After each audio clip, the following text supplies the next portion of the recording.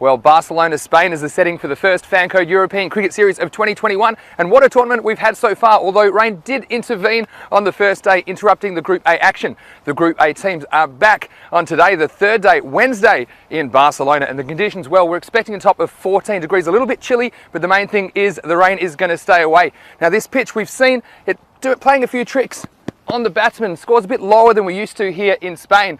This is the Fancode European Cricket Series, and you're watching European Cricket Network. It starts right now.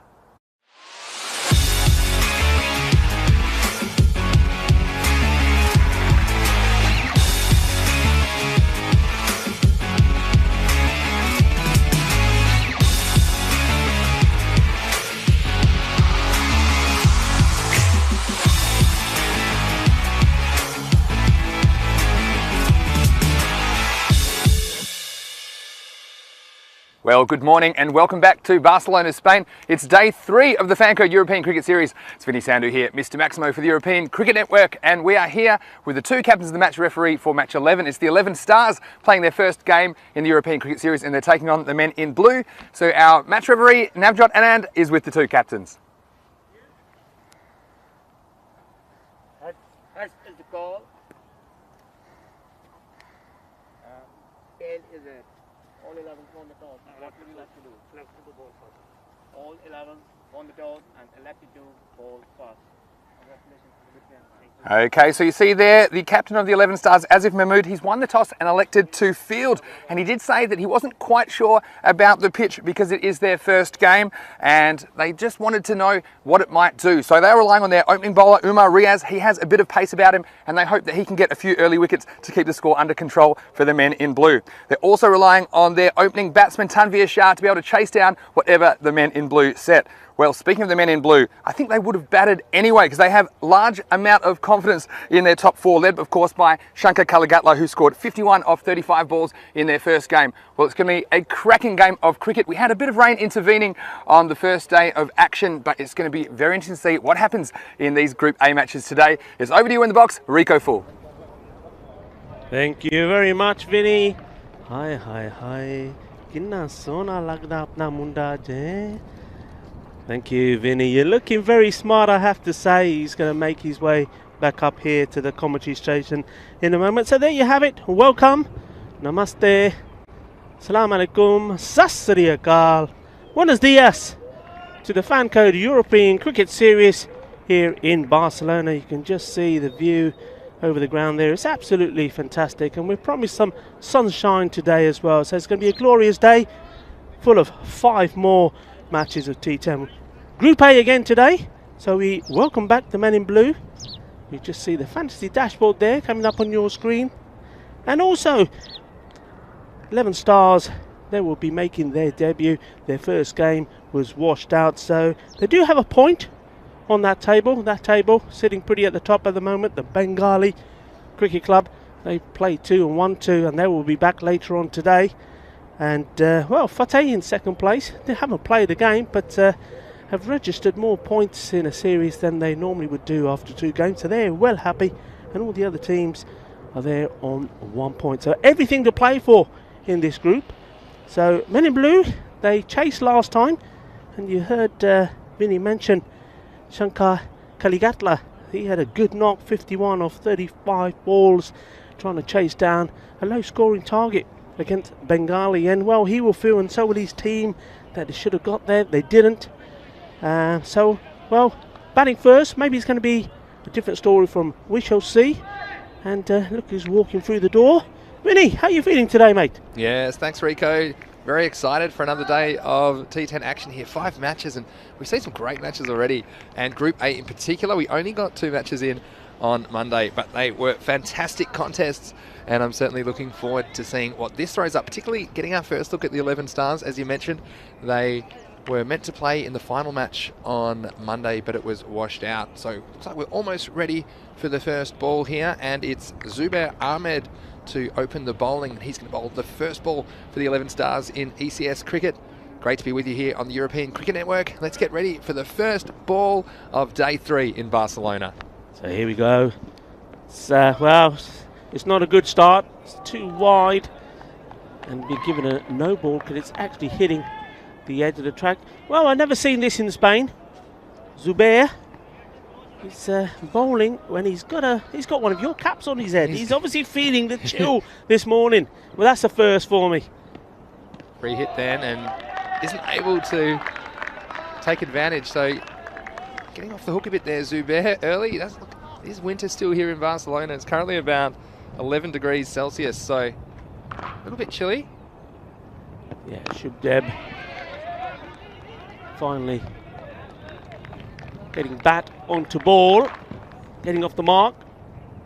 Yes, and these two for men in blue, they'll be looking to get off to a positive start. They did want to bat first and hopefully going to set a target of 100 plus here. We've seen scores a bit lower than usual. So man on strike now is the man who scored the first 50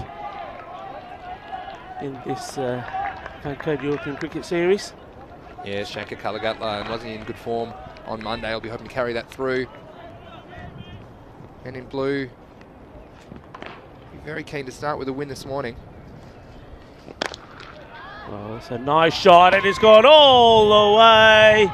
And that's what we're talking about. Well, if it is a little bit chilly this morning, shots like that are going to warm you up.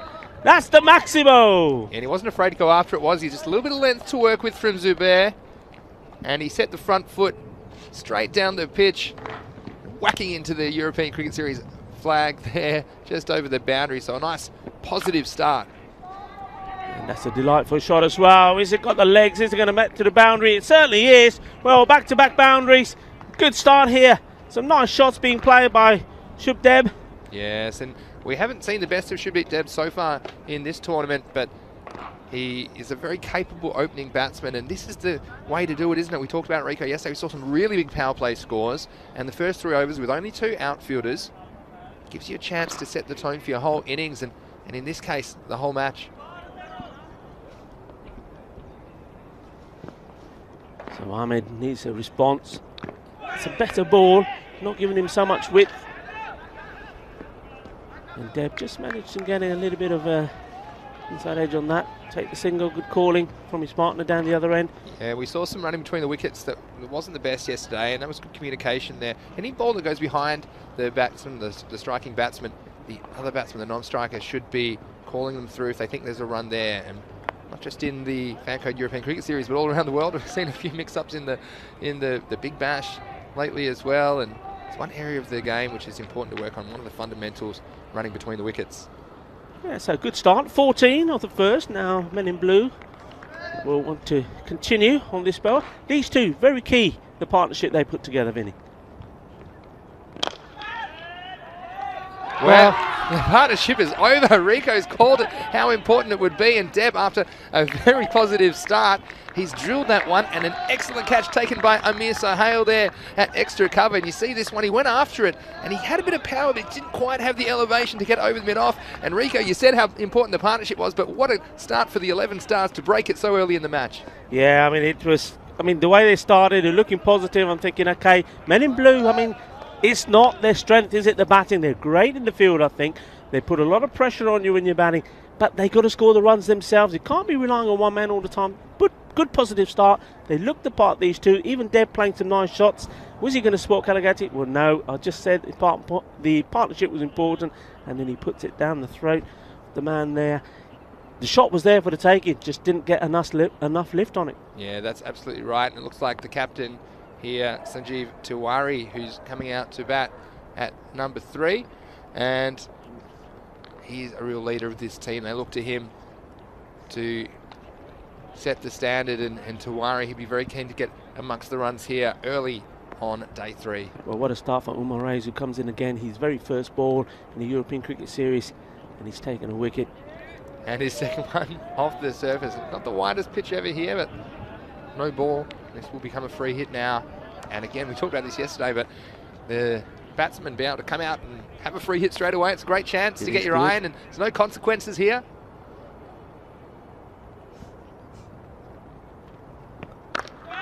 It's gone very high up in the air. Of course, it is a free hit, so the batsman should be thinking about just running. Yeah, and that was actually smart play, I think, from the fielder, because there's only bad things are going to happen there if he tries to catch this ball, because it's very cold here at the moment. He's gone, you know what? I'm happy to take it on the bounce and let the ground take the impact. I've seen that a couple of times, actually, but because that was a free hit, even if he caught the ball, the batsman would have been dismissed. So Sanjeev Tiwari, the captain, is off the mark in quite unusual circumstances. Yes, indeed.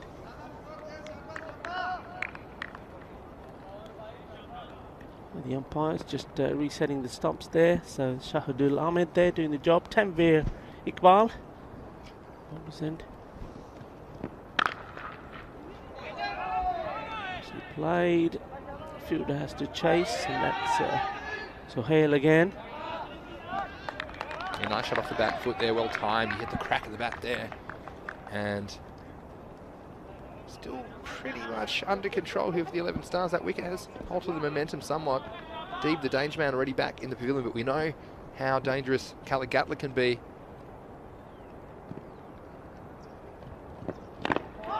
Well bowled. Keeping a little bit low, Rico, and we saw this yesterday with this pitch, especially early in the day. A few balls keeping a bit lower than you'd expect, and there's a slight kind of film of moisture on it at this point of the day. A little bit of dew, and you find the ball skidding on, that one not quite getting above stump height. Comes to Moraes again. Trying to bang that one in a little bit shorter.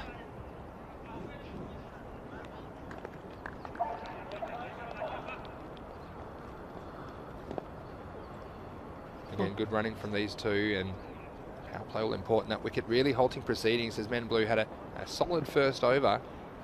It's just getting pulled back in the second.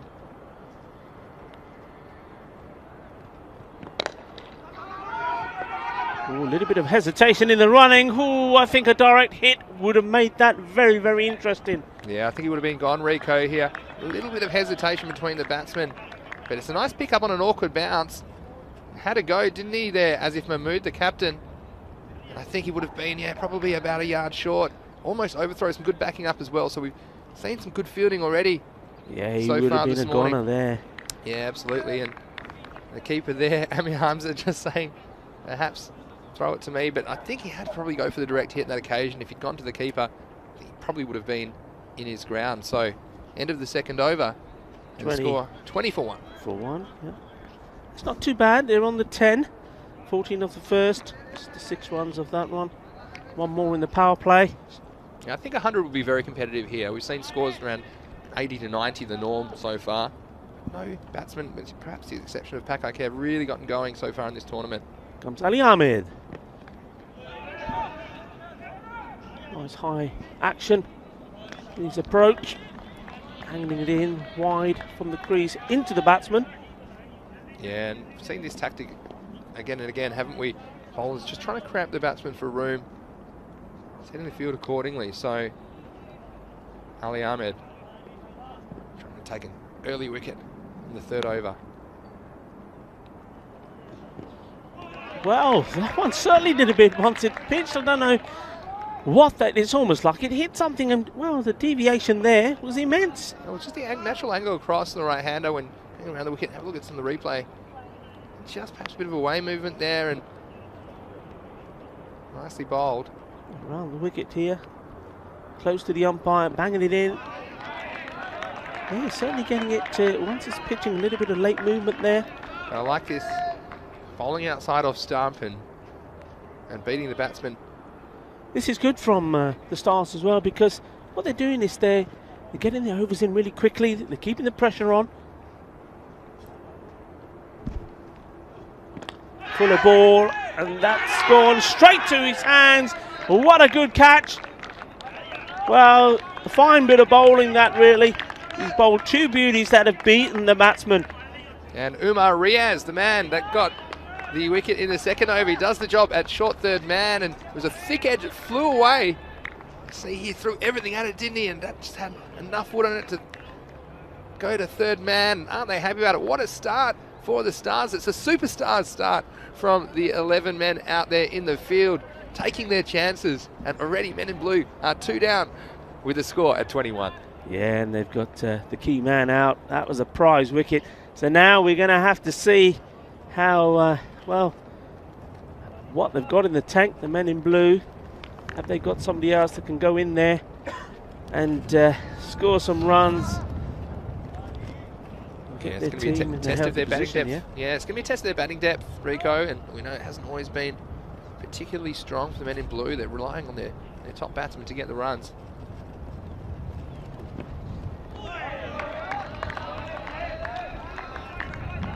Another ball outside off stump beating the bat, so this is a very good over from the youngster. The 11 Stars, they've come to play, and they looked up and about in the warm-up, Rico. Yeah. They're itching to get out there in front of a global TV audience here in the Fan Code European Cricket Series. So Ram Kranthi is the new batsman. He's got some work to do. Oh, that's an absolute peach. And well, the batsman watching this will know, I mean, probably, I would guess that Sanjeev Tiwari will go up to Ram and say, listen, you've got to get forward. You've got to get that front foot to the pitch of the ball. He's moving it away. That's very clever bowling. He's bowled probably 4 balls like that, and the one that got the wicket was much fuller.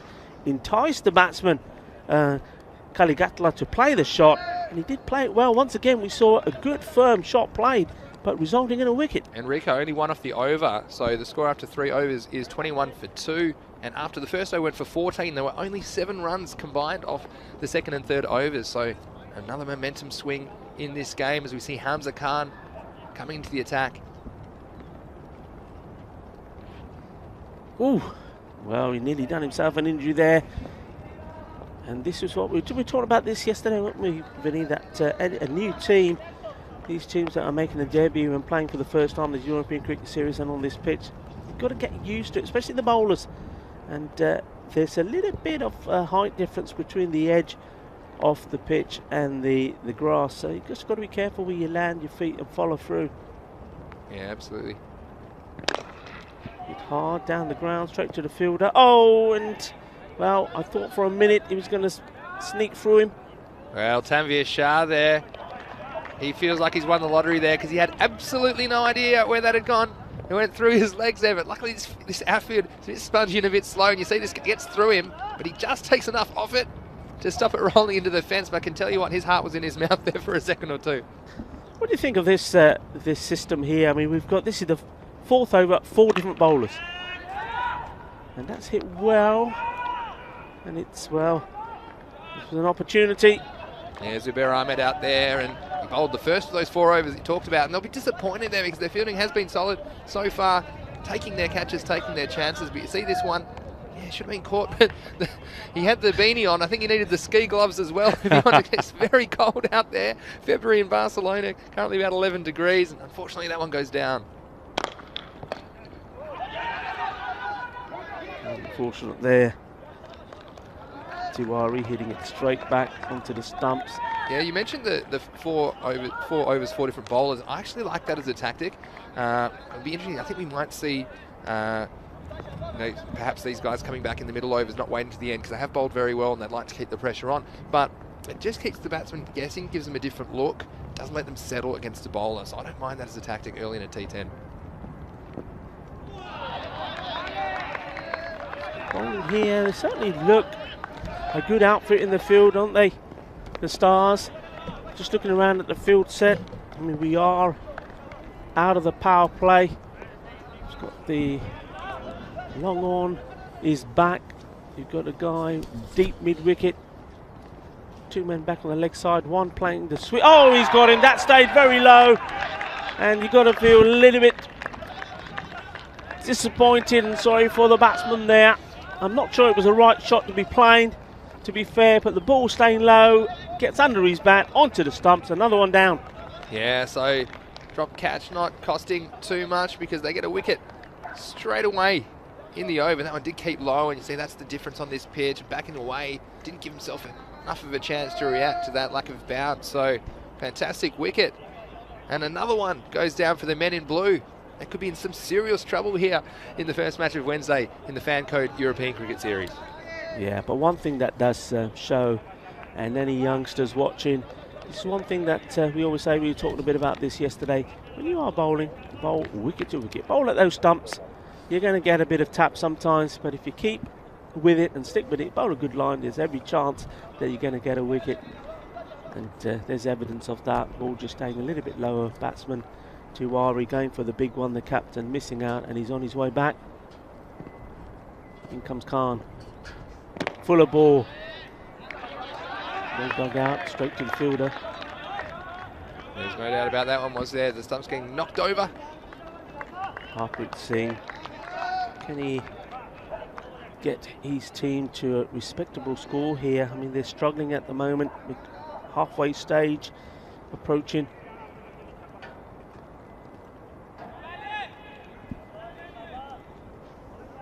So it will be Ali Ahmed to continue, and it doesn't surprise me at all. He bowled very well in the third over, and they really love another wicket here and really cripple this innings from the men in blue. Yeah, 23 for 3, 4 gone. Should be a wide ball. Just trying to get it full and Yorker length, and if you put that in the right position, Vinny, I tell you what, once again he got a good bit of in swing, but of course coming round the wicket didn't have his line right. So you see here, look at the movement though. Certainly did swing away massively. Put that on the right spot, and who knows, let's see what he does here. It's better. A very good start after the 14. Shabib Deb, of course, getting a couple away in the first over, but since then, it's only been overs of 6, 1 and 2. So looks more like a phone number than a power play to me after that first over, Rico. Yeah, one thing the bowler's got to be careful of here is his follow through. Just watch where he ends up. That's better there. I just thought the last delivery, he ended up running very dangerously close to that protected strip right in front of the umpire. And that's going to happen because what he's trying to do, because his natural angle when he's coming in, he's trying to fire that ball sort of outside the off so it swings in, and that's taking his body into that area. He's got to be careful.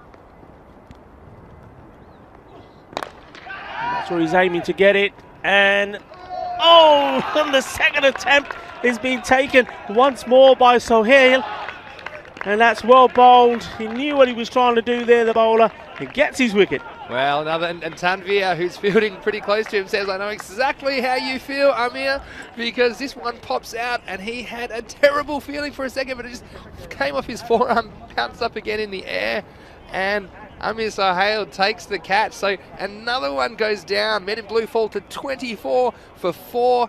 And I tell you what, they need some serious recovery tactics here if they're going to post a competitive score. But what I would say, Rico, is 11 stars. We haven't seen them with bat yet, so whatever they can post, it could be competitive.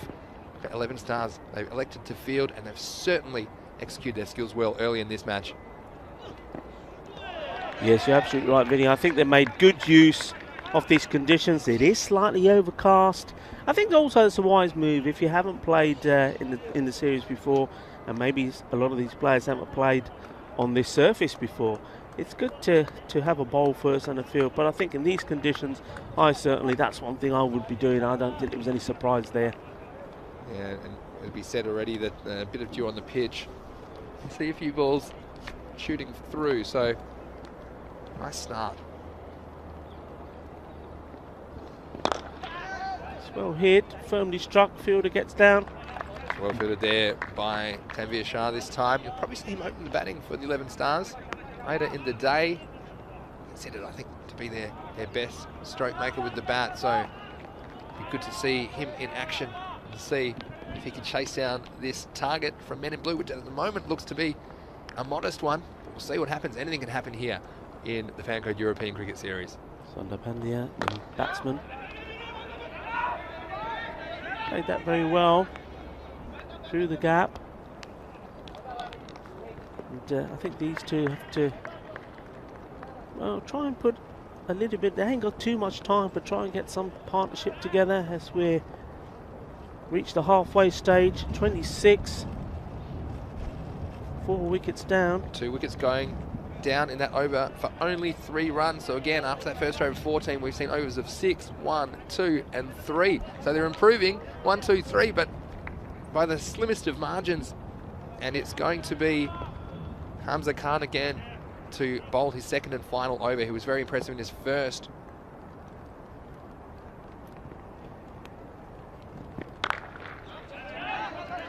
Nicely played. I did say in my introduction today that the rain was going to stay away, but it's a very light smattering of rain. I didn't have a very good day with my predictions yesterday, did I, in the commentary box? Seems like nothing I said came right. And to say, everyone's told me the rain's going to stay away, and 6 or 7 meteorologists I called all concurred, and already got a light sprinkling here early on Wednesday morning.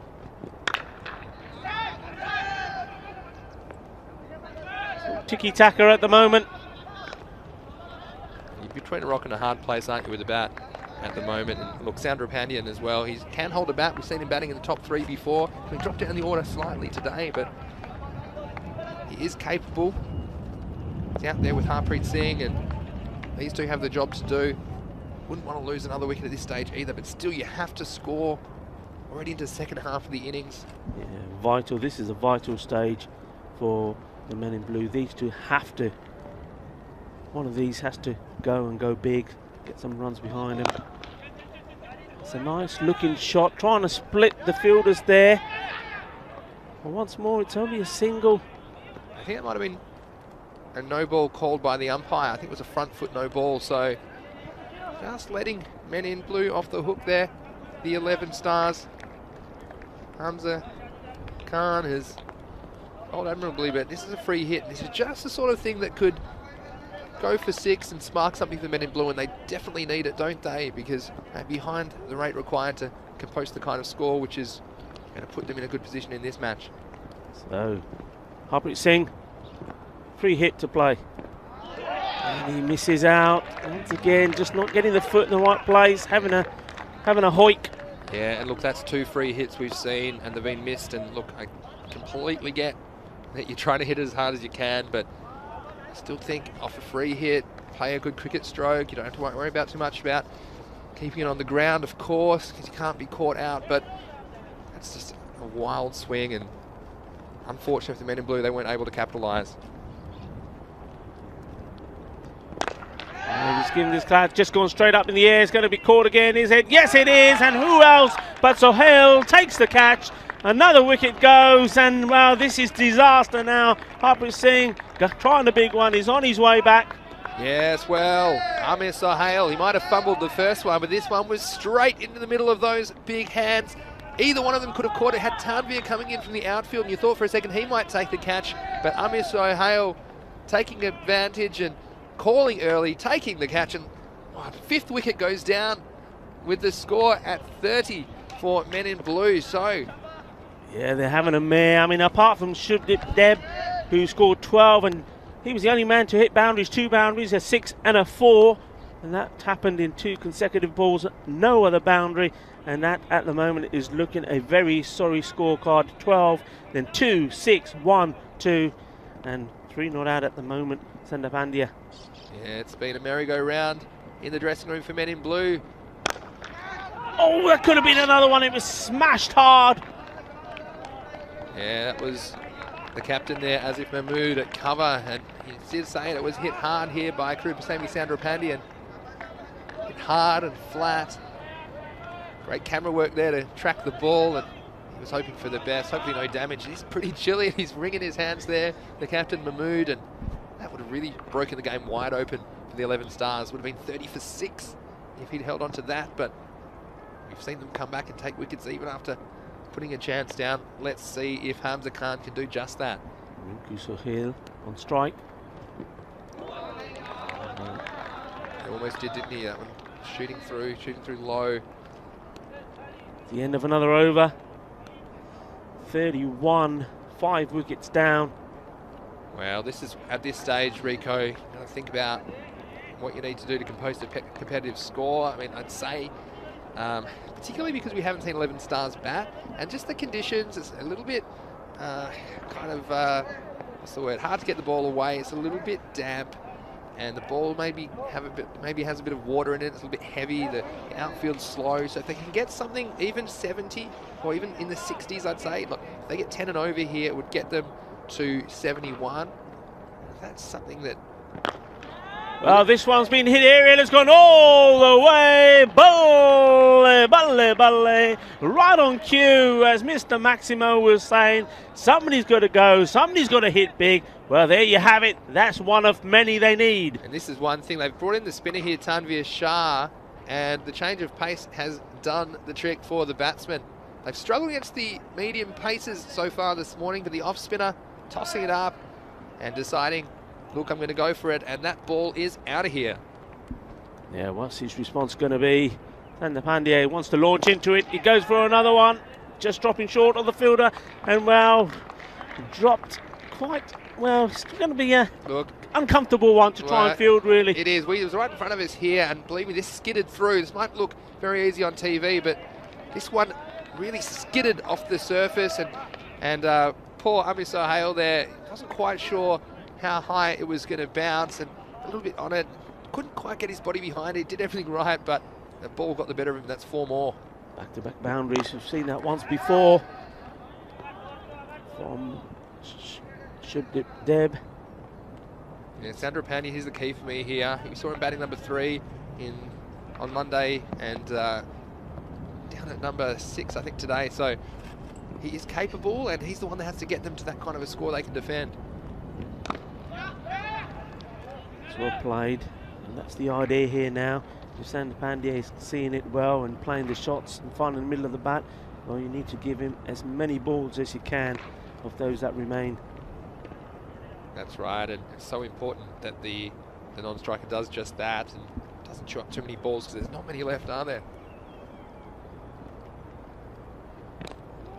Ooh, got lucky there. It's a good call, though, from Rinku Sehol, though, because Krupasamy Sandrapanian had no idea where that ball was. The ball was behind him. He's been upset he missed out on it, but Rinku Sehol seeing it, and a good response from Sandrapanian to get through for the single. Everyone's going to matter here for the men in blue. Well, he's clubbed that one away. And yes, it's taken there on the square leg. Yes, it looked like he got a fair piece of it, but didn't have enough to clear the fielder at square leg. You can see here on the replay, thanks to Spring Productions. Just near that baseball mound. It was a couple of metres short, and Rinku Sehol only gave it the kitchen sink, but there was a bit of a leak. Wasn't able to get it all the way over the boundary, and another wicket goes down, and men in blue lose their 6th wicket with the score at 44. Yeah, smartly taken catch there. Judged it very well. And he was sort of camouflaged there. I didn't actually see him there. I was wondering and then all of a sudden, I see him pop up. I thought you might have passed out for a second there, Rico. I had no idea where it was, but it was right in front of me. I saw Tavish Kakus out there at deep square leg. He'll probably open the batting for the 11 Stars in the 2nd innings of this match. Nice catch down there on the boundary. The batters did cross, so this is Sandrapanian who is on strike. So Zubair back onto bowl. He's second over, opened the bowling for the Stars. He was the only one that really got too much tap. He went for 14 in the first over.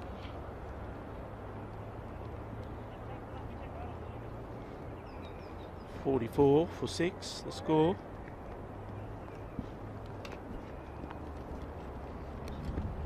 And that's been hit well. That's gone all the way. Balle, balle, balle. 6 más. Yes, that'll bring up the 50 for men in blue, and it's just what the doctor ordered. This was short and outside leg stump. Sandrapanian pouncing all over it. He had a big gap over the guy in the circle in the kind of 45 fine leg position. Not great bowling there, too short. Forced him to hit down the ground here, because Krupasamy Sandrapanian have all the pressure on him. Batting with the tail now. Better delivery, keeping it outside his off stump, not giving him room to play that shot.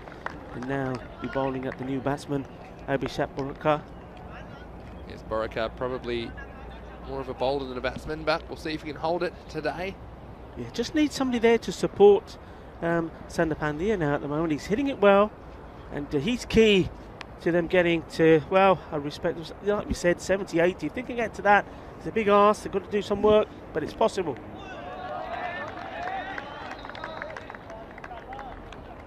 Will do too much with that, but Zubair, critical deliveries here, closing out the 8th over. You can see he's probably just trying to get a little bit of bat onto it and give the strike back, but he's got to use his feet a little bit more here. I think he has to go for this one. This last ball, the 8th over. Single's no good. That's what he does, but I think he will just get the single, so Orica likely to retain the strike. Yeah, that wasn't the smartest of cricket. I mean, I know they need the runs. He could prove us wrong here and hit the next few balls for boundaries, but you've got to have the key man on strike here now. Yeah, it's an interesting one. You kind of do want to take every run and offer, but strategically there, he did try to hit the boundary, did the right thing, but couldn't beat the infielder, and might have been a time where the established batsman there, Krupasamy Soundarapanian, might have said, no, we won't take that one because I'd like to be on strike. It's going to be Tanveer to bowl his second over. Tanveer Shah. See with Warwick, he's just got a feeling outside that off stump. It doesn't look like he's really going for the big shot. He is trying to just get a single to get Soundarapanian on strike, but wasting some crucial deliveries at the back end of this innings for the men in blue. Going for it, he's got to hit him. And I think Abhishek Baraka is just going to continue going. He doesn't have to stop. He doesn't have to look up. He made that easy for the umpire. Yeah, unselfish cricket though. He had to get the striker back. And I tell you what, Tanveer, I think I might have gone for the keeper's end. But he thought, no, got some easy points here. I can't miss from this far. I'll take all of them. Direct hit, middle stump. But Soundarapanian was in some serious trouble. And if you got Soundarapanian at this stage, you do think you could keep men in blue potentially under 60. But it would have been worth a gamble. If you had half a chance of getting Soundarapanian, I think it was probably worth more than 100% of sending Borika back, because they're just going to send out another kind of nudger to try and get the established batsman Krupasamy Soundarapanian back on strike. Tanveer Shah comes in again. That hard. Just get the one. So for sacrificing the wicket, getting back on strike, he was only able to get one in the end. So Soundarapanian's hit some good shots, but I wouldn't say that he is in his best form at the moment. He is the key to men in blue dragging themselves up to something like 70, which I said may be competitive. Probably outside the line. They do take the leg by. Yes, he took a long time to get going there. I think he was a bit worried about the LBW appeal, but he looked to get outside the line and successfully scrambled through for a single. A little bit too wide there. Tanveer thought he got away with it for a minute.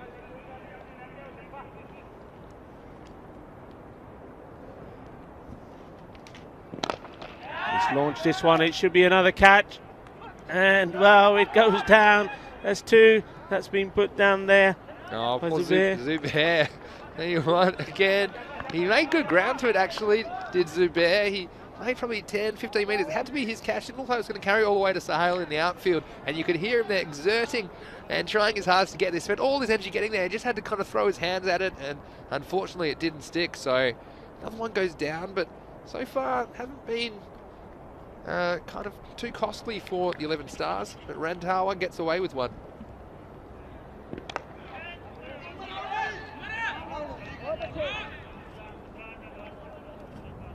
Backed up. Single taken.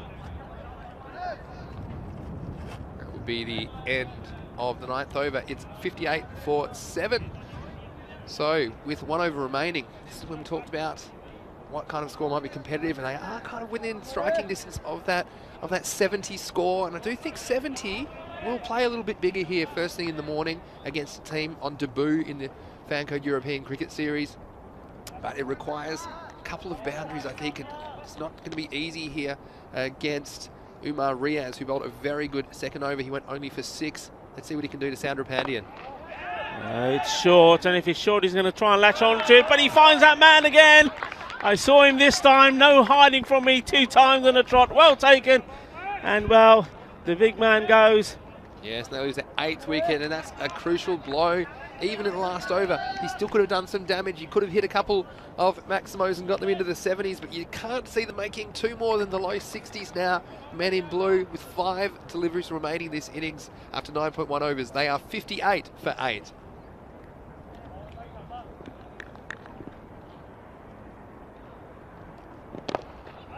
It's well struck. They'll take the single. a nice shot. He moseyed down the wicket and made good contact, but all the way along the carpet. It's not easy for these guys coming down the order. They've got to go for it from ball 1. Only 4 balls left. And again, every run could be crucial here for the men in blue. Atul Kesar on strike. Does well. He's looking to come back. Yes, he does. Oh, and a little bit of comedy there for you first thing in the morning, but he manages to get back, and then all is well in the end. Look, he didn't cost him in the end, actually, 11 stars, because the way he was just running to save himself. He wasn't running to score a run, so there were no runs conceded. It might have been one short there. I'm not sure if he touched his bat correctly, so maybe it was good he got back. And he's gone. LBW. The finger goes up from the umpire. Yeah, I think that was a good decision. It kept low. The batsman hit across the line, and this to me looked to hit him in line with the stumps, and it definitely wasn't going to miss. See here on the replay. Oh, well, maybe hit closer to middle and leg than I thought, but again, it seems quite likely to me that it would have hit the stumps. It wasn't as obvious as I thought at normal speed, but yeah, it's difficult because with the batsman moving a fair bit as well, but if you keep your eye on the ball, well, the umpire, don't forget, the angle we're looking at it is not wicket to wicket. He may have been out of his crease anyway, so he would have been run out at any rate. So it's going to be a wicket there. It's the 9th wicket. Now, men in blue in danger of not even batting out their 10 overs, as they've lost their 9th wicket with the score at 60. There are 2 balls remaining. What great bowling from Rays as well. Takes his 3rd wicket. 3 for 8 at the moment. It's fantastic stuff. This is Nikhil Chowdhury, who is coming in. We've seen him with the ball. Quite a skiddy little customer in his medium paces. I'm sure he'll feature in the second half of this match at the bowling crease. But right now, he's got 2 balls to try and score a couple more runs for the men in blue. Oh, and that's not, well, he's bowled very, very well. It's always disappointing for me, being a bowler myself, when you see a bowler who's bowling well, when the new batsman's come in, you know that first ball's got to be right up there in the block, and when you bowl a wide or an extra, you know you've let yourself down as a bowler. Then he comes in again. Again, not getting right up there, scrambling in for a second. The wicketkeeper didn't really know what to do. What do I do? Do I throw this way, that way? Too many options. Too many options. He had too many options, couldn't choose on. He's like, well, I could go here, and then I thought, well, actually, I might go there, and then everyone. Here, there, or anywhere. He had 2 stumps to aim at. He had 8 different people pointing 8 different ways about what he should be doing with it. In the end, not too much damage, just the leg bite. I won't worry about that too much. It's in the last ball. The inning score is 62. Plus whatever they can get off this last ball. Got to go 2, and they're going to have to come back. It's going to be a scramble. If the throw is good, he's going to be gone. Yep, he's on his way, so they'll get a single. You can't fault them for that. You get to try and get the 2. Kesar there, sacrificing himself. So very well bowled from Rays, taking 3. Remember, we had 3 men taking 3 wickets yesterday. Mohammad Jaffrey took 3 for 11. Prince Diman, well, he batted really well. Didn't really get 3 wickets. And Anwar Al-Haq was the main man. And look at that. What are you get? You're giggling while I'm trying to talk. As Atul Kesar, we've seen some funny dives in this, and he's good on him. He's gone for the big dive there, back to the striker's head, but he's lost his bat. He's lost everything. He's just lost composure. The bat went flying. That's an excellent replay you can see there. But that's the kind of commitment we like, an unselfish play from Atul Kesar. So the men in blue, in the end, they're bowled out off the final ball of the innings for 63. Rico, take us through some of the highlights of the first innings here on day 3 of the Fancode European Cricket Series. Yeah, well, all of the highlights mainly belong to the XO Stars, and one man who will be seen a lot in those highlights is that man number 20, Sohail. He's certainly showing people how you catch the ball on a cold and very blistery day. And he was key. We say that catches are important. Well, there you go. And that's what he was good at today. That was one of the 3 that he took today, and that was the first one. Ball was hit hard and firm, and yes, he was all smiles, and so he should be. This was a great take, and this was the bowler who the catcher was taking off. Ria's taking one himself. Hey, none of that. This is cricket. Trying to keep the social distancing as much as possible. Sometimes it gets a little bit difficult. You see, the wickets kept falling at regular intervals for the men in blue. They couldn't get anything going. Sandra Pandian through the middle of the innings looked to be threatening. unfortunately, people were falling all around him, left, right, and centre. That was a moment Amir Sahel will be thankful for. And unfortunately, that sent Ram Kranthi back to the pavilion. Was some good. Next one, no doubt about it, though. You see there, good communication between the fielders. And we saw a couple of run-outs and 11 Stars. They did miss a couple, but there were so many chances in that innings. The umpire, Salim, doing a really good job again here with Tanvir, the other umpire on day 3, and that would have been out anyway. Run out, you see that, given LBW. And then this is Kaysar here. Watch him go. Down he goes. Timber. That bat's got a mind of its own. Now I know why you were giggling and putting me off. Anyway. That 64 was just not meant to be. They are still stuck on 63, but the 64 will be the target for the 11 Stars, and I'm sure they'll come out with their openers, Tanvir Shah and Tabish Kakus, to chase that target. And sometimes low targets, Rico, they can be a little bit interesting as far as a game point of view, because sometimes the batsmen, they bat a little bit conservatively early in the innings, and that run rate can creep up before you know it. It can be 8, 9, 10. So I don't think this game is over. It's probably the lowest score we've seen so far this week in Barcelona, but it's going to be a very interesting chase as we see 11 Stars bat for the first time. Yeah, very much indeed. And now that you're not giggling and putting me off, I'll go back to what I was talking about. Umar Reis taking 3 wickets there for 11. Yesterday we had Mohammad Jaffrey taking 3 for 11. We also had Raja Sikandar 3 for 14. But the star of the show yesterday with the ball, of course, was Anwar Al-Haq. Not only did he take 3 for 15, but that also included a hat-trick. It was memorable, wasn't it? There, hitting the stumps with the 3rd wicket after 2 catches. So we'll see you shortly for the second innings of this game in approximately 10 minutes. It'll be the 11 Stars trying to chase 64 for victory in match 11 of the Fancode European Cricket Series. This is Vinny Sandhu, Mr. Maximo with Rico Full. We'll see you shortly in Barcelona.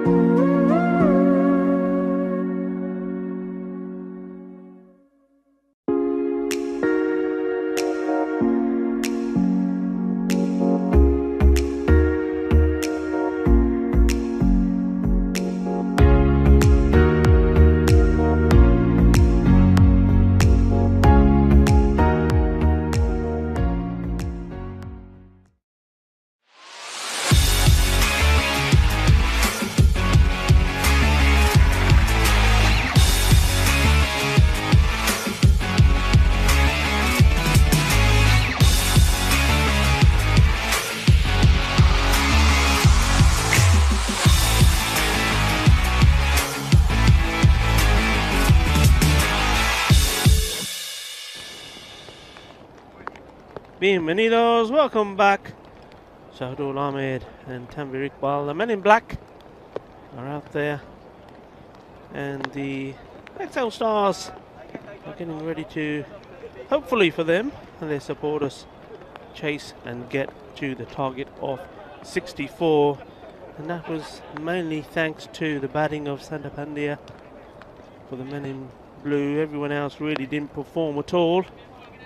So they've got it all to do.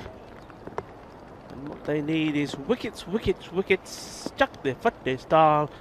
And well, Abhishek Boraka is getting ready to start. He's going to be opening. And it's Tanvir Shah. He's going to be facing the first ball. A little bit of light flurry of rain here first thing in the morning. Hopefully it's not going to hang around and it's going to move away, and some of that sunshine, that Spanish sunshine we've been promised, is going to find its way here to bless this beautiful surrounding. Montjuïc on top of the hill, looking down at the harbour, lovely setting, surrounded by Olympic memorabilia and the Olympic Stadium. In comes Abhishek Boraka to bowl the first ball. Oh, it's an absolute beauty! I said they needed a little bit of chakade fatte. Well, that is a boogie, oogie, woogie, Kookaburra fireball. Ah, and what a start there for Boraka as I've made my way back into the commentary box, and an explosion of wickets as Boraka, they needed something to spark them off, and he's come up with it first ball. So 11 stars, they had a memorable start of the game with the field, and look at Boraka, he's thrilled about that. And there's nowhere near this, was he? So over he goes, and the big hope, Tanvir Shah, big raps on him, and he's gone first ball. Again, I think he was the captain of my Dream 11 team as well, and that's just really the run them on at the moment. But they are losing their first wicket without a run on the board. That was an absolute beauty. And you know what? It doesn't matter who you are as a bat. If you're getting that one first up, well, you're going to do well to keep it out. That was a lovely ball. Absolutely, Rico, and Boraka's got his tail up now, and men in blue, could they defend this score of 63? Just the right conditions to do it as well. Light rain falling. Oh, he's fired up. He's definitely fired up, and he needs to be. They need wickets. Oh, Boraka there, extra yard on that one as well, sneaking through past the bat of the new batsman. That's it, Mahmood, welcome to the party. He's got to defend that castle of his. So important for 11 stars not to lose another one here early in the second innings. Oh, he's fishing a little bit at that. And another one beating the bat, and Boraka, we heard them in their huddle just before they came out to field the men in blue, and they said it was imperative they had a good start, and they were talking about the first 3 overs. They have to have good first 3 overs, wicket to wicket. Their captain Sanjeev Tiwari was saying instructions, and so far Boraka has delivered the goods. First one right in the money, and got their tails up early in the second innings. Oh, wow. Be disappointed to give the runs away. They're going to be buys. And I think Tiwari just got enough on that to slow it down a little bit, so it'll only be 1 bye. And Boraka doing the damage with the new ball for the men in blue. I said their strength is their bowling, and Boraka certainly showing that in this very impressive first over. It's going to be Tabish Kakus, who's watched it all happen from the other end so far, to face his first ball.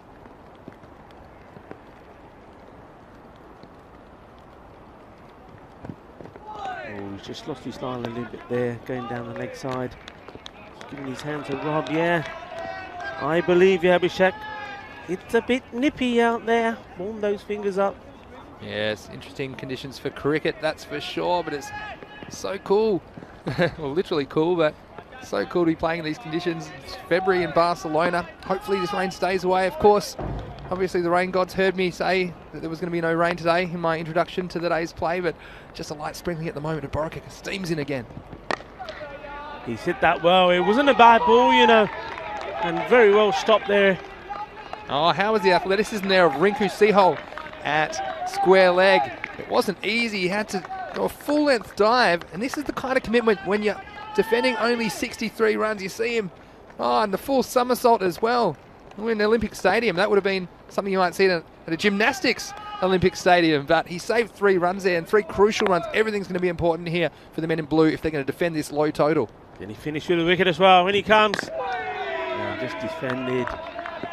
What a good over, and after 1 over, the Stars are 3 for 1. Abhishek Borika has bowled an incredible first over. Now, Rico, this is where I think he's bowled so well. I think you've got to bowl him also in the 3rd over, because I think in this circumstance, he's got his tail up and game conditions can change later. So I wouldn't be holding anything back. The men in blue have to throw everything at the 11 Stars here early in the 2nd innings of this match. Yeah, I agree with you 100%. They need wickets, they need things to happen, and if you need those things to happen, the big men, the main bowlers have to be on, they have to do it. It's going to be Krupasamy Sandrapandian to take up the attack in the 2nd over. Well, that didn't miss by much. An interesting shot selected there. Yeah, and we said it, didn't we, that these 11 Stars, we haven't seen them with the bat so far. It's their first innings with the bat in the Fancode European Cricket Series, and already they've seen their superstar batsman Tanvir Shah get bowled first ball, so these guys are going to be really nervous coming out here. They're 63, playing a lot bigger than it looks.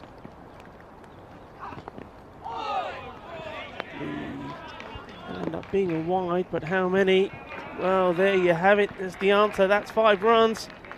Yeah, that's unfortunate, and Tiwari not able to do much about it. Bounce just in front of him and going all the way to the rope. You see here it was just a bit of seam movement and getting under him, and perhaps just a little bit too far back there, Sanjeev Tiwari, and that's exactly what men in blue did not want at this stage, because 5 free runs without a ball going down, that's, well, it's almost 10% of the score that they need, really, isn't it? So let's see if Sandrapani can come back with something a little bit better. I think he's relying a lot, isn't he? Of course, on his eye. I mean, there doesn't seem to be any real foot movement or authentic shots being played. He's just all eye at the moment. So maybe firing a slower ball or something different to him.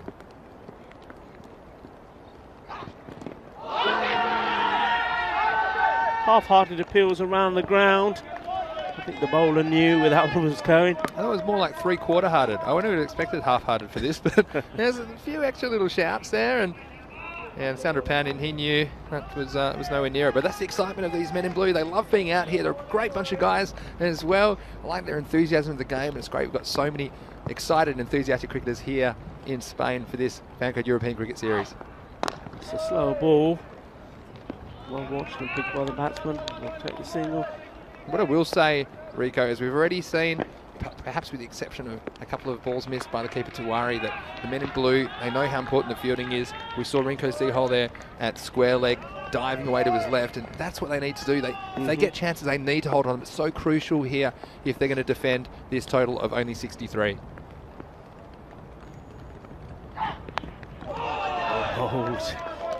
Right in front of us here. Karkus. I tell you what, Karkus, he is not mucking around. No. He has taken out the long handle, and he said, this is my moment. If he connects with one of these, I tell you what, might end up in Portugal the way that he's going. But Karkus, he needs to know the game situation here.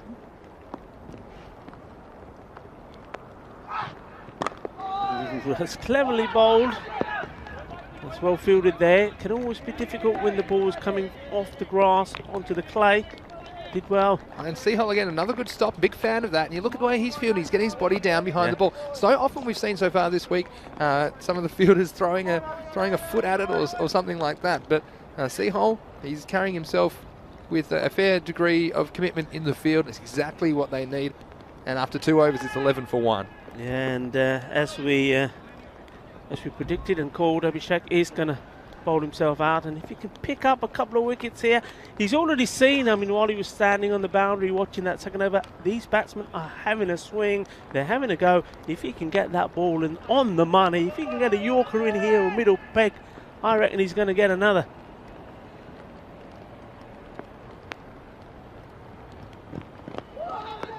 Wait for it. A bit of something on that. A little bit of pad, I think. And we'll just keep an eye on that run rate down the bottom. Before this over started was 6.62 runs per over. So that's kind of like chasing 66, which seems pretty easy. But watch, if they can keep it tight, another tight over from Borica, that will start to climb to 7, 8, 9, and this game will be absolutely on.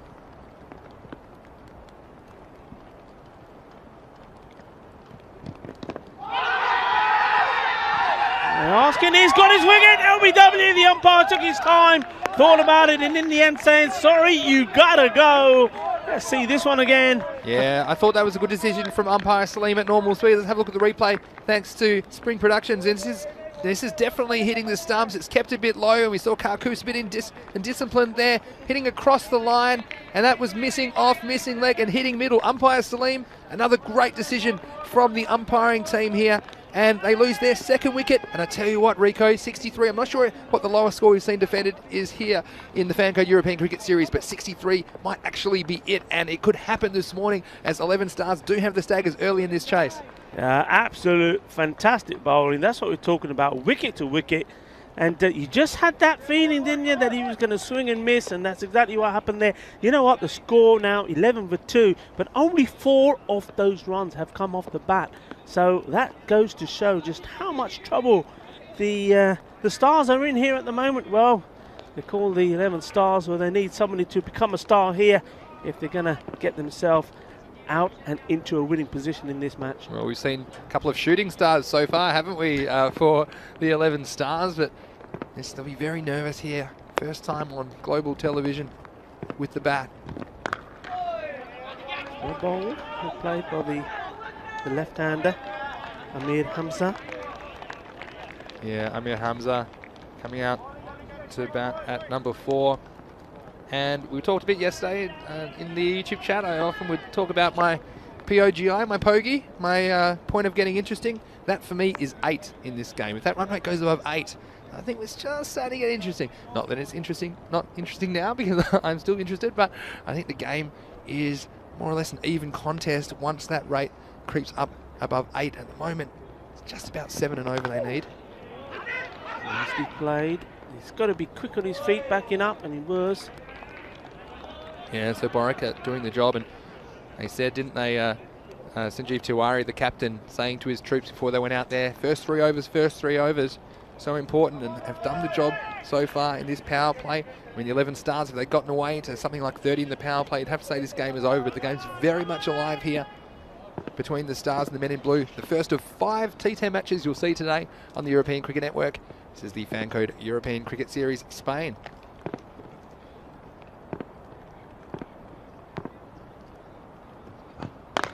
Let's hit hard and flat straight back. Will be cut off here. Abhishek got away with that one. I was thinking he was going for the Yorker again. Ended up being a full toss. Nice bit of work there from Shankar Kalagatla as he came across from the long off position. And this outfield, there's a few bumps in it, to be honest. A little bit spongy, of course, at this time of year. So slippery conditions for the fielders. So no easy balls down there on the boundary. Last ball for Borica. And that's been put away once again. He's got away with it. Lucky the bowler. It wasn't a good delivery. Full toss again.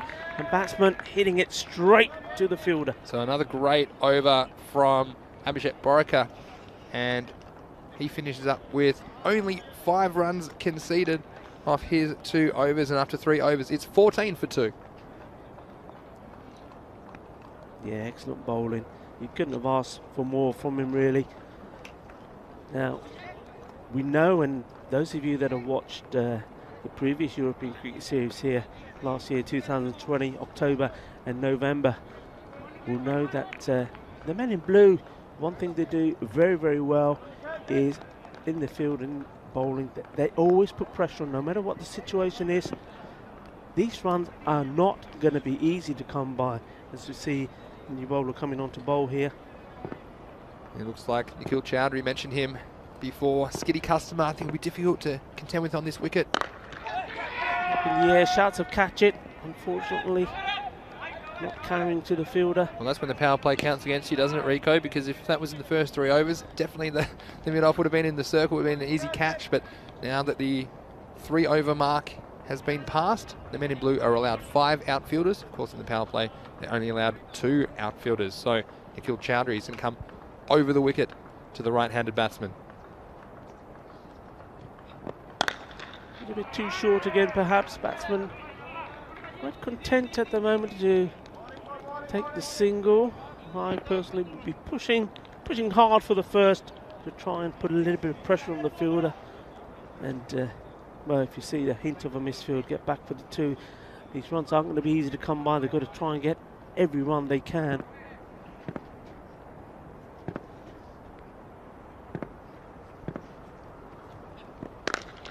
Oh, that's hit very, very well. That's out of the ground. That's out of here. Ginna Buddha Shaka. I'm liking this one. Well, this was absolutely creamed by the batsman there, Hamza. And Chowdhury a little bit too short, I think, on that occasion. He's more effective. He's a little bit fuller and just kind of skids through, but that was right into the left-hander's wheelhouse. And that one was a homer. Needs a good reply back here. He comes short again and smashed again. Didn't quite time this one. That one stopping and batsman thinking of 2 there as Harpreet came around from his sweeping position, but they'll settle for a single, and Hamza there definitely not showing no signs of nerves in the situation. The ball before that sent him all the way over the baseball fence. 6 crucial runs and keeping that rate under control.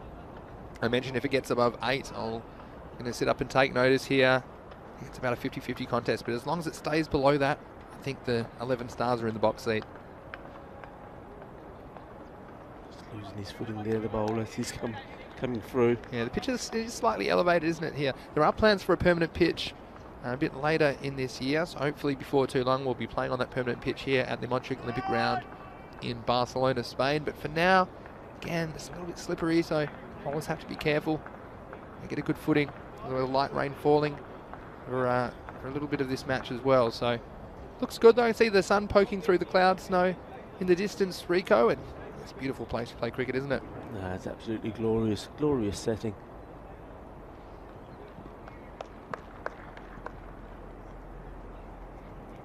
Nikhil Chowdhury. Slower ball, but ends up being a full toss. No mistake this time. There's a chase on for the fielder. And it's gone all the way. Fielder ne very cautious. Kitty Sigi, but chokka ho gaya 4 more. Yes, and Chowdhury just struggled with his length, hasn't he, this over? This one was too full. We saw on Monday he had a lot better control over where he was landing the ball, and perhaps just a bit of a slippery ball as well. Not sure of his footing, and that one was a gift for the batsman. And he cashed in to the tune of 4 runs, and this is just what the 11 stars needed as they started their chase in disastrous fashion, but they're coming right back into the game now. My ball goes past the keeper. Good work there done. Almost by a backstop. That would be 2 wides. Yeah, 2 wides and 2 freebies, and this is the over really where the men in blue have let the stars off the hook. We had overs of 3, 8 and 3, and already there have been 15 runs off this over with a ball to go, so Chad would be disappointed with himself. But of course we've seen how the game can change in an instant, haven't we? As long as that run stays around the run of ball mark, or I think it might have just crept under that at the moment, but around there it's still going to be interesting. Yeah, he can't put this in short. He's got to get it right up there to the lefty. It's better, but he's thumped that away. There's a man right under it, and that's the wicket they needed. That's a big one. It wasn't the best of deliveries, but it was exactly what I said it shouldn't be. It wasn't short, it was full, probably too full, but he's found the man. Another one bites the dust. Well, Rico, we talked about how the momentum can shift in an instant. That's exactly what happened. It was Harpreet Singh out there at deep mid-wicket. It was a full toss, and Amir Hamza, he thought he couldn't believe his luck there. He thought, this is another one that I'm going to send downtown, but unfortunately he didn't quite make the contact that it required, and it brought Harpreet into the game. Again, men in blue, they need to take every opportunity if they are going to be competitive in this game. That's exactly what they did there. and a huge wicket. Chowdhury, look, it was an over that conceded 15, but they picked up the big wicket of the dangerous Amir Hamza. And what will the next chapter of this game hold? Rico, first game here in Barcelona this morning. Already we've had plenty of action. Yeah, loads of action. And, well, we've got the flying batsman now coming on to bowl. Well, it was a flying bat and batsman, wasn't it? The end of the innings there for the men in blue. It's going to have a bowl. This will be interesting. So it's Kesar, Atul Kesar. Yeah, Kesar has been very good with the ball. He was good on Monday. You know, a lot of people have picked Kesar in their Dream 11 team. Just a crafty little spin bowler. Won't give the batsman too much pace to work with.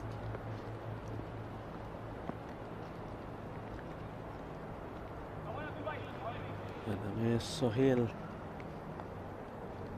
is the new batsman. Sensible batting there.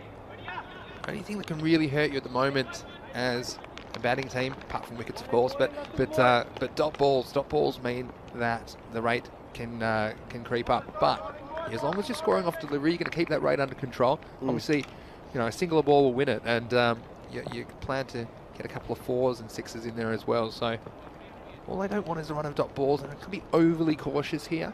They have lost 3 wickets, but it's only 3 wickets as well. So these batsmen in the middle order, I think this is the time they should be pushing around, keeping it ticking, especially off a ball like Kesar, where singles. Oh, he's gone. Well, there's nothing pushing it along about that. Try to hit it big. The ball was pitched right up. I think he did probably get a bit of bat onto it. Yeah, it could be off the pad or maybe an inside edge onto the pad. You see this on the replay. Yeah, just off the back pad. And Tiff Mahmood, well, the captain has to go. And Kesar, we talked about him being a very popular player in fantasy cricket. Well, he's delivered the goods again there. We saw him with the bat earlier, and he was flying all over the place. But this time, his hair was flying all over the place because he's bowled the opposition captain, Asif Mahmood. And would you believe it, already the Stars 31 for 4 here in the 5th over. This is just amazing stuff, and this is some fight back. You'd expect nothing less from this team. They never give up. Light rain falling again here at the Montjuic Olympic Ground in Barcelona. Vinny Sandhu here, Mr. Maximo, with you with Rico Full on the European Cricket Network. We hope you're enjoying the coverage wherever you're watching around the world. It's great to have your company. And why don't you jump into the YouTube chat and say hello. If you've got any questions or comments, we'd love to respond to you throughout the day. Plenty more cricket action today. Group A on the park here in Barcelona, Spain. Isan Ullah is the new batsman. Left-handed, and that nearly sneaked through. Yeah, Kesar doing a great job for the men in blue, and wouldn't this be a memorable victory if they could pull it off? It's well bowled, making the batsman play, bowling wicket to wicket. That's what it's all about. Keeps the pressure on. 2 dot balls. Yeah, I've just got my spider senses telling me this could be a close one, Rico. Yeah, I think it's one of those. I think men in blue are just going to keep picking away, and I think they will get more wickets. And I think the Stars, for me, it's going to be decided in 1 over. If they can, I mean, they frame the bat at everything. In 1 over, they pick up, I don't know, 16 runs or something. Well, that'll be the end of it. But they've got to get that over first. If not, you know what? I think the men in blue, for me, they're in the driving seat. I know, you know, you're watching this and thinking, what are you talking about? They're almost there. They only need, you know, 32 more runs, but they're in the driving seat. I think they've got the Stars under pressure. They're bowling well. Yeah, and I agree with you, Rico. It's an inexperienced batting lineup, untested at this level, runs on the board, not easy batting conditions, bit of rainfall and the ball skidding through, and they've seen some of their superstar tall water players fall already, so they're kind of mentally in a bit of a tough place where they want to attack and they want to be positive, but also they're thinking about not getting out. And with that run of ball slightly over required at the moment, 32 runs in 30 balls, that could easily get on top of them before you know it. So really fascinating contest here in the first match of Wednesday, match 11 of the Fancode European Cricket Series. Kalagatla.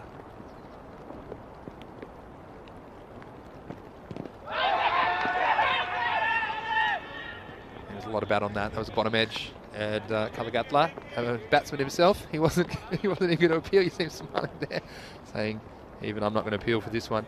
like a big bottom edge. And I was just down the next side. It wasn't going to hit the stumps. There we go. It's as easy as that. Bowl it straight, and it's timber. Another one bites the dust. Clever bowling. Calagatla, what a cool customer he is. There's a bit of an appeal from some of his teammates, but he just went back with the right smile and said, don't you worry, boys. I've got this covered. And Shanky, yeah, Shanky's getting funky here at the Montjuic Olympic Ground in Barcelona, coming up with the big wicket. And he couldn't really fire with the bat today, but he picks up an important wicket, and the Stars, they fall to 32 for 5 here in the 6th over. Well, it's all happening out there, and well, it's certainly a wicket feast this morning. I mean, yesterday we saw a lot of runs being scored. In fact, almost 1,000 runs scored in the 5 games that we had yesterday. A number of wickets as well, but this morning, unlike yesterday where it was all about the runs, today it's all about the wickets.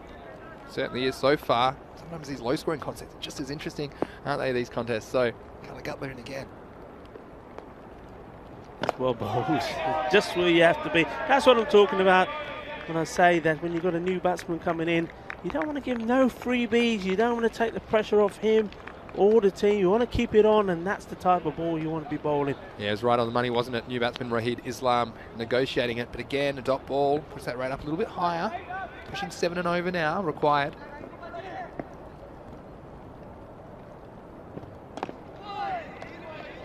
For the shorter one, batsman able to just carve that away.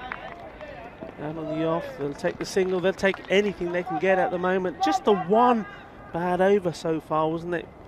There where a lot of the runs came from, a few extras, a few big hits, but other than that, it's been tidy.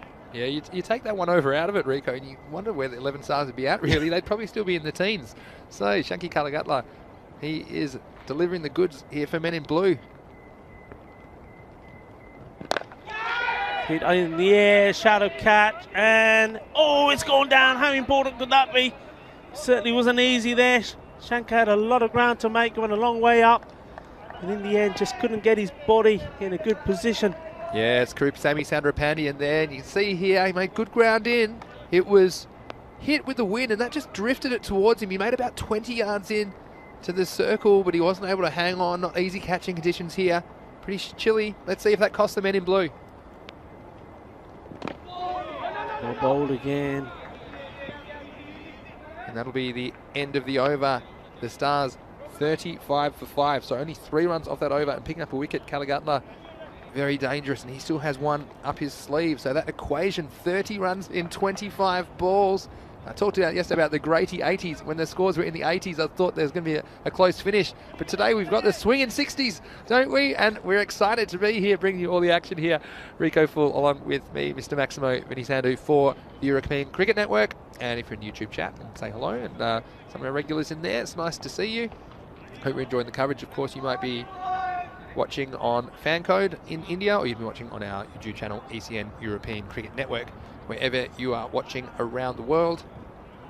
And Kesar is going to come on for his 2nd over. Yeah, I think this is going to be a big over, this one. These next 6 balls are going to be very, very key and vital to the context of this match.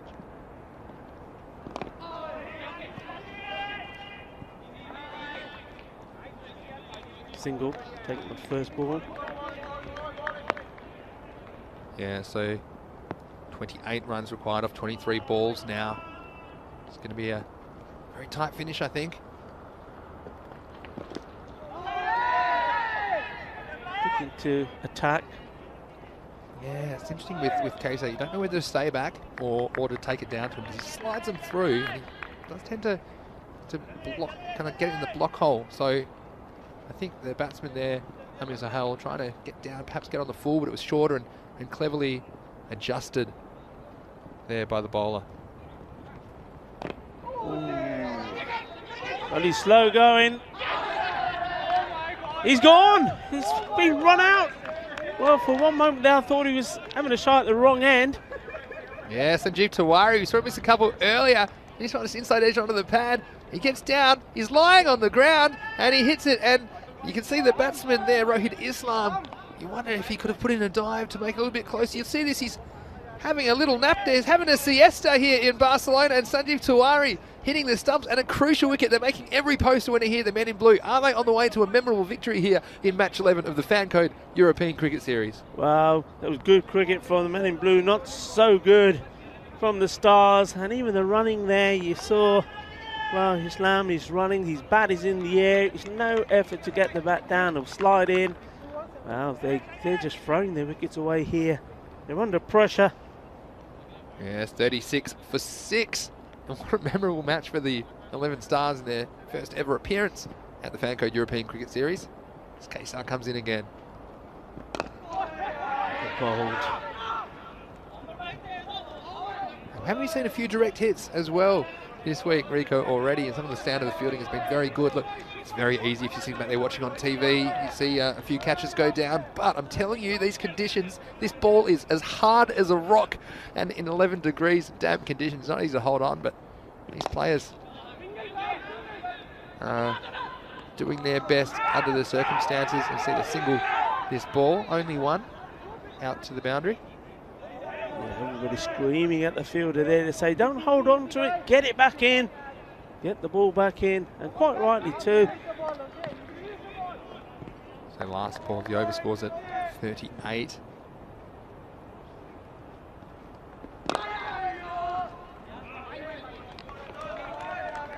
Single.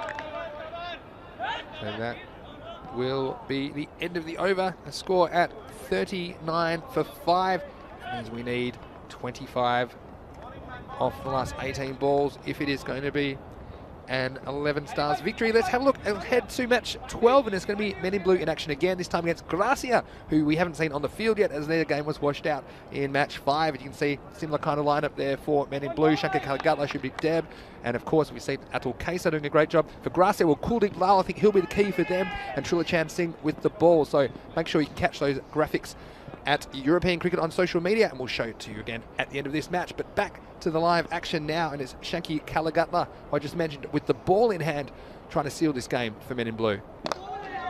So bowled right on the money again from Kalagatla, making them work very hard for all their runs. There was a point in this match when the Stars could have won this game easily by just taking singles, but now they need to do just a little bit more. That run rate has been creeping up gradually as the wickets are being falling. Just around the 8 mark now. So a couple of boundaries are required. Yeah, but look, you've got to keep yourself in the game as well. You don't want too many dot balls, otherwise that can get out of hand. So it needs to be scoring at least 1 minute every ball. Oh, that's super bowling. Really is good bowling. He's not giving him much to work with, is he? Shanky Kalagatla. And we've seen this a couple of times. Of course, he started with a half century with the bat on the first day, and he's doing it with the ball. When he's missed out with the bat, that's what your good players do if they are all-rounders. They contribute in one area or another. So Kalagatla, his bowling has been crucial in the second innings of this match. Well, that probably missed by a whisker. Yes, and so that would have been a game breaker as well. We've seen plenty of wickets falling, and this T10 action, all sorts of different ways to get a good game. That was just a coat of paint in that one, just slipping past the leg stump.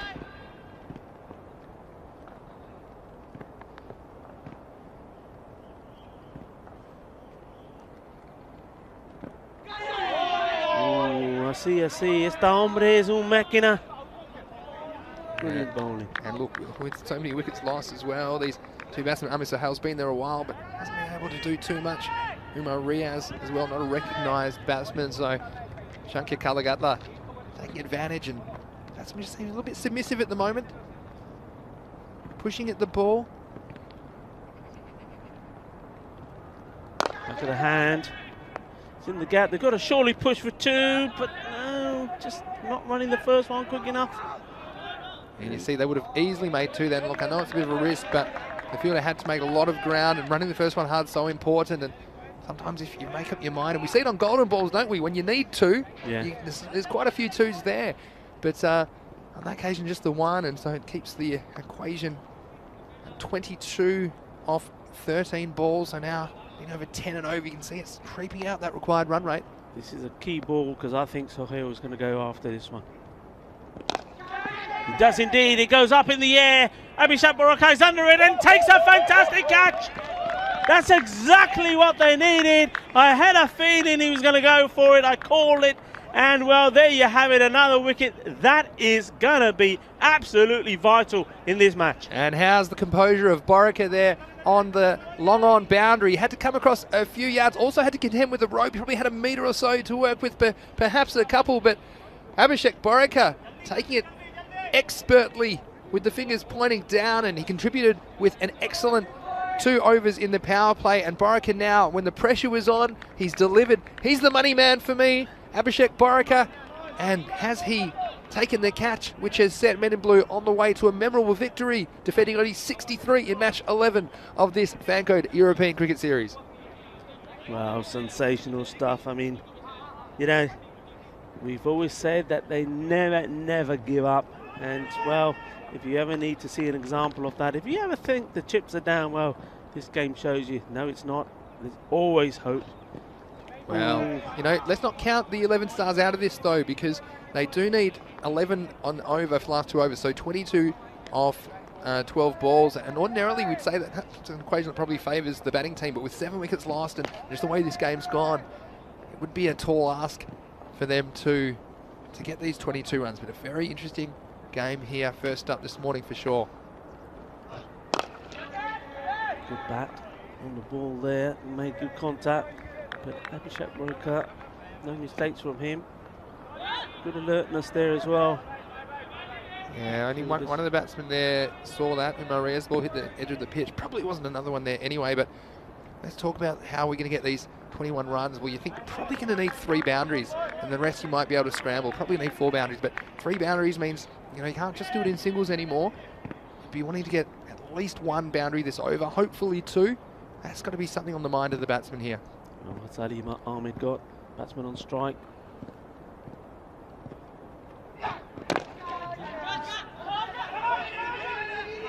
Well, this is an interesting decision there from Ali Ahmed. He kind of said no because he's already hit straight back to the bowler, but probably with time for a wait call there because he's hit it and he's kind of said no before the bowlers even fielded it. And Sandra Pandian did misfield it, knocked it away. There probably was going to be a run there. And I think at this point, you do need to take everyone off. It's probably a few nerves from the youngster there. First game out there with the bat for the 11 stars. A global TV audience. Sandra Pandian with the ball bowling to him now. Straight to the fielder, direct hit, he was in trouble. It would have been gone. Well, and again, you wonder there, Ali Ahmed at this stage, and you can see there's partner, rightly so, Umar Riaz, saying, come on, we need to get some runs here, we need to stay in the game. At the moment, that's 200 runs which haven't been taken that could prove crucial in the wash-up here, but 9th over proving very, very important here in the result of this match. Sandra Pandian hasn't had the best day in the field, but he batted well. I thought he batted well for the Men in Blue and doing some very important work for them here in the 9th. Gone anywhere, and it ends up being another dot ball. Oh, Enrico, we talked about it, didn't we? It's these dot balls are going to kill you at this stage. We've seen it. Just needs to get off strike really, but now we're in an awkward position again because with 2 balls left in the over, you probably want to get the other batsman on strike for the last over, but already still needing 20. So we talked about needing at least 1 boundary this over. Just don't see where it's going to come from at this point, but anything can happen, of course, here. This is going to be a big shot, one way or another, hit or miss. He's hit it well. It's rocketing down. Is it going to split the 2 fielders? It does. 4 runs, wow. 4 very, very welcome runs. Well, Ali Ahmed, I didn't see that one coming. He's just given himself a bit of room and he's drilled it through the point area and bisecting those 2 fielders. I said I wasn't sure where it was going to come from. I tell you what, they absolutely needed that. That's the understatement of the year. So I think he's got to have a go at this last ball from Sandra Pandian, needing 16 off 7 balls. So if they could jag another boundary here, they could perhaps get it to 12 or even 10 off the last over. So game in the balance. Oh, once more, this is just, well, sometimes I think you win games by playing smart cricket. We're not seeing smart cricket here.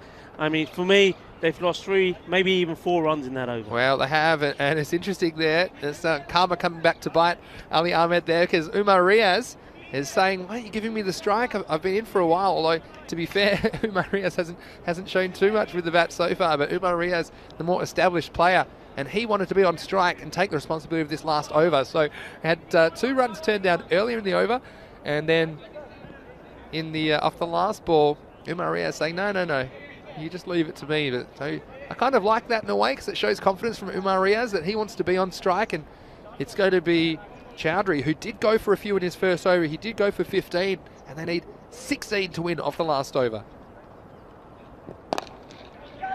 In the air, and that's clever cricket there from Abhishek Baraka, not committing himself to running in to try and take a catch. He knows, play safe. If it's just a single, it's not going to hurt him. Yeah, and look, those runs they didn't take, those 3 of them, at this stage, they would be so crucial, because you can talk about manipulating the strike, but then if that batsman only scores a single, then you've given up a run really for no real return. So, Chowdhury, 5 balls, can he hold his nerve? There you go, dot ball, gold dust. And there's been too much gold dust. And I tell you what, the men in blue, I saw them in the break, in the innings break, and they believed. You know, they believed that they could do it if they had a good start, and that's exactly what happened. The first 3 overs in the field, they only allowed the 11 Stars 14 runs and took 2 wickets. And from then, the 11 Stars, their innings has never had any fluency. They've shown a bit of inexperience at this level, just the way they've approached chasing this low target, but I'm sure they'll be better for the run here in the Fancode European Cricket Series. That's brilliant bowling. And you know what? I tell you what, to play a game like this, and I know that it's not over yet, but it looks like they're going to do it. I think it's going to be the lowest score that's been defended in the European Cricket Series, I'm sure of that. But also, they've got another match coming up. They're right back on after this game, and how positive they will be and fired up knowing they're going into that match after pulling off a win like this. Absolutely, but hold on. Oh dear. Hold the phone here. It's given them wide. I thought it might have been a no ball for height, but it's in the end just called a wide. Let's see how high it was. Well, I think that probably was above the waist. Let's have a look at this from side on. It's very wide anyway, so the umpire had already kind of made up his mind it was wide, but the well, he was lying down by the time he finished, but we'll see what happens here. An extra delivery has to be bowled.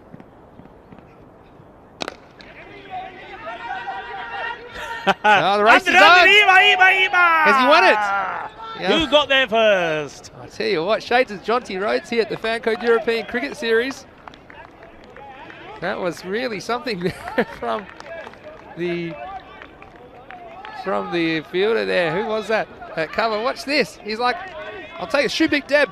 Take this. Wow! That's the kind of action that we can expect here on the European Cricket Network. And look at him, he's destroyed them. Has no regard for his safety.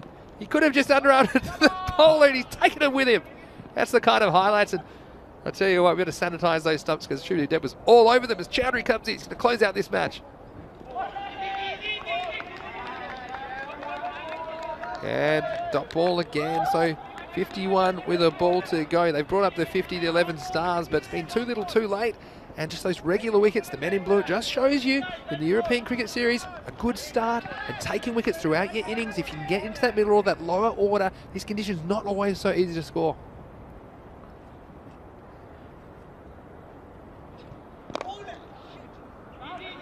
That there to the man should feel that does well.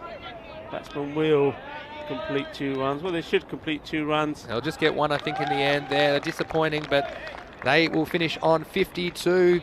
So in the first match of Wednesday, match 11 of the Fancode European Cricket Series, it was men in blue 63 defeating the 11 Stars 52. What a game we saw. It had plenty of highlights. Not a high scoring game, but definitely a high entertainment game.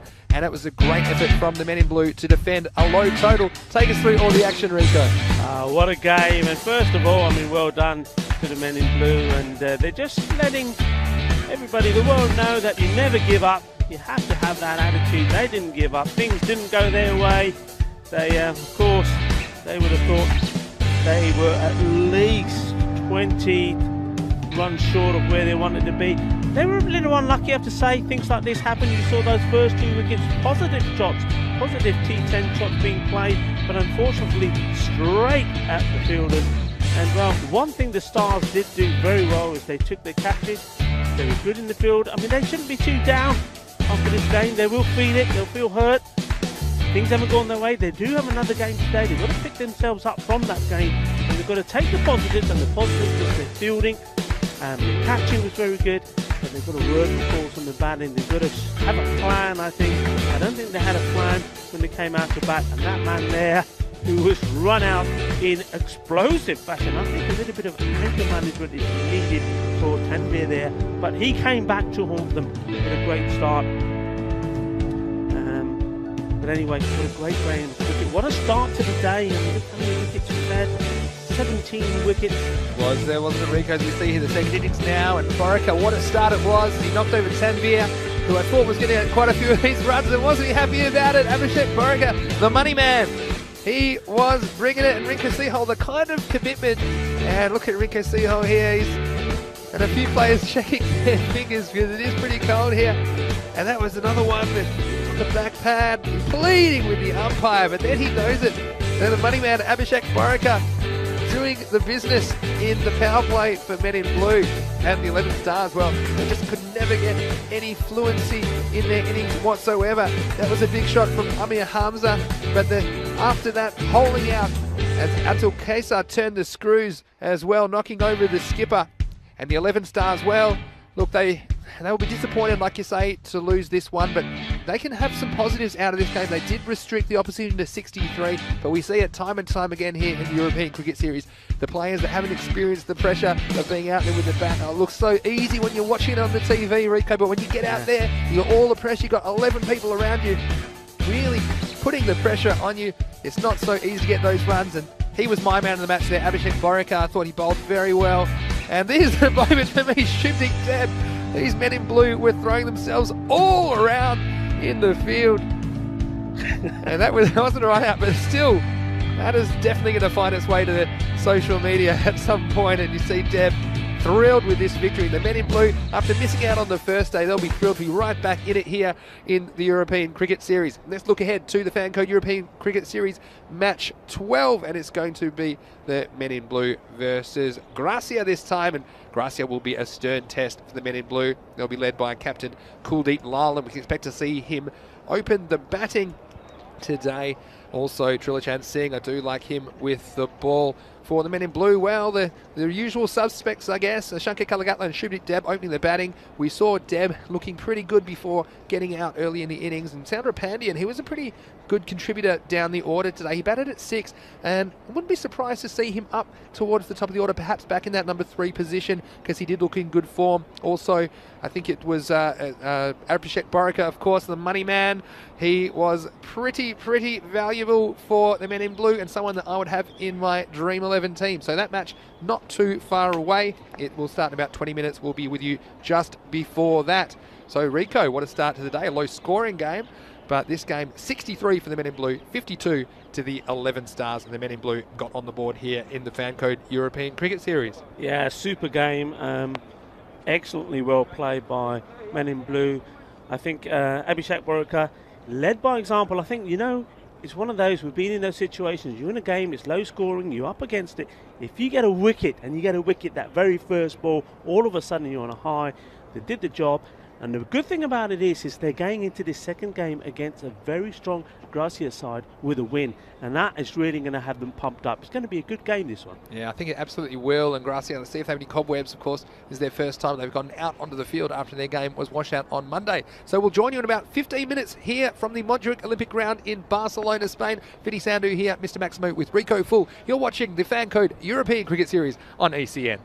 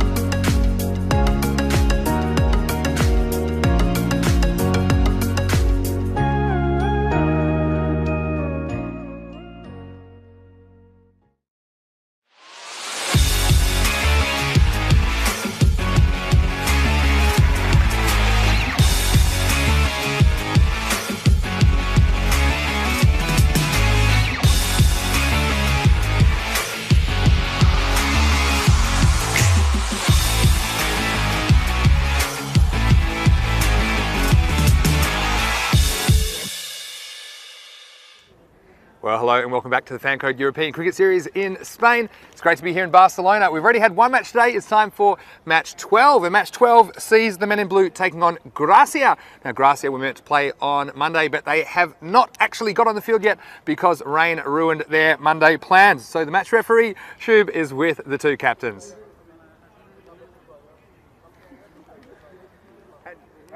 Ball. Congratulations, you won the toss. What would you like to do? We will go first. Gracia won the toss and elected to bowl first. Well, Kuldeep Lal, the Gracia captain, he was keen to have a bowl and have a go at these men in blue who were forced to bat first in game 1 of the day and only managed to post 63. Now, he will be a superstar for them. He'll bat at the top of the order. He'll also have the gloves. And Gracia actually hold the European Cricket Series record of 198 runs, which is the highest team score we have seen in the European Cricket Series. Well, men in blue, they will hope for a slightly better effort with the bat, and the pressure will be on them early in match 12 of the Fancode European Cricket Series. Over to you, Rico. Well, thank you very much, Vinny. Yeah, absolutely. Gracia, they are a dangerous outfit, but they will know that their introduction to European Cricket Series itself was not a good one. They lost their first 4 games before they could register a win, and that was a surprise to everyone. Back in October 2020, they were expected to get into the semi-finals, and their big guns just did not blaze until much later in the series. Kuldeep Lal himself, who's captaining this series, did finally manage to score a great ton, 110 he scored, and he'll be looking to find that sort of form and bring that form into this match against the men in blue. But the men in blue, well, we know all about them. You saw them, they never say die. Well, this time round, batting first again. Let's see what they do. They know they need to score more runs. But then, having said that, they've probably got enough confidence about them to say, you know what, guys, if we can let's get to the 80. We get to the 80, then we know we can do it. Anything more than that, then we know it's a sure thing, or Gracia will want to prove them wrong. The umpires are out there, and it's Abdul Khan this time, and Aman Nadeem. It's going to be a good game, and we talked a little bit as Vinny's making his way back into the commentary station. I was talking about the bowlers. We had 3 bowlers who took 3 wickets yesterday. I didn't mention the batsmen. So far, we know that on day 1, the first batsman of this series, Kadigatla, to score 50. He scored 51 and 35. Well, we had a few 50s yesterday as well. Mohamed Isham, we know all about his quality. The Pakai Care player scored 74 of 33 balls. And then also, there was a second one, Prince Diman. He's an excellent player. When he doesn't perform with bat, he does it with ball. When he doesn't perform with ball, he does it with bat. He scored 58 of 29. Some good runs scored yesterday, Vinny, weren't they? And I think in this game, we're going to see some more runs being scored. Yeah, so definitely I think we might see something a little bit higher scoring, particularly with Gracia. You know, they do hold the highest score in a European Cricket Series match of 198. That was one more than the previous record of 197 from Rian in Cyprus. But they didn't really get an opportunity to show that on day 1. Looks like it's going to be Trilochan Singh. Now, he's an opening ball weapon for Gracia. But you said Gracia, they were highly fancied going into that first series, and they underperformed. Let's see if they have learned from that and see if they can start a bit stronger in their first actual appearance in this Fancode European Cricket Series after their first game was washed out on Monday evening.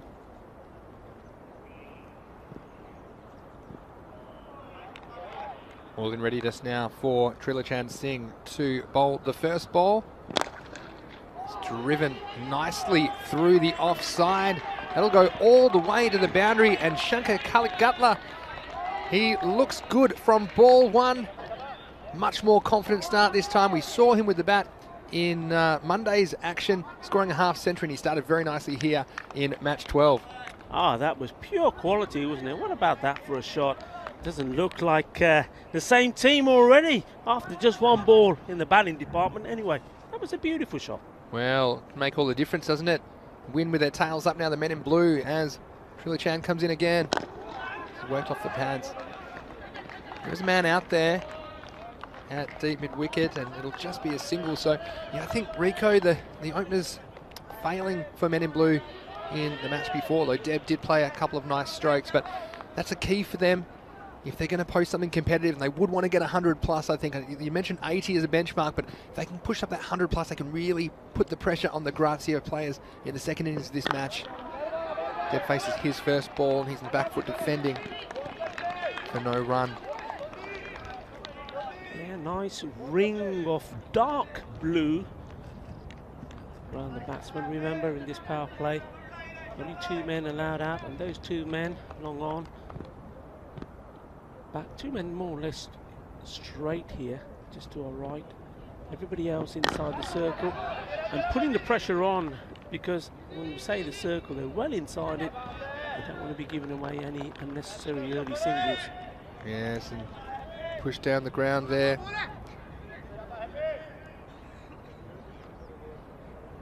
So, nice positive start here from the men in blue. Yeah, they've got the confidence, haven't they? They've got to take that into this game. Well, man has to go down. Does go down well. Keeping it to 1. Pardon me, it's like Harpreet Singh out there actually opening the batting. They send Deb out there with Kalagatla, but decided to go for Harpreet on this occasion. Let's see if he can provide the kind of foundation required to set them on the way to a winning score. It was an interesting shot, wasn't it? Just like a flick away through the gap, races for 4. What a nice shot that was, Yeah, so elegant. Just a little bit on the pads, and batsman ready to pounce there. Beautifully timed, and sometimes it's more timing than power. You see someone just a little flick of the wrist at the right time and races to the boundary. Beautiful side on stroke, you can see here.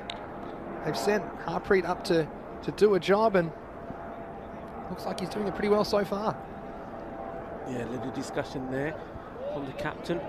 Into the first over, it's 11 without loss, so a nice positive start there for the men in blue. Called it long, just having a chat with his bowler. Looks like it's going to be Harkamal Singh to bowl the second over. It'll be Kalagatla on strike, and started very nicely now. The mid-off is pretty wide. There's plenty of room down the ground here. You can drive through the ball straight down the ground. This one is wide down the leg side and called a wide. Movement there for Harkamal. It's went into the right-hander. Now I have to mention something here. It's distracting me, but Harpreet Singh's wearing his thigh pad on the outside of his pants, of his trousers, Rico, and that to me is a cardinal sin. What do you think out there? Let us know on YouTube chat. And Harkamal comes in again. This is again short and wide down the leg side, so 2 extras. And you can see here Grazia playing their first game of the series after their first scheduled fixture was washed out, and perhaps a little bit rusty.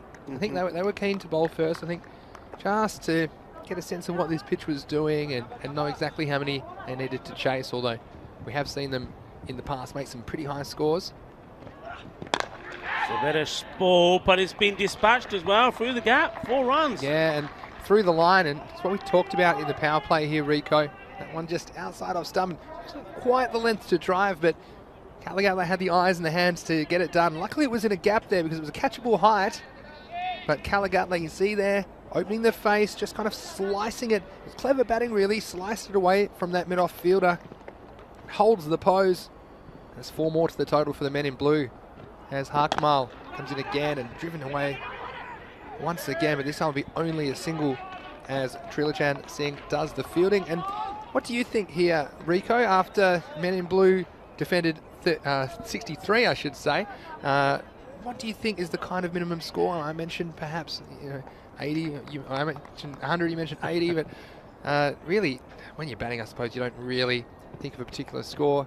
So you just try and get as many as you can, score any run. But what's for sure, Rico, is that they are going to want to put in an improved batting performance over their effort in match 11. Yeah, I think for T10, you're definitely going to be looking at 100. 100 has got to be the minimum, even on this pitch.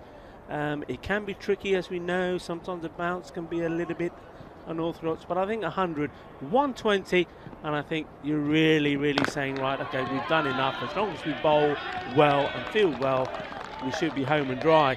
But 100, that's your minimum. So you're looking at putting the pressure on the team batting second with that figure of 10 and over in your mind. So all of a sudden they're thinking, well, whatever happens, he's over. Even if we take the singles, we always need a boundary. And simple as that for me, 10. Absolutely, Rico, and hello to everyone watching in our YouTube chat today on European Cricket Network. No contact there from the batsman. And interesting sending Harpreet Singh up. Perhaps they think he's a pinch hitting kind of option. Deb was probably the best looking of their batsmen, probably along with Krup Sami Soundarapandi in the first match. But sending Harpreet in here, he might have been sent up just to play his shots, and they've got Deb maybe to come in at number 3. And so an interesting change to the batting order for the men in blue, but it's nice that they're changing something because they didn't score too many last time. There's Harkamal in again. That'll just be the single, so got 8 off that over. Men in blue move along to 19 for no loss after 2 overs. Yeah, very interesting. I think it's a good shout for Men in Blue to make a change here. I think you need to have your key man, so Cody Gatler's out there. And I think that what they probably looked at is that they need something to strengthen the middle order if they do lose a few wickets. Because if you look at their last innings, they didn't start too bad. They got 14 off the first over. So the first couple of overs was okay, but it's when they lost those wickets and then all of a sudden it was 20. They scored 20 for 1 off 2 in their last game, and then they were in their 20s for an age, weren't they? I mean, in the last 4 overs after that, they scored only 10 runs, and that's, I think, what they're looking at. We need somebody to come in at that point that can keep the score ticking. This is Kuldeep Lal, who is an excellent all-round cricketer for Gracia. And there's been a big slip there from... That's Vrinder Kumar there, who has slipped. And this is, you don't get a yellow card for this in football. Watch this on the replay. He's gone to field it and he's just slipped at the right moment, and over he goes. And he's right in front of the cameras. There was no missing that one. So, bit of entertainment there for Vrinder. And he's just going to go readjust his spine down on the boundary while he's going to change places with Vicky Sondhi, who will come to mid-off. There's been a few interesting mishaps today so far in Barcelona. This is Kuldeep. So driven nicely down the ground by Kalagatla. Just the single in the YouTube chat. We've got Tim Filer there. Hello, Tim. Nice to see you. Up there in Estonia, saying thigh pad on the outside. Village cricket. Absolutely. That's what I was saying. And we've got Jost in there as well. So Jost, I know you've just taken up cricket there in Slovenia. But yeah, the thigh pad goes on the inside. But you know what? Doesn't matter if you get the job done. Doesn't matter what you look like. It's Kuldeep again. Well bowled. He's bowled a couple of good Yorkers this over, Kuldeep.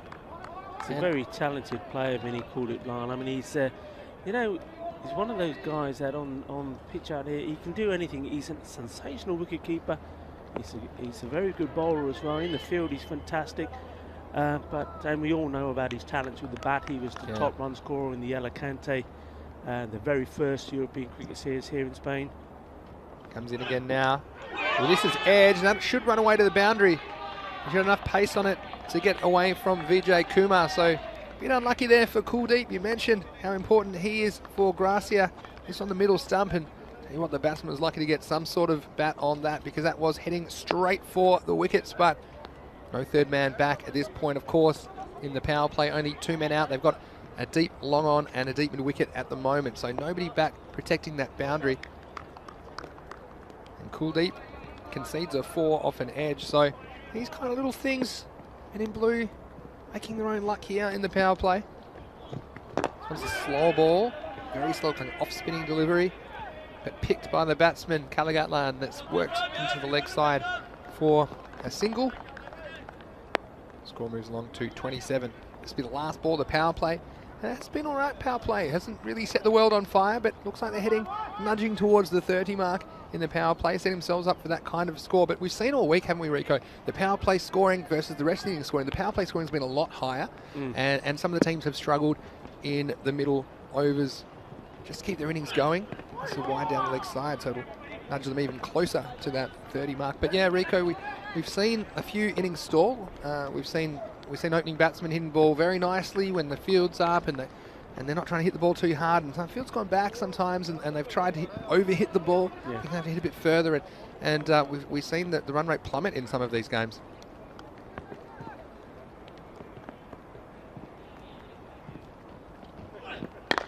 Cool deep.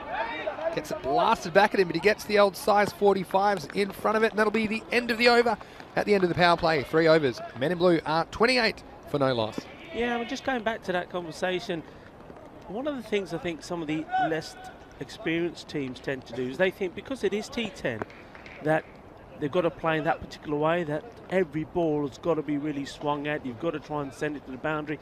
And I think when you look at it, the teams that do well and do score good runs, they're also taking those singles, they're running those twos hard, and they're just basically punishing the bad ball. They're playing each ball on merit, and that's getting them the runs. And that's a learning process that some of these new teams that are making their debuts will eventually learn. Well, it's going to be Trilochan Singh to bowl out now in the 4th over. He bowled the first over, went for 11 overs since then going for 8 and 9 respectively. Here he is now. This is popped up in the air, but there's no one in that region, and the batsman will cross for 1. And Trilochan Singh, he was one of the more impressive bowlers for me for October and November in the European Cricket Series. This tall man gets it down. See that length, hits that length hard, and that's not quite timing it. We've talked about this pitch being a little bit unpredictable in that kind of good length position. Some balls coming through a bit lower. He'll be keen to pick up a wicket or 2 in his 2nd over. Oh, and you see Harpreet again there, swinging wild. That one came a bit low, but also got through the keeper there. It's Saad Salahuddin behind the stumps for Gracia. Rain slightly falling, but not so heavy as to interrupt play, but it is making the ball a little bit wet and slippery conditions for the bowlers and the fielders, that's for sure. Chan is held up there. You see Harpreet there going for the big shot. That's why I think that's his job. I think they've got Deb to come, and Harpreet's not gonna mess around. He's gonna be going, trying to get these boundaries for the Men in Blue. A bit too close to cut. Kalagutla tried it. If he got through those fielders, he would have had a certain boundary. But yeah, Harpreet, it's kind of a tactic from the Men in Blue. Shows they're thinking about the game, and they know that they need to have this kind of aggressive, perhaps slightly more aggressive approach from other players and not just rely on Deb and Shanky Kalagutla. So Harpreet in there, non-strikers out at the moment as Kalagutla faces. He'll keep it a little low and pushed away the offside just for a single. Yeah, the only downside to that is that sometimes you do see, and it goes back to what we were saying about taking the singles, you can put a hitter in, but if he's swinging and missing at 3 or 4 and then just connecting on 1, you're back to just having somebody who's taking a single every ball, because you're not actually gaining anything. So if you send a hitter in, he's got to be able to hit. It's in the air, but looks to be in the gap, and might have just carried just 1 bounce, I think, and 4 runs. So nice shot there. Harpreet getting the contact on that occasion, sent one just centimetres inside the line, and 4 runs. So a handy boundary here for Harpreet Singh. He's sent up to the top of the order, and he moves along to 12 at a run of ball. So he's trying his best to spark something for the Men in Blue. Yeah, he played that well. Rather than trying to hit it too hard, he placed it, sort of chipped it in between the 2 players. This one's popped up in the air, but again, it's away from any fielders. Won't run all the way to the boundary. Turn for 2. A bit tight, but he'll get back. So Harpreet, another 2 handy runs. But look, the counter point of sending Harpreet in to open the innings is, at the moment he's going to run a ball, and you've got Shubnik Deb in the shed, so if it gets to over 5, over 6, you'd have to say you're not really maximising the opportunity for one of your better batsmen to be at the wicket. So it's one of those things, isn't it? As long as Harpreet's there playing his strokes and scoring at a decent rate, then I think it's a good tactic. But we've seen times before where we've seen batsmen retire out strategically because you've got batting resources, you want to use them. There's nothing wrong with that, of course. But if you retire somebody, they can't bat again. But sometimes that is in the best interest of the team. So not sure if we'll have a situation like that here. But Harpreet at least scoring a few runs that over, and they move along to 37 for no loss after 4. Yeah, the other point there is, if you look back to their previous game, I mean, here we are, they're on 37-4. And before they got into that sort of scoreline, we had to wait until the 7th over. So already they're up on that. So they've done a job. And now, because they haven't lost any wickets, somebody like Hakwan Singh, he can actually take a few risks, knowing that there's batsmen still to come in. They weren't in that position early on. They lost those wickets early, and really the batsmen that were out there were in two minds. Well, we can't play a natural game. We can't try and hit it, because if we get out, that is it. There's nobody else to come. Whereas at the moment, in the back of their mind, say, right, we made a good solid start. We can play some shots. We can take the odd risk. If it doesn't work out, there's other guys to come in. Yeah, absolutely, and this is Kuantakua at the bowling crease for Gracia. This one's just short of a length. It's pulled away. Nice fielding out there by Karandeep Singh out the deep mid-wicket boundary. Nice friendly bounce off the clay. I do think it's actually easier to pick the bounce off that clay because at least it's consistent. The baseball infield there just inside the mid-wicket boundary. But that was a nice shot from Harpreet there, as it wasn't that short, but he stayed down on it and made good contact. This is Kalagatla on strike now. Stands, delivers and punches it through the cover point region. Nice fielding out there on the boundary by Vicky Sondi, who ran around, made good ground to his left, got it back in. So just a single. And I think this benchmark of around 10 and over is what Men in Blue should be going for. So they're slightly behind that at the moment. They are edging into the 40s, but they should be 50 after this over if they're going to keep that kind of pace, and that's what I'll be doing when I was batting, trying to make sure that we're staying around that rate to put us on track for 100. So the next ball is pulled into the onside again by Harpreet Singh, and just a single. And I really think at this point we're going to see Harpreet Singh take things up a notch, because they've got Deb in the shed, and I'm sure that he'll come in next. Also got a little bit more batting. They've got Sandra Pandian, they've got Tuari as well, so it's time to play their shots and get a few out of the ground. It doesn't really bounce from Takua. And again, this is the difference. We've seen batsmen trying to pull that ball all week, haven't we, Rico? And sometimes it doesn't bounce as much. And we've seen a lot of players bowled trying to pull and playing cross bat strokes. But on that occasion, you see the experience there of Kalagatla. He played it with a straight bat, and he was able to negotiate the slightly lower delivery. And after 5 overs, the halfway point of the Men in Blue innings, it's 42 for no loss. Yeah, it was a good over there from Kulwant Singh, just going for 5 runs, bowled a good line and bowled to his field. Yeah. So Kulwant Singh Takua can be proud of his efforts, and at the halfway mark, 42, we see them on track for 84, but with 10 wickets in hand, they'd be hoping to get a few more than that. Yeah, there's something also we've seen with a few games already here. Teams with wickets in hand haven't gone on to make the big scores you'd expect them to do so. Well, I'll tell you what, this is going to help the score. Harkamal Singh's come on. That one's gone over the fence, over long off. That is the first Maximo for the Men in Blue. That was a full toss, and Harkamal Singh, well, he hasn't quite warmed up yet. That one didn't find the pitch. And that was a nice shot, the way he just played through the line of the ball. I don't think it was quite out of the middle of the bat, but it covered the boundary comfortably all the way over our heads here, and 6 valuable runs to the Men in Blue. Sí, ¿dónde está la pelota? La pelota es afuera de campo. Vale, ahora otra vez. It's a good comeback there from Harkamal. Slight leading edge from Kalagatla, and just a single. But this is what we haven't seen. They've kind of paced it at around 8, 8.5 and over. We haven't really seen many expansive strokes, haven't really seen the boundary cleared from the Men in Blue until that one there. So that's what they can do. That could get them up to the kind of a score in the 100, 120 region. It'd be so valuable in this match against the strong Gracia lineup. It's pushed away by Harpreet Singh for the single. I mean, Gracia, we know what they've got. They've got the batting. I wonder if there's a number they have in their head that they want to try and contain the Men in Blue to. Vinny, was there any talk of that from the captains?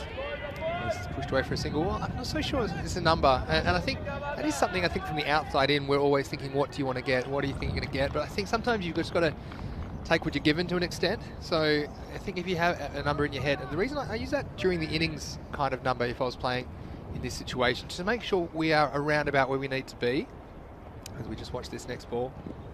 wide down the leg side, because that's a nice little indicator of how you're travelling. But I don't think you should be too obsessed with these benchmarks in the middle. So if you find yourself on, for example, they're here, if you're 54 perhaps, and you need to be at 60 and there's a ball to go in the over, you don't necessarily have to go for a 6. You have to take what you're given. So sometimes people can be a little bit obsessed with these benchmarks in the middle of an innings, but for me, it's also take what you're given. So, if you're given wides, you're going to be given bad balls. You just have to cash in on those and basically let the innings work out with as many runs as you can get. So I'm sure they'd love to get 100 plus, but easier said than done. It's not really that useful to say, okay, we want 100. Before you've even faced a ball. Sometimes you've got to see how the match unfolds and adjust your expectations accordingly. Yeah, I think you're right. And once again, just watch.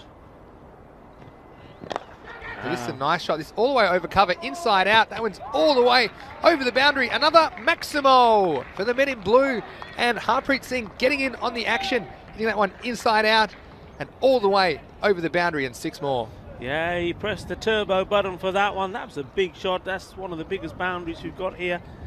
And you see it just cannoning onto the sideboarding there. Big shot. Yeah, going back to that conversation, I think it's also the thing that you see a lot of teams will say, oh, we're going to restrict them to 90.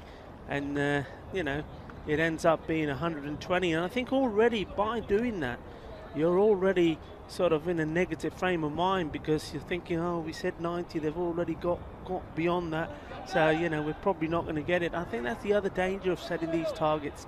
I think it's far better to say, well, we're going to go out there, do our best, and let's see where it leads us to. Yeah, it's going to be Paramjit Singh who will be bowling the 7th over for Gracia.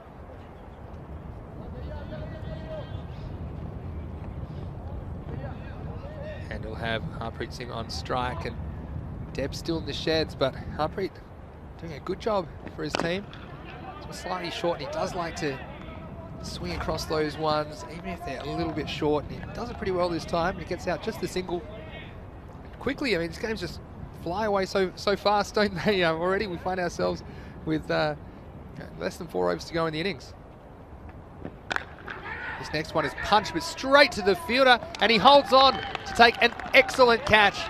So that is the end of Shanky Kalagatla. It was a nice shot. He hit it well out of the middle of the bat and went very rapidly out to deep cover, and a great catch there by Vicky Sondhi on the boundary. This was a fabulous catch. For one moment, I thought he was going to run in too much. I saw him coming in. I thought he was going to make that classic error, coming in from the boundary and find the ball going over your head. But he did well. He judged it well. Yeah, that probably would have been 6 actually, Rico, if that got through his hands. So again, these little things that can make all the difference in these games. We've seen a lot of close games so far in the Fan Code European Cricket Series. I tell you what, Fahim Ahmed on the YouTube chat making a very interesting observation, saying T10 is beautiful. In previous match, they can't get any runs, but now they play like professional batsmen. And I tell you what, that's the great thing about this format. Your luck can change in an instant. Jost Hobbich agreeing with him there as we see Paramjit come in again. And this next ball is crunched, and it's going to bounce just inside the boundary. And 4 runs. So that one, not much in it there. Nice by Shubdeep Deb, and he's been waiting for his chance, hasn't he? He's waited over 6 overs to get out there, and he's picking up where he left off in the first match of the day. This one a little bit short, and a straight kind of pull shot straight down the ground for 4. So a nice start for Deb. Let's see if he can finish this innings for Men in Blue. So he pushes this time. Chance of 2. They're going to come back. This will be close with a good throw, but that's nice work by the batsman, putting the pressure on the fielding. And you see that Deb coming out, and he obviously wants to face as many balls as possible. He's one of their most recognised batsmen, and I like the way he was out of the blocks very quickly, looking for 2 straight away.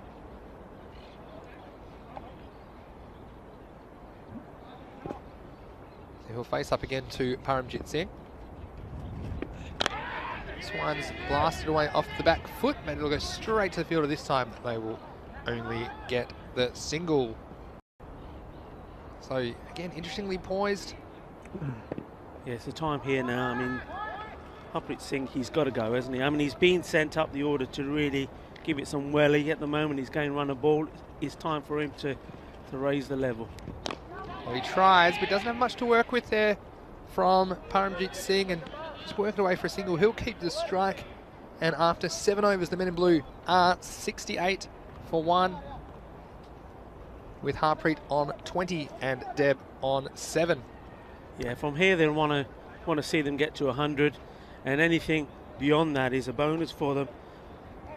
I mean, they won't and shouldn't be settling really for anything less. They've got loads of wickets in hand, and yeah, they've got to go to town now. They've got to go to party time. Well, I'm sure they're trying. And another interesting comment from Der Suraj on the YouTube chat saying the bowling was tighter in the first match, to be fair. The bowlers had better lines. I think it's probably a fair comment as well. The 11 stars really didn't give them too much to work with. And they were losing wickets in regular intervals. So we love your comments on YouTube chat, on the ECN European Cricket Network YouTube channel, wherever you're watching around the world. Good running. Yeah, they're going to scramble through for a single. This is Kuldeep coming on for his second over. And nice running there. They've got wickets in hand. They can afford to put the pressure without being silly on the fielders. And yeah, Deb, you can see to me how obvious it is that he wants to be down the striker's end. He's been waiting for his chance, and he can clear the boundary. He's not a big guy, but does time the ball pretty well. This is a nice Yorker, clever. Rolled his fingers on that, but it was right in the block hole, and Deb had to be satisfied with a single. And that's an example of what I'm talking about, Rico. I mean, I'm sure that Deb was thinking boundary, that ball. He was thinking boundary. I'd love to hit a 4. I'd love to hit a 4. But when it wasn't quite there, he was smart enough to adjust and realise that the ball that came at him, it wasn't a ball that he was going to be able to hit for 4. Yeah. If he tried, there's a very good chance he loses his wicket. So that's one of those things where be a bit reactionary as a batsman and adjust. You don't have much time, probably half a second to think about it, but he was able to do it on that occasion. This is another good Yorker by Kuldeep, and good bowling towards the back end of the innings. Yeah, good quality bowling. We mentioned Kuldeep earlier, how he's an outstanding player, and it's because of that, it's because of the abilities he has that he does play for the Spanish national team as well. It's very difficult to get him away. He's always thinking. He's got a good variation of his bowling. We've seen the slower ball. What's this one going to be? May be a bit shorter. It is, and well. Oh, no, tell you what, I think that might have been out, and Deb can't believe it. Clever bowling there by Kuldeep, because he's bowled the block hole a few times, and I think it's getting a bit predictable. So this time he decided, and he saw Deb advancing, and put it a bit short. You see, this actually hits the edge of the pitch, I think, and that could have been very, very close. It looked like it was on line as well. So look from side on. The ball coming back here. He likes diving around, doesn't he? I mean, well, we saw him charge at the stumps and knock him over. This one's whipped off the pads nicely, and they'll get one. Some thought of a second, but Grazia doing enough there, Manish Toki, to push the ball towards the outfielder, so they'll only get the single. And you say Kuldeep Lal, yeah, he's a pretty relaxed character, isn't he, Kuldeep? And like you say, brings a lot to the table with the bat and with the ball. He's also a very competent wicketkeeper, so sometimes they don't know how to use him, but I think his bowling has been paying off for Grazia here. He's kept them under wraps in his 2 overs so far. Well, this one might have the legs. Yeah, he just strays a bit too full and goes all the way over long on for a Maximo. Yeah, and Harpreet Singh's about time. He's been there a while. He's got to start playing those shots. To be honest, Kuldeep Lal just getting that Yorker wrong this time, and he picked up on the full toss, sent it straight back over his head, and gets 6 runs for it. So the timing of this acceleration is just right. This is what they need now. From now on, big shots. Yeah, look, they've been kind of sniffing around that 10 and over mark the whole time, haven't they? Just done 78 for 1 of 8 overs, and with only 12 balls left, they'll be hoping to get that score to that 100 mark, 100 plus. I think with Grazia, of course, not having played in the series just yet, that would be quite the chase. We haven't seen a score of 100 plus chase down yet in this Fan Code European Cricket Series. Looks like it's going to be Kulwant Singh Thakur to bowl the 9th over. And he conceded 5 off his first over. This one is slightly short and pounced on by the batsman, Deb. It went down the ground, straight over the umpire's hat, and 4, a great start to the over for the men in blue. Yeah, they've turned up a gear now, and this is what they needed to do right on cue. As we keep saying, loads of wickets in hand. You've got to throw everything at it now and try and get as many on the board as possible. So Deb, he's just chomping at the bit. Nice to keep him in the pavilion for a while because he's desperate for some runs as he hits this one down the ground again. Slight fumble from the fielder. He'll recover in time. It'll be just a single. And yeah, it's interesting, isn't it? So Deb's come out and maybe he asked to be dropped down, perhaps. He wasn't happy with getting out early in the innings and just wanted to have a bit of a look first, but that would surprise me a lot. But he's come out and looked pretty good in the second half of this Men in Blue innings. This is Harpreet this time, who attempts to stroke on the onside, but just gets a thick edge on it away for a single. So after that boundary to start the over, a couple of singles and kind of getting things back under control of Gracia, but I think it could be one of these totals, especially with Gracia batting lineup. Kuldeep, is he the key to the chase? Is there anyone else that you'd be looking for to score some big runs in Gracia, Rico? Well, just see this delivery here. Notice that Mukhtar Singh, he's missing from today's game. Probably he will play in other games, that's for sure. So yeah, I mean, they've got to work and play around Kuldeep. Kuldeep's going to be the main man. One or two others in there will chip in, but he's the one that's got to get to the 40 and 50, and the others walk around him. This is hit big. It's going to go over the player. It's 6 more runs. Wow, the acceleration here is just right on cue, just what they need, and they've already passed the highest runs they've scored so far in this series, which was 83. So the Men in Blue looking good at the moment here, and now they really got to press that supersonic button to just hit. Every ball's got to go, and that's exactly what they're trying to do here now. Yeah, the next ball in the same region, this time along the ground and fielded by Harkamal Singh. So that will be the end of that over. They are 92 and a good over. 14 off it, only loss of 1 wicket. So you're going to see some fireworks in the last over here. Harpreet Singh has batted through the innings so far. He has moved on to 36 off 25 balls. Shubik Deb, nice little cameo. But it's really important that we don't have any dot balls in here if you're playing for Men in Blue. They want to score off every ball and get the maximum amount of runs. They'd like to get something in the region of 105 to 110. And it's going to be Kulwant. Yeah, he bowled very well his first over, Kulwant Singh. Yes, pardon me, it was Paramjit that bowled the last over. So Kulwant's going to close out for Gracia. Just a single off the first ball.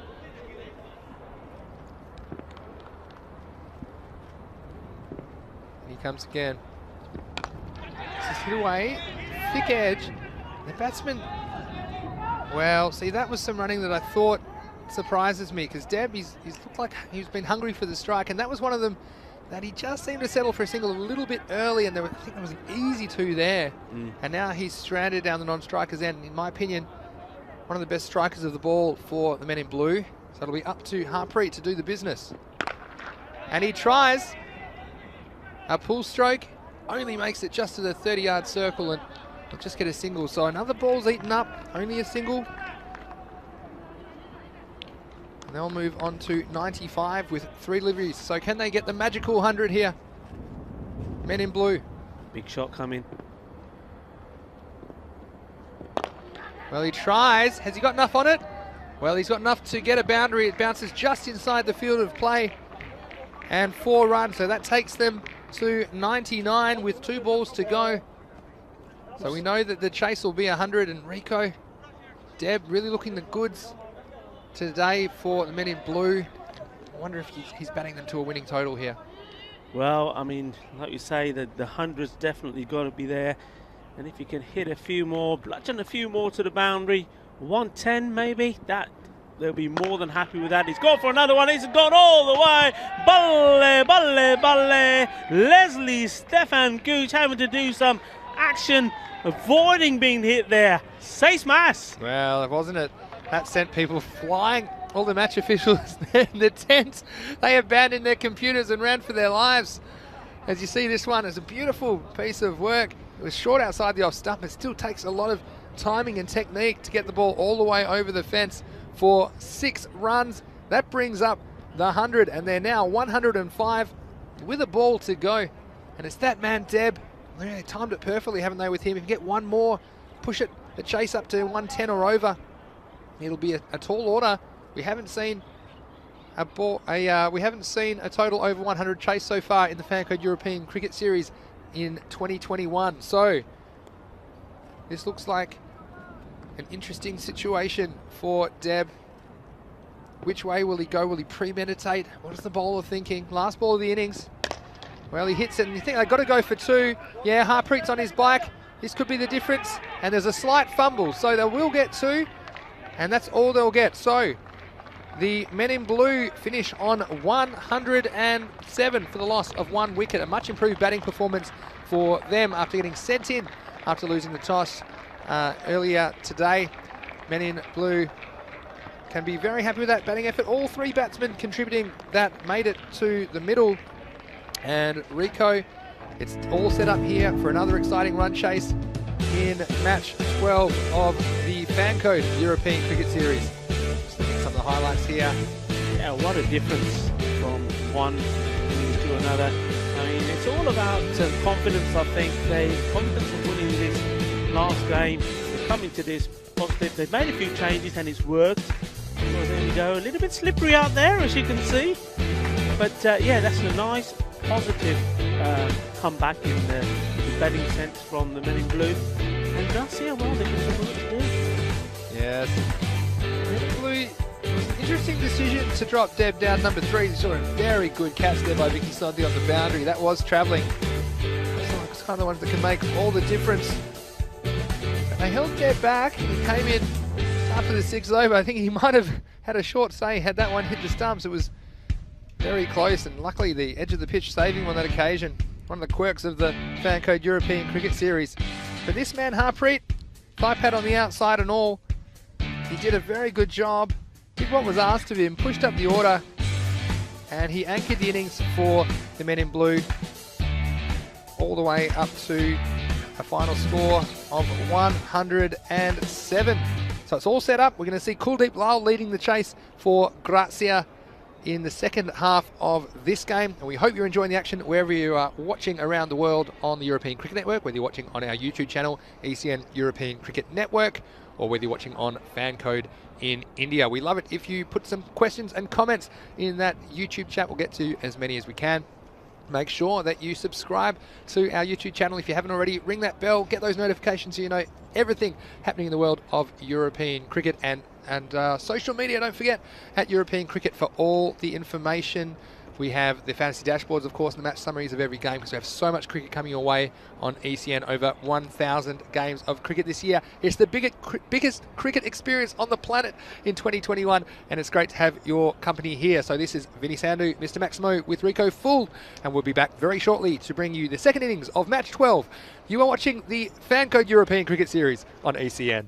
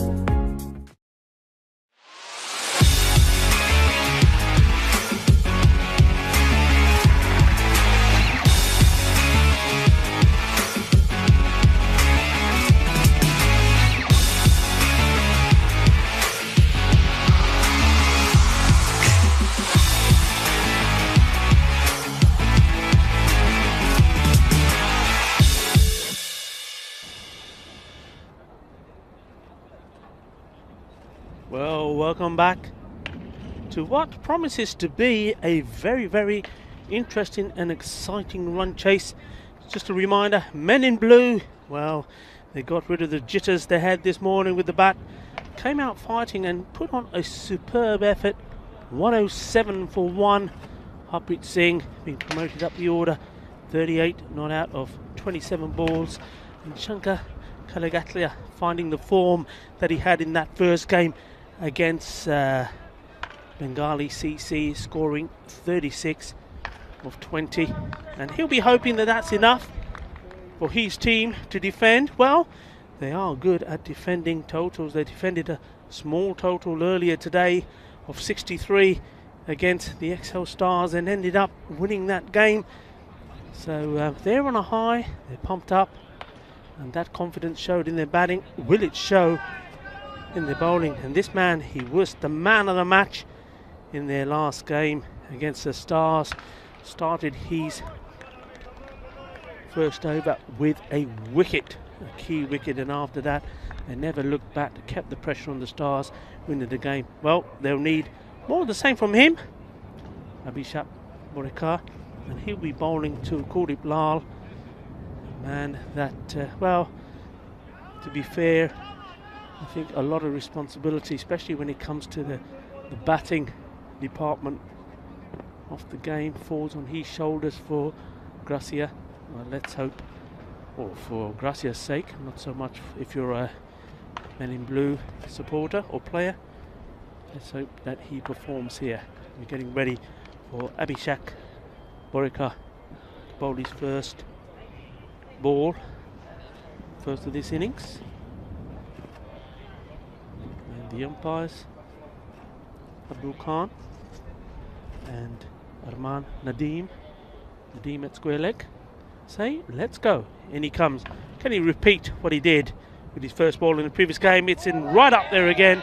Well played. Kuldeep was almost expecting that, and gets his bat down to it and takes the single. So they're off the mark.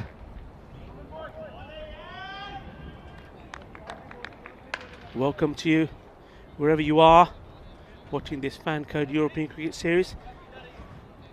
We're in Spain, in the beautiful city of Barcelona.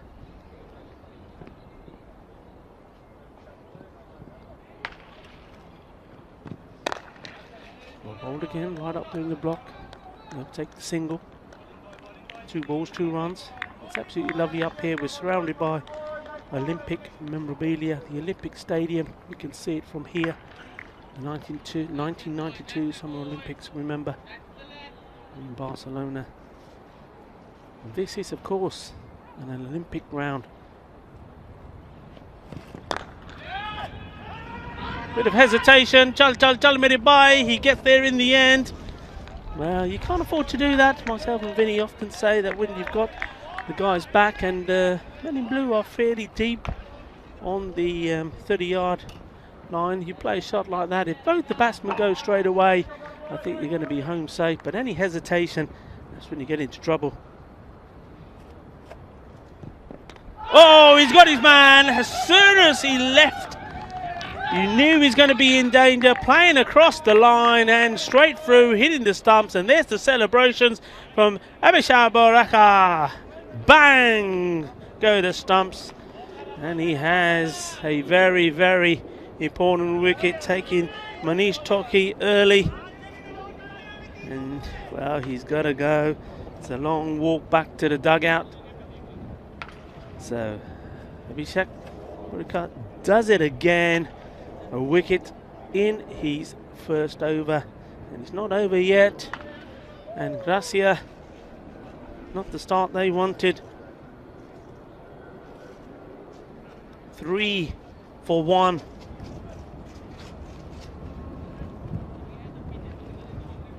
That's the new batsman coming in. Good work here by the Federation of Catalonia Cricket putting on this event.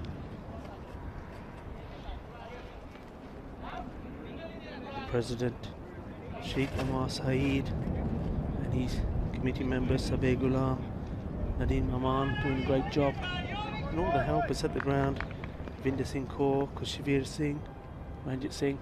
Thank you guys for all your efforts. Abhishek Ginness once more, right up there in the block. Well, you can't ask for anything more from Kenya. His radar is hot on where it needs to be today. Excellent stuff. Abhishek Baraka. And of course, yes, the ground staff, Roberto. He's had some work to do, especially with this unsettled weather we've had. It is winter here, a little bit of drizzle, keeping the wicket nice and dry, covered at night time, getting all these lines painted. Fantastic job done, guys. Bowled again, straight through.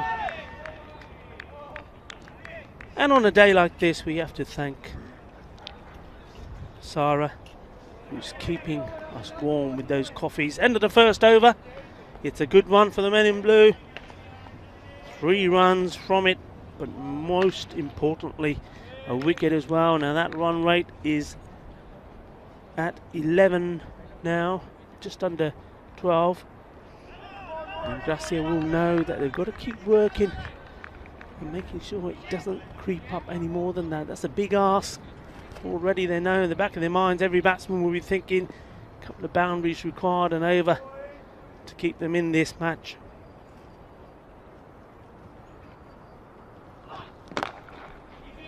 Hard into the ground, electing not to take the single. A good start there now from Sandra Pandya.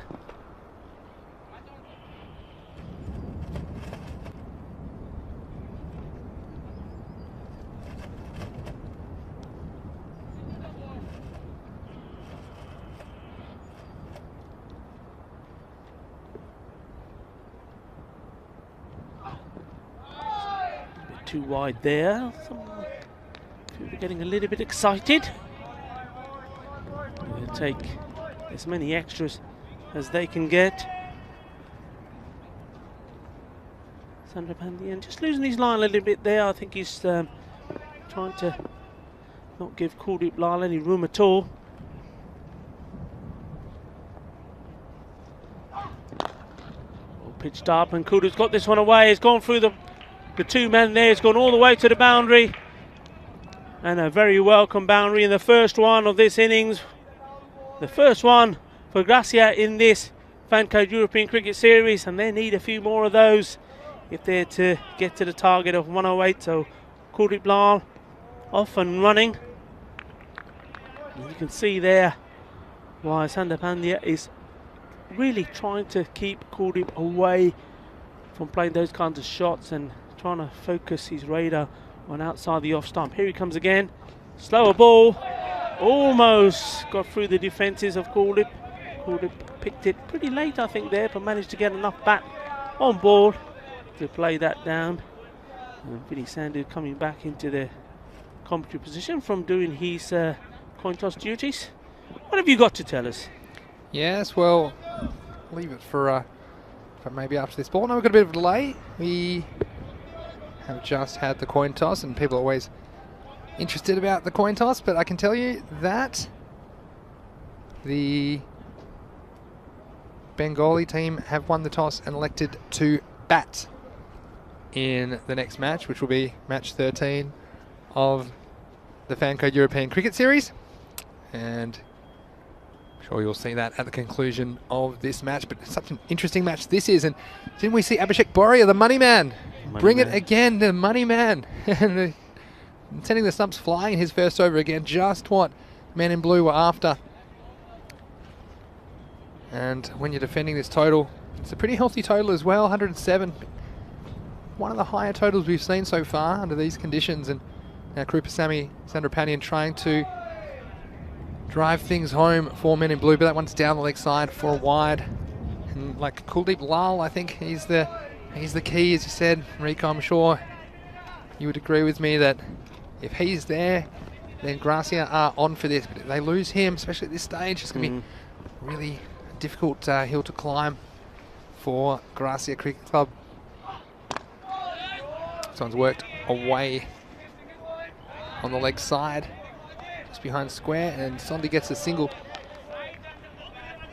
And this Men in Blue unit, they're so enthusiastic. I really loved getting to know some of these players close up just from a safe social distance. But the enthusiasm is palpable here. Everyone loves playing in this Fan Code European Cricket Series. Different kind of cricket, different kind of skills required. But the people who work harder at their game, they're generally having better results. This is a grunted slower ball. That's the Sandrapanian special. And Shanky Kalagatla able to get behind it on the boundary. But I've noticed that a couple of times, and it's the oldest trick in the book. If you let out a big grunt and you let go of the ball, and then let it go as a slow ball, I use that one in my backyard cricket all the time. That's in my arsenal, the grunted slow ball. And Sammy Sandrapanian obviously enjoys the tactic as well as he comes in again. It's another slow ball. And it's hit straight to the fielder, so they won't get a run. Kuldeep Lal not interested in the single there. So that is the end of the over, and Gracia after 2 at 12 for the loss of 1 wicket. Yeah, 2 batsmen there having a chat. Vicky and Kuldeep, they're in the middle. They know this is a very key partnership for them, and that's probably why they're not wanting to take too many risks at the moment with any risky singles. And Abhishek Moraka, like he did. Yeah, the money man. Coming back to bowl himself out because he knows they can take this wicket, the prize wicket of Kuldeep Lal, the captain. It's a great contest, isn't it? I think these two going against each other. Borek has been sensational this morning, leading the attack for the Men in Blue. Doesn't he love a wicket? Doesn't he love a celebration? The money man. And he's steaming in to bowl to Kuldeep Lal.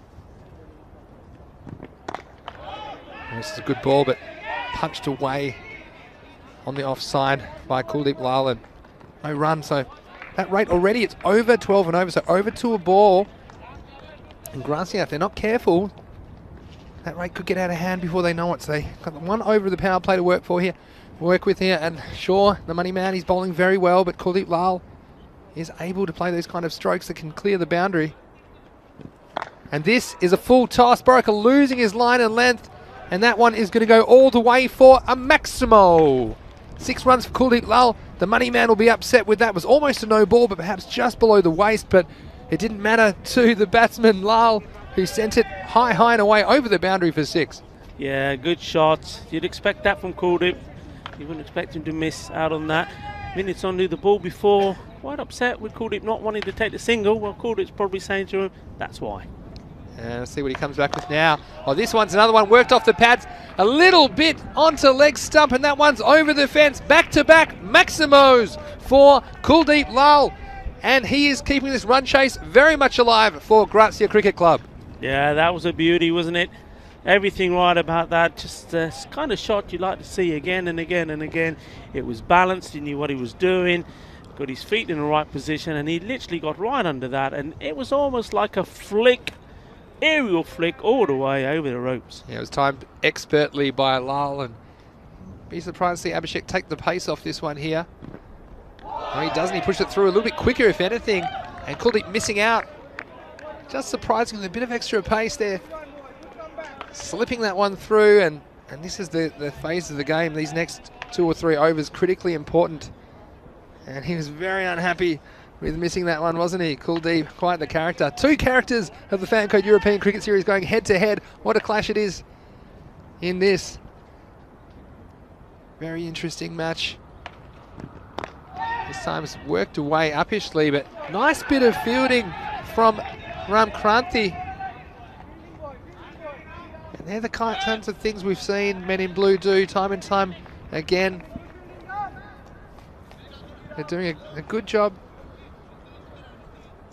saving those extra runs, stopping the ball, getting into the outfield. Boraka, the money man, he's doing it for me. Picked him at the start of the day as a very important player, and he's definitely shown that is the case. He's in again. This gets very low, and the batsman did well to keep the one out. He did very well, played that extremely well. That will be the end of the over. So at the end of the power play, 3 overs down. Gracia 25 for the loss of 1 wicket. Yeah, they're doing well. Gracia, that run rate, it hasn't crept up. With those few shots played by Kuldeep, they've kept it it's just above the 11 mark. They won't want it to be going any more than that, but the key thing here is these two keep going the way they are, keep this partnership together, and most importantly, keep those wickets in hand, and at least then they can have an onslaught towards the end. And a good change here. I think this will be a good contest, taking the pace off the ball against Kesar. But what Kesar does do, he keeps the ball in the right area. So if you're going to take him on, you've got to be positive, you've got to be assertive. If you make a mistake, if you're uncertain, if you're undecisive, he's going to get you. Yeah, and that's a very good point you make there, Rico. Atul Kesar, very crafty bowler. Seems to be always one step ahead of the batsman. He just kind of ambles in.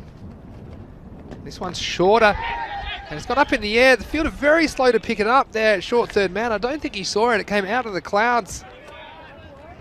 But in the end, Kuldeep gets away with one there. It was a gift, really. It was so short. Kesar normally so accurate, but that one uncharacteristically losing his length and almost brought a wicket, but just a single. This will be another single for Gracia as Vicky Sondhi pushes that away on the leg side for one. But I think this is a very interesting matchup, Rico. Kuldeep against Kesar. I think he's going to look to go down the ground if it's above his eye level.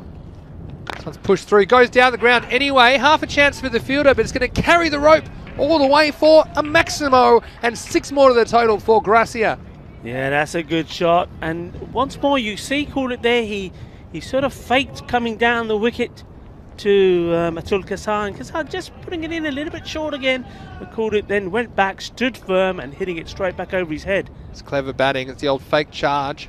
Trying to get the bowler to push it through, then stand and deliver. That's certainly what he did. This time it's pitched up a little bit further, and that will go down to Harpreet on the boundary for 1. So Kuldeep, the danger man, at the other end. I was talking to some of the men in blue guys during the interval.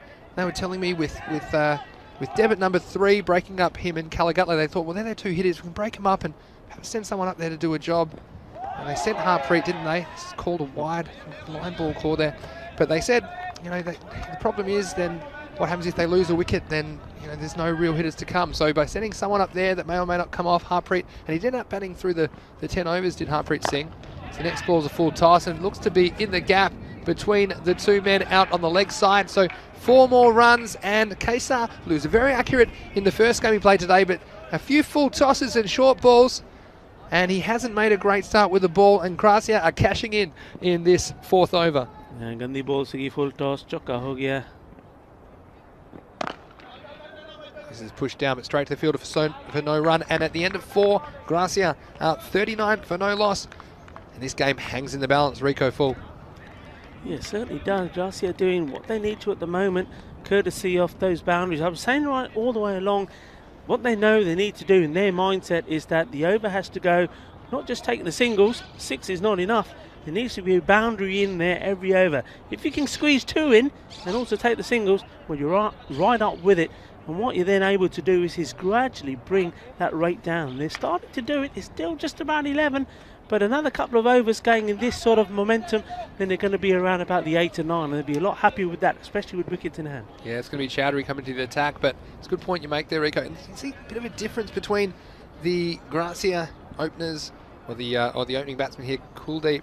Just looks like he has the ability to pull the big shot out when it's required, whereas the men in blue, it took them a long time to get going into their innings. But Chowdhury, let's see what he can bring to the table. This is short and it's edged and it's dropped. So a huge let off there as Kuldeep Lal flashing outside off stump. We almost saw him fall in that region last over. The thick edge, and I tell you what, Rico, this is one that could come back to bite the men in blue. Oh, that's a massive, massive blow. The same fielder who we thought was very slow reacting earlier. Kuldeep Lal was the batsman then as well. Well, let's see if Kuldeep will make them pay as he pulls out to deep mid-wicket. Just the single. He has time to think about life down the non-striker's end, and he can thank his lucky stars. He's almost like a cat with 9 lives today, and he's using them up very quickly in this 10-over match. But as long as Kuldeep Lal's there, I think Gracia are favourites to win this match. If they can get rid of him, I think the momentum swings towards men in blue. Yeah, he's struggling with that short ball outside the off stump, isn't he? Chowdhury in again. This one is pushed through, and this is in the air, but it's going to get over Deb at short cover, and it'll just be 1. And wasn't it great watching Deb's fielding in the last game? He took out the stumps. I'm sure that one's already made its way to our social media. And why don't you follow us at European Cricket if you don't already? Because there's so much happening in the world of European cricket. It's great to bring you all the action right here on the European Cricket Network as we see Nikhil Chowdhury steaming in again. It's short and wide, and it'll be called a wide. So, yeah, these games, everything's delivering something in the form of entertainment, isn't it? This 60-ball format, so explosive.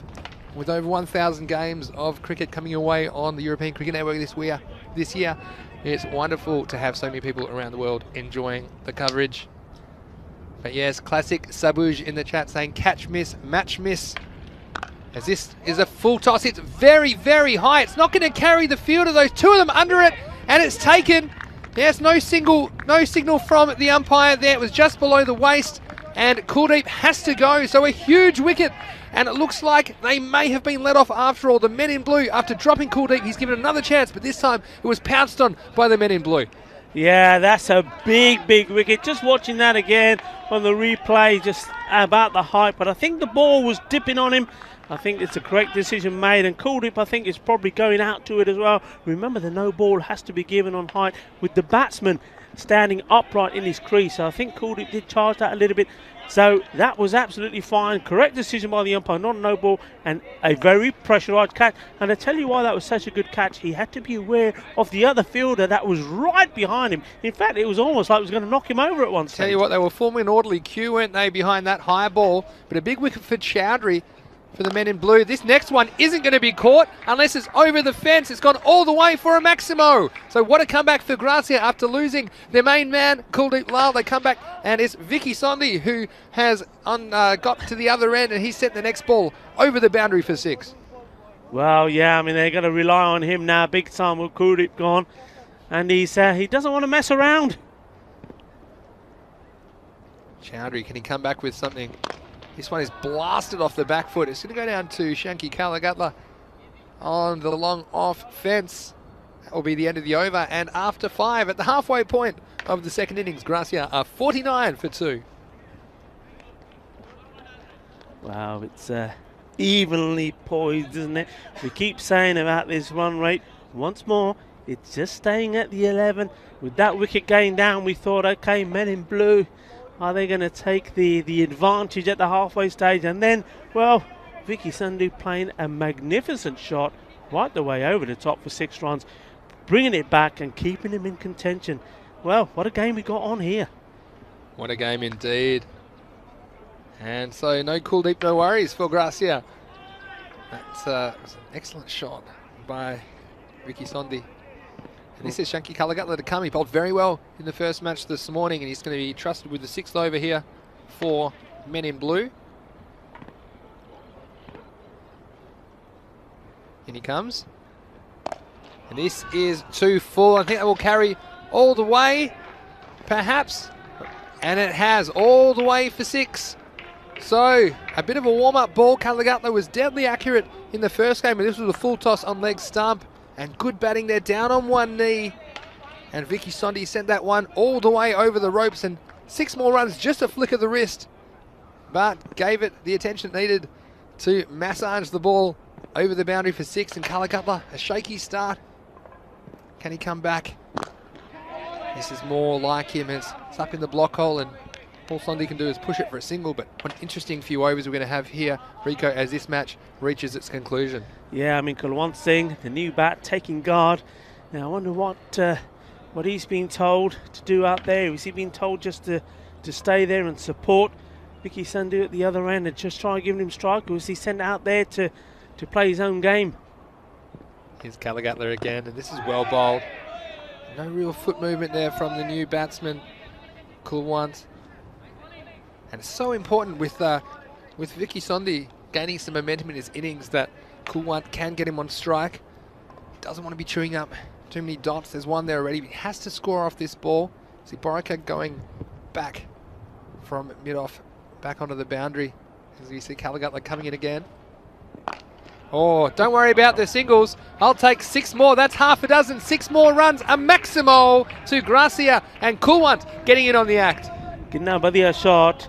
But anything that's been put in that leg outside area is being punished, and they've got to take note of this, men in blue. Anything in that zone has disappeared, and anything outside the off stump, well, Gracia are not able to put it away, so they've got to get this line right. They've got to focus on the off stump area. Yeah, Callaghan will be upset that he's lost his line a couple of times, but he has the chance to come back now with the next delivery. And this is hit beautifully, high and handsomely, all the way onto the practice nets. That is a Mega Maximo. Hi. What a shot. And you know what? We say in T10 that a game can change in an over. Well, at the moment, this could be the over for Garcia. If this one ends up going anywhere near the boundary as well, their hats are going to be up. I tell you what. By just checking the ball. That one's stuck in the fishing nets, and we see the crew there trying to get that one back. Here's one Kookaburra we may be able to get back into the rotation, but Callaghan has some thinking to do. Last ball, the over. It's just going to sneak off the pad, but a huge over. There were 20 off it. And Callaghan, what a difference a game can make, and he'll be disappointed, but Gracia, after 6 overs, a 69 for 2. Yeah, and just have a look at that required run rate now. We said what difference an over could make, and if they could get one good over in, well, they've got it in, and it's gone now for the first time below the 10 mark. And these two batsmen both showing an ability to clear the boundaries as well. So that's one thing. It's one thing to see the required run rate, but it's also the kind of batting skills you have in your unit and the batting skills you have at your disposal. And they still have plenty of resources with these two at the crease. You'd think that 10 and over isn't a dollar, but we've seen it time and time again here in the Fan Code European Cricket Series, Rico. Yeah. We've seen a wicket and a change of momentum, so this game is very much alive. This is edged away, and nice bit of work this time from Paramjot Randhawa at third man. He's had his struggles down there, but this time it's just one run, saving some valuable runs for his team. Yeah, I mean, it wasn't the best of balls, but it was outside the off stump. Guess they're just trying to push it through a little bit too much, I think. There's a wild swing there from the batsman. Yeah, and straight away you can see different ball game. When the ball is outside the off stump, you can't play that shot anymore. They've got to try and play on the off and dot balls now. Case has the chance to bring his team back into the game. This is cracked off the back foot. We'll go all the way out to Shanky Callaghan, who's thinking about life down on the deep covered boundary, but Atul Kesar's just the man for a situation like this. He was a bit astray in his first over, uncharacteristically so, but he can get the ball in an area where it's difficult for the batsman to score. It's exactly what they need. Run rate still over 10 and over required. This is a nice low full toss, almost a Yorker, but still very difficult to get under that. And Kesar will be happy with his work so far in his second over, making up for a bit of an errant first one. But Rico, we're set up for a cracking finish here, aren't we? We are indeed. They need a boundary here, though. They can't get under the cog. And this could be it. It's hit hard. It's gone all the way over the top. 4 runs, right on cue. And Kesar, for me, Vinny, I think he's just trying to push it through a little bit too much. He'd be far better off just holding the pace off. He's trying to bang it in. Yeah, and it can be a bit predictable, can't it? I mean, that's one thing at his disposal is variations in pace. So you can see the batsman just getting used to playing him almost like a slow medium pacer, but comes in again now. And this one is much better length and line, and only one to the batsman. So that'll be the end of Kesar's over. Gracia move to all the 7s. Slot machine, 77 off 7 for a loss of 2 wickets and requiring 31 off the last 3 overs. I tell you what, I think as long as these two are there, I favour Gracia, but if they lose a wicket, I think that men in blue probably get the favourites tag back, but hard to see where that'll come from at the moment. One thing's for sure, if they do get a chance, they're going to have to take it, the men in blue. Yeah. Don't think they're going to get too many more chances.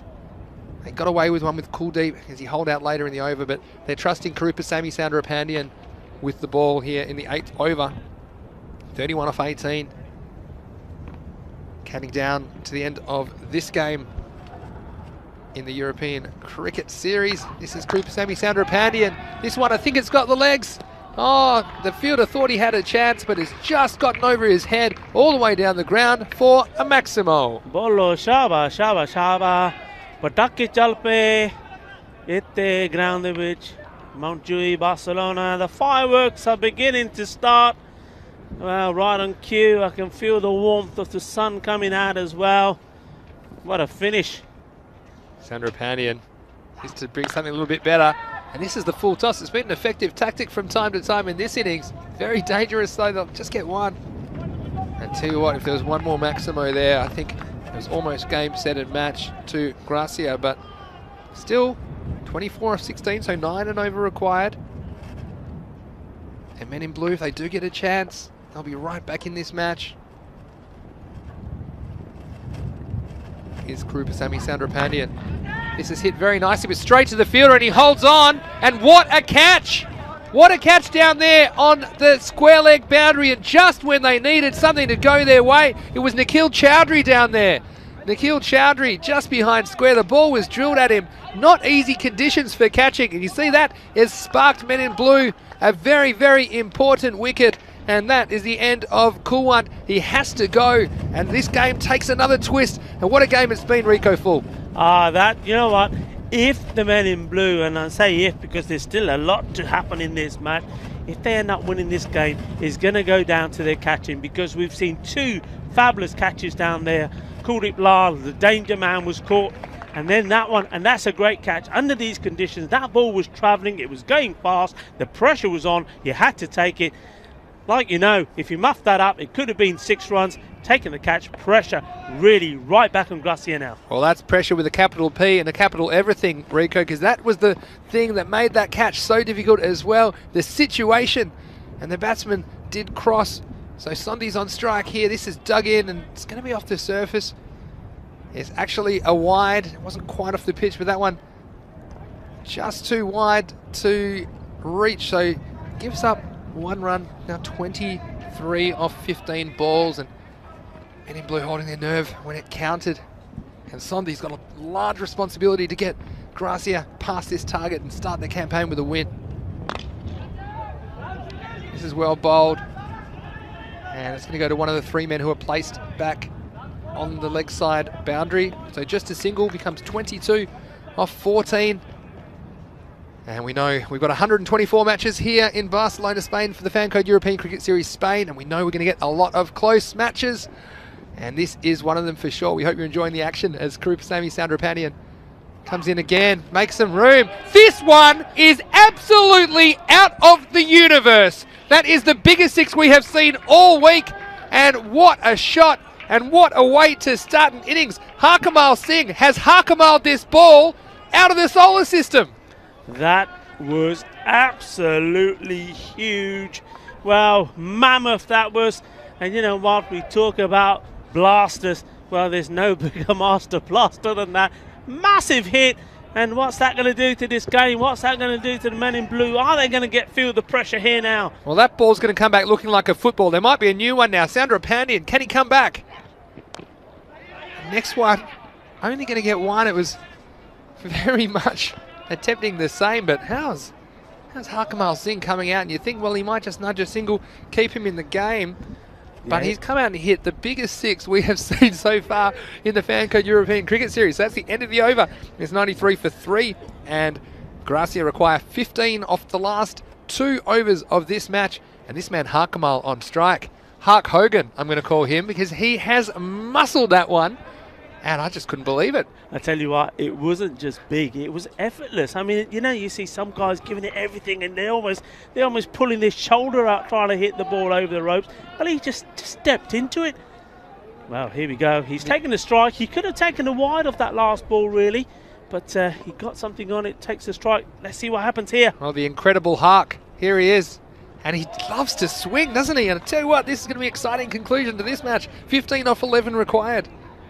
What do you like better, Hark Hogan or the incredible Hark? No, the incredible Hark. The incredible Hark. Yeah. Looks like he could take 5 men to hold him down at the moment. This is going to be a big swing again. Shanky. I can tell. Shanky with the ball in hand. Oh, does he ever? And he's just got an inside edge down onto his pad. It'll just be the single. Oh, I've only seen him bat for 3 or 4 balls, Rico, but he's already my favourite player to watch at the Fan Code European Cricket Series. You know what you're going to get from Hark Hogan here. You're easily pleased, aren't you? You're easily pleased. Oh, that ball's going to need counselling if they ever find it. Vicky, 35 of 20. He's got to take him home. He's got to bring him home if they're to win this match. 14 off 10 then. Oh, and a top ball. Yeah, that one didn't get up. And again, if you're batting this situation, and this probably isn't going to be what the Hawks thinking about, but if you can score off every ball, then you're taking it down to the wire. So don't necessarily, if you can gamble and get that 6, that's great if the ball's there. Like we were talking earlier about just taking what's given to you. So given a 6 ball by all means, but you don't want to dot here because then the game could just creep back in favour of men in blue.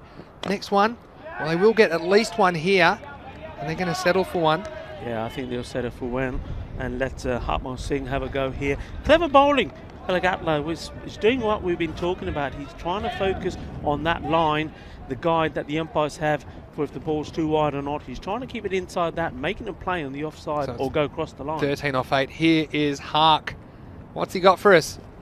Oh, he's got a big swing, but it was too wide, and Shanky has got back on that off stump, but just a little bit too wide, so it takes it back 12 off 8. Looks like we're heading for another last over finish, unless the Hark can hit a 12 off one ball, which, to be honest, is what I would have given that one that he hit. First ball that he faced, 12 off 8. Here is Shanky Kalagatla. Another wide. He's upset with himself, Kalagatla. And, Ooh, well,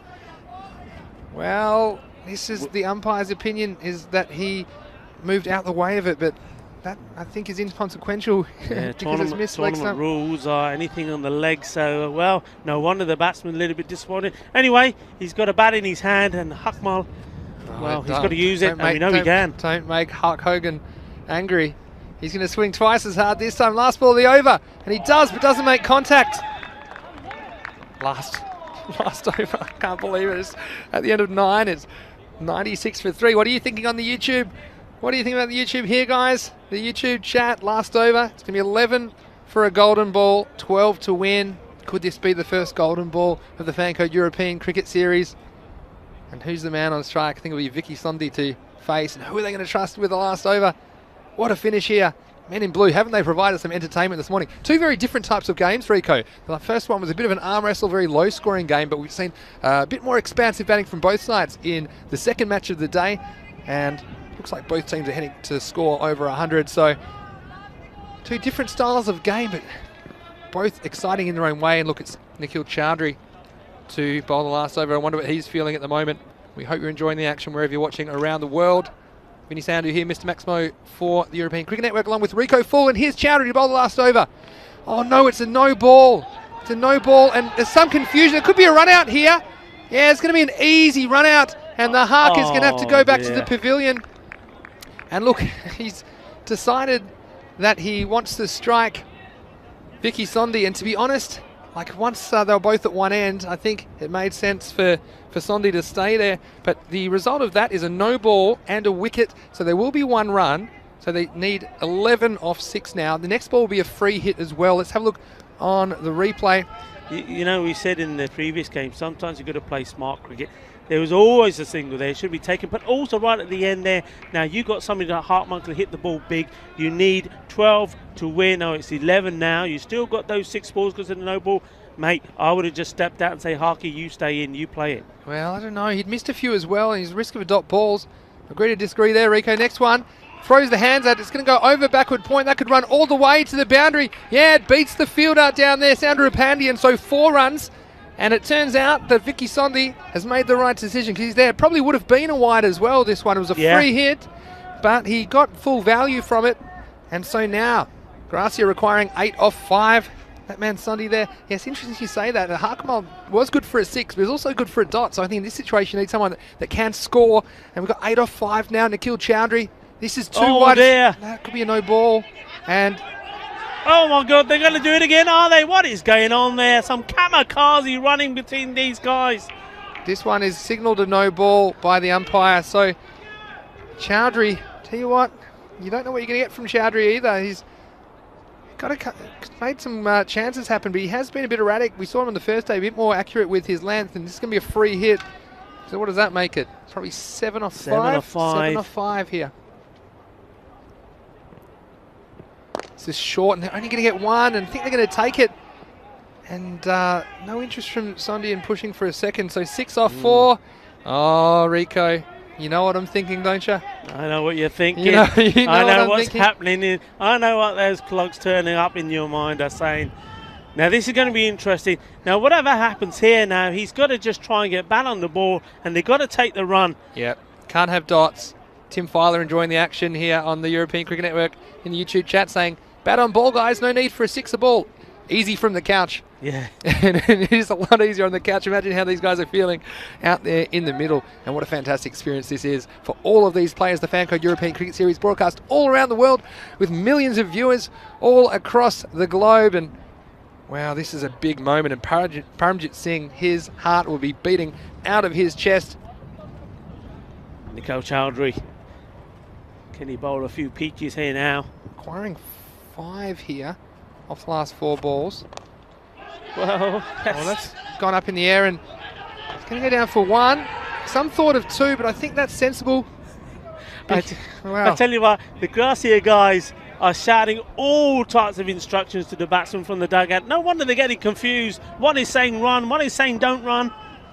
Well, where are we at now, I think? Well, according to our score card, they require 4 runs off the last 3 balls here. 4 runs off the last 3. So a boundary will do it. This is going to come down. The pressure's on the fielder there, Borika, the money man.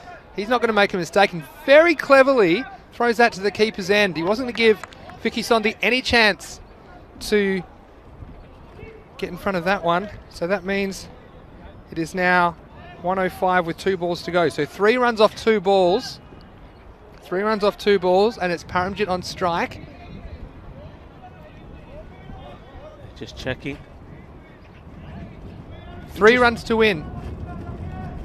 3 runs to win.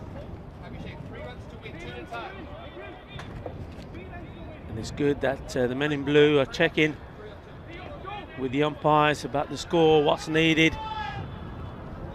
Here we go. So he doesn't want to dot here. There's a lot of pressure on him. It's Chowdhury with the ball in hand. It's a good Yorker. They'll get down for 1. Will they try for 2? Putting pressure on the fielder. They're going to come back. It's going to go to the keeper's end. And there's going to be a run out. So they'll get 1. And that sets this up for a blockbuster finish. And it was a good bit of fielding there from Harpreet. And I think, look, they did have to go for it. They had every chance. But they ran into each other. Look at that. That was terrible running. Did not notice Absolutely that. terrible running. And great work by the keeper just to compose himself in. Look at this. They went for it and bang. I don't think he would have made it anyway, to be honest. And again, it was clever because that non-striker gets a bit of a head start. So it's a longer throw for the outfielder. If they can get that ball to the keeper, it's very difficult. And this is going to be a huge moment here with 2 required off the last ball for victory. So 1 to win. 1 to win. Sorry, 1 to tie, 2 to win. So 1 will be a golden ball, 2 to win. As we see the new batsman coming out, and geez, what a moment for the new batsman here. They've surely got to bring everybody in here, surely. Well, I don't everybody know, in also, round. well, I mean, there's a man right down there on the boundary. He's got to be in. You can take a golden ball as well here, because 1 is a golden ball. You can't let him get a 2. 1 to tie, 2 to win. He's missed it. They've got to go. They've got to go. Oh, and he's fumbled it. And he's going to get it. He's going to get it. The match is tied. We're heading for a golden ball. And the keeper, unfortunately, fumbling, and we're going to have a blockbuster finish here in this game. What is this, game 12? I don't even know what game it is anymore. Game 12. Game 12, our first golden ball. The scores are locked at 107. 107. And we're going to have our first golden ball tiebreaker of the Fancode European Cricket Series for 2021. Gracia versus Men in Blue. Now, as I gather my breath, I'll talk you through the golden ball, of course. As we see, I'm not sure if we'll get a replay of that last ball, but the keeper just couldn't find his feet. He looked like like the drunk staggering out of the bar at 3 o'clock in the morning, didn't he? Not that any of them are open at the moment in Barcelona, but you got to have a look at feel sorry this. for Look, the he's just captain fumbled here. it, and all he had to do was pick it up, and he didn't. Yeah, you got to feel for him too. There it is. Look, and when he went to pick it up, even though the ball was right there, it just slipped out of his hands, and he had his eyes on where it had to go, and this is the pressure, and this is why they had to go for the run, didn't they? But all they had to do was pick it up. We are heading for a golden ball. And the rules of the golden ball, if you're new, and look at Chowdhury there. Can't believe it. Cannot believe it. And he knows, has a sense of humour about it. Could have been worse. Could have disappeared out of the stadium, but Sanjeev Of course, he knew all he had to do was gather that clean. He had a couple of chances, but the captain couldn't grab it, and we've seen that happen, and that's what pressure does. And Men in Blue, most of the time, they've held their nerve under the pressure, but that was one occasion where they haven't. So now we have a golden ball situation. Now, Rico, for some of our viewers that might be new, this is something that is unique to the Fan Code European Cricket Series. And in the golden ball, which is what happens if the scores are tied at the end of regulation time, then the batting team will come and they will face one additional legal delivery. And it's very simple. Anyone can face it as long as they haven't been out in the inning. So I think it'll probably be Vicky Sondhi who will be on strike. And Vicky Sondhi is likely to bat for Gracia. And any bowler can bowl it from the Men in Blue team, so they can choose any player. And I don't know who you'd bowl, perhaps Borica. He'd probably be my pick. So the rules are as such. If the batting team can score 2 runs off this ball, then the batting team will win. If they fail to score 2 runs, then the fielding team will win. So if they score 1 or they don't score at all, then the fielding team will win. So it's as simple as that, folks. Wherever you're watching around the world, this is golden ball drama at the Fan Code European Cricket Series. And it looks like it will be Borica to bowl the golden ball. Let's see if the money man can deliver. The money man to deliver the gold, the pot of gold. Men in Blue would love to have 2 wins out of 2. Now, there's a few things that can happen here. If the ball goes to an outfielder, you know they're trying for 2. So the outfielder has to keep their composure and make the run out. If the ball goes in the air, of course, if there's a wicket, then that will be the game for the fielding team. So lots and lots of pressure. They do get 5 outfielders. They've decided to go 2 deep on the leg side. They've got a long off. They've got a deep point. And it looks like they've got an extra man they can push back, and they are pushing. It looks like a Harpreet Singh there, but the outfielders, they don't want to be too deep here because they don't want to let them get a 2. They need to be on the move. Okay, here's the golden ball, 2 to win. It's Borica steaming in.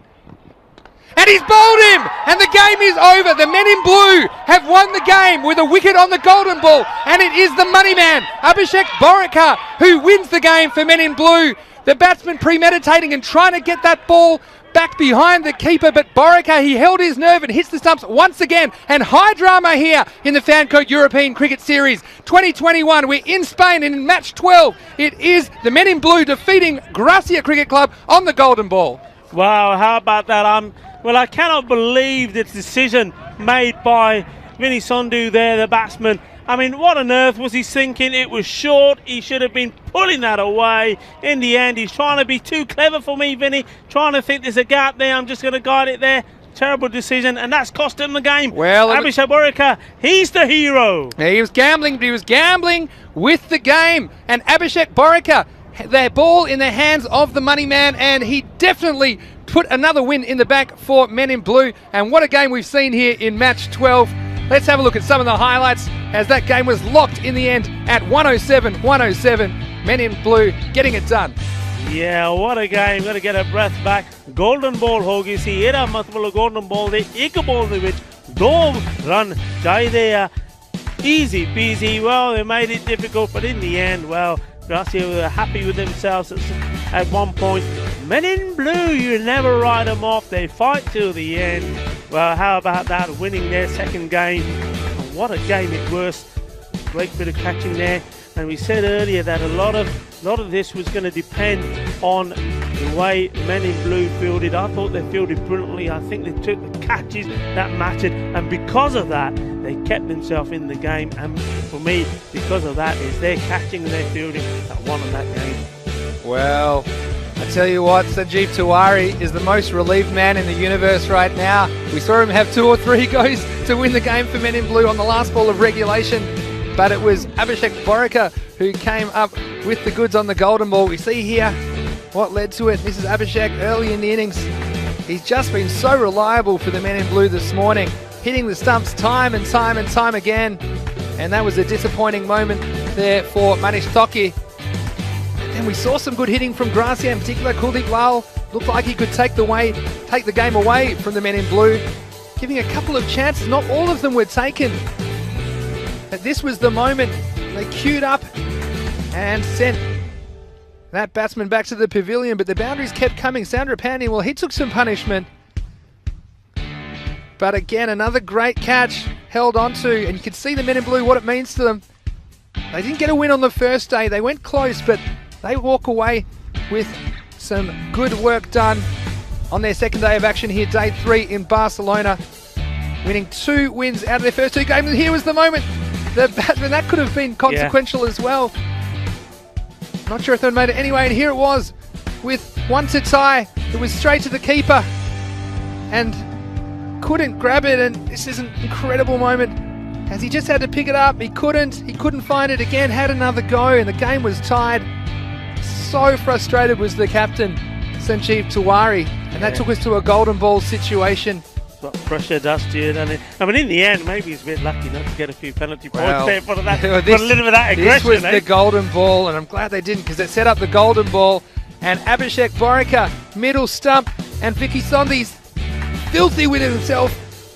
But he took it on, didn't get it, and unfortunately it meant that Gracia come away with no points from their opening fixture in day 3 action. And Borika, wasn't he happy about it? And weren't we excited about it up here in the commentary box? The golden ball, I tell you what, might be a little bit biased with the golden ball, but it is a very exciting way to finish a match, and it's nice to see the fielding team get one back. Yeah, I was going to say, it's a lot of people out there that think that this golden ball is all about the batting side, but I tell you what, it proves there, if you keep your cool, if you keep your composure, it's anybody's game. That's right, and coming up shortly on the European Cricket Network, we have match 3 of the day. It's match 13 of the fan code ECS Spain-Barcelona. It's going to be Bengali returning to the stage against 11 Stars. Bengali, of course, won the only 2 games on Monday that were completed, and they topped the table at that stage with a 2-0 record. They'll be relying on Omar Ali and Mosharraf Hussain up the top of the order. Shafiqur Rahman had a very good day on Monday as well, so you can see the dream 11 points that they've accumulated so far. Omar Ali, he's a good young player, probably underperformed a bit on day 1, but I'm expecting him to come back very big on day 2 with the bat and ball. Well, 11 Stars, they did very well to hold Men in Blue to 63, but they couldn't chase it down, showing a few nerves, but I also liked some of their bowling options. Umar Riaz, Ali Ahmed, they impressed me with the ball in hand. Also, Amir Sohail had very safe hands in the field, held on to a couple of catches. Tanvir Shah at the top of the order. He went for a golden duck in the first game, but there's big raps on him, so watch out for Tanvir Shah to come back strong in this game, match 13 of the ECS Spain-Barcelona.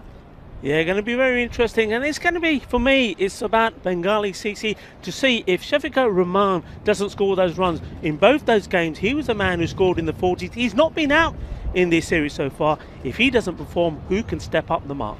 Yes, Rico, well, there was a heart stopper there in match 12, and that's just a taste of what's to come here in Barcelona with 124 matches of exciting T10 cricket. This is the fan code European Cricket Series Barcelona. It's great to be here in Spain with you, Rico. This is Mr. Maximo, Vinny Sand with European Cricket Network. We will see you in about 10 minutes for the introduction to match 13. You're watching the European Cricket Network.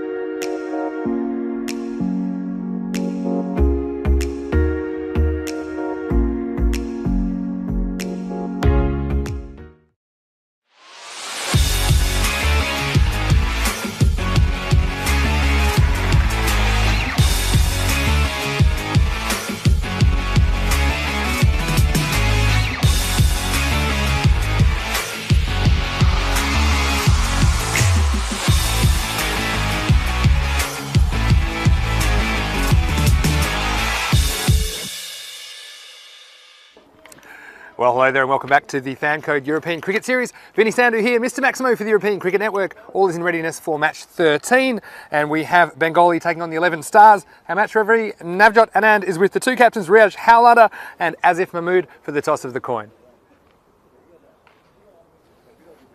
As is the call.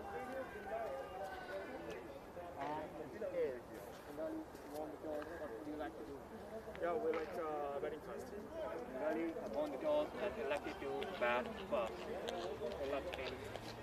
And you can see there the Bengali captain, Riaj Howlada. They'll be very keen to pick up where they left off on Monday. In fact, they won the only 2 completed matches, so they sit at the top of Group A at the moment. And they'll be relying on their opening pair, most likely Omar Ali and Mosraf Hussain, to get them off to a good start. He told me he wanted to bat first because he thought he could get the runs on the board and put some scoreboard pressure on an inexperienced 11 Stars lineup. Well, the 11 Stars, they couldn't quite get the job done in their first match of the day, going down by 11 runs to the men in blue, but their captain Asif Mahmood told me before the toss that he thinks they will bat a lot better, and he does expect some big runs out of Tanveer Shah. Unfortunately made a golden duck in their first appearance, but he hopes that he can make a few more this time and get the 11 Stars their first win in the Fan Code European Cricket Series. Over to you, Rico, as we get ready for the first ball.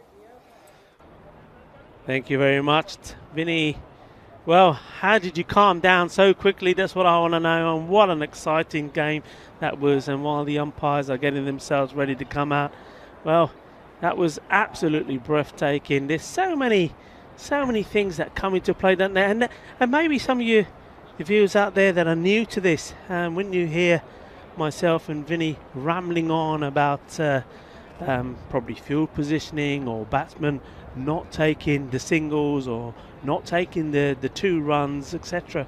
Well, now you know why all of those things are so important in this T10 format. Well, I suppose in any format of the game, but in T10 especially, it's all, you know, action-packed games. These are, anything can happen, and every run makes a difference. And you saw there in that game, the game tied on 107, and in the end it was the men in blue that held their nerve. I mean, who better than Abhishek Barak to bowl the ball? Well, you're seeing the fantasy dashboard coming up there for this game.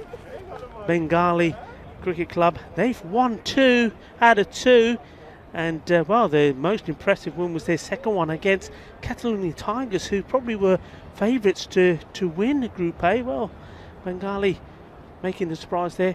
The 11 Stars, well, they've made their debut this morning. Well, they know what it's like now to be playing in this European Cricket Series, and they've been asked to bat again. That's a good decision made by the Bengali Cricket Club captain, and I think that's all about knowing that the Stars were not at their best with the bat first time round, and putting the pressure on them straight away. And we've got Vinny coming back into the commentary box. Vinny, this is going to be an interesting game. Are the Stars going to be able to raise their game? Yes, well, I've just taken all of my all my 10 or so minutes off to just try and take some deep breaths and calm myself down. My watch was telling me to breathe at the end of that game, because what a game it was, the end of match 12. We saw the first golden ball of 2021, and the money man Abhishek Barak cleaning up the game, cleaning up the stumps for the men in blue.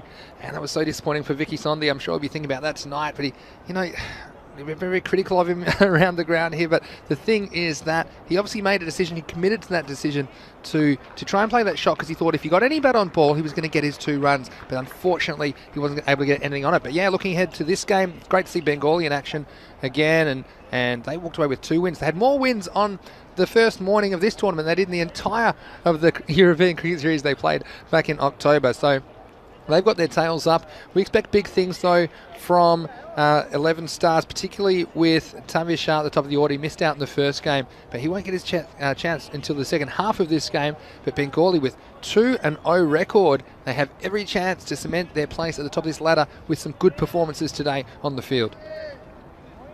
Yeah, so we're getting ready to start here. The sun has finally broken through, and well, what a difference that makes. All of a sudden, yes, we are in Spain. Yes, we are in Barcelona, because the sun is out, and all of a sudden everybody is a lot happier. Nobody's rubbing their hands anymore, and we're getting ready to start this match. Tanveer Iqbal, Abdul Khan, the umpires.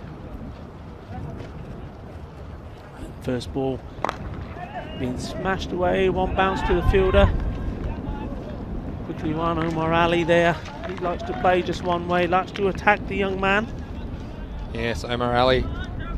Still quite inexperienced, but he's very talented, and it's a matter of time until he makes some big runs. Zubair Ahmed, the bowler. Quite risky. Asking the question for LB. It's a little bit of bad on that. The umpire agrees, no signal. Now, the Stars, they're going to be positive. Oh no, he's changed his mind. Yes, give him the leg by. There you go. The Stars, they did very well in the field. I think they were excellent. Kept the pressure on the men in blue in their first game. So they're just going to keep much of the same in that department. It's the batting they need to work on. And I'm sure they've, in the time that they've had to regroup and have the discussion, they've come up with a plan the same way the men in blue did as well, and got their batting much more improved. Yeah, so 11 Stars, they'll definitely be better for the run after the first game. Seeing this ball pushed out to the offside just for a single, but yeah, Rico, there's no substitute for experience, is there? No. And we've seen Bengali, they've been telling me between matches how they were disappointed, of course, with only one win in their previous series and finishing towards the bottom of the ladder. And they've worked very hard through the winter on their cricket skills to get ready for this tournament. Oh, that's a lovely shot. Ow! All the way over. 6 runs, 6 carreras. Así me gusta, eh. Este chico está muy fuerte, muy joven también. Tiene una muy bien futuro. 6 carreras. Yeah, there was good footwork.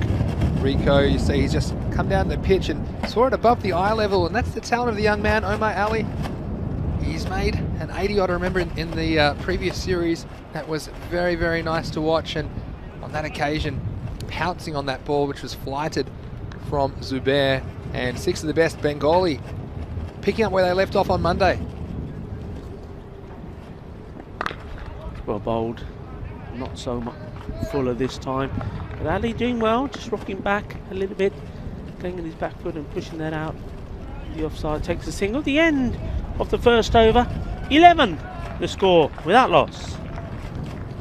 Yes, Zubair, not the worst first over there.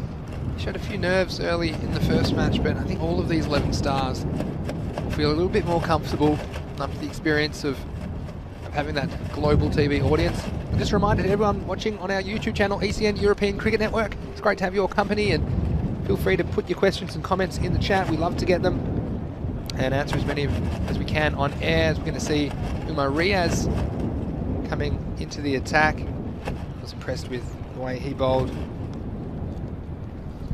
in the first game. Riaz to Ali. And Ali does well. He's quite confident young man. Yeah, and we'll see him with the ball as well, Rico.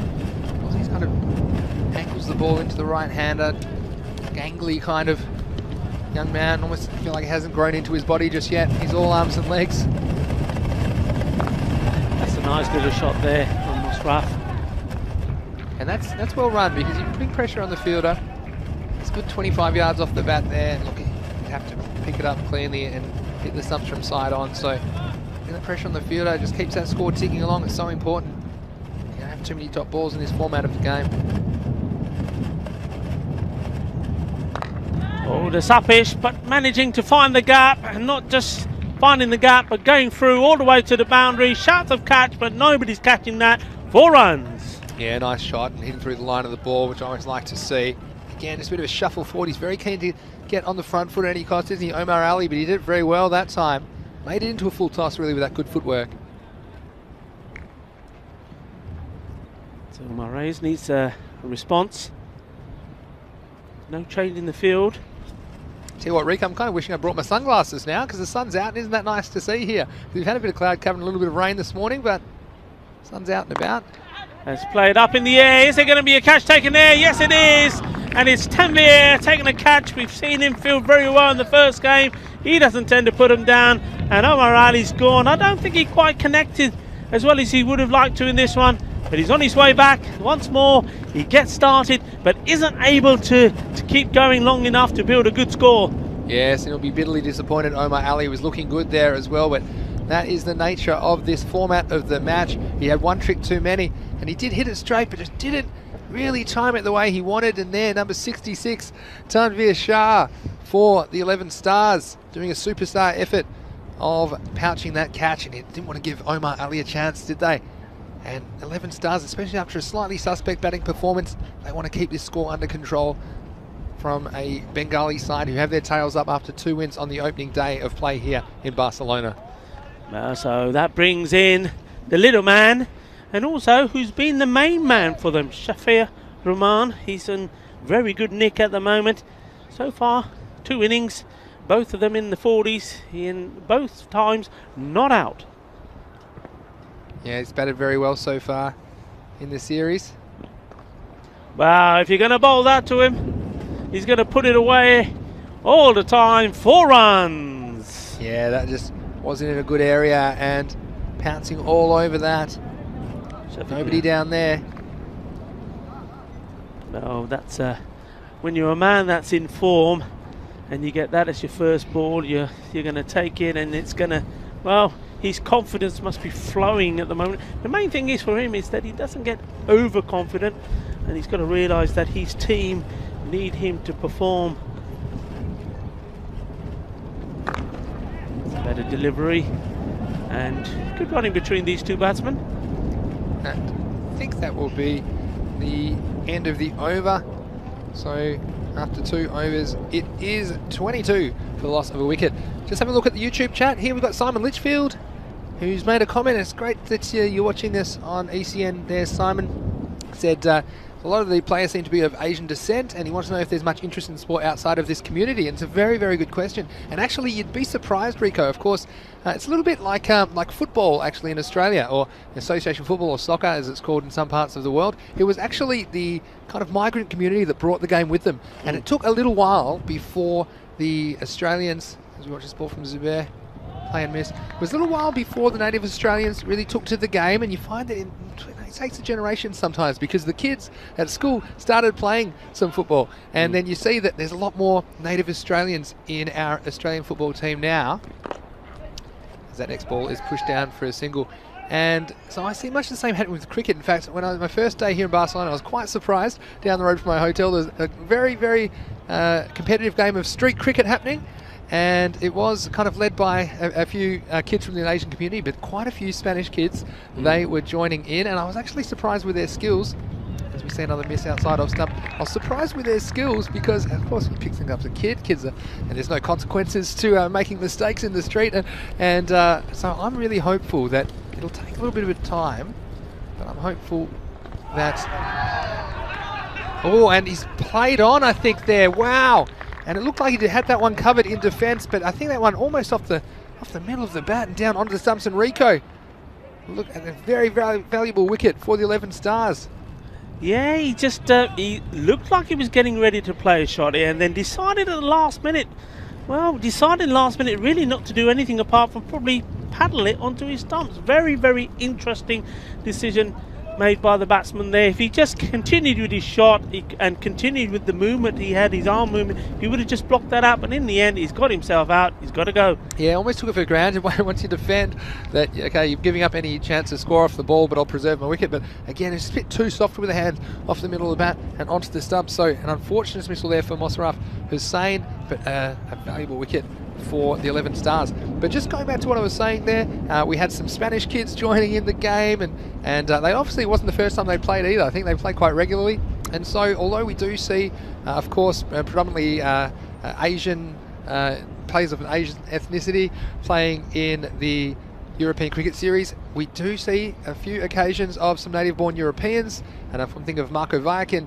in Estonia, and there's plenty of other examples, and we've had some good players. Paolo Bucciamazza is another one comes to mind, and we've had some good fast bowlers from Italy as well. So it's one of these things that's gradual, and with the European Cricket Project, as we see Zubair coming in again, he's pushed away for a single, And it's one thing with this whole European cricket project, it's not something that we expect that in a year, for example, that everyone of a native-born European ancestry is going to get involved in the game. But it's one of the things over time, you see it being played more in schools, and people love the game. And of course, get into it as kids, then they're more likely to be able to join a club. And they do have these structures set up with all these cricket clubs for the players of tomorrow to enjoy the game and continue their cricket careers.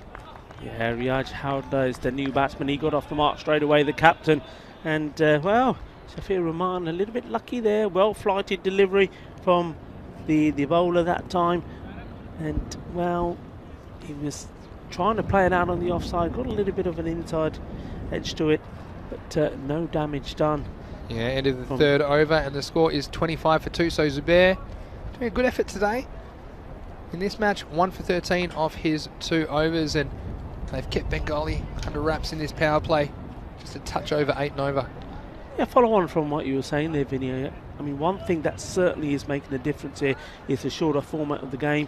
I mean, I've been in Spain a long, long time, and it's always very difficult to explain to the Spanish nationals the game of cricket, because up until now, it's always been a game that's too long. And the Spanish always, you talk to a Spanish person about cricket, and one thing, those that know what the game is will say, oh yeah, that's the game where you stop and you have tea and you have lunch, etc., etc.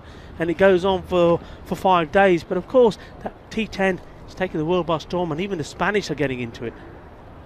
Yeah, it's great to see. See that first ball played there down towards the legs. But yeah, so I think this shorter format of the game, it's easier to explain, it's easier to watch, it's exciting to watch this frenzy of explosive and action-packed cricket, as I like to say. And yeah, it's getting the Spanish involved, and also the national team captain is also Spanish. Yeah, that is great, isn't it? That they do have a Spanish player as the captain. As this next ball is carved away, it's gone all the way for a Maximo. Rico, what a shot that was! That's an amazing strike from the little man, and well, Shafir Rahman just going to show the sort of form he's in. A little bit of whip, and he capitalised on that straight away from Ali Ahmed. Ali Ahmed has got to get in a little bit closer to him. In he comes. What's the reply going to be? Continues to do what he did before, coming round the wicket. That's a better delivery, but it's an even better shot. Balle, balle, balle.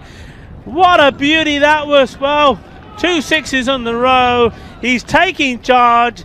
Dole bhi baj gayi, patake bhi chal pe. Say shaka, shaka, shaka. Wow, what a shot that was in Bengali. Just see the confidence that a couple of wins brings, and has an excellent shot straight down the ground, and something to think about for Ali Ahmed. Flicks this one away. Takes a single, clever batting.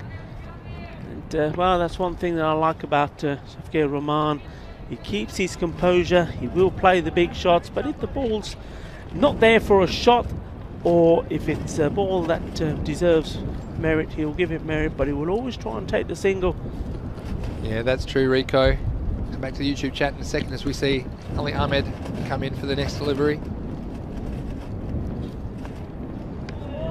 It's a little bit too wide, and the ball's given wide. And just to finish on that subject before we go to more, it's also nice to see the ICC also supporting the European countries with developing the game and getting the nationals in the country to play the game. A lot of initiatives for schools to take part in as well. So well done as well to the ICC for having to develop the game in Europe. He's Howdler being made to rush there, and just as well, he was really just in casual sort of autopilot there, and then all of a sudden had to go up a gear to try and scramble in, and with the ball being directed as well, just as well he's did. Yes, and don't take anything for granted there between the wickets. We've seen that already today, haven't we, here in the Fan Code European Cricket Series. Last ball of the over. Oh, great fielding by the wickets there. That saved a run, and the batsman is upset about that. But what can you do? They say to play straight, but that was a little bit too straight from Shafir Rahman at the end of the 4th over. It's 40 for 2. Just heading back to the YouTube chat, Rico, and we had someone asking where my hotel is, and we're on Parallel, actually, down by the waterfront. So feel free. I think on Saturday we're challenging the kids with some of the ECN team, Rico. We might have to get you You're a bit of a decent bowler, aren't you? What do you bowl? Can we get you in? I'll tell you what, these kids, they were competitive. Yeah. Anyway, and look, it took me to get to about 200 or 250 before they really kind of beat the enthusiasm out of them. So I don't know if they'll keep playing, but you never know.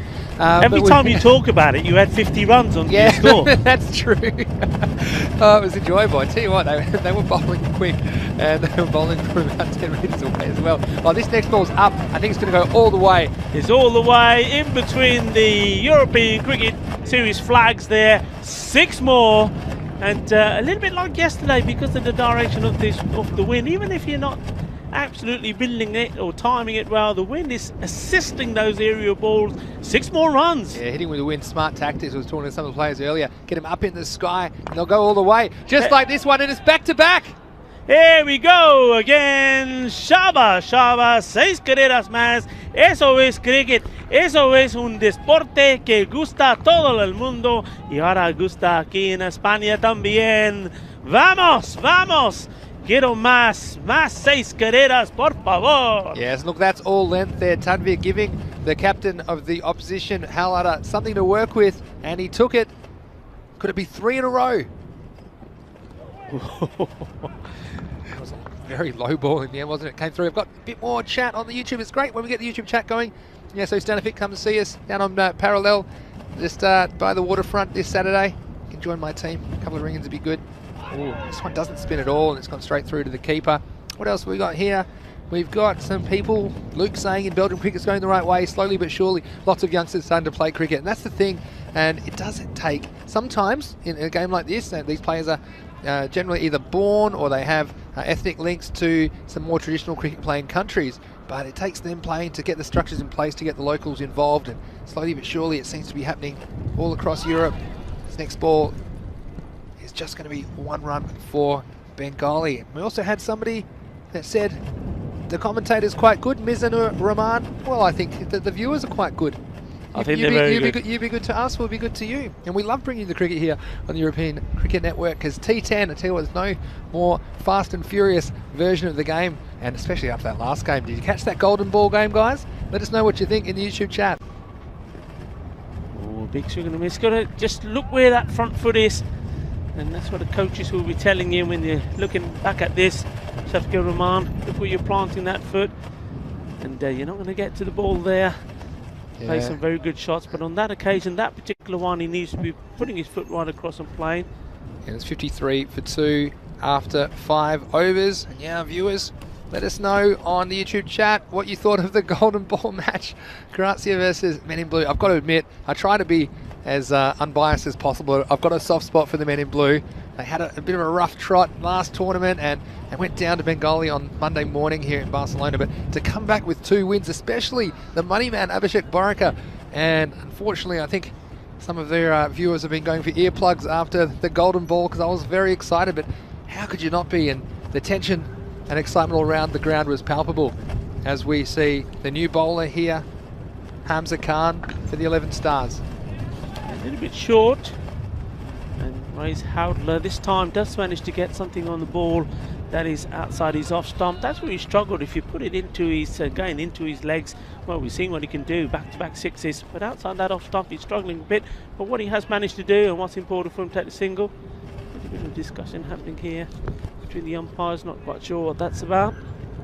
Yeah, it's just ready for play now, as this is Hamza Khan.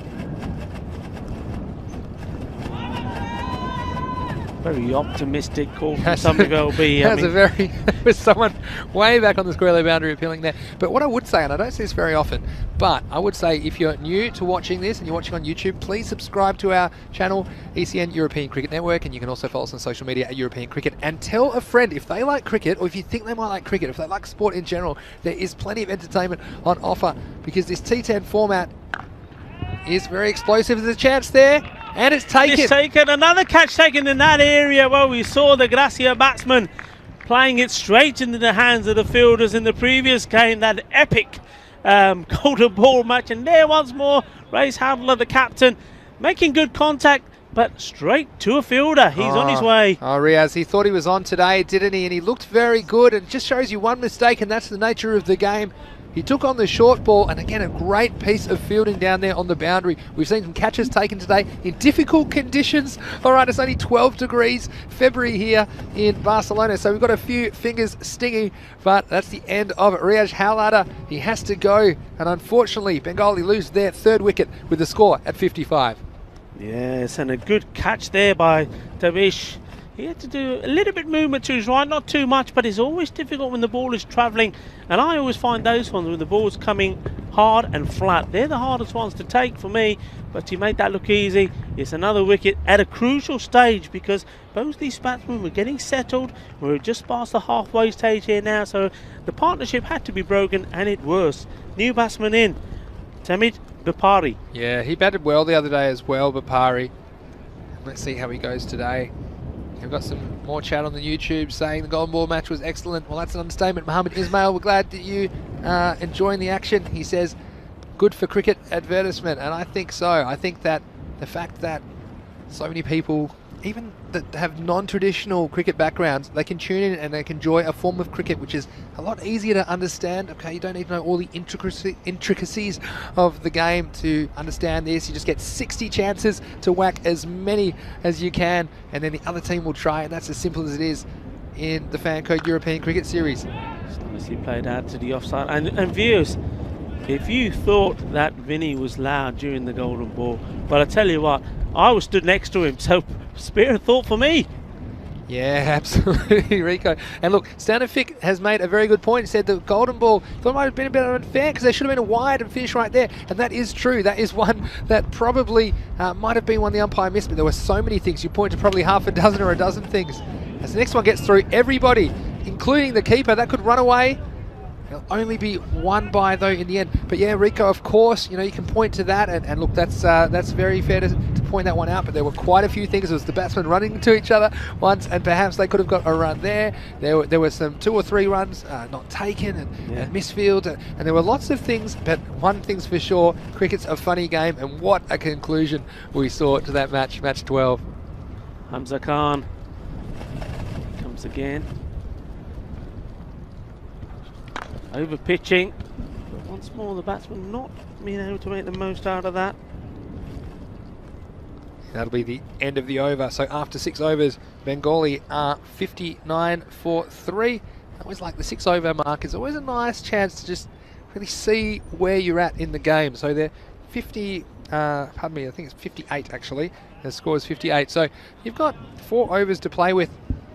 And I think you think 10 and over here, well, they'll get you to 98. I think 100 batting first is something that you'd be aiming for. It's a nice little target. And I think against this 11 stars lineup, though, it's important you get as many as you can because they weren't even able to get out of the 50s chasing a low target. Yeah. But they didn't really bat with too much freedom. They lost Tanvir early in that chase, and knowing they were only chasing a little target, they were a little bit careful and kind of came back to get them in the end. So I do think this 11 stars are a bit more capable in the bat than they showed in the first match. They'll be a bit more settled, so I do think you want kind of 80 plus on the board.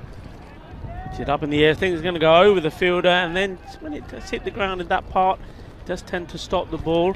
So it's a nice shot, really nice shot for one of them. Bapari's done well there. He's given the strike now to the batsman that's in form, Shafiqur Rahman.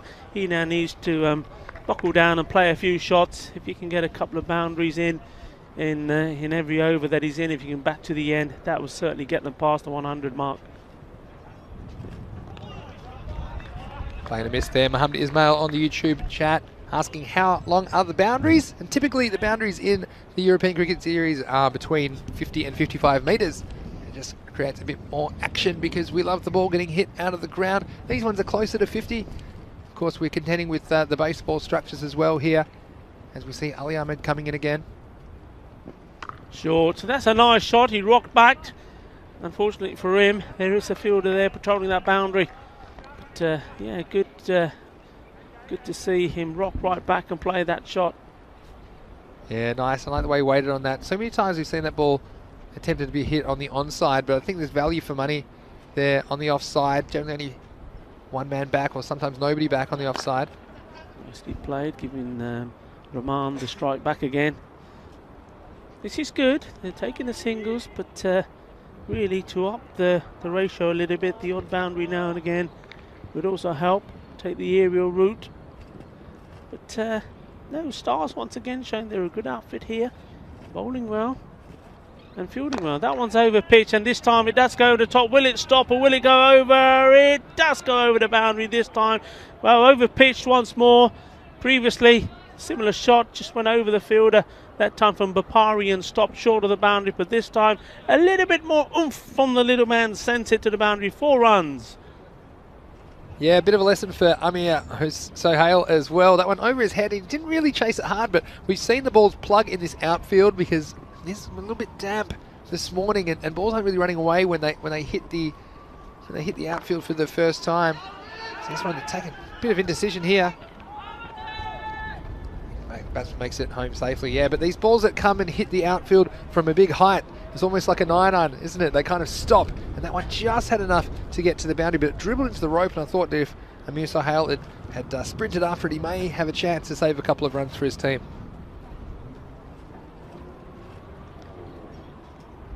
Luke Belgium saying he thinks Bengali are on top. If they get to 100, I think that they will win. Very good observation, Luke. And let us know what you think if you're watching on our YouTube channel, ECN European Cricket Network. It's always great to have some conversations in the chat. Let us know where you're watching from as well around the world. So fantastic viewers across Europe, but also all across the world can enjoy this Fancode European Cricket Series through the magic of the internet and of course on Fancode in India. Hamza Khan back onto bowls. Start of the 8th over. 67 now. I think this is reasonably good bowling as well. He's trying to get up there in the block hole. And seeing this round the wicket tactic has been employed by quite a few bowlers in this series. It's interesting to see how the tactics are adopted and developed by these teams as they play more of this form of the game. Now he's back over the wicket this time. Yeah, hitting it straight, trying to find the gap. The bat not sounding too good there. It's yeah, that one wasn't off the middle, I don't think, but it's all timing. Let's have a look at it. Yeah, it just didn't get the time right. But the bowling's been good, and that's one thing the Stars have done majority of the time. They've always got the ball in the right areas. Every now and again they let themselves down with the full tosses. That one's short, and he's put that one away. There is a man out there, but he's not going to get to it.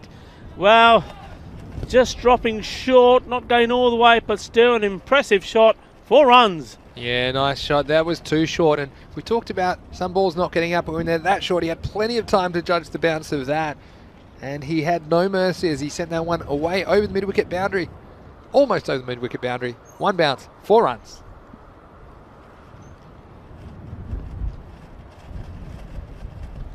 South Africa Rahman.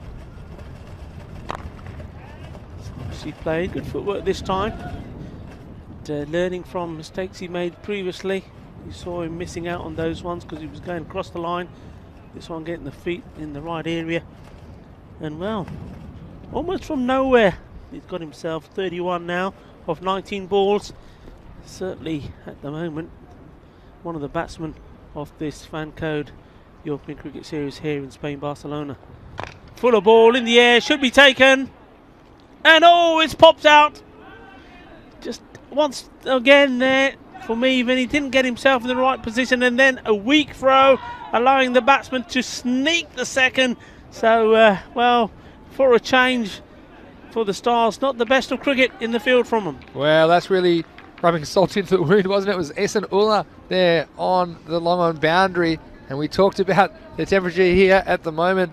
It's just 12 degrees in Barcelona. He had the hands down. He did well to stay down over it, but it just bounced straight off his palms and then give away an extra run with the overthrow. So a bit of a let off there for Bengali CC, and the 11 Stars they'll be upset to let that one get away, because that would have been a big wicket and potentially could have saved them, 10 to 15 runs, which could be crucial in the final outcome of this game. Yeah, absolutely. Well, Hamza Khan, can he hit right back? He'll be feeling he should have had the batsman back in the dugout here. In he comes.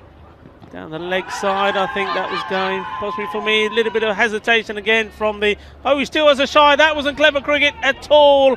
Well, he had time to have a look and see where the batsman was. Has he got him second time? Yes, well, it had to be a direct hit. All happening there First the LBW peel and then the shy of the stunts, which I thought was probably not a good idea. But thankfully there was some backing up, and thankfully the guy backing up was able to knock him over with a direct hit. So after all that excitement, 1 run. Well, 76 for 4 after 8 overs, and it was the man Shafiqur Rahman who was out of his crease there. And you saw here, look, I think it was smart for them to go for it. It's very rare you expect a direct hit from that kind of area, but it was a good decision from the umpire, pretty tight one. And I tell you what, Shafiqur Rahman did not like getting out, did not look like getting out any other way. So a nice bit of fielding, making up for the error earlier in the over, and that's just the kind of thing that could spark the 11 Stars into a strong finish here with 2 overs to go. The game is in a very, very interesting situation at the moment. Yeah, Shafiqur Rahman then, when you see that replay, he had a long way to run from. He was well inside his crease, and because he didn't have a start as well, he was almost stationary in the blocks, so he had to get started, and it was always going to be difficult for him to get there. So a direct hit was going to he was always going to struggle. Yeah, in the end, you know what I like about it? It was unselfish cricket, though. You know, he knew there was a risk to taking that run, but more often than not, the percentages would say you go for the run. Perhaps he's maybe a 10 to 20% chance of hitting the wickets from there, but not even that probably. So the fact that he went for the extra run and he did risk his wicket, unfortunately went out this time, but good unselfish play from the keeper. Yeah, good work though from Ali Ahmed to get the run out. Short ball to the left-hander, whips it away to the man at square leg, deep square leg, takes the single. Yeah, so this looks like Siddiqui, who's come out, Alauddin Siddiqui. And only 11 balls left now. 77 the score.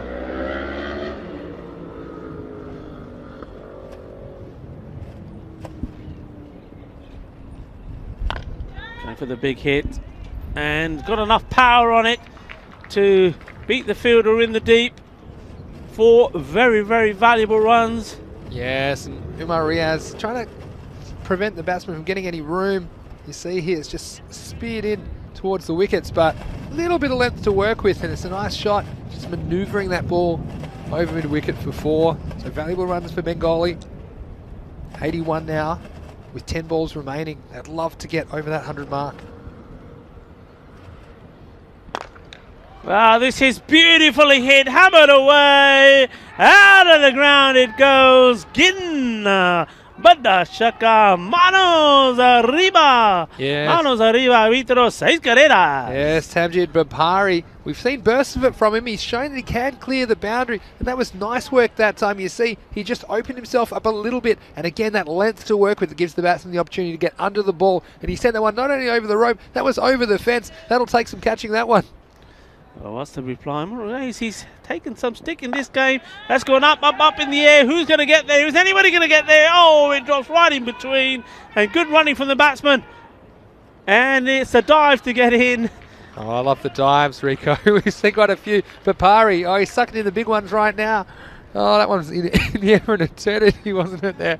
But so you see here, just gave him the opportunity to come back in the fielder. Well, didn't want to go for the classic catch. He just waited for it to bounce, threw it in, and good throw. Might have had him in trouble here, you see, but didn't quite get the power on it. And Bapari, the commitment from the man, number 18 for Bengali, getting in 2 runs. We haven't seen many 2s, but there was one of them, and valuable runs again for Bengali. Missing out on this one, but Bapari's done well. I mean, he's played a good supporting role while Shafiqur Rahman was there, and as soon as Rahman's out, he's now stepped up the mark and taken charge of putting a good score on the board here. Yeah, and I think it's going to be a very interesting run chase here for the 11 Stars. Of course, we didn't see too much of Tanvir Shah. Big raps on him. We'll see him at the top of the order, probably to open with Tabish Kakus again. Here is the final ball of the 9th over. And that's well hit, and that's going to go all the way for 4 runs. When it goes to that part of the ground, it races away 4 more, and what a good over that's been for them now. Yeah, important runs, Rico, and again, it was just too much leg stump. Umar Riaz, he's a talented youngster, but just needed to get on the off stump there and force a different stroke, just giving the batsman a free swing of the arms and able to get enough, wouldn't it, to take that down past backward square leg for 4. Yeah, Bengali looking good here. scored 86 in their very first game against the Men in Blue and were able to defend it, and then chased 107 to win against the Catalonia Tigers. And here, batting very well again and looking to set a good target. Well, let's see where they get to in the end. Well, this is straight, was it? If it was, he's going to find himself in trouble. I think that one might have just been sliding down the leg side, leg by call by the umpire. This is the man we just mentioned, Tanveer Shah, bowling the last over, but I'm sure that we'll see him at the top of the order. And Rico got very excited there, but if you were giving that one out, then I'm reviewing it. Rico? Normally you're the one that would be calling for it. Ben, Anything hits the pad, you want to put the finger up it. They call you trigger, don't they? Trigger. Very fair. This is missed by everybody, and they're going to get a run, and they're edging towards this 100 mark. But I think it's all set up here. 11 stars. We've seen some big comebacks in this tournament already, haven't we? Men in Blue going down in their first match, coming back and winning their next two. So 11 stars. They were disappointed not to be able to chase the 64 required for victory in the first match today, but they have every opportunity to pick up a win here. This middle of the road target from Bengali in the third match of the day. Yeah, missing out here from Bengali. I think Tanveer Shah is just tossing them up there, bowling a few pies, I think. And that last one, a full toss, not being able to put it away. Pari's got to do it here. He's going to try, and he launches it. And it's gone all the way over. 6 runs. That's what they need from him.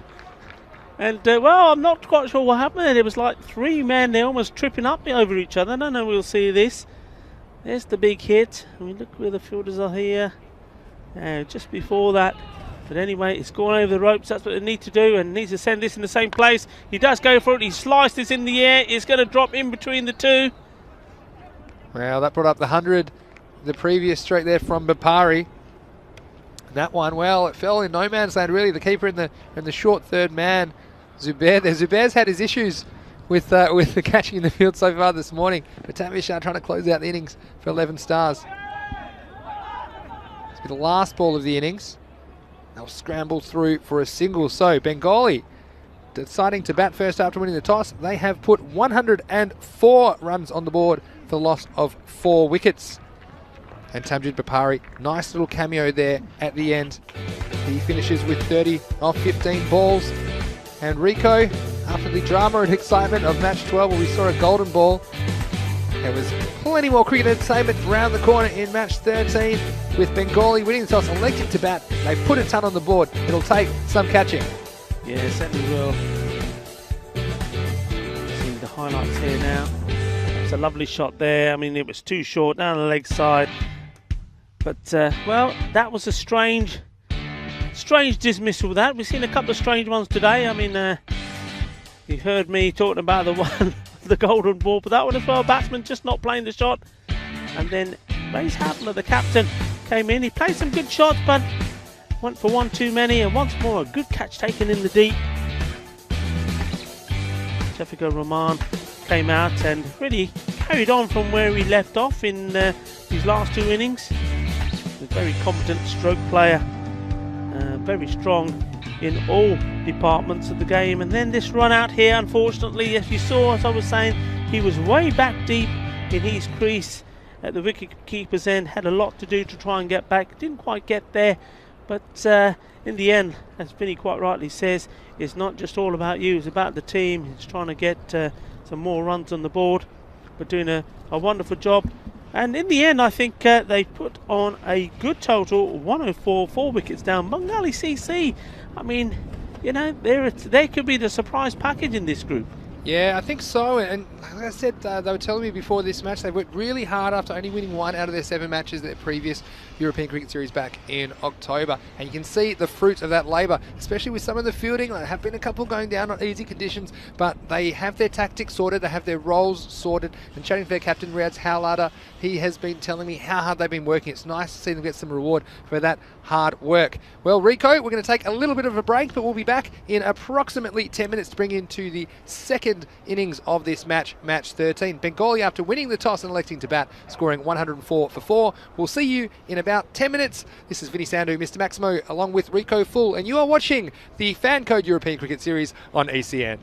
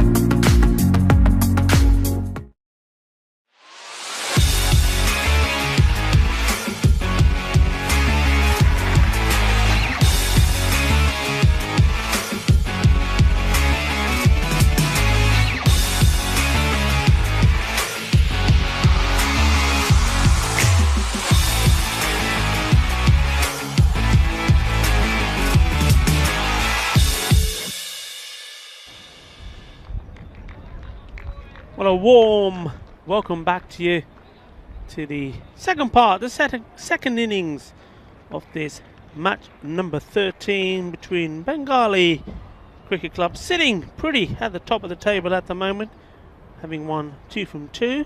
Well, they're playing against the XL Stars, who have played one game and lost that one earlier today, and they are coming into bat and needing to score 105 runs to win this game. The umpires are in their position.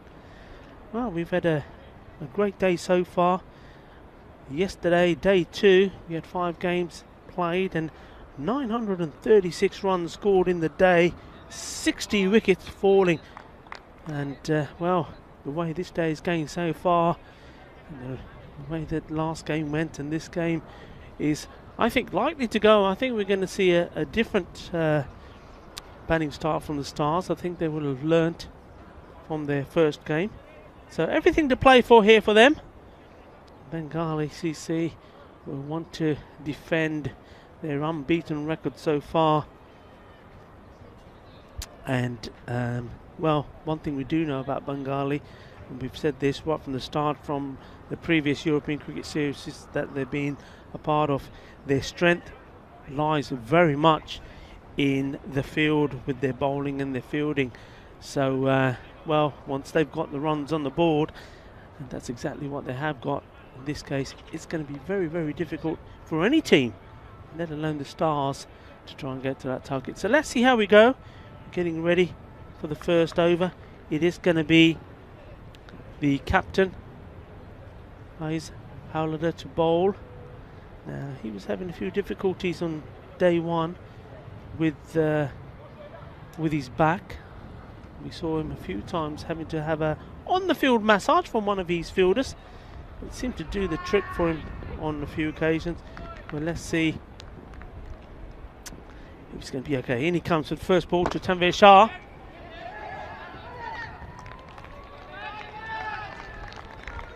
Good start. And as you would imagine, a lot of positive noise coming from Bengali CC straight away. They do support each other very well, very vocal in the field when they're out there. The captain bowling, Faiz Howlader. Hard taskmaster, that's a good ball, and well, you saw that coming from the moment it left his hand. Chakde Fatte style, the castle has been broken, and he's on his way back. The first wicket goes, and it's the first ball for Amir, I think. Is that Amir, or is there still Tanvir there? Just double check for you. No, it is. It's the second ball from Tanvir Shah, gone for a duck. There was no run taken from the first. He's on his way. Yes, well, just rush back over here. And every time I do, Rico, there is some action. And Tanvir Shah, he is their number 1 batsman. And I tell you what, he has made a second duck of the day. I think he might have only faced 3 balls for the day, and twice he's had his furniture disturbed. So Bengali CC, wow, what a start for them. And the captain leading from the front, Faiz Howlader. Yeah, I mean, that seems to be the key for Tanvir. Get the ball full and straight, and he plays all round it. He did it again there. Well, 2 on the trot. Well, at least this time round, I suppose he'll say he lasted the ball longer than the last time. Faiz Howlader pumped up now, and he comes again. Well, ball with a thump, that's going to beat the man. A diving effort, very cautious, Kitty fielding there, but Jokka ho gaya. Too much power in that one. It's a good shot first up. 4 runs. Tabish Gwashki not messing around. He's in to have a go straight away. And I get the feeling about the Stars team, even when they play the first game, they're not afraid of playing their shots. And, well, there you go. Right on cue. They're not afraid of playing their shots. He played one straight down the ground, and this one slightly shorter, trying to tuck him up, but managing to, well, there you go, work his way around it. Good evasive action from the umpire at square leg. 4 more. Yeah, and so another one pounced on. So Howlader getting him to treatment after that early wicket. Does have the chance to come back here, get his revenge against Tabish. That's hit hard Good work with the fielder. Had to readjust. He was going to his left, saw the ball deviate, and puts a dive in. Yeah, nice bit of work there in the end from the fielder out on the square leg boundary. Does get a bit easier, I think, though, when you get on that clay. Tends to run kind of straight and true and not too many bumps, but still, ball kind of biting away from him. And Riaz Halada come around the wicket now to the left-hander. Last ball of the over. This is Hamza on strike. In he comes. Hamza did impress. And there you go. That's his shot, and that's what he impressed with.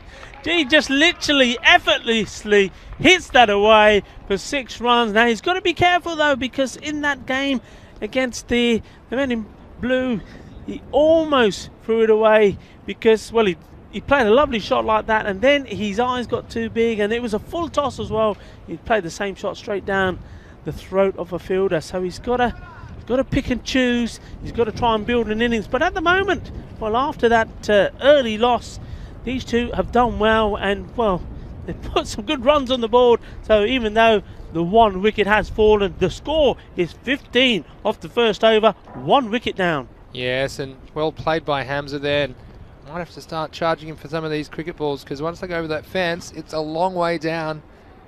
They do not have a very pleasant end to their life. For the left-handers peppering that boundary for this Montjuic Olympic ground here in Barcelona, Spain. Nice little start though for 11 Stars after the early jitters of that wicket. It's hit hard, and once more, through the gap, a splendid effort from the fielder. For a moment I thought he had it, but again just hit really, really hard. He certainly is. I think he likes clubbing, does Tarish, because when he does hit it, it stays hit. Well, there's not much clubbing going on in Barcelona at the moment because all venues are closed, but the clubbing's happening down here at the Montjuic Olympic ground in Barcelona. That one was smashed through the offside, and good placement, getting good value for his strokes.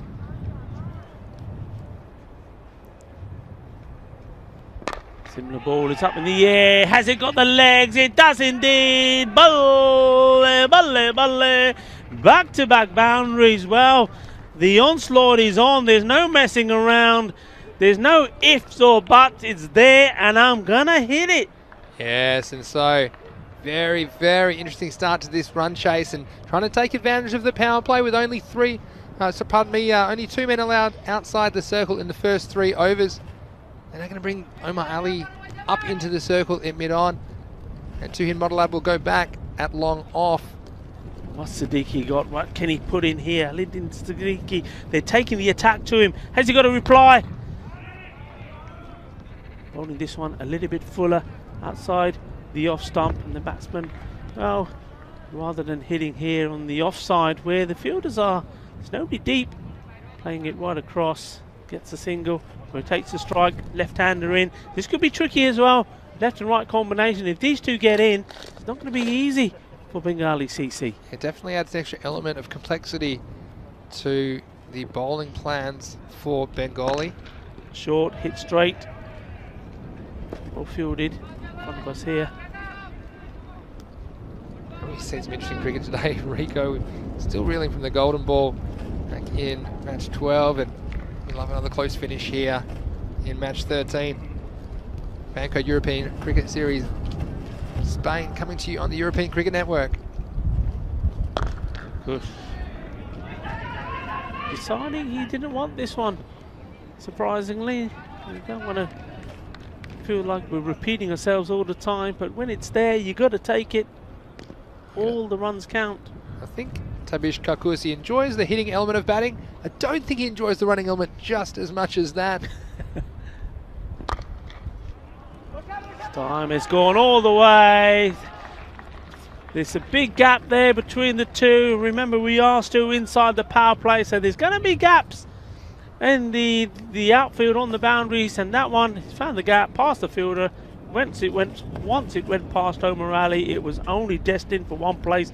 That was the boundary. 4 more very, very valuable runs. And you can't believe this is the 11 Stars lineup. They were only able to manage 52 in their opening match against men in blue. They have raced after 2 overs to 31 for 1. Yeah, and this is good hitting. And, well, this is the way, Vinny, to play at the power play, isn't it? Those 3 overs, you know there's only 2 men outside. The others are on the ring. You've got to go over the top, and they're certainly doing that. Yeah, absolutely right. And we've got 1 over left in the power play. This is a crucial over. I think that Bengali need to stop the bleeding and get away with something in single digits off this 3rd and final over of the power play. Then I think they can take stock and perhaps work out how to plan for the next phase of the game. But it looks like it's Mosraf Hussain who is going to take up the attack. It's going to come around the wicket to the left-hander Hamza, but I'll tell you what, Hamza very strong on that leg side. You've got to be very careful not to bowl it into that danger zone, because otherwise that could disappear over the mid-wicket fence once again. Yeah, anything short to Amir Hamza, it's going to disappear, isn't it? Yeah, it doesn't even have to be that short as well. He seems to be good at picking up off length. Typical left-hander. Got a man right back there on the mid-wicket boundary waiting for it if he doesn't get hold of it. This well out towards the club, doing some good work, controlling the boundary here in front of us. Yeah, just the way he strikes the ball, Hamza, you can tell he's a natural timer of the ball. He's got pretty good hand-eye coordination, and even that stroke, the sound of the ball hitting the bat, it's very crisp. Tabishir, the clubber. There we go, he's hit that with a bit of power as well.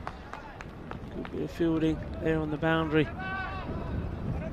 Yeah, nice work out there by Aludin Siddiqui.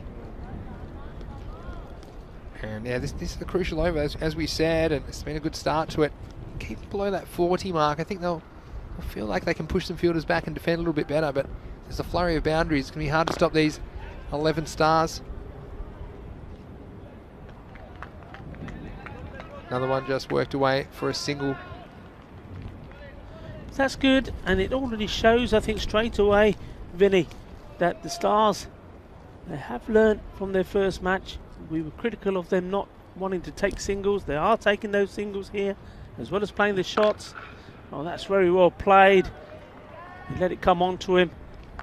Turned his body round well. Tell you what, it was very, very good fielding from the man out there, because I think this hit the baseball mound, and that adds a level of difficulty to this. If you just watch this, if my eyes weren't deceiving me, comes there and you see it's going all the way and takes an awkward bounce on that hill. So he's done very well.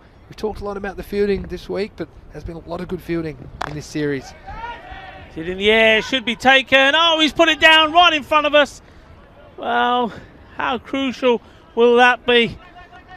Well, again, always looks easier on TV, doesn't it? This was hit pretty hard and flat. The man, Modelab, at long on. Oh, and tell you what, he's exerted himself. He's just stretching himself out now. But you see, this is right in the breadbasket. But he was going without his dinner because he came up empty and he's rolling around. Poor Modelab and staggering back to his position. That was his moment. And you wonder, sometimes you've seen, these catches have cost teams. Other times there's been circumstances where they've got another chance later in the over. We'll see what happens here for Bengali CC. Well, that's been hit like a rocket. Oh, that's gone all the way to orbit. What a hit.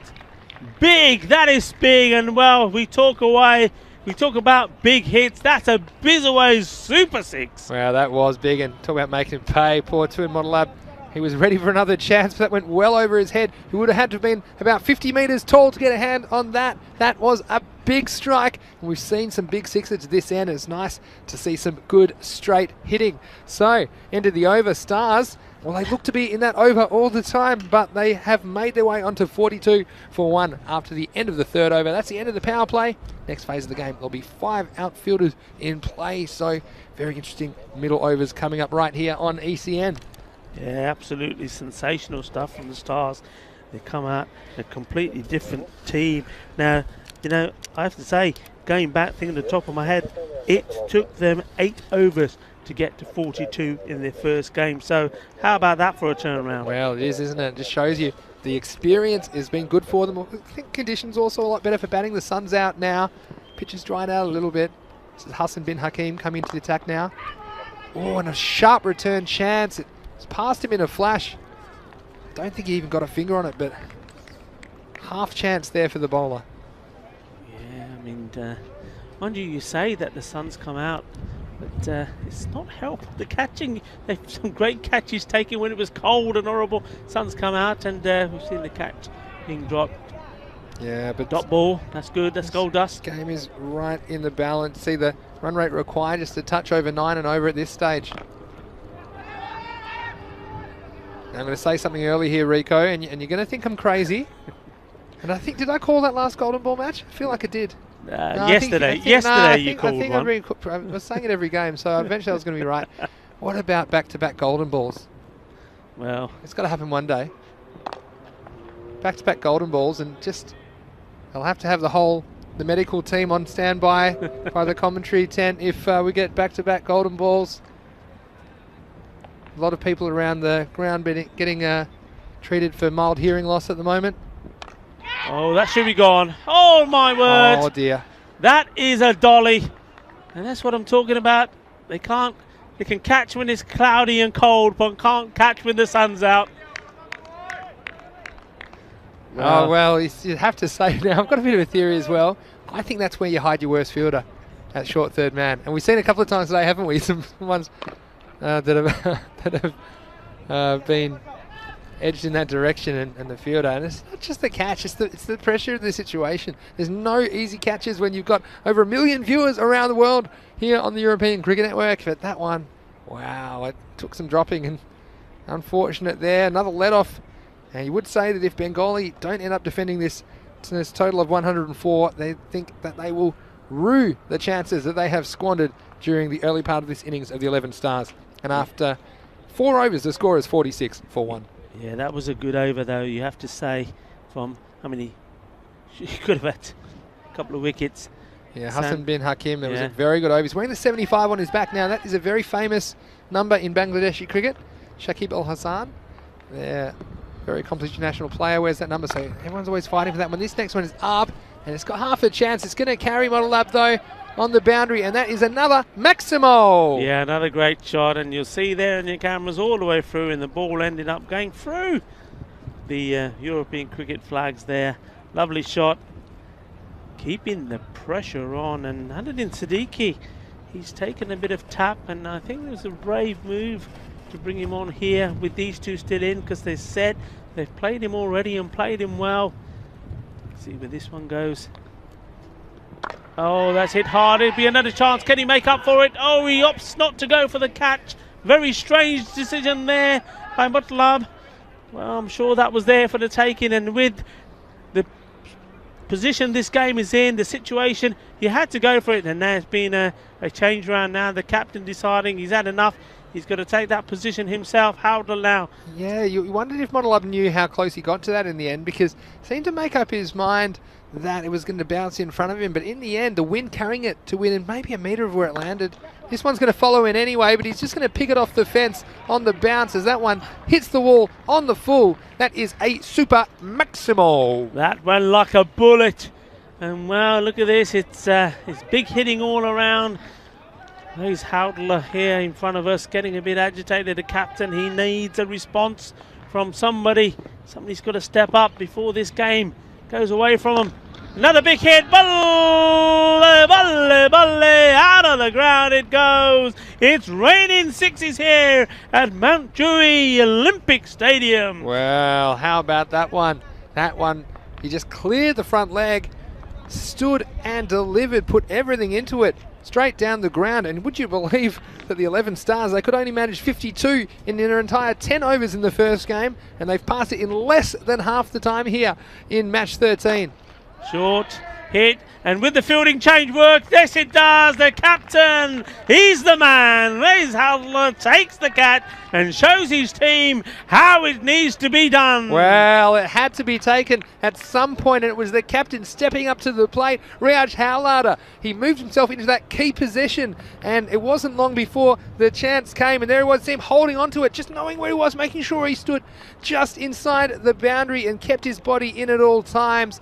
And you could see the kind of wry smile there from the captain. It was really, really important they held on to that one because that game was fast getting out of the reach of Bengali. So Riyaj Halada just saying to a model lab in front of us, there you go, that's how to do it, young man. Riyaj Halada supporting his young teammate, saying the next chance will come. Make sure we hold on to him from now. And the Stars now 65 for the loss of 2 wickets. Yeah, that was a very, very, very important piece of play, breaking that partnership, a great partnership of 65 runs. Remember the first wicket gain on 0, and now can they pick up a few more? One brings more, they say. That's going to be hit out to Model Up, who's been moved to the deep cover position now. It's the new batsman is the captain, Asif Mahmood for the 11 Stars. End of the over. It's 66 for 2.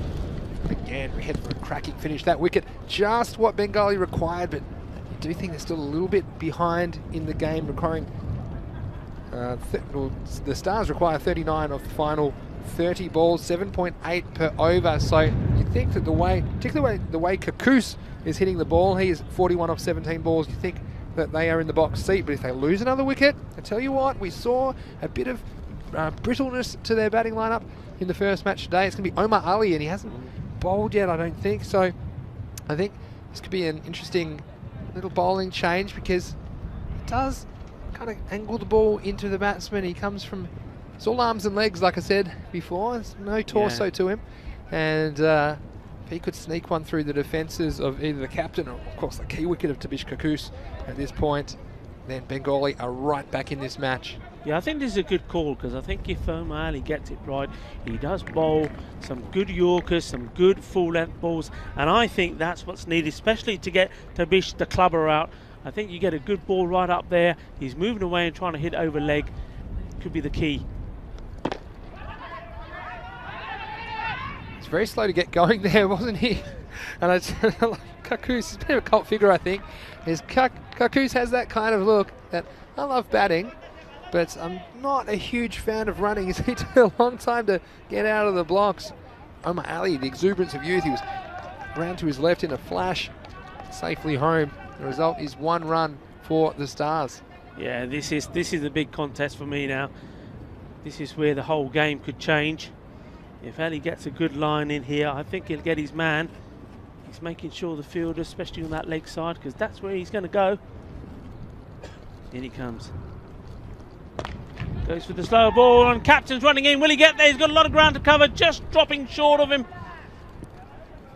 Oh, and Riyaz Halada, well, you could see he was right in front of us here, and when that was first hit, he kind of propped because it looked like it was hit well, and it turns out it wasn't hit as well as he thought. It was kind of off the splice of the bat. In the end, he was only a couple of steps short, so a little bit of a misjudgment, but you can understand why, because the way that bat was swung from the batsman there, from Kakus, he's hit a long way. You can't blame him for being on his heels a little bit, but just wasn't able to get in quick enough to turn that into a chance.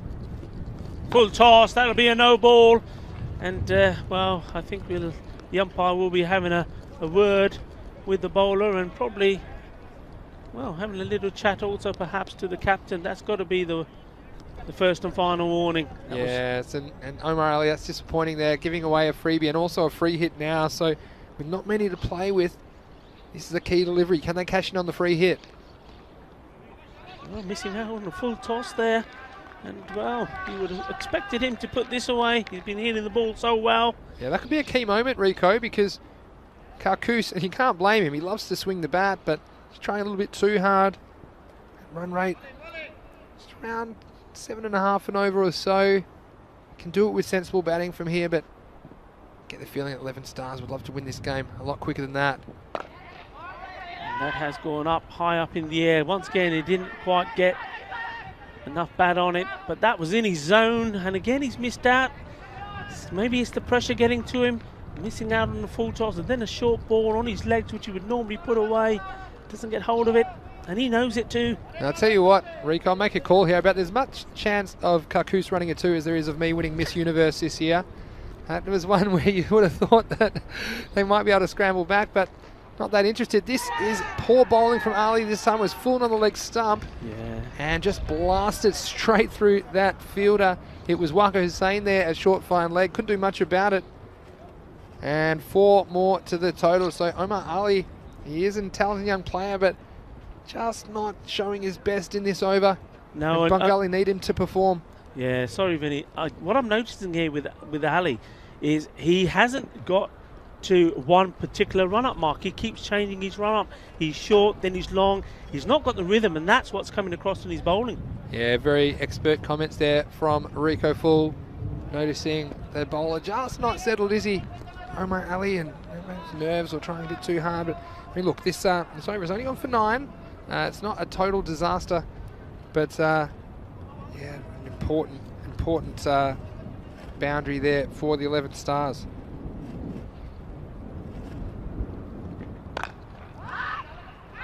And once more, not taking a single now. Just, no backing up at all from Tabish the clubber. Yeah, that's my man Kakoos there, just sitting on his bat at the non-striker's end. He wants to strike next over. He wants to be the man here for the 11 stars. He'd love to carry them to their first victory in the Fan Code European Cricket Series. Just a reminder, if you're watching on our YouTube channel, ECN European Cricket Network, please drop us a comment, or you can also ask us a question. We'll get to as many of those as we can today. We're certainly enjoying bringing you the action. It's nice the sun's out here in Barcelona. Omar a little bit upset with himself. A couple of loose deliveries there, but still this game is on. 30 runs off 24 balls, so it's all set up. That man Karkus, while he's there, I do think that 11 stars will be pretty confident of their chances, but if they were to lose him at this stage, it'll really put the cat amongst the pigeons. Yeah. We could be headed for another really close finish, and look who it is taking the ball. It's the captain, Riyad Chahlada. Yeah, he's been involved in the 2 wickets that have fallen so far. And he's a real leader, Riyad. Just want to notice about him and the way he commands his players. And he's been telling us about how hard they've been working over the winter here in Europe, particularly working on their fielding and their skills that are specific to this game, because they know it's a big opportunity for them to develop their cricket. And it's great. They love being on ECN in the Fan Code European Cricket Series. He comes on small, Halada. Slower ball, well bowled. That's really well, he deceived all of us, didn't we? We thought that might have gone over his head, but it was well disguised and just dropped at the right moment. And Halada, this is a key over for me, because if you can keep this to something, a 6 or less or something like that, that run rate can start to creep up. And the 11 stars, this game is not a foregone conclusion at all. Davish Kakus, I think he's going to go here, and well, yeah, didn't. Gets the wide. He's looking to hit big. He's been a little bit quiet for a few balls. He's had a few dots, a few singles. That's not his style. He wants to get hold of it. I just wonder if he's going to walk too far down the leg side and leave his stumps open. Oh, balle, balle, balle. In fact, he does the complete opposite. Steps outside the off stump almost, waits for the ball to come, gets right under it, smashes it right over, and that's 6. Brings up his 50. That's absolutely fantastic. 50 in 22 balls. That's a master blaster if there's ever one. Well, take your hat off to Tabish Karkus, and he gets another chance now. Oh, just misses. And look, Riyad Chahlada, you see, the 2 balls ago, it was a wide outside off stump, and he just overcorrected, didn't he, Rico? Just got on his pads too much. Didn't Karkus love that, as he sent that well over the boundary for 6. But again, this game, run a ball now, game in the balance. Karkus seems to have it in hand. But anything could happen, especially if the Stars were to lose that key man at this stage. Coming down the track, and he's gone! And a cry of relief from the captain. He's got another wicket. He took the first man, he took the catch to take out Amir Hamza, and now he's clean bowled the danger man, Damish, because he's done a good job for his team, but really he needed to see it home. Yeah, and he just got a bit excited there after passing the half-century mark, didn't he there, Tavish Karkus? Riyad Chahlada, again, very clever, slower ball. And I tell you what, that was a charge and a half. It was 2 charges and a half, wasn't it? He was almost shaking his hand as Riyad Chahlada let go of that. And that one just straight enough, deceiving the batsman. A rush of blood at a key moment in the game, leaving the 11 stars still with 21 runs to get.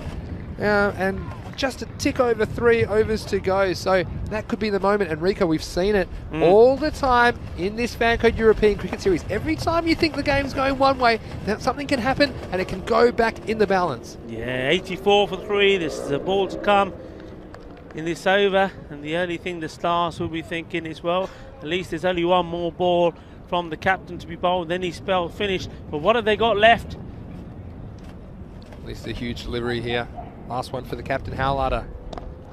Ooh, almost caught him bowled. I think his bat in the air. He's asking a question. I'm not sure the umpire was, well, he had his eye on it all the time. His positioning probably was, well, he was probably taking evasive action there. Well, I mean, it's not easy to make a decision when the ball's coming at you at pace. Let's have a look at it again. It was good, so almost a return catch. Turns around. The batsman just had a shot there. It was very close. Is something you could tell from that. We're going to have a look at another angle here. You can see this almost came back to Howlader on the full. Oh, and I'll tell you what, it was very, very close.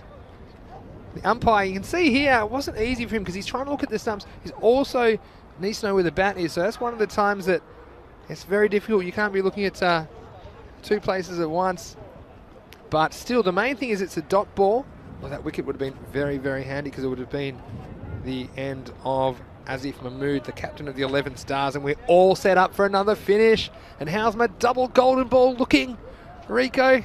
Let's run that slot machine again and give us another golden ball. And look who it is. It's Hassan bin Hakim bowled a very good first over, only went for 4 runs. And he has the responsibility of bowling the 7th over here. Pardon me, this is the 8th over, so 3 to go. And just a single out short cover. Yeah, these batsmen now, they've got to keep their nerve, keep the composure. They just need, we're looking at about 7 and over. They don't have to throw their bat at everything. Even if they keep taking a runner ball and wait, the odd wide, the odd extra, the bad ball which they do put away, that's what they've got to be thinking here now. They cannot throw this away. Well, I tell you what, every ball that a boundary isn't scored off, the pressure is going to build for 11 Stars. And we saw they couldn't quite hold their nerve and chase 64, and they were in the box seat in this game. They'll get 1 there. I don't think they'll get more than that. So I think we are, look, on paper, it seems like they've got them on toast here. They're only 3 wickets down. They need 19 runs off 16 balls now. So you'd say that it seems easy enough, but tell that to the 2 men out in the middle there for the 11 Stars. Their hearts would be beating. This is what's all about, the tension and excitement of the Fan Code European Cricket Series. It's well hit. Field well placed though, I like that. He's obviously got a plan. He's got plenty of protection. He's got 5 men on the offside. Oh no, and an extra from Modelab, and you can see there the young man, just the pressure getting to him there, and 2 runs. Yeah, I think he made a good stop, and because he held on to the ball, everybody screaming, and he get the ball in. And under pressure, he overthrew it, and they come back for 2. He threw it away. Hopefully that doesn't come back to cost Bengali too dearly, because this is Bin Hakim again. Well bowled, flighted it up after bowling a few outside the off stump, where the batsmen have gone back and played on the off. He's put one right up there. And that was good running by Asif Mahmood there at the non-strikers end. He did want to hustle back for 2, but there was no chance. So with 2 overs to go, this game is all set up for another exciting finish. The Stars are 90 for the loss of 3 wickets, requiring 15 off the final 2 overs for victory. Yeah, now this is the important part here. Who's going to come on to bowl here? He needs somebody to, 2 men to deliver 12 good legal deliveries. What do you think on YouTube chat? Who would you rather be at this point? 15 off 12. See, normally I would favour the batting side, but we saw the Stars earlier. They just got the staggers at a key moment of their chase. And so I feel this is a little bit more even than perhaps the scorecard would suggest. Looks like it's going to be Musraf Hussain. Yeah, Musraf is the kind of man who can handle the pressure, but let's see how he goes as he begins the 9th over. 15 runs off 12 balls, all set up. ECN, wherever you're watching around the world, it's great to have your company. If you are enjoying this, make sure you tell your friends about ECN. If they enjoy cricket or enjoy sport in general, plenty of entertainment on offer here every day. Well bowled, well played as well. It's very important for both these batsmen. Take something of every ball. That'll keep the pressure off them And I tell you, any game that goes down to the last over, Rico, I don't care who you are, it is pressure, and people feel the pressure. And here we're set up 14 to go. 11 deliveries remain. Just come down the track to give himself a bit of room. What he can do is push it out. Omar Ali doing the fielding. 13 off 10 again, singles. So singles keep them in the game. So I feel like a single is kind of a stalemate between the teams at this stage. If it's a dot ball, well, obviously swings it towards the fielding team. If it's a 2 or more, I feel it swings it towards the batting team. So every ball crucial at this point in the match. Oh, that's going to be a wide ball, and that's what they can't afford to do. Yeah, so now 12 required off 10. And you see the batsman here. What I would think at this stage if I'm batting is I want a minimum of 1 off every ball. That's what I'm thinking. If I can score off every ball, then we're not going to lose the match. We'll get a 2 at some point, we'll get a wide, but what you don't want is dot balls. That's what bowled, that's better. And that's exactly what I'm talking about there. Knew you couldn't do too much with that. And look, sure, Rico, if you get a ball that you think you can hit, you get a big juicy full toss or something like that, then obviously you take the boundary. But, but I think the batting team, they have to lose the game. I think that they have to make some sort of error to lose the game from here. And the error would be probably being a bit too aggressive, going for boundaries and risking dot balls by missing the ball or risking wickets. So here we go. Well, and just what I'm talking about there, not able to make contact. Can I make that 10 off 8 balls now? Might be wrong. I'll just check here with my notes. A little bit excited, but you can see there, 8 balls to go. Might be 11 required actually for victory. Oh, that's very good bowling indeed. Oh, and again, wasn't it? It was. And that's exactly what you were talking about there, Vinny. You know, you've seen the batsman at the other end is very, like Amir Sohail, he knows the situation, bat on ball, take the single, and yet his partner at the end is trying to hit big, Asif Mahmood, not making contact, dot balls, and that's costing them. Yeah, look, an 11 off 7 now, just confirmed. So last ball for Mosra, been a very good over, keeping his team in the game. Does he want the single? They're going to take it, but he probably didn't want to do that. And that, again, we talk about you got to play smart cricket. That is not smart cricket. He's got to just see that one through, say no, he's not going to get there, don't get out, because at least if he's down the other end, he's got a chance. That's put a lot of pressure on him. Yeah, well, that's right. He's just failed to score the last couple. This is the captain there, Asif Mahmood, and now it's all on him. Look, it's a tough one. You have to make a quick judgment, don't you, about whether you think that you're the man that can do the job. It looked like Amir Sohail who has sacrificed that time, so the captain could take strike in the last over, but that's the pressure of the situation. I mean, it's not easy to say no after you've had 2 or 3 dot balls, and an excellent over there for Mosharraf Hussain. He only conceded 15 off his 2 overs today. Also shout out to Hassan bin Hakim. He didn't take a wicket, but he only conceded 10, so only 5 runs off each of his overs, 5 and over. So we're all set up for another great finish, and we hope you're enjoying the action wherever you're watching around the world on the European Cricket Network. You're watching the Fan Code European Cricket Series Spain. And what a finish we have set up. It's 10 to tie, 11 to win off the last over. Oh, Rico. Oh, no. And look, it's Omar Ali. It's Omar Ali who his first over went for about this much, didn't it? Yeah, a lot of pressure on the young man. I mean, the thing with Omar Ali is, again, look at his run. Look where he's running from now. He's changed it again. That's hit hard. Now, what will the batsman do? Will he try and come back for 2?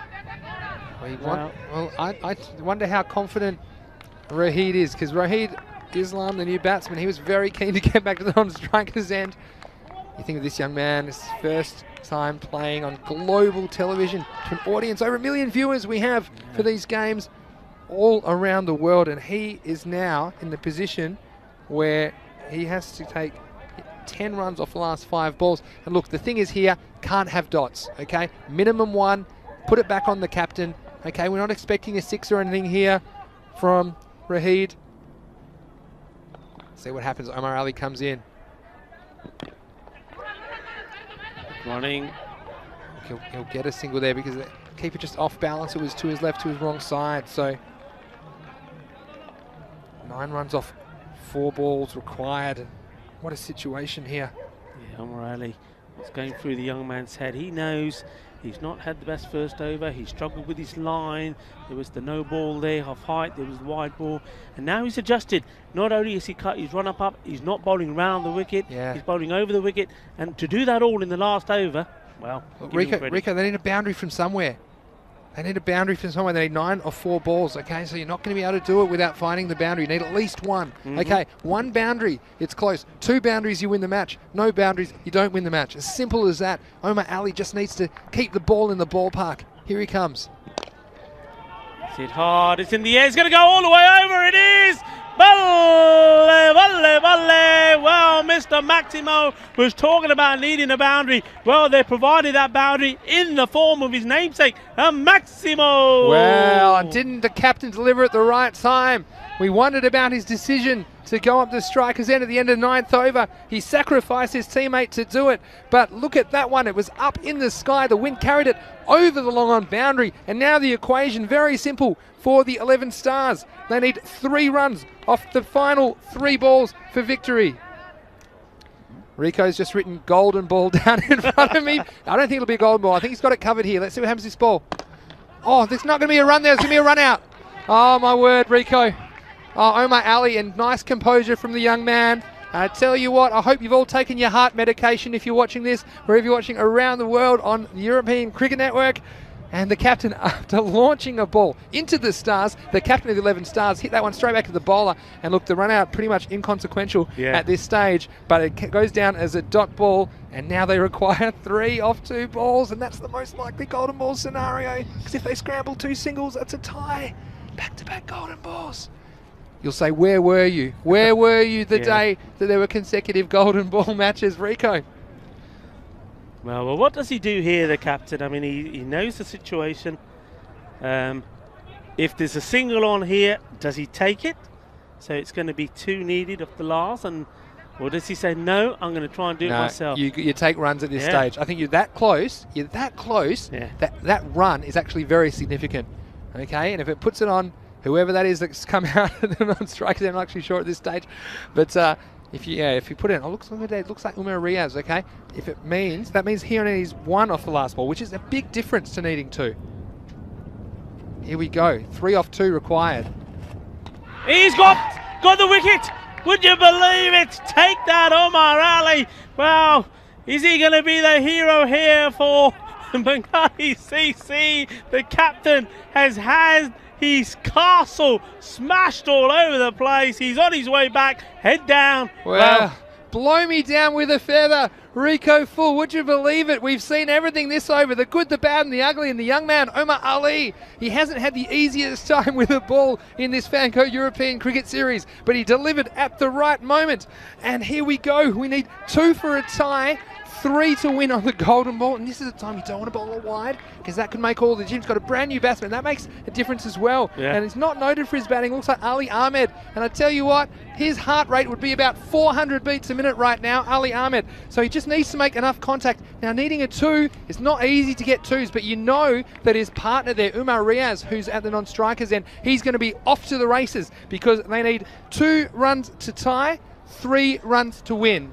So it's all set up. Omar Ali just doesn't want to bowl it wide as well, but we are all set up for another last ball finish. The unparalleled tension and excitement of the Fanco European Cricket Series. 2 to tie, 3 to win. And Omar Ali just having a false time. I think he wanted to see what the batsmen do if we premeditate or something like that. Rico, who's your money on here? Well, I'm going to stick with the young man. I have to. I know Omar quite well, and I think he's going to put it right up in their block. 2 to tie, 3 to win.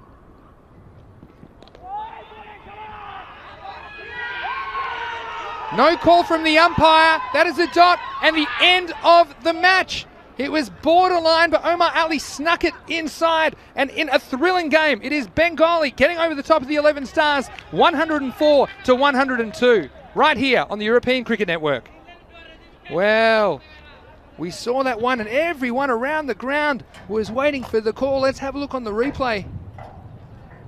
And I think that's a good call. It was more of the ball inside the line. It was very well bowled by by Omar Ali, and you see the batsman just shaping away to leg stump, probably made it look a bit wider than it was, almost appealing. He saw, keep your arms down, umpire! And by 2 runs, Bengali get their 3rd win. They are still undefeated in this Fancode European Cricket Series. Spain, take us through the highlights. Rico Full. Wow, what a game indeed. One of those ones which, like quite often does in these T10 matches, you never know which way it's going to swing. It goes one way or the other. And in the end there, we thought the Stars had done enough. But well, it wasn't to be. Omar Ali, bit of a gamble maybe. He came on to bowl, changed his style, changed everything. But it worked for him. He did the job for his team.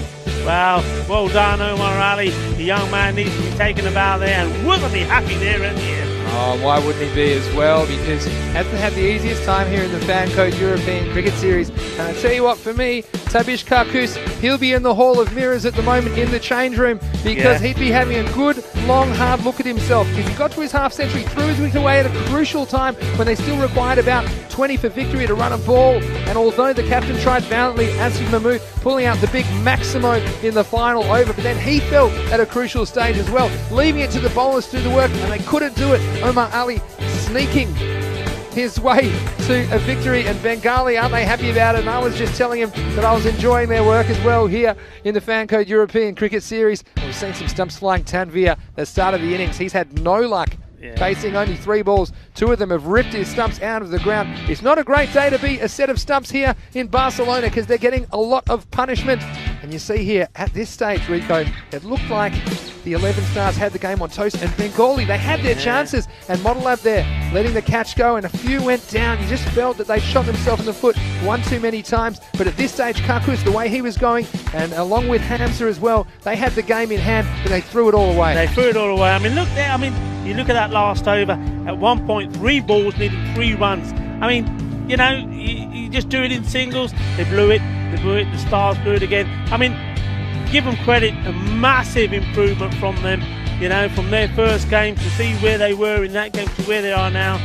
I mean, it's a massive learning process as well, isn't it, in this, for the new teams that are making their debuts. They're learning all the time, and well, they've learnt a lot, but one thing they've learnt there is, well, it's almost like they've learnt how to lose. You had that game in the bag, and you threw it away. Oh, well, how is this, though? I mean, we've never seen anything like the Fancode European Cricket Series. I don't care where you're watching around the world, but this kind of cricket, and the fact that we could have 2 such close finishes within the space of a couple of hours, and this is the moment. Omar Ali, and the captain, he was really upset with himself. He went for the big shot, wanted to win the game, that ball, when really he probably just need to score something of it and take the game down to the wire, and this was the one that everyone had their hearts in their mouths. And look at that, and the umpire under all the pressure, and you can't really blame the batsman there letting it go. He was hoping for a wide. He didn't want to hit it if it was a wide, because that would have made the equation a lot easier for him. But Omar Ali, the young man, still a teenager, and he's a lovely young guy as well. And I'm very, very happy for him. He has taken Bengali to their 3rd win of the Fancode European Cricket Series, after only winning 1 game in their previous series. Yeah, qué guay. Felicidades, Bengali. Sí, felicidades, Omar Ali. Qué partido. Well, we'll have a look at my fantasy dashboard for the next match, and we're going to get a look at Fateh, who had both their matches washed out on Monday, and they'll be led by their captain Manjinder Singh Lovely. I think he'll bat up the top of the order, and they have quite a strong top 3, I think, Rico, and Manjinder, as well as Happy Singh and Lakvir Singh Vinti. Well, for Gracia, well, there's a big in for them. The news from the toss was that Kuldeep Lal is leading them out, but Mukhtiar Singh, the national representative, he will come in, and I'm sure we'll see him probably at the number 3 position, perhaps opening with Kuldeep, depending on the game situation. And the news from the toss there is that Gracia, they won the toss, they've elected to bat first, and Kuldeep was very confident that the inclusion of Mukhtiar will be a big boost to their batting unit. Yeah, I mean, they'll be very disappointed with Gracia. I mean, they almost got a win on their first game as well. They haven't had a good start to European Cricket Series as well. And, well, to lose on the golden ball, it's very tough. It's all about who will absorb the pressure better. And in the end, Vicky Sandhu, well, he tried something different, tried something unique. Yeah. It failed. I mean, everybody's going to be down his throat. But when you're in that position, it's the pressure. Yeah, so Vicky Sandhu, one of the great things about this format is that Vicky Sandhu, he's been thinking about that, I'm sure, in the change rooms for a couple of hours, but he's got a chance to go out there and make amends. He can make amends for it in this game, and there's quick turnarounds, there's a lot more cricket, so he can't dwell on it too much. But I tell you who I'm really looking forward to seeing in this Gracia lineup, the Hark Hogan, Harkamal Singh. This guy has just bludgeoned a ball like I've never seen one hit, and he's listed to come in at number 5 there. I would love to see him come out and smoke some more Maximos here at the Montjuic Olympic Ground in Barcelona. So we are all set to take a little break. We'll be back in a little bit over 10 minutes to bring you into the 4th match of the day between those two teams. We hope you've enjoyed the last couple of games. There's been some really close finishes, and don't go anywhere. Make yourself a little cup of tea, but then come right back here. This is Vinny Sandu, Mr. Maximo, along with Rico Full, and you are watching the Fancode European Cricket Series here on the European Cricket Network. We'll see you soon.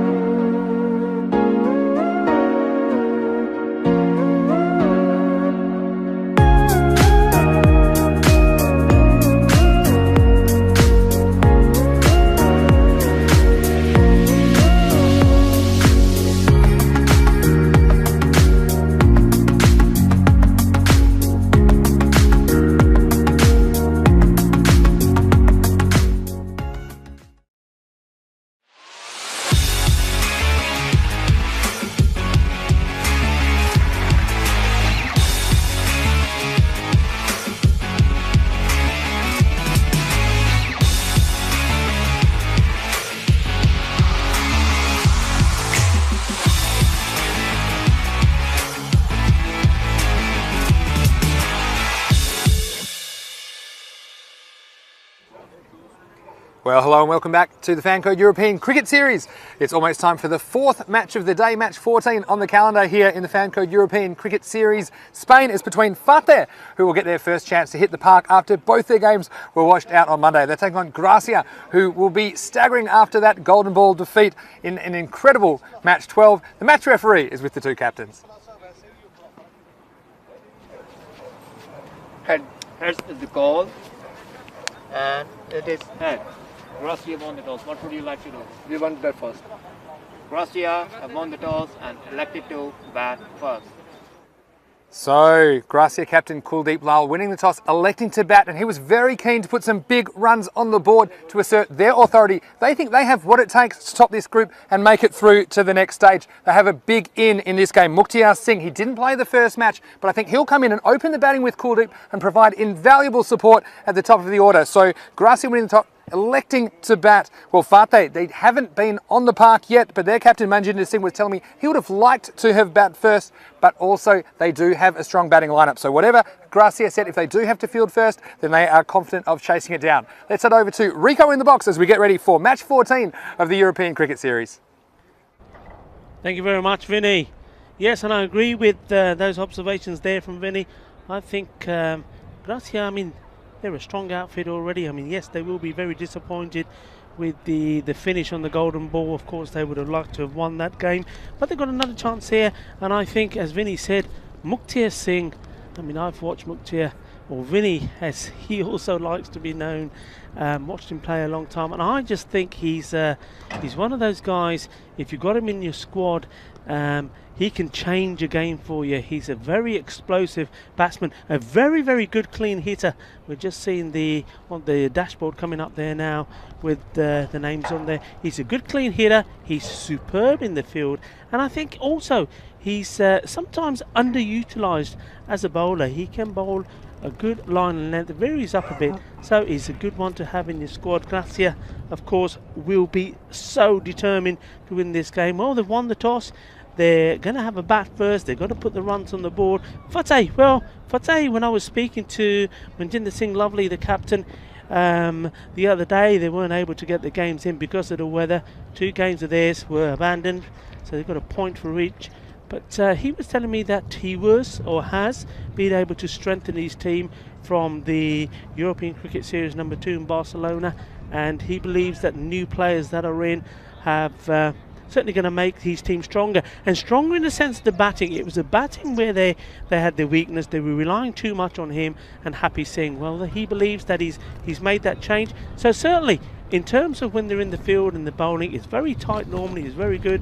Happy Singh is a key player for them, not only with the bat when he can get going, he can score lots of runs, but also in the field. We've seen him take some fantastic catches, and he would definitely be where he always is, I think, in that mid-off area on the boundary, and he'll play a big part in this. And the other man who's going to have to play a big part in this game is Kuldeep Lal, the captain of Gracia. He's got to pick his team up and also himself and score some big runs and hopefully score more than what Fateh can do. It's as simple as that, this game.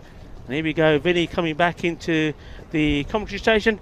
Vinny, how are we doing, buddy? Yeah, well, it's been a heart-stopping couple of games, hasn't it, Rico? Through matches 2 and 3 today. Of course, we have 5 matches today. T10 action 2-hour time slots here on the European Cricket Network. We have matches for the next 4 weeks after this, so it's a 5-week tournament every day beginning at 7:30 a.m. GMT. That's 8:30 in Central Europe, and it's 1 p.m. in India.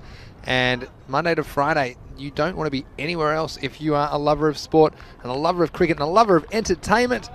The Montjuic Olympic Ground has hosted some very, very tight contests today, that's for sure, and it's going to be great to see Fateh finally able to get out there. The sun's out, and we've hit 14 degrees here. This is Iqbal Wajid with the first ball.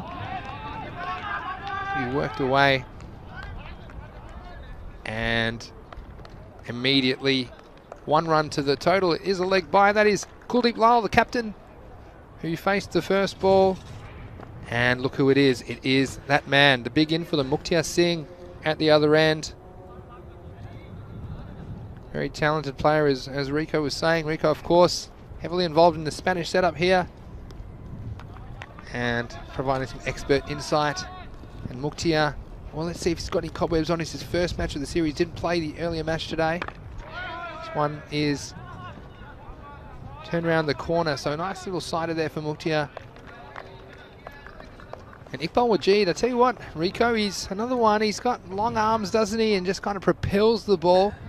Left hand as well, so a little bit awkward to face, I think, especially with a new ball. But get a bit of movement either way. Yeah, he's been a good addition to their side. Oh, this one is cracked through the covers. Kuldeep Lal, a very correct cricket stroke. He was all over that, slightly over pitch from the bowler, but that was blasted through the covers. It wasn't an easy shot as it was coming back at him a bit of shape, but you see him just holding his balance and placing it perfectly. So an excellent start here. Kuldeep wasn't able to carry his team to victory in the last game, but he is determined to put a big score on the board here in match 14 of the Fancode European Cricket Series Spain. Yeah, that was a beautiful shot. Lovely, sweet, through the gap. So you wonder if Iqbal might pull his length back a little bit now. And he does, and nice bowling, and I like a good contest between bat and ball. And just a reminder, guys, if you are watching on our YouTube channel, why don't you jump into our live chat? You can ask us whatever you like. We'll get back to as many of them as we can, and obviously your comments are appreciated. Hope you're enjoying the action here from Spain. Ooh, that was well bowled. I think a bit of batting there saved him. I think this may have just been going down the leg side. We'll have a look on the replay. See this bit of swing there, possibly an inside edge as well, but that's what we're talking about from Wajid, and so important if you can have an opening bowler who can move the ball. It just creates another layer of difficulty for the batsman. This one stays down a bit, doesn't it? See, that's the difference. That one didn't really move at all, but after you have one swing into you, this one that's straight is actually quite a dangerous ball for the left-hander, and that's the end of the first over. A nice boundary from Kuldeep, but after one over, Gracia 6 for no loss. Yeah, nice tidy over, like you said there, Vinny. So one shot brought up 4, which means that the other balls are only able to pick up 2 runs from. So they'll settle for that.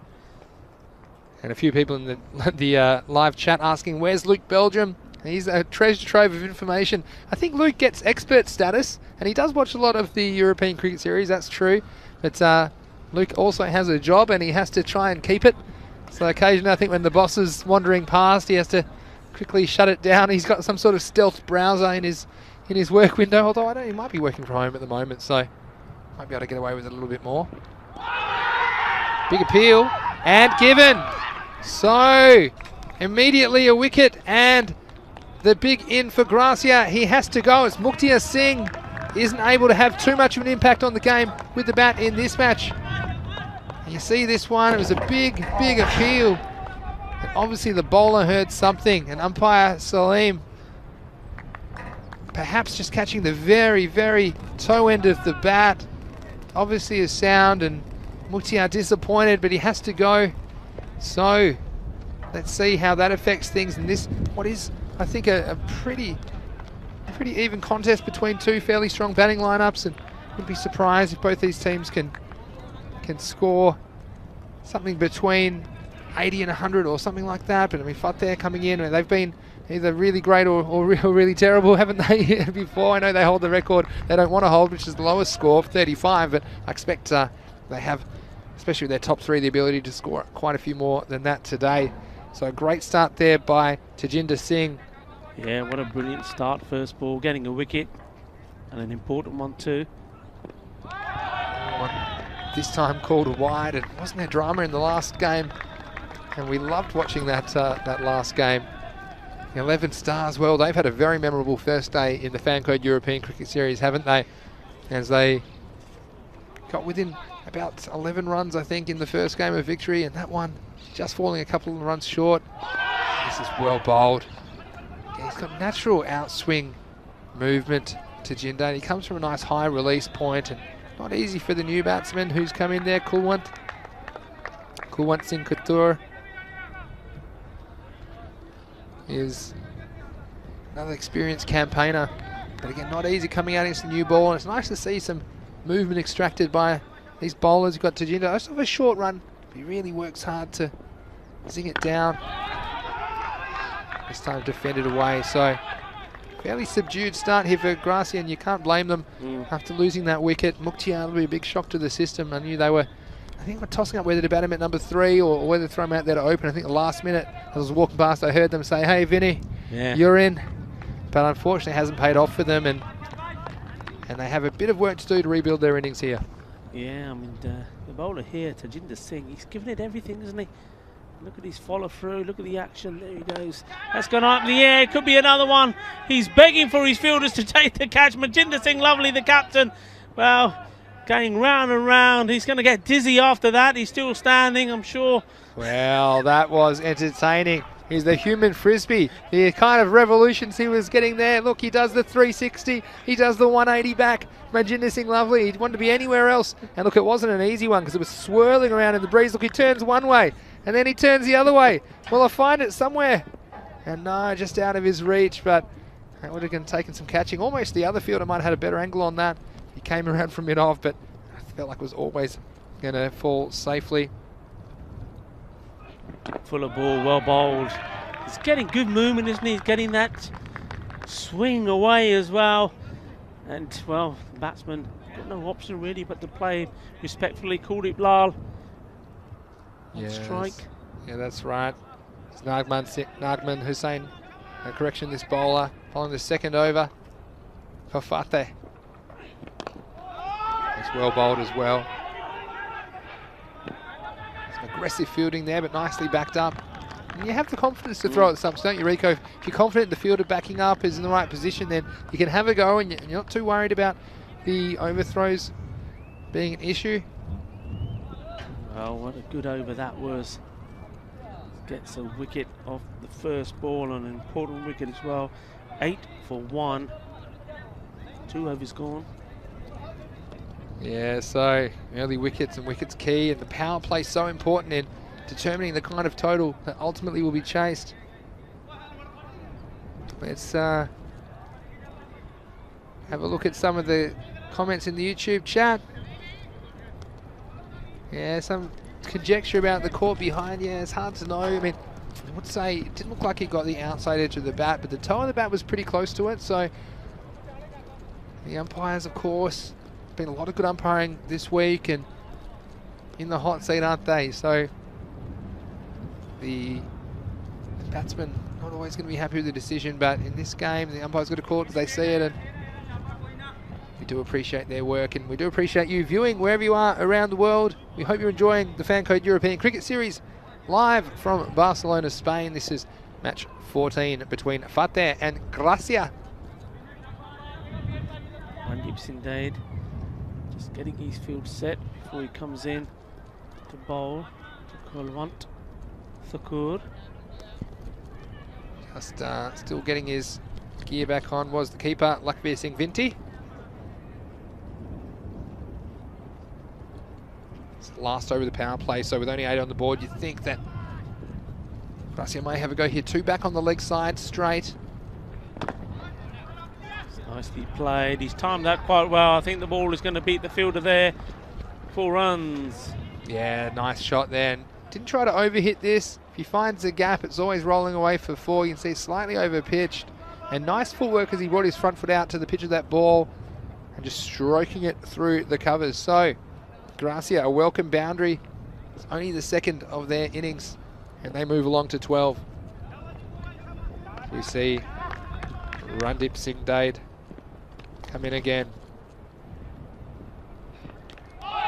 Oh, and it's well bowled. I'd like to see Lakbir Singh Vinti up to the stumps as well. It's been a tactic that's been employed by a few wicket keepers, and it's something we haven't seen a lot of, I think, in the European Cricket Series so far. Last year, the keepers often decided to take a few steps back, but I think you can get up there and gamble for a stumping. Don't let too many through for buys. It's good tactic. This next ball is taken away, but there's a huge mix-up here, and surely he's going to be run out, and he is. So a disaster as Kuldeep, he went on the hit, and Kulwant not happy, ended up sacrificing himself. You see here Kuldeep just going on the hit, not waiting for the call of Kulwant, and in the end, Kulwant had to decide whether to try and send Kuldeep back, but in doing a selfless act in the end, deciding that he would be the one who would be on his way back to the pavilion. So that's the pressure, I think, of a low scoring rate for Gracia. Kuldeep just desperate to get down there before the end of the power play, and in the end he has run his partner out. Rico full. Yeah, I mean, this has vibes about Gracia in that first European cricket series they took part in when they just weren't themselves. Things just weren't happening. Everything was going wrong, and this is the sort of things that was happening then, and they're repeating it. They're putting themselves in a lot of trouble here. So Kuldeep, he has only that boundary off the 7 balls he's faced. He's been facing 6 other dots. So Randeep Singh Dayed this time is hit very well. That'll take some stopping, and it isn't stopped by the fielder down there, Kuldeep Singh.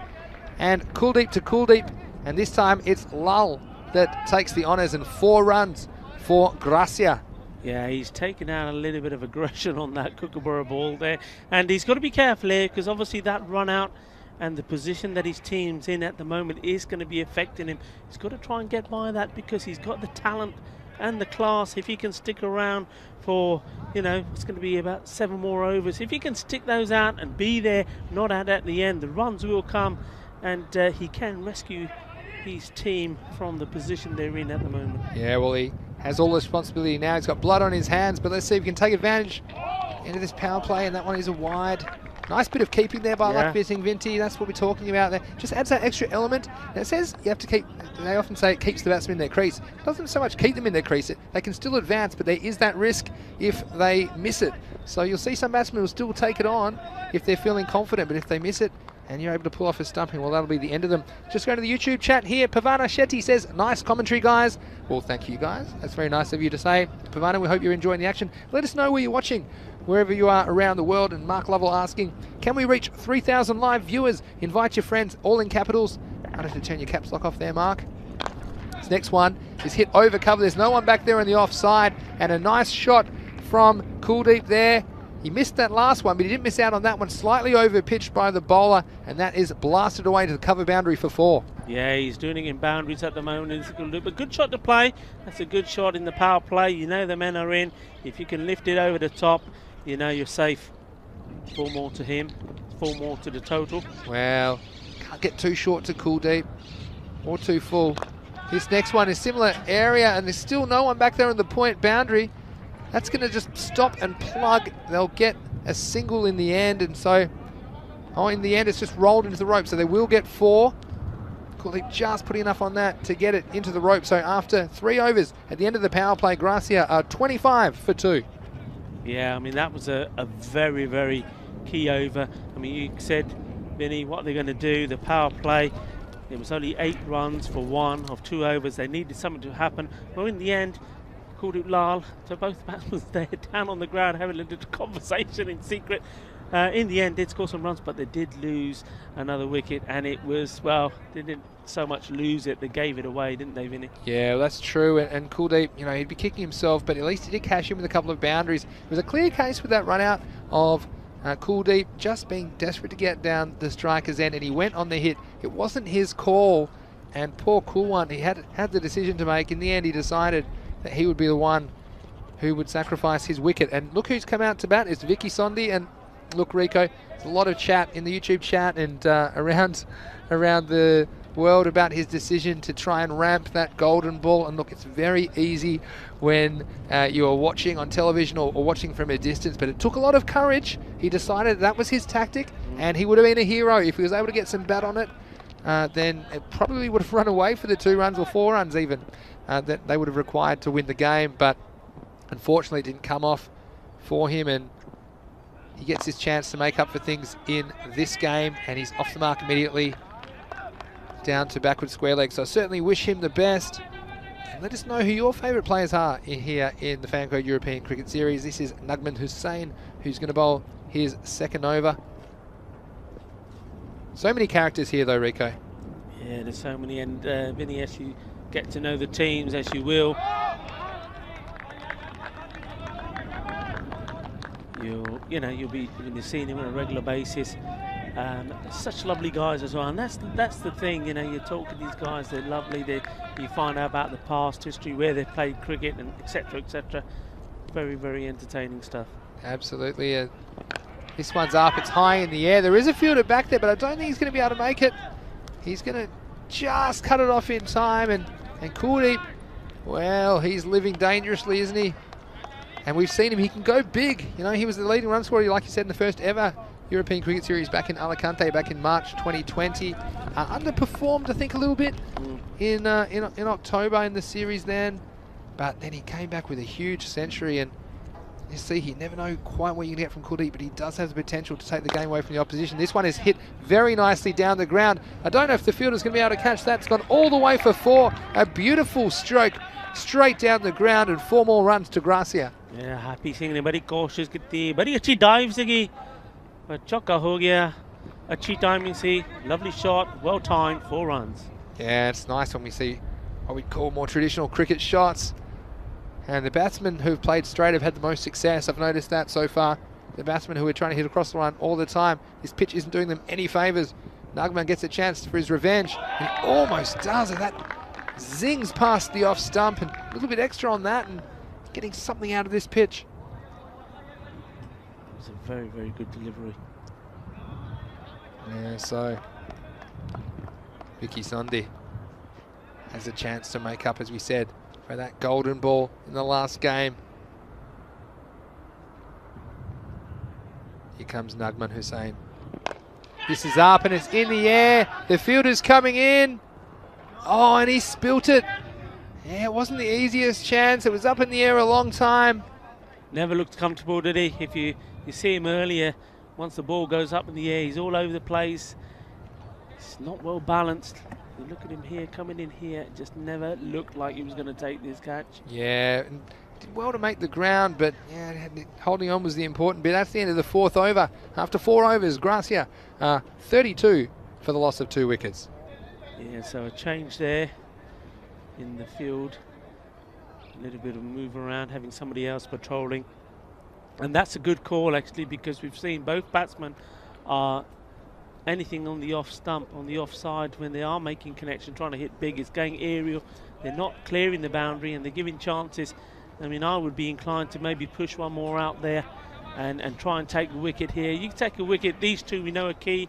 They bat well, they can score runs, and if the two of them get going, well, you know what, they could quite easily be, 110, 120. We've got to break this partnership. That's what we're going to try and do.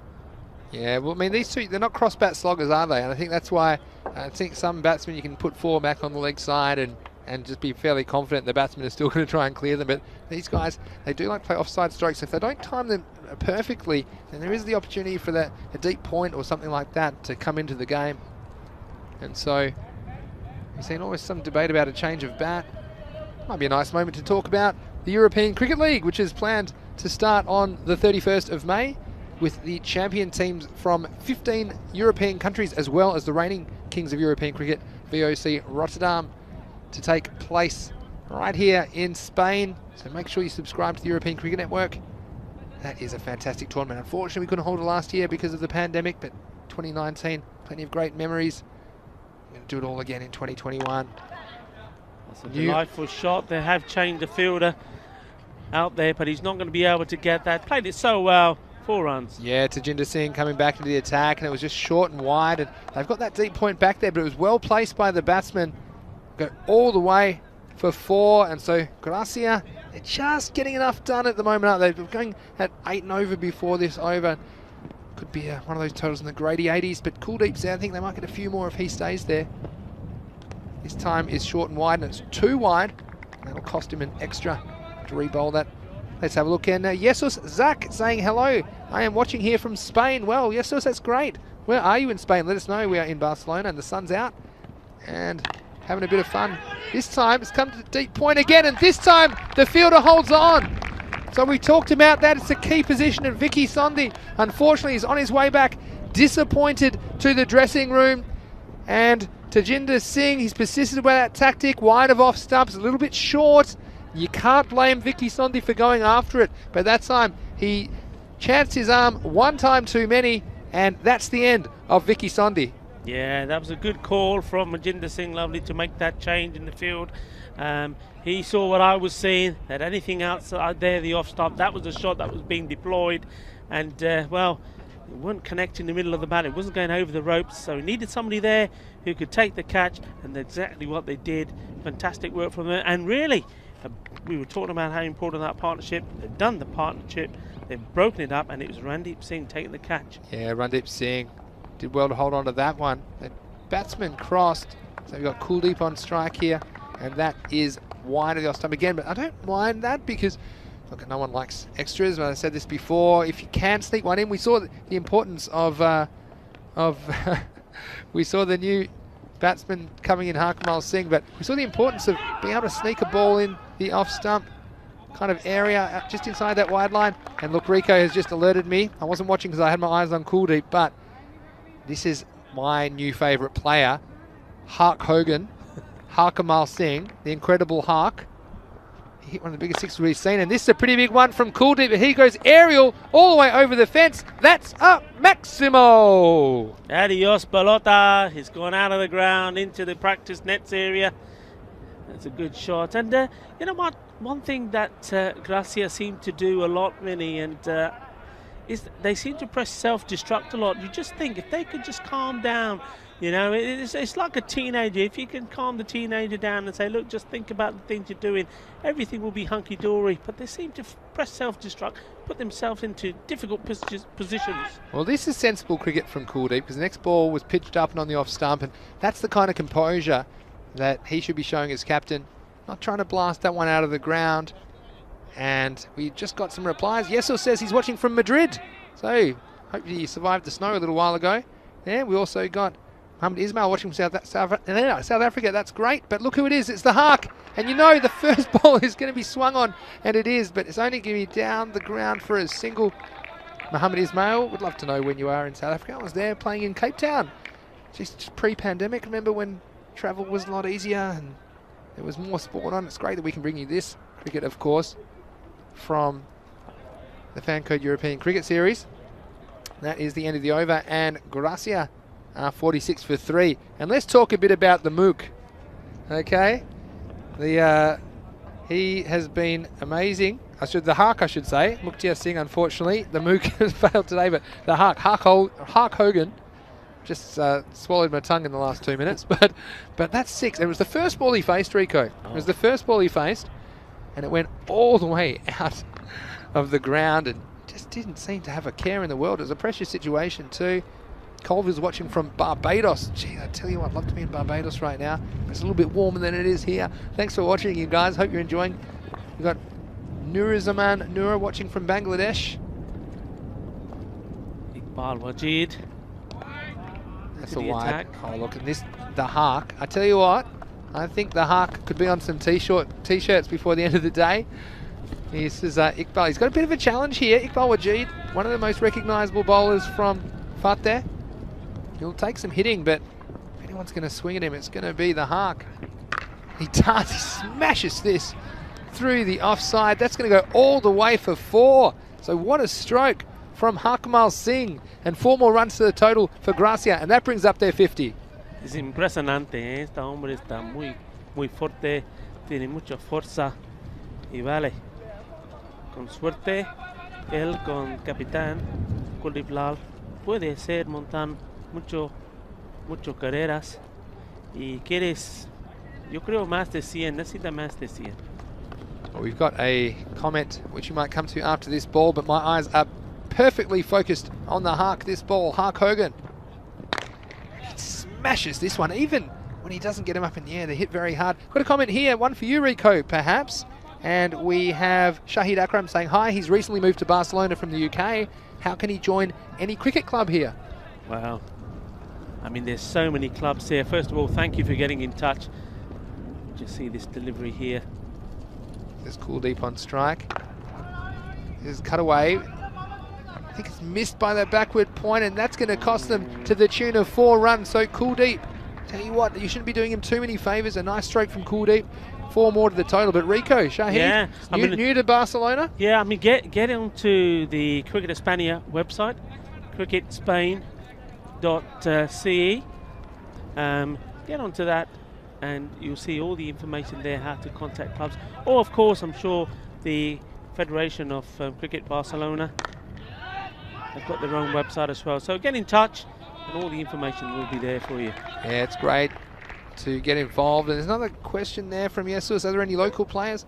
Well, there's not so many native-born Spanish playing the game at the moment, but like we were saying earlier, if you're watching our telecast, a lot of schools playing some of the game, and I think something like this, the 10 over format, is a nice easy introduction for people. It's not too many rules, and I don't like when we get bogged down in necessarily the technique or the more complex tactics straight away. It's very simple. If you're watching for the first time, I was saying yesterday, if I'm explaining to someone that's never ever seen cricket, for example, have been travelling around North America and some of these places, say one team will throw the ball 60 times and the other team tries to hit it for as many points as they can, and then the other team will try and beat it.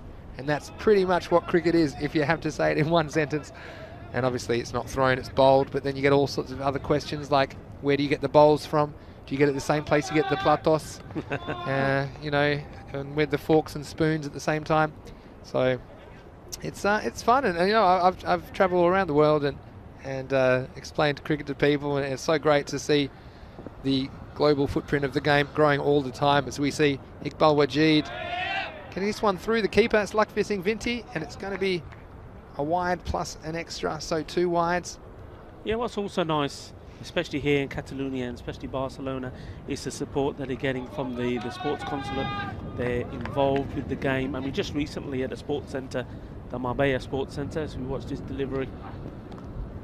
This one is worked away for more runs. The chase is on, and the ball's going to win this time. Rolls in the rope, so 4 more. The boundary's flowing now for Gracia. The innings gaining some momentum with a ball to go in the 6th over. They are 61 for 3. Yeah, majestic stroke there from Kuldeep Lal. But yeah, I mean, in Marbella Sports Centre near here, towards the end of last year, 200 kids took part in playing cricket and being introduced to cricket, and that was fantastic news for Spanish cricket. Last ball of the over, it's pitched up, and a bit fortunate to get that one away behind square for 1 is Kuldeep Lal, but he'll keep the strike.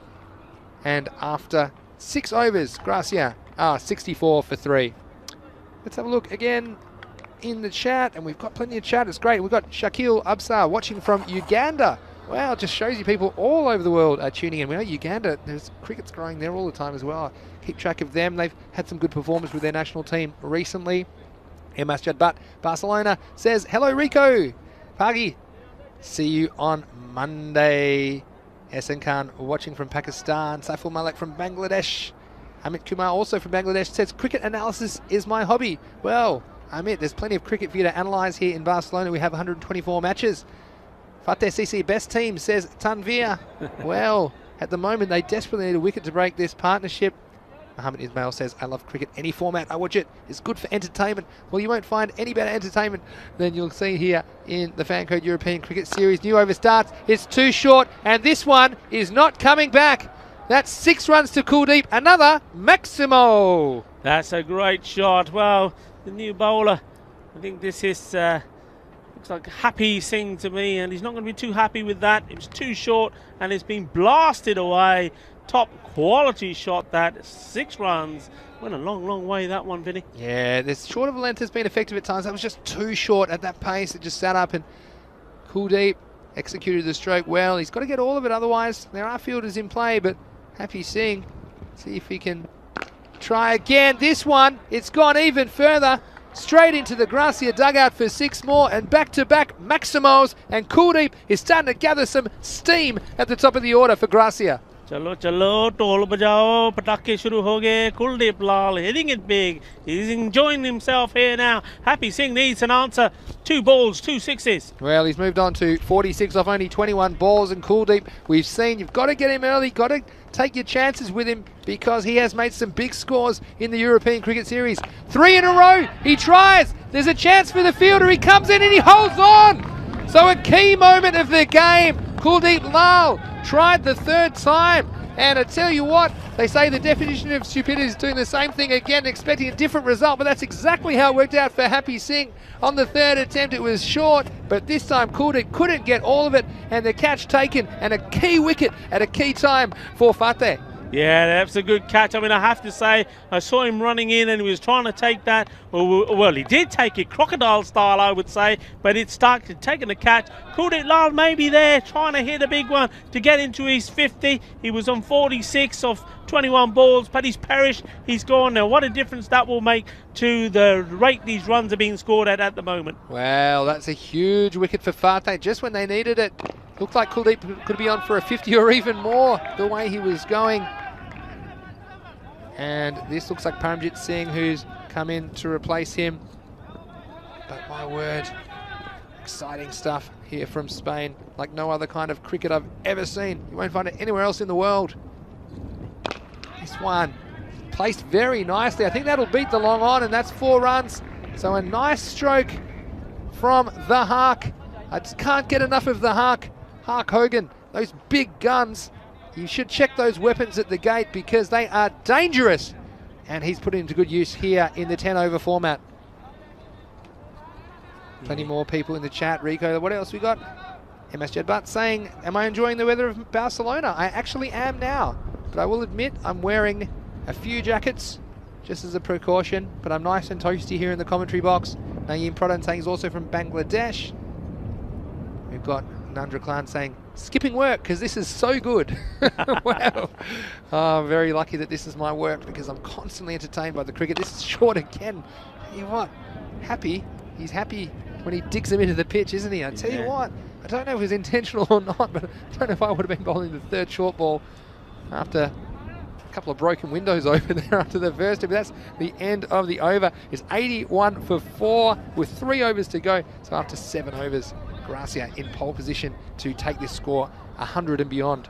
Yeah, I mean, that's what they've got to focus on. They've got to, it goes back to what we've said a few times. They've got to make sure they make contact with the ball. They've got to make sure that they're not just trying to hit boundaries, and as a result of that, playing and missing too many, because joining the dots up is not going to help their cause. They've got to keep going. They've got to keep running. They've got to look for the ones, turn the ones into twos, and by doing that, yeah, the 100 plus should be on, but they have lost some key wickets. Kuldeep Lal also gone. So, Akmal Singh, well, there's a lot of pressure on him. He's got to perform, and he's got to put a bigger smile on Mr. Maximo's face. Well, he absolutely will as he faces Ranbir Singh Dayat. And again, he's always looking to attack. He'll have to put his skates on here. It'll be okay. It's great to see some more people. We've got some people watching. We've got Sasi watching from Malaysia. Well, selamat datang. Actually, my Malay's better than my Spanish, actually. I do have some family in Malaysia. They're from Taiping. Where are you from in Malaysia, Sasi? Let us know. And Mohammed Hamza say, wants to play cricket there. Anyone help me? Well, if you can make your way to Europe, there are more and more clubs happening there all the time. This one is slight deception. He's going to have to run. He'll be out if he hits, and he's on gone. His way, I think. Yes, yeah. an easy decision there for umpire Salami, as they like to call him. And a direct hit. And again, great fielding. Look, there's been a lot of chat about the fielding in the Fan Code European Cricket Series, but you see another direct hit. We've seen a lot of good catches and a lot of good run-outs so far this week in Barcelona, Rico. Yeah, I mean, that not the best of running. First of all, he stopped his shot, didn't he, Paramjit? You just think if he followed it through, he probably could have cleared the boundary, stopped his shot, went to the fielder, and didn't run quick enough. And in the end, a direct hit, and he was always going to be on his way. Well, he's run out for 0.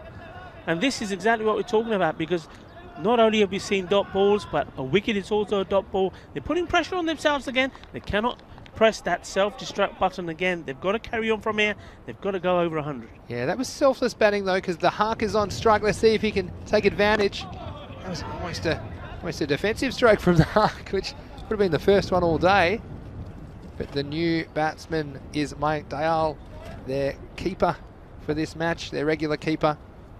He didn't play the first match, but he's come in and gets his opportunity now. Looks like a strong gentleman. It's a great time to come in if you like to clear the boundaries. Just under 3 overs to go. This is Ranbir Singh. This is clipped off the pads. A nice stroke from Mayank to get him going. That could go all the way, and it does. So 4 runs. The boundaries keep coming for Gracia as they edge toward this century. Yeah, nicely played shot. There was maybe a sniff of a chance there. The man that, well, backwards square, we just see that there. He's just out of the picture, just coming into the picture there late on, but I think the ball had already passed him. Nicely timed shot. Wow. Can the bowler come back? This is a good comeback, actually. He was on good length on the stumps. They'll get it away for 1. So sensible with that batting there from Mayank Dayal. If you don't get a boundary ball, make sure that you get something. And he's going to put the Hark, the incredible Hark. I tell you what, that was almost a defensive shot from the Hark. And I'm going to put my money that this one won't be. I think he's going to try and launch this one into outer space. Well, he tried. He shaped to do it, didn't he? And he didn't have any choice but to jam down on the ball and preserve his wicket because it was very expertly bowled by Randeep Singh Dade. You got to stop making these predictions, but Well, I tell you, I got a genuine question for you. I mean, Please. you're a man of stats. Well, So can we look up to see if this is the most sings we've had in the European Cricket Series? Let's count how many. There's quite a few, isn't there? 5, 8. I've got 8 out of 11. And for example, there's quite a few that I think they are sings. They're not necessarily listed that way. But no, it's fantastic that we've got people from all cultural backgrounds. Really, obviously, the particularly Punjabi kind of feeling to this Fateh team. But there's cricket is sport for everyone, and there's a lot of questions about getting locals involved. And as we said, it's something that'll happen in time. It's just great that there's cricket being played, and of course, how could you not be entertained by this cricket? Kuldeep Singh, the new bowler. This is hit straight down the ground by the Hark. And just the one run. What else we got in the chat? It's great we've got so much chat. We've got Muhammad Ismail saying he's watching from the first game and really enjoying all the matches. Amir Pervez saying his brother Adil Shazad will play on Monday representing Skyways. Another new team to the competition. This next ball is hit into the leg side. Just be the single. And we've got MS Jedbat asking, do you need some cha? You feel like a cup of tea? Yeah, masala chai, but only if we have a couple of aloo paranthas to come with it. That would be heaven. That would be good, actually. Oh, this one is hit, and it's hit nicely. It's going all the way down. He's going to have to get his skates. Could be in trouble here, and could be out. Umpire Salim. And the decision is that he's gone, yeah, and you know he was already on his way, and that's the Hark. And this is how small these grounds are. When you hit him as hard as the Hark, he sat and watched it for a bit too long, and you can't really blame the non-striker on that occasion for setting off from the run. But you look, he really admires his shot just a little bit too long, and what a good bit of fielding. We talked about it before. The fielder was alert to it. He saw that it had taken a long time, and still the partner was 3/4 down the pitch, and yeah, he was just kicking himself, the Hark. And again, that's a bit of a waste because he definitely had a few lusty blows left in him. But Gracia losing another wicket at a crucial time. In this, the 9th over. That was Kuldeep Singh, the bowler, doing well to gather that throw. Yeah, I mean, important now for Gracia here that they just keep adding to that total. We're in the 90s. And it was Randeep down there who's contributing again. He's been in all the action, hasn't he? So Karan Deep Singh, the new bat. Let's see what he can bring to the table. Well, he does make some good contact. It will go down to Randeep again at long on, and just a single this time. But we've seen that a couple of times, haven't we? And again, because it's a different kind of cricket, there's some different dynamics in this game. Like normally, if it's a bigger ground, the long on will be a bit deeper, and you've got plenty of time to, as I like to say, Arjuna Ranatungarat, which is just you take 2 or 3 steps as a jog and walk the rest, but not in these 50-metre boundaries. And this is trouble for Fateh. It was down the leg side, but there's a man positioned there almost specifically for that occurrence. And it's difficult for the wicketkeeper down the leg side if they're up to the stumps. The body of the batsman obscures their view of the ball, so it takes a little bit of technique and instinct and a bit of luck to stop those ones. Luckily they had someone there to stop the extras. Next one's just behind point and just the single. So yeah, I feel like this total for Gracia, they get about 100. Looks like they might get a few more than that. It'll be a very interesting run chase on our hands at the end of 9 overs. The score is 96 for 6. Yeah, I mean, they've got 1 over to go. 6 has got to be a must to get them to the 100. To go back to the field in there, Vinny, I mean, one thing before that run out, the ball before that went out to the fielder, what was great to see was the way that the fielder attacked the ball, running in, clean pickup, and the throw in straight away on the bounce to the bowler. And straight away, they're showing their intent. The batsman knows in the back of their mind that they're not going to be able to poodle along because the fielders are attacking the ball. And because of that attacking mindset, that's why that run out came about. Now, this for me is a risk, you know. Majinder Singh, lovely, he hasn't bowled yet is coming on to bowl the last over. He's got to get it spot on. He knows they're going to attack him. When he comes, the key moment. It's fairly well bowled. There's a chance if the keeper, if he hits, but he decides. He puts the fear of God into the batsman as he struggled to the other end, Karandeep Singh, but the keeper, Luckbit Singh Vinti, deciding he was going to hold on to the ball. And you see here, I don't know, there was a player backing up, but I think at this stage they think, well, willing to concede the one for that ball. What would you have done at home? Let us know. Next one's a swing and a miss, and so far the captain doing the job, Manjinder Singh. Amir Pervez says, thanks commentators, love from Pakistan. Well, glad you're enjoying the game wherever you are around the world, and obviously it's not quite the kind of cricket you might have seen before, but it is very, very entertaining and addictive. All our viewers agree about that. They're going to put the skates on. This is going to be a good arm, well thrown. Now, that's what I'm talking about.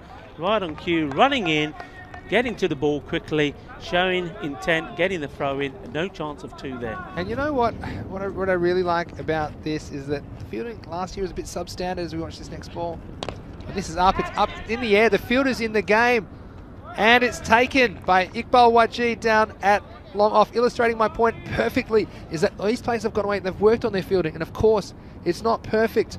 And you see mistakes at any level of cricket, and they're not easy conditions to field either. It's quite cold here. The sun's out, but still it's only 15 degrees, and you know, it might not be beach weather in Barcelona, but these guys, they've worked hard at their fielding. You can see the improvement. You definitely see it. And look, this is only the second year we've played the Fancode European Cricket Series. So you think if you extrapolate this out year after year, the improvement.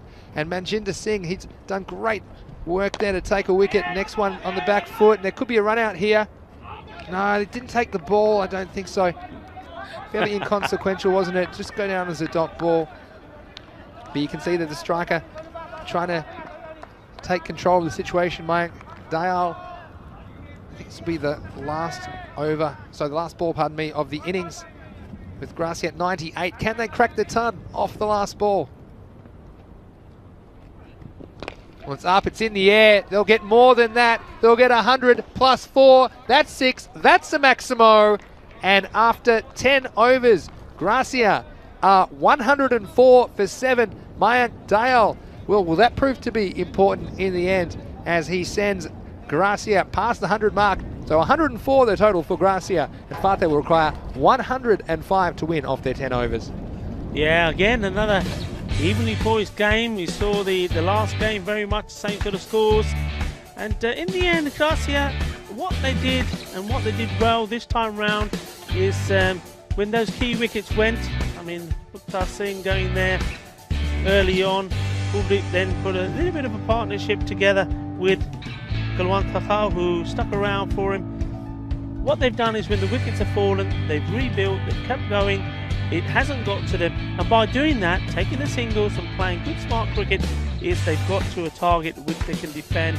And you know, with the bowling that we've seen that they've got, and with a couple of new players coming in, we said they've got their main wicketkeeper in now as well. It's going to be a very interesting game.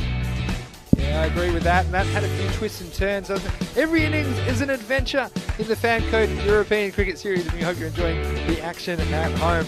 I was quite impressed with Fateh for the most part. You did see a couple of chances go down, but there were plenty more that they took. And they just had enough in an innings where it looked like Gracia might get away from them. They just took those key wickets at the most important moments. And you see here, this was a nice bit of work, another direct hit, and what's been made of the fielding. But for me, anywhere in the world, I haven't seen that many direct hits in a while. Wasn't he happy about it? That was a celebration and a half. Well, these celebrations, for one, they can still be a lot of fun. And here's a bit of lazy cricket from the Hark. He had too many muscles, and he wasn't built for speed. He was built for power. And he found himself short. An embarrassing dismissal. Not the first time we've seen this week. And then in the last over, Wajid taking the catch. And then almost a run out. I mentioned that he wasn't particularly happy. The dial hit the last ball for a big Maximo to take them past 100. So Gracia with 104. And Rico, what do you think? I'm going to ask you for a prediction, because you're always into me for my predictions. Do Fateh have what it takes to chase down 105 for victory? I think they have what it takes, but I think that Gracia are going to be smart. I think they've probably looked at what Fateh have got. They've done their homework, and if they execute their plan that they've got on paper, well, I think they'll end up victors here. But Fateh, for me, happy seeing. If he gets going, it's curtains. Well, don't go anywhere wherever you're watching around the world. We'll be back in about 10 minutes for the run chase. This is Vinny Sandu here, Mr. Maximo, along with my colleague Rico Full. This is the European Cricket Network, and you are watching the Fan Code European Cricket Series Spain.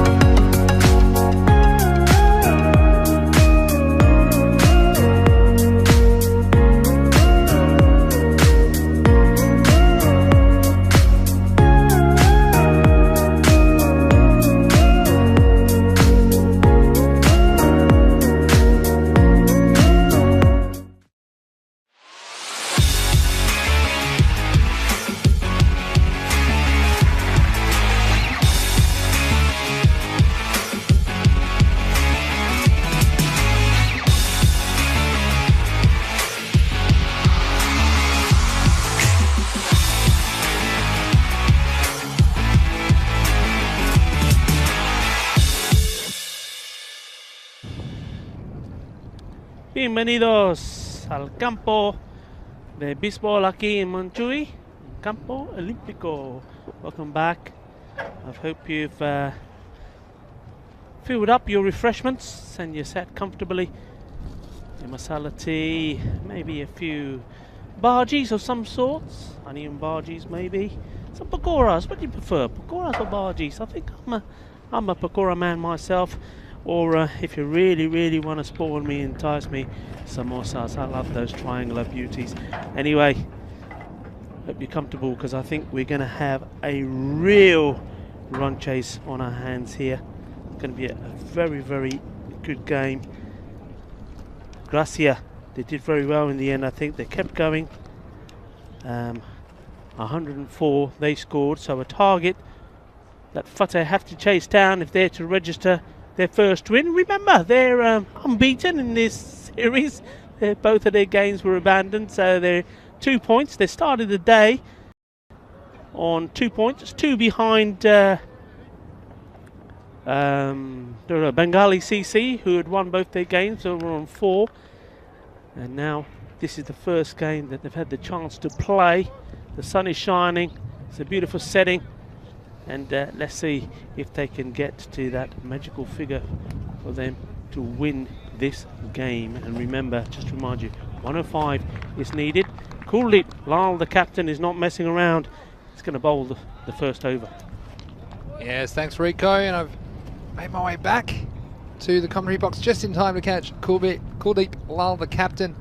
Batted very well and just fell at a key time. He felt like they could have got a few more than the 104 they ended up with if he had stuck around for another couple of overs, but he will be opening the bowling and has a big responsibility to try and make some early strikes for Gracia as he comes in. This one is blasted. The fielder thought he was in the game for a second, but it's well over his head. And what a start to the innings from Fateh. That is 6th of the best. That, Rico, is a Maximo start. Well, that is a killer blow. Well, it's the battle of the captains. Majinder Singh, lovely jubbly, I would say to that. What a beauty.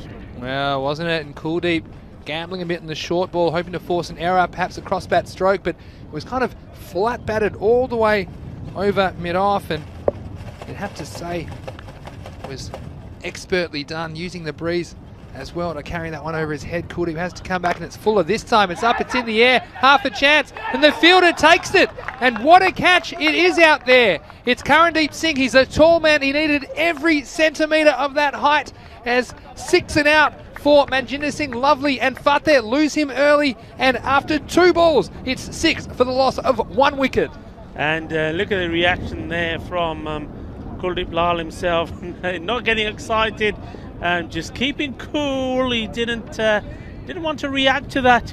He's got his man. He's been hammered for a massive 6 by his opposite number, Captain Manjinder Singh. Lovely, but on his second ball, trying to hit this one over the leg side boundary, he finds the fielder who's outstretched and taken a very difficult catch. Made that look easy. Well, they say on the lottery ads in Australia, I remember, that your luck can change in an instant, and wasn't that the case for Manjinder Singh? Lovely. He bowled pretty well in the last over, except for conceding a 6 off the last ball of the 10th over. Then he was able to hit a 6 off the first ball of their innings, but then off the very next ball, he hit it. Looked like it would get over any other fielder, but Karandeep Singh is a tall man and was able to take the catch above his head. So Kuldeep, he's a charismatic character. And he's in again. And he's bowled! Oh, and 2 in a row for Kuldeep, and he's that kind of X-Factor player, and he finds himself on a hat-trick. So after a disastrous start, 6 off the first ball, he's come back with 2 consecutive wickets, and it's a first baller. Kuldeep, isn't he happy about it?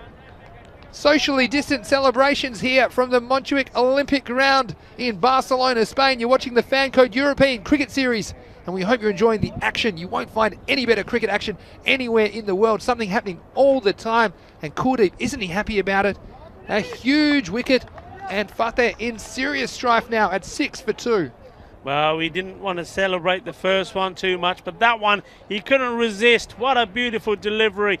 And like I say, a new batsman coming in, when the ball's there and you're going to have to play, he got a little bit of fizz behind that. He put a little bit of extra into it, and he gets his man. And now Fateh in trouble.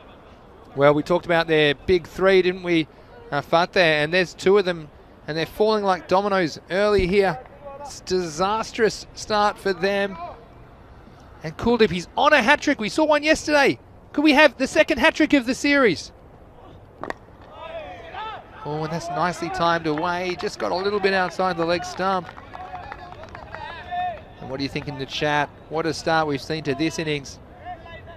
And I just think for the quantity of cricket action and the consistency of cricket action, you won't find anything like the fan code European Cricket Series anywhere in the world. If it's your first time turning on to us, welcome. Vinny Sandhu here, Mr. Maximo, along with Rico Full for the European Cricket Network. Why don't you tell some of your cricket friends and sporting friends about ECN as Kuldeep's in again, this time again, straying onto the legs. Catching a bit of powder, I think, and they'll get through for a run. Actually, maybe a little edge on that one, given a run off the bat by the umpire. So, wow, what an over. So let's talk about how you'd approach this total, Rico. You know, needing 105 for victory. I think you do need to stay in touch all the way. So again, these benchmarks, not trying so hard to get them at all costs, but you do want to be about 10 runs and over. You can see here, they're edging towards that mark in the first over, but this is an important ball. Yeah, and that's well played, Vinny. You're absolutely right. It's very similar to the situation maybe that Gracia were in early on. They lost that early wicket, and it's all about building. They could have collapsed, couldn't they? And the second wicket then also falling quite early, but they needed a partnership, and that partnership was built, and that's exactly what these two were thinking. Happy Singh, I said before even the start of the innings, he is going to be key to them now more than ever before. The only problem is, Vinny, Happy Singh, for me, only knows one way to play. If he tries to change his style, I think he gets himself in all sorts of trouble. So, well, let's see how it goes. Yeah, well, I mean, 2 wickets, they're not helping, but I think the batsmen remaining, they can't concern themselves with too much. There's still plenty of wickets in hand, and the second over begins now, and this is a thick inside edge down past the square leg. They'll stop just inside the boundary. The batsman will scramble back for 2. And this is Harkamal Singh, the Hark. And he'll be kicking himself after running himself out, hitting the ball down to the long on earlier in this innings. But let's see if he can muscle a few balls down there. Hark Hogan, definitely one of my favourite players to watch. Just getting confirmation that was stopped inside the boundary, but it seems to be confirmed now as 2 runs. And Harkamal in again. Oh, this is up. It's in the air. There's a chance. It'll be a difficult take. Oh, and it's taken. What a great catch. And he's done it again. It's the same man there. What a great catch by Karandeep Singh. That looked to be falling into no man's land in between the 2 fielders there on the leg side. But he was incredibly skillful to feint out those distractions and take that catch again. So his confidence is high. He's showing some great fielding skills. Happy Singh is the man that has to go. And Fateh in desperate trouble here. Now they've lost their 3rd wicket with only 9 on the board. Wow, what a moment that was. What a catch that was. I mean, again, we've seen a few like that when you're not only you're keeping your eye on the ball and it's not an easy catch, but you're being distracted by another player. Oh, that was awesome. That is one of the top catches we've seen. Absolutely. I thought my money was on the ball all the way. What do you think, guys? If you're watching on YouTube, here's the new batsman again. I wasn't shy to have a go, and I tell you what, coming in at 9 for 3. What a day's cricket action. The sun's out here in Barcelona. There's nowhere you'd rather be. Here's there, Rico. I know that you've spent a fair bit of time in Spain. How long have you lived here now? 22 years now, pal. 22 years. Oh, since you were a child. Yeah, not far off that. Here's Harkamal the Hark. Oh, it's well bowled, isn't it? It's a heavy ball. I think Hark probably has some very heavy weights in the gym as well. You don't get a body like that unless you work out. And I don't think I'll ever forget that first ball that he faced in this Fan Code European Cricket Series. I don't even think it's landed yet. It's left this earth. Harkamal Singh, he's come out firing, and they can really put things to bed with a couple more quick wickets now as he comes in again. Swing and a miss. innings. And so, Fateh, well, they do hold the unfortunate record of the lowest ever score in a completed European Cricket Series innings of 35. I tell you what, they don't want to be record breakers when it comes down to that one, but with a start like this, nothing's off the table. There's a lot of people out there, big fan of Kuldeep Lal on the YouTube chat. Oh, that's bold. And again, attacking the stumps is Harkamal Singh. By the end of another over, and well, Fateh, you're wondering where these runs are gonna come from. Yeah, absolutely. And you wonder if the ball Kuldeep Lal out. I don't think you get the ball out of his hand at this stage, and he's the one that makes the decisions anyway, isn't he? So he's having to think about it, and actually he's going to hold himself back, I think, perhaps for some sort of emergency. But I tell you what, I'm a little bit surprised by that decision. He took 2 for 7 in his first over, but just going to hold himself back and see what happens. Thinks it might be a good chance to sneak a few overs in, and Trilochan Singh's going to bowl, and he's no slouch with the ball either for Gracia. It's the last over of the power play, but it seems like a powerless play so far, except for that first ball. Trilochan comes in. This is too short, and I think this might go the journey. It's gone all the way over fine leg, and that is a Maximo. Yeah, it was, well, as we would say, Gandhi ball, see, dirty ball at worst, and he got put away. He's got to do better than that. He's already had there's no excuses for him. He's played one game already. Can't say he's rusty. The sun is out now, and it's quite warm out there. He's got to get it right. And he comes. Well, letting the pressure off was Trilochan Singh. He has a chance to come back. This time it's up. It's in the air. There's a fielder under it, and it's taken. And another wicket falls for Fateh. And look who it is. It's my man, Harkamal Singh. Not easy to get your hands together when you've got arms that big. He's got the big muscles, but the Hark Hogan, he is the man that takes the catch. And Fateh, well, now they're in real strife as they lose their 4th wicket with the score at 16. Yeah, once more, Vinny, we see a catch being taken after the ball before has been sent packing for a boundary, a maximum. And, well, that's twice. We saw that with Kuldeep Lal. Majinder Singh Lovely smashing him for 6. And the very next ball, him getting out there again.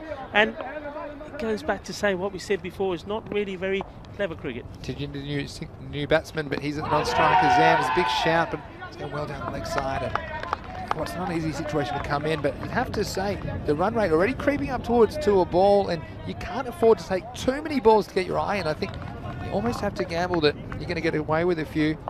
We're still in this 3-over power play, if you can believe it. And now Kuldeep is going to come up into the circle at mid-off, and he's going to push the deep mid-wicket back, so perhaps a short ball coming. No one back on the offside. And this one's a thick edge, and third man fielder's able to run away and get it, and there's one run, some confusion, no one backing up, and again, it was absolutely pegged there, wasn't it? Who was that? That was Paramjit Singh. Oh, it's releasing a bit of frustration there. I don't know who was backing that up, but they might have a big bruise when they have a look at themselves in the shower tonight. It raced off the pitch, didn't it? But in the end, 2 valuable runs, and Fateh, they're the kind of risks they might have to take if they're going to get back into this match. Yeah, Manoj Kumar was the man backing up. He quietly had a look at his fingers as he walked back to his position. Well, might have to count them, make sure they're all there as Trilochan comes in again, and he's bowled! Trilochan Singh!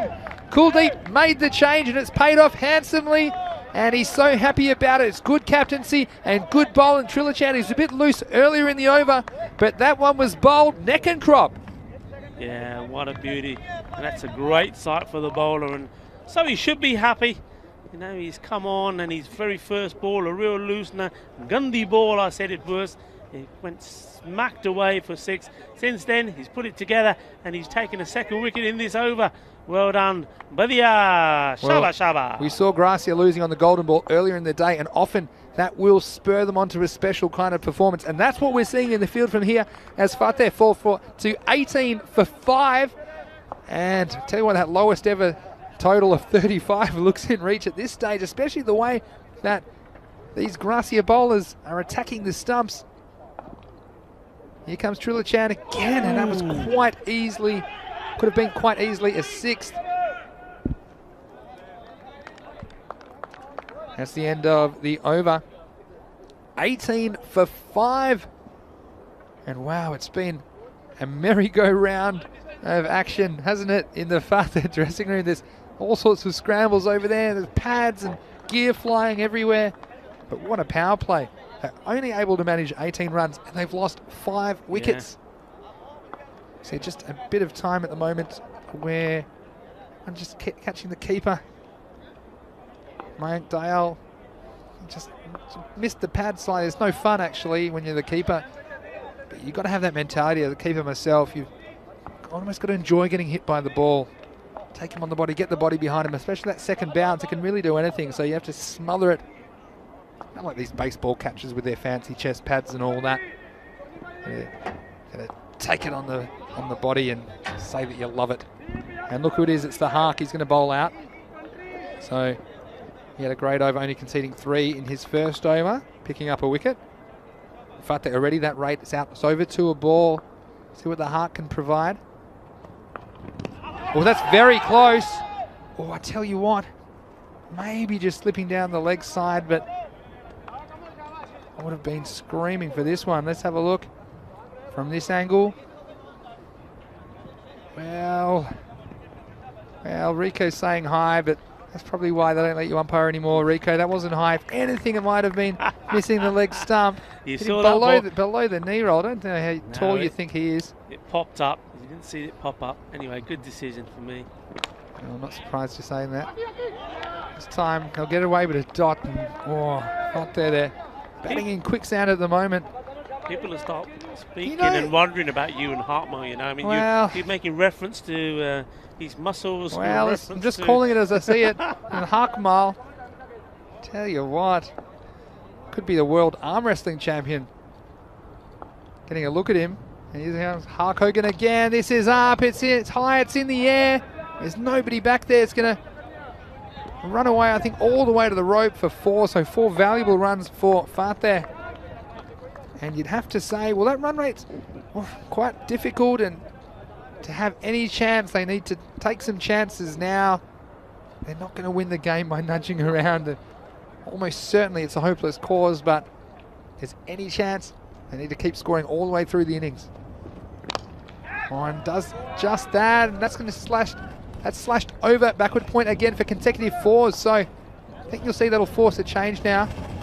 Kuldeep Lal is going to bring somebody up to put somebody back there. It's 2 balls in a row, and the way the batsman swing at the ball is every chance that it'll fly over that backward point region.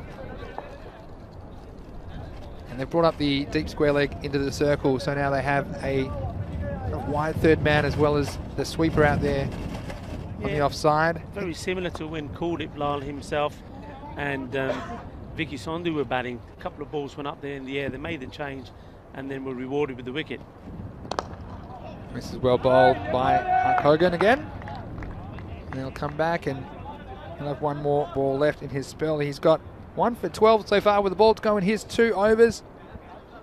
And he did make that mental error, didn't he, when he was batting, getting run out after blasting a ball at superhuman speed down to the long on. But he's come back strongly, and he's been a key cog of this bowling unit that's put Fateh on the ropes as he comes in to bowl his last ball.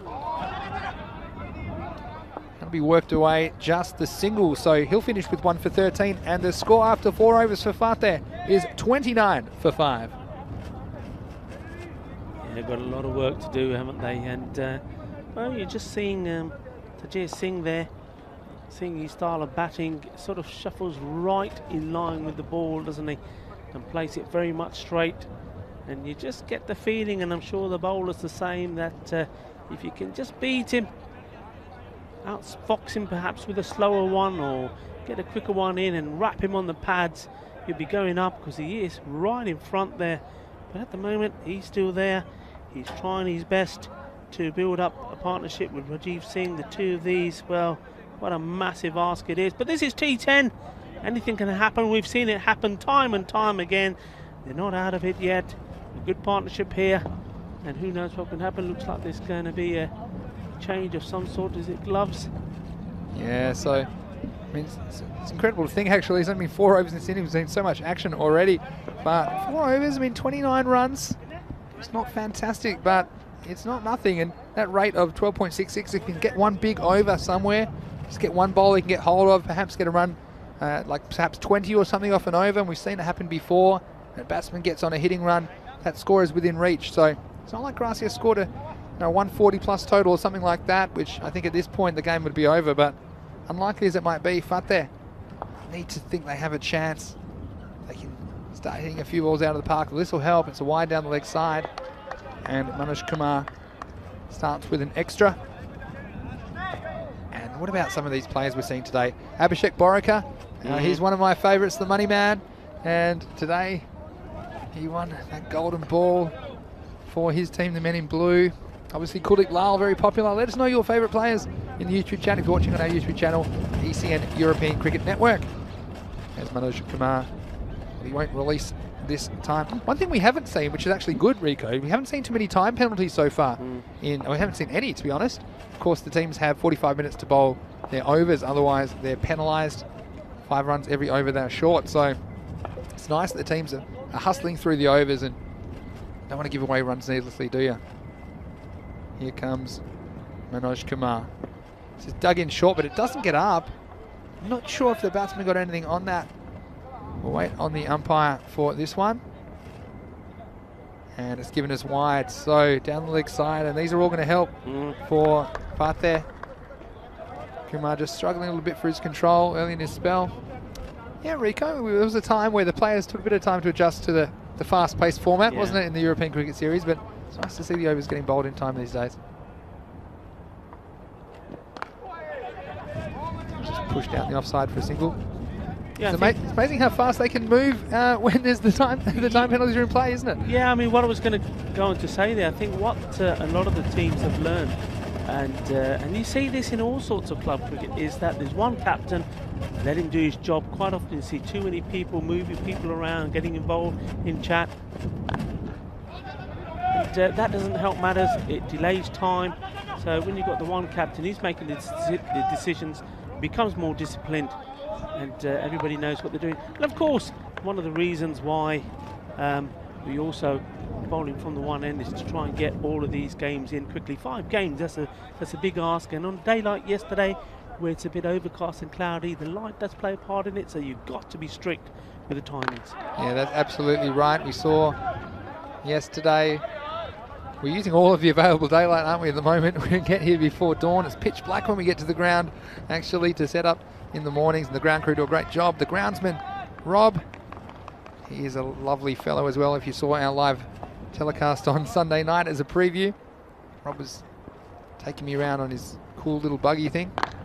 Wow, this next ball is too short and it's gone all the way. That's over mid-wicket for a Maximo.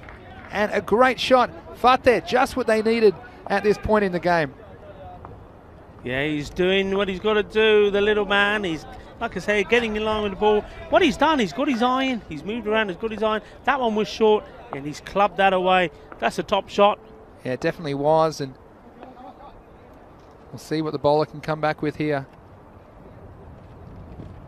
Wow, this is a wild swing in his way. You get carried away, don't you, sometimes, especially these batsmen. They're not normally batting in these situations. They're perhaps slightly lower order players, and Tajinder Singh that time throwing everything at it, but nowhere near the ball. Just got a bit excited there, so one ball to come.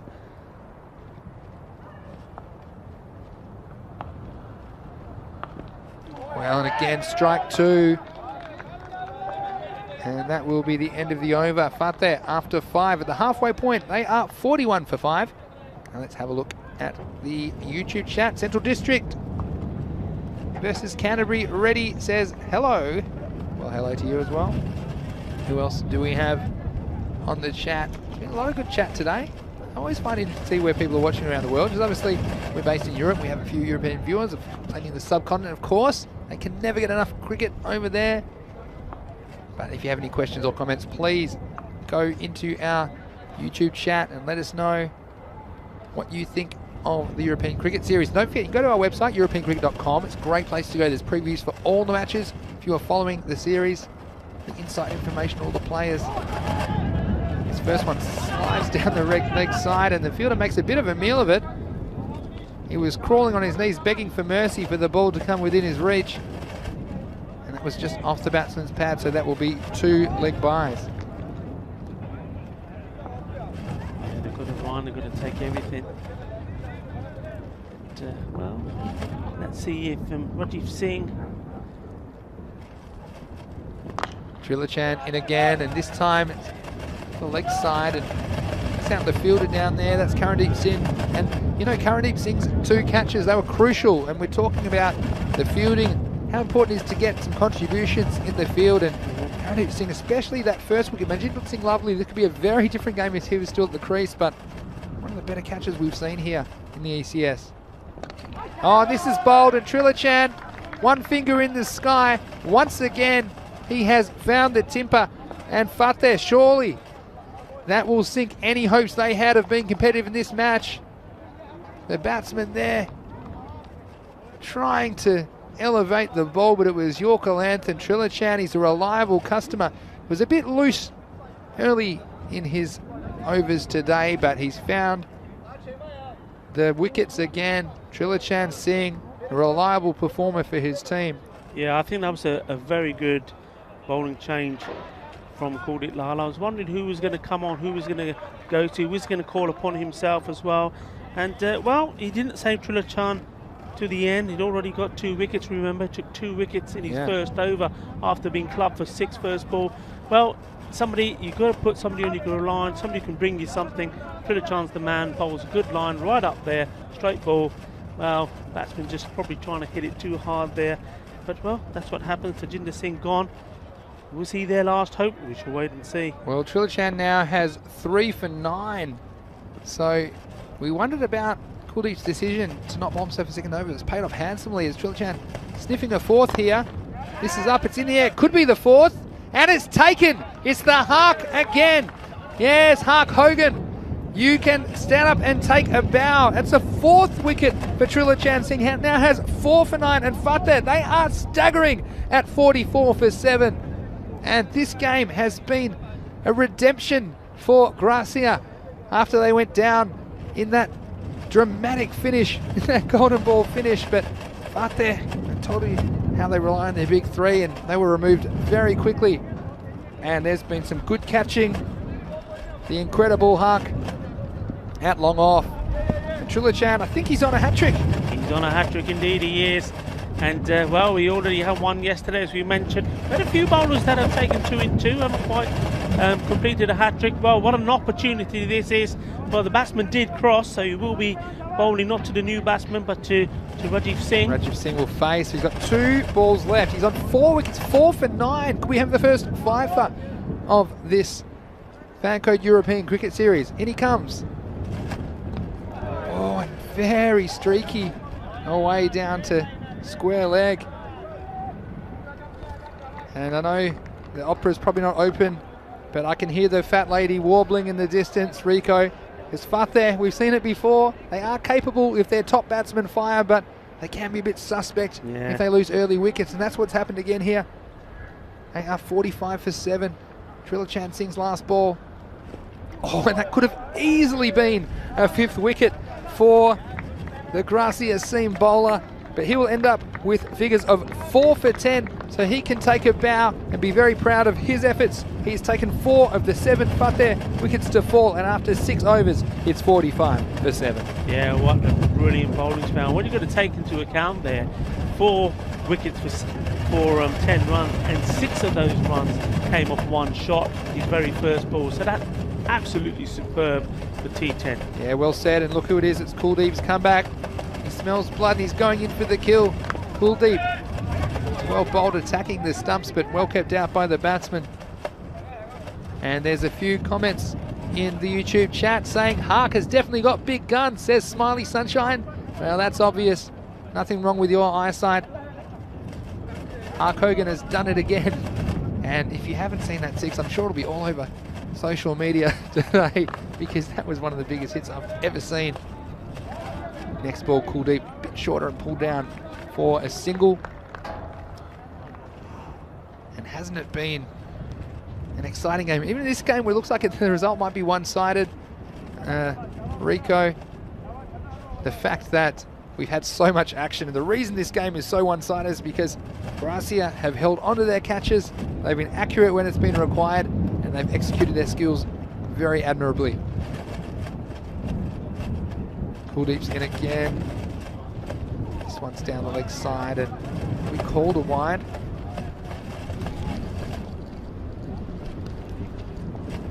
Seven for 7. Yeah, so of course 5 games every day here on the European Cricket Network. This is game 4. He's driven nicely actually through the offside, but just pick up a single.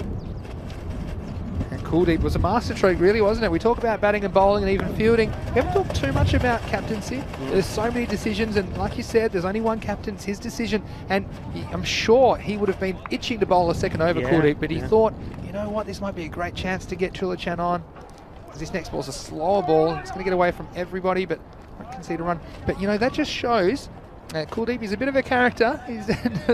There's no argument about that. But he showed a good cricket brain there, and to get out of his individualism, if you like, and think about what's best for the team here. I think that Trilochan's the man to go through the middle of the innings, and he still has him over up his sleeve, and it's paid off with Trilochan taking 4 wickets. And this time, he's going to pay the penalties straight down the ground. A nice looking straight drive. That's all the way for a Maximo. Yeah, that's a good shot. You can't blame Kuldeep there. He's been very close to getting the wicket of Randeep Singh died. He's been there about all the time. He's been unlucky. He's missed the stumps. So he's pushed one right in, Yorker length. This time it's been connected over his head. And then he's lost his line a little bit there, going down the leg. Another chance to bowl. Yeah, Had him an extra delivery. That's the wide, but you know the damage has been done for Fante, and Kuldeep started it off, and it was Karadeep Singh that took that very, very important catch off the second ball of the innings. Last ball of this over, and this is hit hard and it's hit high. It's going to carry the fielder again. That's another Maximo. So Fate getting some revenge on Kuldeep. He's gone 6s and wickets all day, hasn't he, Kuldeep? So he's a little bit expensive in the end, but still Gracia well in control, and up to 7 overs it's 62 for 7. Yeah, some nice shots there.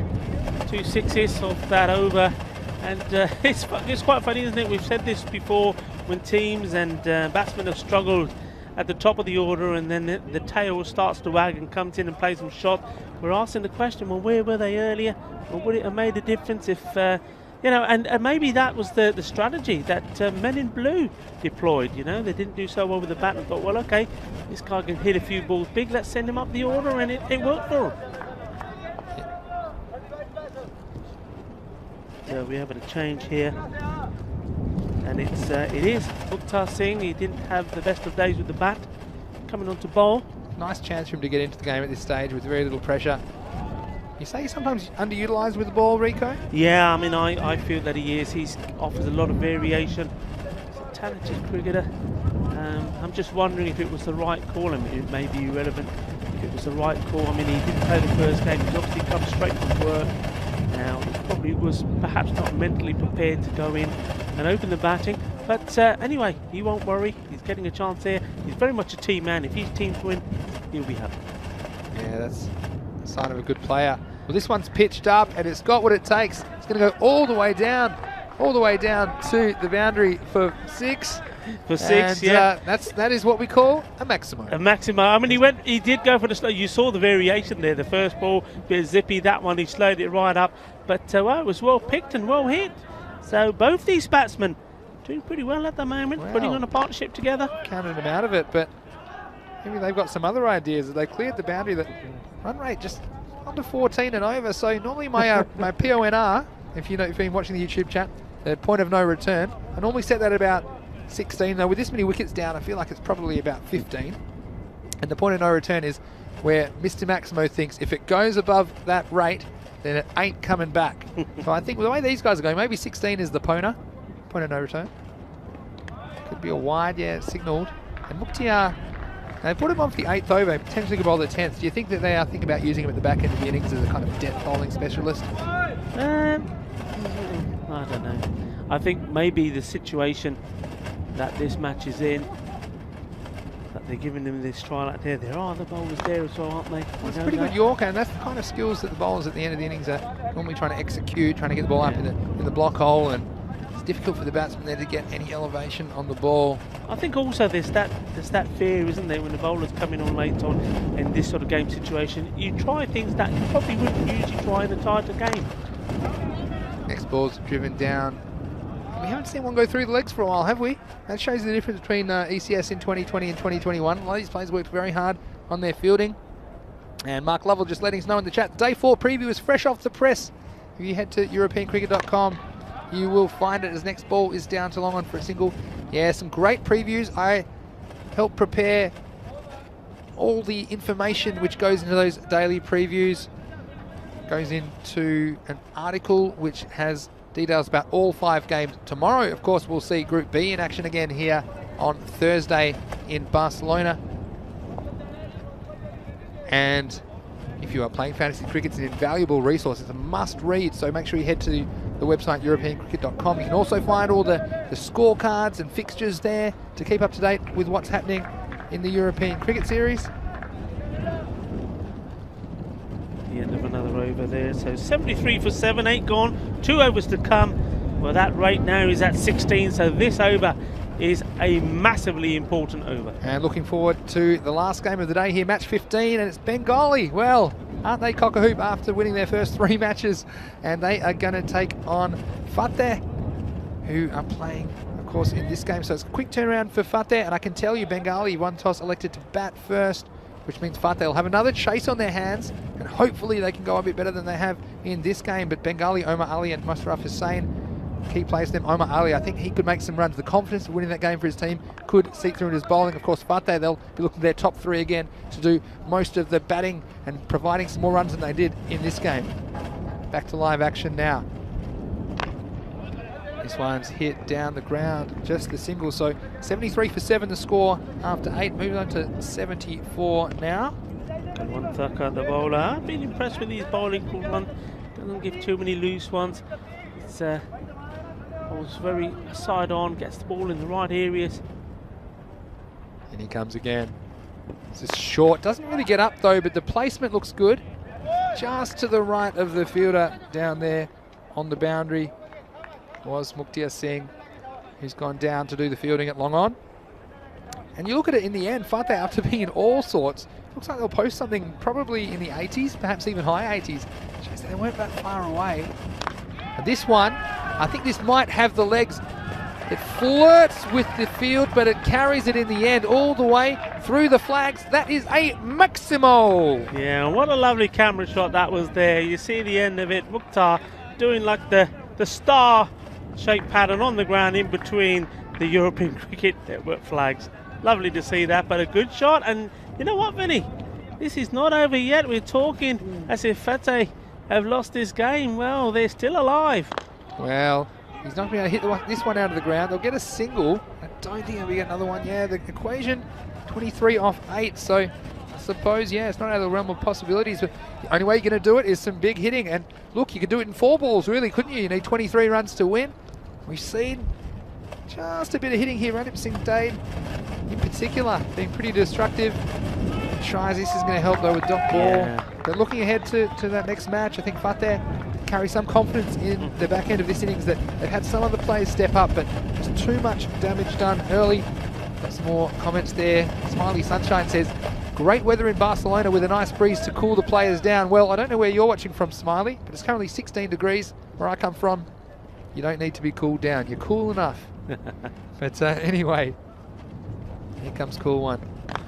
Just hit nicely on the offside. I think he's picked out the sweeper on the boundary. Though a bit of a fumble there on the boundary. And tell you what, you're always entertained, aren't you, in the European Cricket Series? So much happening. It's the end of an over, and after 9, it's 83 for 7. So 10 off that one. We got a last over. They need 22. Well, we've seen almost everything today, haven't we? Will we see 22 off and over? I'll tell you what, with Ranip Singh, the way he's going, he's been pretty impressive. He's got 23 off 10, so if he can get on strike and get a couple out of the screws, anything's possible. It's Mukhtar And Looked a bit rusty, Mukhtar, I think, with the ball in the first over. Yeah, I mean, he was hit for Maximo himself. So, well, I mean, he's got to keep his nerve. He's not going to bowl any extras as well. He bowled a few wides as well. So it's got to be a nice, tidy over here. Well, I think I need to get one away early and get it down below 20. Otherwise, any faint flicker of hope that Fateh have of pulling off the most unlikely of victories will be extinguished. Well, he's gone close here. It's gone up. It's in the air. Oh, and it's a nice bit of fielding in the end. And it was the hark. And lucky the guns are so thick because he was able to get down. And I'm not even sure they took a run there in the end. Well, I think Huckman there for 1 minute. I thought he was going to commit a sin and go into the... I would have thought he was going to just stay back, let it bounce and take it. He did initially go for the catch. And that's just your instincts. And he's just holding his elbow a little bit. He obviously fell quite heavily on it. But what he did manage to do is stop the ball going under him. That was the most important thing, stop the boundary. Yeah, that's right. And they did take a single off that first ball, so that's given a wide. And they need 20 runs off 5 balls now. So they need boundaries, and only boundaries to stay in this game. Oh, that's very close. Umpire walking away, not interested. But you'd have to say 19 off 4. Need 3 sixes basically. Or basically, if you're not going to hit 3 sixes, every ball needs to find the boundary from here. Mukhtar, slow ball, just rolling his fingers over that in a leg-cutting fashion. And make sure you stay with us here. In about 20 minutes, we'll be back with the start of the 5th and final match of the day. This is a wild swing, and you'd have to say it's game, set, match. But again, Rico, in a game that you said was looking very, very one-sided, when we look at the scorecard of this, when this is all said and done, they're going to go down by less than 20 runs. It just shows you the margin of errors, and losing all those wickets, you wonder what might have been possible if one of their batsmen had stuck around. Yeah, Vinny, let's not forget, at the end of the power play, 3 overs, there were 18 for 5. You know, so that goes to tell you what sort of recovery that's been made here. And I think what Fateh need to do, they're right back on here. They ain't got a lot of time. They need to have a look at that scorecard, and maybe Majinder Singh Lovely and Happy Singh, maybe they need to come down the order a little bit, save those big shots for the middle of the order, and let somebody like these 2 guys come out there and carry on for what they're doing. Well, that'll be the end of proceedings for Randip Singh Dade there, as he did his best, and it was just going to be a little bit too difficult for him in the end. And he can be very proud of his efforts though in compiling 23 off 12 balls, and he batted them really inside. The victory was on the horizon, but it was always a little bit out of reach, wasn't it? Yeah. But they'd be disappointed then, especially after their first 2 matches were washed out. They're going to lose this one, and they have to quick turnaround, of course.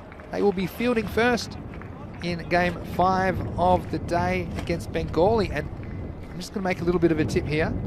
This is going to, you say this is crazy, this is one of Mr. Maximo's crazy ones. You got Fateh that haven't won a game, and you got Bengali that haven't lost a game. Yeah. So it's very obvious who the favourites are. I think Fateh will beat Bengali in the last game of the day. You do you? Yeah, that's a little hot tip from the inside. Well, I just want to remind viewers that Vinny has not been right on anything as yet. So you can take that as you wish. But I can't see it on this performance unless they change things around. Well, we'll see about it. This is the last ball innings, 87 for 8, unless it's a wide, and it is. So we'll have all the 8s. 8, 8, 8. 3 fat ladies, 88 off 8. But the reason, I used to call this, my coach used to call this a banana peel game, right? They call it banana peel game because you're cruising, you're doing great, you think, oh, this team hasn't won a game, and you can slip up, and now we're going to get the last ball of the innings. And I don't know if they'll take a run. Yeah, they'll just walk through for 1. So they will finish on 89 for 8. So that's it for match 14 of the fan code ECS Spain. And we saw a victory for Gracia, 104 to 89, 15-run margin of victory. So Fateh, they'll be disappointed, but they were in touching distance of Gracia there. They'll have to come back against Bengali, and like we said, Bengali, look, they've got every right to start favourites, but Fateh, they'll have to pick themselves up off the ground and bring their best cricket if they're going to challenge Bengali. But I have a feeling they just might do that in match 5 today. Rico, take us through some of the action from the 4th game today in Barcelona. Yeah, it was a nice start there. from Gracia once again. They're relying on Kuldeep Lal. And there was that run out there. And that again, that was important because Kuldeep did go on to make 46 runs. And well, the sacrifice paid off for his team. And how important was that in a match like this? But he played some lovely shots that Kuldeep. Diving effort there from Happy Singh, just saying. And this was where the change in the field did the job. There was a couple of chances that went there. They saw the ball going in the air. Jinder Singh lovely saw what was going on, made a change, and that was a great catch. The croc catch, as I called it. It was a croc catch, wasn't it? It was an interesting game of ebbs and flows, wasn't it? Just had a few occasions where you thought one team was getting away, and this is a fantastic bit of fielding there, the direct hit. And the celebration was great as well. This is one of the best. He's down low. Go on, give it up. He knows he's got the camera and right in. Thank you very much. And of course, he can be happy with his efforts there. This was an interesting bit of cricket. Saw Mark Hogan sitting and admiring the shot. You can do that in golf, but in cricket, you have to run after it. And we saw Gracia. Ultimately, they did finish the innings, breaking the tongue in the end. A few thrills and spills in the last over. The umpire Salim said, that's it. And let's get the action going in the second innings. And it was Kuldeep that did the damage early. Yeah. After going for a Maximo first ball, he picked up 2 quick wickets. And it was the fielding of this man here, Karandeep Singh, taking a memorable catch. Yeah, got a good hug there and a balle from his co-fielder. That was a great catch. Well, that might have been their one warning for not social distancing, but they couldn't help themselves on that occasion. Of course, the protocols are in play for this tournament. Then there was the Trilochan Singh show as he attacked the stumps, and wasn't he happy about it? Up and away. He took 4 wickets and took 4 for 10 in a game-breaking performance brought into the game by Kuldeep at a crucial moment, and he didn't disappoint. And there he goes again. That good, accurate bowling. Batsmen just losing their head. The run rate was getting out of hand for Fateh. But then there was a bit of a rearguard action with 7 wickets down. The Fateh team trying hard to get close to the runs required, but you see they end up at 89. There's another score in the 80s, Rico. And as we look ahead to match 15, which will be coming up shortly, join us in about 15 minutes. We'll bring you back into match 15 in Barcelona. It's Bengali taking on Fateh. Now, I did make the prediction at the end of the game before that, at the end of that game, that Fateh will beat Bengali. Now, I'm adjusting my prediction slightly. I'm going to say Fateh might beat Bengali. Is there subtlety? No, I don't expect No, you can't go there. Don't even go there. I feel like the subtlety might be lost on you a little bit, but I think that Fateh, look, this is not a foregone conclusion, this game, is what I'm going to say about that. So you can see that Fateh, they'll actually be 0-1, of course, now that that game's complete against Bengali, who are 3-0. Of course, Fateh do have 2 points from their washouts on Monday, and Bengali, Omar Ali, well, he's due for some runs, and he looked very promising in that last game, Rico. Do you think this is the game that he might be able to go on with it? Yeah, I think so. Absolutely. You know what? And going back to your prediction, the only reason that I'm dead certain it won't go that way is because of the captain, Rais Howlander. Now, this guy is Mr. Perfection. He wants 100% from not just himself, but also from his team. He knows the situation. If they can get this win, 4 out of 4, the points, they're going to be sitting very, very happy and handsome at the top of that table. They're not going to mess it up on this game. Yeah, and I'll be interested to see if they send someone, Fateh, like Randeep Singh, Dayed, up to the top of the order or somewhere in the top 3, because he's the batter in form, and sometimes I think that can carry through to the next game. We saw him just lose his wicket in the last over there, but I think especially they've got nothing to lose there, Fateh. Especially they don't want the things getting away from them in this group. It's only the second day of group action, but of course only the top team out of the 6 teams in every group are going to qualify for the next stage. So I wouldn't mind seeing Randeep up the top of the order. He scored 23 off 12 balls, he hit 3 Maximos, and perhaps he could be someone they could try in the power play. I'm absolutely with you there. I mean, if you look at their scorecard, the first 6 did nothing, but then you got Tajinder Singh, he made 16 of 10. Rajiv Singh, not out in the end there, 19 of 19 balls, and then Randeep Singh there towards the end, 23 of 12. Get a couple of them in at the top, give you a good start, lay the foundation, and then get the big hitters come in to take you to a match-winning total. That's right, and we hope you're enjoying the action wherever you're watching around the world. Make sure if you are watching on YouTube, you can join our live chat. If you've got any questions or comments, we'll get to them when we can during the last match of the day. We'll be back in a little bit over 10 minutes to bring you into match 5 of the day. It's match 15 of the Fan Code European Cricket Series Barcelona. This is Vinny Sandu, Mr. Maximo with Rico Full. You are watching the European Cricket Network.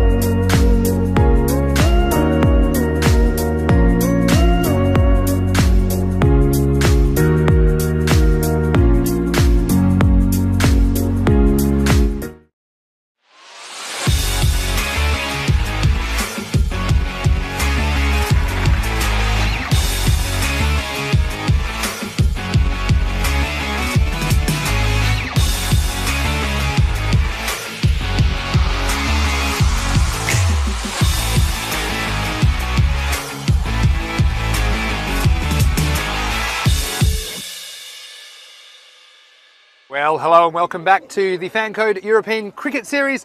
Mr. Maximo here, Vinny Sandhu for the European Cricket Network, and we are almost ready for the final match of the day. It's match 15 between Bengali and Fateh, and the match referee is with the two captains.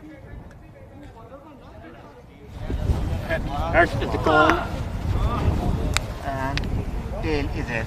Bengali won the toss. What would you like to do? We decided batting first. Bengali won the toss and elected to bat first. So there you go. You got Bengali captain Riyaj Halada winning the toss, electing to bat. Of course, they had a very, very dramatic finish to their last game as Omar Ali was able to sneak the ball inside the wide line on the last ball. So they got home by 2 runs, and they'll be looking for another big performance from Omar. But I'd like to see him make some runs. He's disappointed a little bit with the bat. He had some good signs in his last innings, but I think he could be up for a big score. Well, Fateh, they have been okay as well in their first game. They had their first day, of course, ruined by rain, but I particularly think their top 3 batsmen have to get the job done. I also thought that their bowling was a little loose at times, but they did have a happy knack of picking up wickets in that last game. Okay, over to you, Rico. Let's get ready for the last one of the day. Yeah, thank you very much, Vinny. Match number 15, Fateh CC versus Bengali CC. And yeah, Bengali, you're going to have a bat. And well, we said before from previous matches that they've had that it's probably not been their strength with the bat, but certainly have got their act together. They look like a very, very good unit. That doesn't surprise us because of their captain, Riyaj Halada. He's top man, leads by example. Just seeing there the fantasy dashboard come up, and I agree with Vinny. I think it's a good opportunity here for the likes of Omar Ali to buckle down. He always seems to me, and maybe this will be down to age as well, very inexperienced, always seems to be in a hurry, maybe sometimes just gets the shot selection wrong, but when it is right, it's fantastic. Shafiq Rahman, he's the man in great form, scoring runs well. Then you've got the likes of the captain himself, Halada, Bapari. They're all very strong.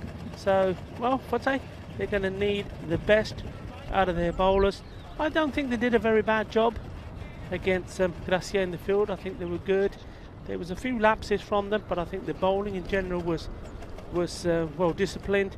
The only disappointment, of course, with the bat, but like the conversation myself and Mr. Maximo were having, maybe change things around a little bit when they're chasing, and who knows what may bring. So just a quick shout out to our partners, obviously Fan Code, the title partner of this Fan Code European Cricket Series here in Spain, Barcelona.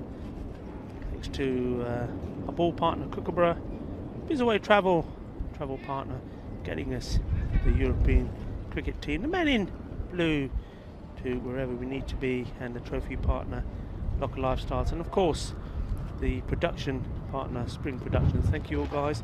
And speaking of production, and I'm sure you're enjoying the cricket you're seeing on your screens, many thanks to Almaz, Alvera and Martin for doing such a good job here on site at the ground. So we're just getting ready. The umpires for this match, Tanveer Iqbal and Aman Nadeem. Get proceedings ready. Omar Ali is taking guard, and well, Bengali unbeaten, played 3, won 3, and is this the time and the opportunity for Omar Ali to shine? And shine is the word. Beautiful setting here, the sun is shining. You're starting to see some of the fielders putting their hands over their foreheads, those that haven't got caps, to be able to see well. And that's a good thing to remember here. You need a cap.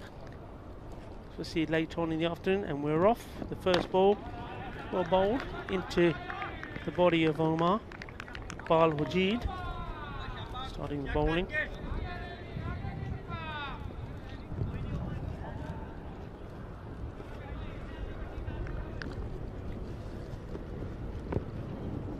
And well, he's gone. Well, it's not to be. Omar Ali goes for a duck, second ball. And this is what we were talking about, what I was talking to you about. He's just got to learn about which balls to attack early on. That's the second ball. I know we're inside the power play, and I know you need to be looking to go over the top. Well, that's a gift of a wicket really. Just needs to get himself in, the young man, get back to ball, rotate the strike a bit, get a few singles. Maybe that's the key for him. Maybe start thinking about a number to get to, whether it's 10 for this short format of the game before you start to try and take on the bowler in that fashion. So, Fateh have made the early breakthrough, and that of course is going to bring Shafakir Rahman to bat. Now, well, we said Omar Ali needed to score runs, and was this going to be his match? Maybe is it going to be the other way around? Shafakir Rahman has been good so far.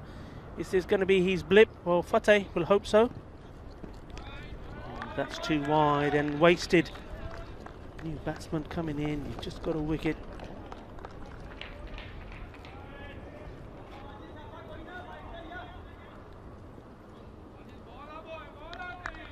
See that very wide, and also has to be careful about where he ends up running after he delivers the delivery. One's better, and that's a delightful shot. And that's what he's so good at. He just picks the line really well. Just look how quickly he got into position, and that was executed to perfection. 4 runs.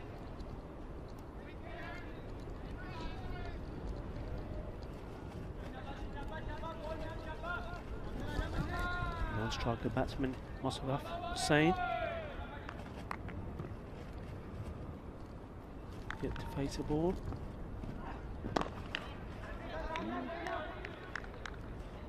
Get an opportunity now.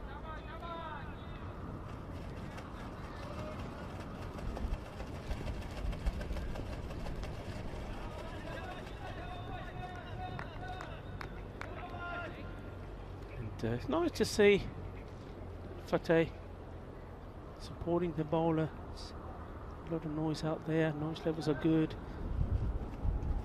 Keeping everybody on their toes, motivating each other. Oh, this will be close if it's direct hit. Diving in, the little man. Shafakir Rahman. Well, he was run out in his last innings, in his third innings, the only time he has been out in this Vanguard European Cricket Series so far. And that probably wasn't that far off.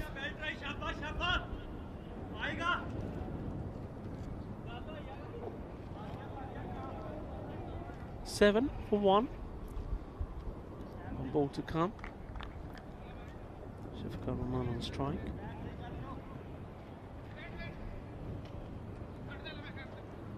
And there's just some wardrobe adjustments being made.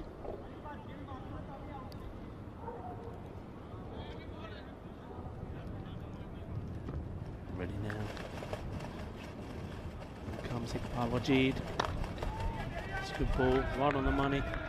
And this one just defended out. And that's the end of the first over.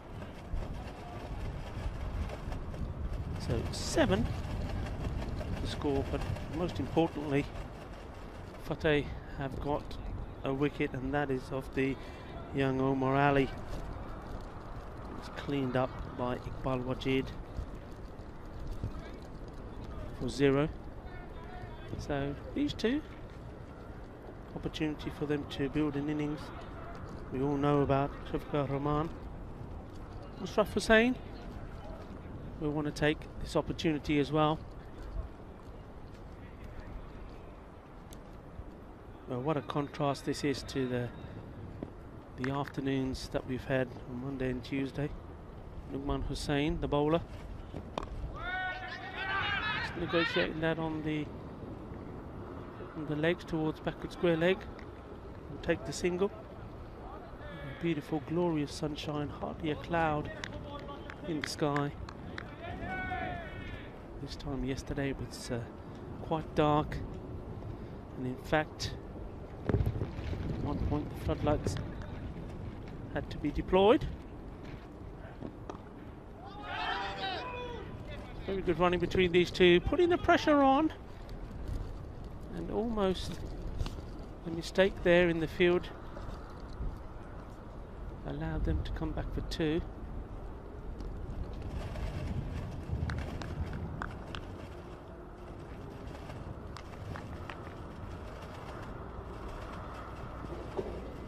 Hussain and Fateh love to get another wicket here now. That's well bowled. Oh, it's very, very well bowled. Boogie, oogie, woogie. Kookaburra fireball. Stumps all over the place. Another one bites the dust. So, how important was that one? Mushraf Hussain, he's not going to get in the act here. He has to go. And that probably means, normally at this point perhaps, is Howler going to come in, or is there going to be some change here? Well, Fateh, I'm just saying they'd love to get a wicket. They have indeed. Keep the pressure on. Well, Vinny Sandhu has got lost coming back from doing his duties. It's probably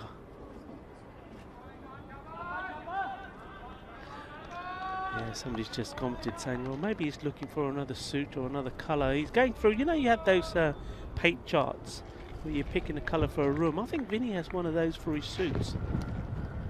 So what colour will it be tomorrow? Well, there we go. That's something for the chat. So what colour, or should we say, what colour would you like to see Vinny in? And I wouldn't be surprised if he has it as well. Anyway, back to the cricket. It is 9 for 2. Bengali are in trouble. It is the captain who has come out.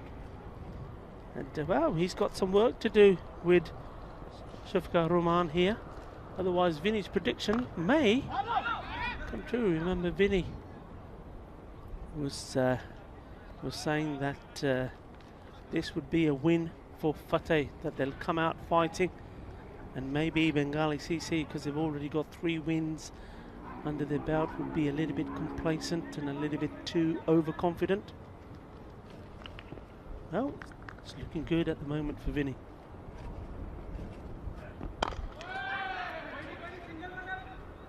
Nicely played. We'll take the single.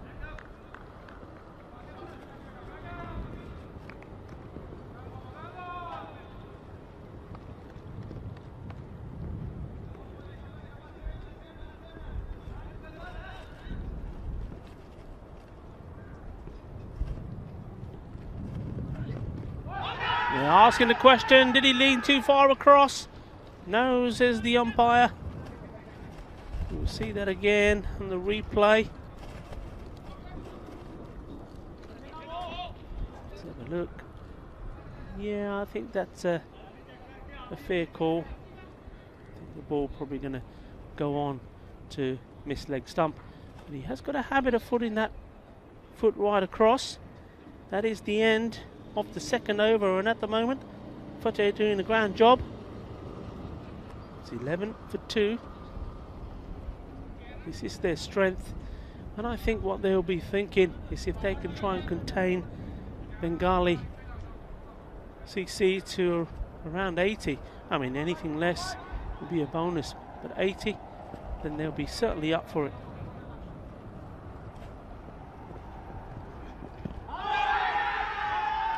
I'm definitely going down to miss the leg stump. Certainly up for it. Wajid, he's going to bowl himself out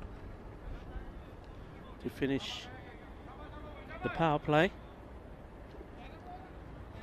I'm just wondering if Bengali have that in their mind, or they're just playing to survive. Oh, that's an absolute gem of a delivery. The stumps all over the place. Well, Kinni Achi bowling Sigi, right on the money. That's fantastic. Well, they're in real trouble now because Mr. Reliable has to take a long and slow walk back. Well, how about that?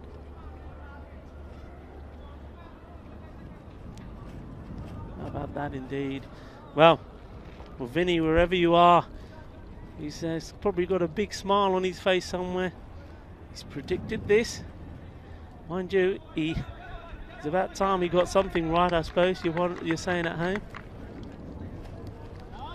Very quiet out there at the moment, especially at the Bengali dugout. Just look at that that scorecard. It's been a while since we've seen that. Omar Ali bowled, Iqbal Wajid 0. Mushraf Hussain bowled, Hussain 1. And once more, the same bowler, Iqbal Wajid to Shafiqia Rahman bowled for 7. 3 wickets all bowled. So Fateh turning the screw here. So Bapari, the new batsman, is he going to be able to stick around to support his captain? Short and straight away, well, no hesitation. He's going to play his shots. And great effort there. And, well, splendid save, diving, outstretched, stopping the ball going over the ropes. And then, well, to finish it off, the throw, direct hit at the stumps. Look at this. That's brilliant work. That's the way to do it. That's a roll and the tumble and gets the ball in. Well, that's what your captain wants to see. That's what the bowler wants to see. And it's little bits of cricket like that that really do get your team on a high. And Fateh, they're loving this at the moment.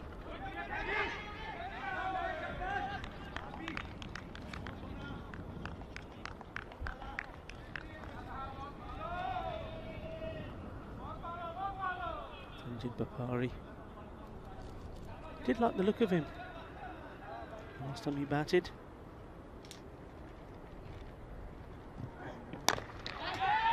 Tried to catch it, didn't quite time that. They will take the single. So Rise Howard now on strike. Well, he's got to play a captain's innings. If there was ever one required, it is now. Oh, that's a tremendous shot. There is a fielder there, but he won't be able to do too much about that. Picked that up so well, hit it sweet. That's 4 runs. And both of these men, it's nice to see that even though they're in a spot of bother, 3 wickets down, they're not afraid to play their shots. 18 for 3 at the end of the power play. And Fateh having a conversation. Who's going to come in now? Who's going to do what? Shabash, shabash, shabash. Trying to gee each other up. Very important for them. Remember, 2 games on day 1 that they had scheduled were rained off. And early on today, losing their first game. So they'd love to end this day 3, match 15 on a high with a win. That certainly will keep this group, Group A, very, very interesting indeed.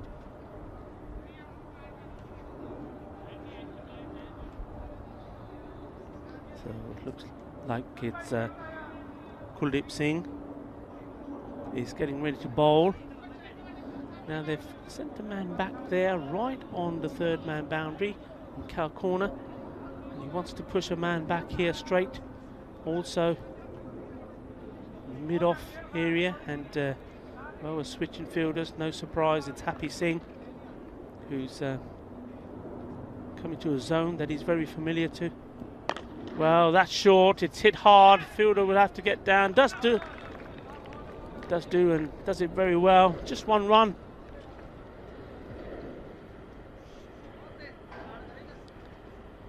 Ari handing over to his captain.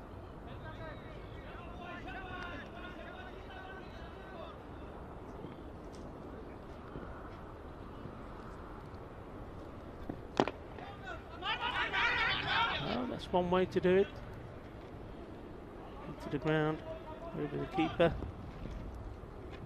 1 run. Very important here that both these batsmen do come together start to build an innings.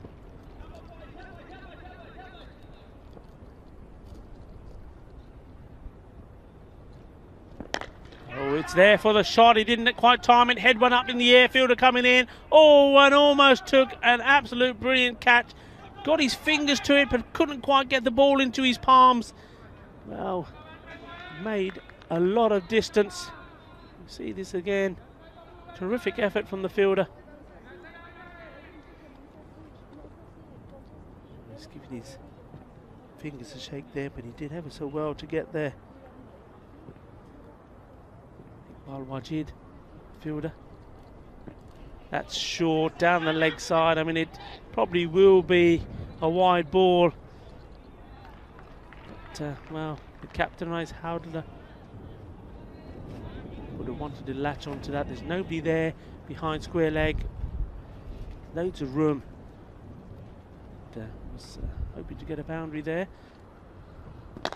That's nicely hit, and that's through the gap. 4 runs. That's what they need. Muy bien. Vale, es un partido muy importante. Bengali Cricket Club. De momento jugando 3 partidos y ganando 3. Eso de 4 partidos en este grupo, de grupo A. Y fíjate, de momento no ganar. Here we go. That's a better ball. Didn't give him too much room. Kuldeep Singh.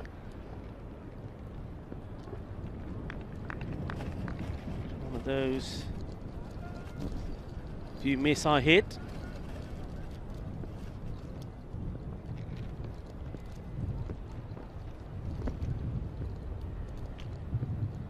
Oh, that's too wide.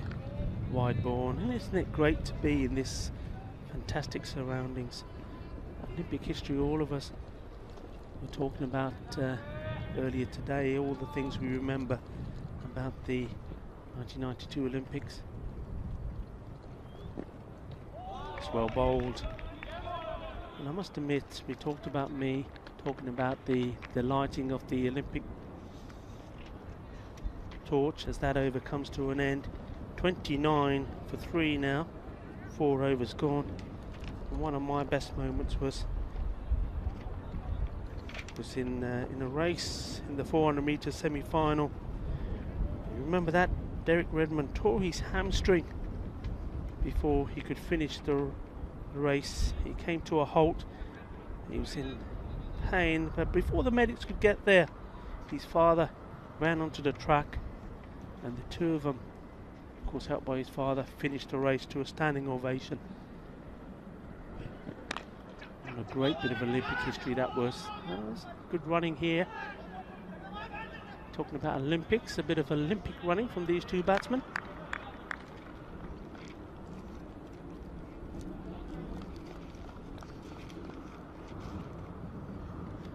We've got the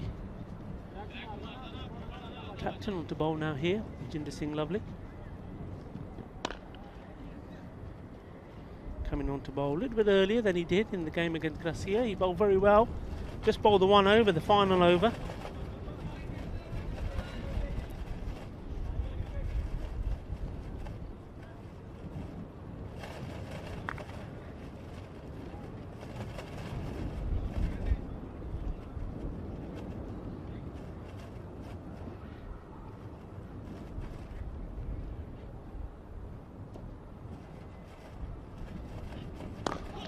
Well bowled, held that one back a bit.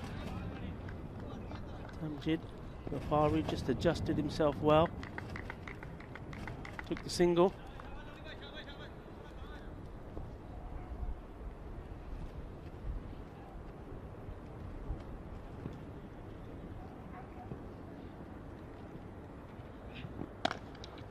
It's nicely played, well timed shot. There is a fielder there.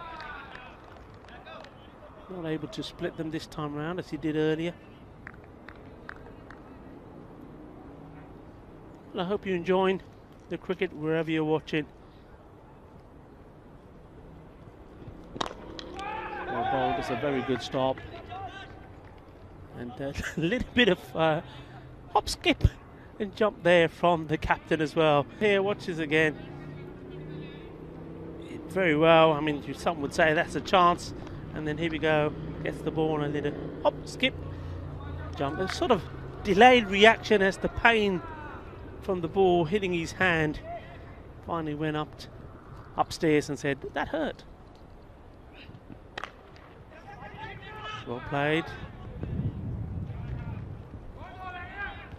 Not thinking about the twos at the moment, just wondering whether they need to be running the first one just a little bit harder to put the pressure on. At the end of a tidy over there, just 5 runs from it. Captain of the bowling team, Jinder Singh, lovely doing his job. Captain of the batting team at the moment at the non-strikers end. He's got to do a job for his team as well. 34 for 3 at the halfway stage. So they need a couple of magical overs, the batting side. And could this be the start of it, or will it be a catch? Fielder coming in. Oh, well, off balance, and I think as he was about to take the catch, the momentum of his body falling over made the ball pop out. So, well, the catch going down, how important will that be? Batsman also taking 2 runs.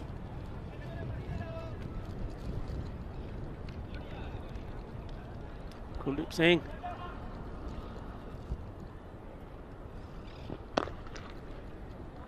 A little bit shorter this time, not giving any room outside the off stump.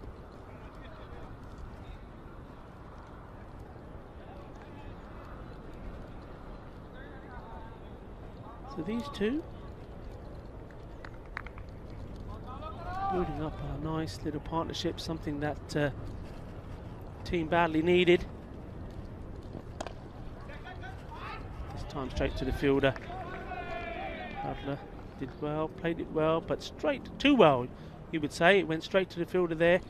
A point.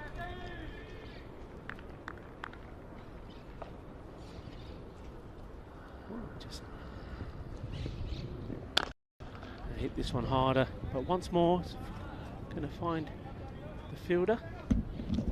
Well done, and not gonna criticise Vinny Sandhu too much. Mr. Maximo was starting to wonder where he's gone to, but he's come back with a lovely cup of coffee for me. Rico. And I thought, Mr. well, Maximo was crazy, jumping on the Fateh train against the unbeaten Bengali. But then you see 3 early wickets. And I tell you what, that Bengali's still not in the worst position here, are they? But those 3 wickets, you wonder. Yeah. And Omar Ali, I had big hopes for him. Unfortunately, saw him for second ball for a duck and still struggling for runs. And it shows that cricket's such a great level. He was the hero of the last game. Still might be the hero of this one, but not with the bat. This is good in the air. I think it might go all the way. It does indeed. Balle, balle, balle. We had to wait a while for one of those. The first 6 off the innings, and finally it's come. And Vinny, it's you. Go away. Why do I Go away. keep coming in and jinxing my own predictions? Tell you what, I'm lucky in life, unlucky in predictions, I feel like, this week. I mean, it's great to be sitting here in the sunshine in Barcelona. Let's have a look at the YouTube chat. Let's distract myself from the return to the commentary box. I should probably tell people that after 6 overs, the score is 44 for 3. So a question here from Kush.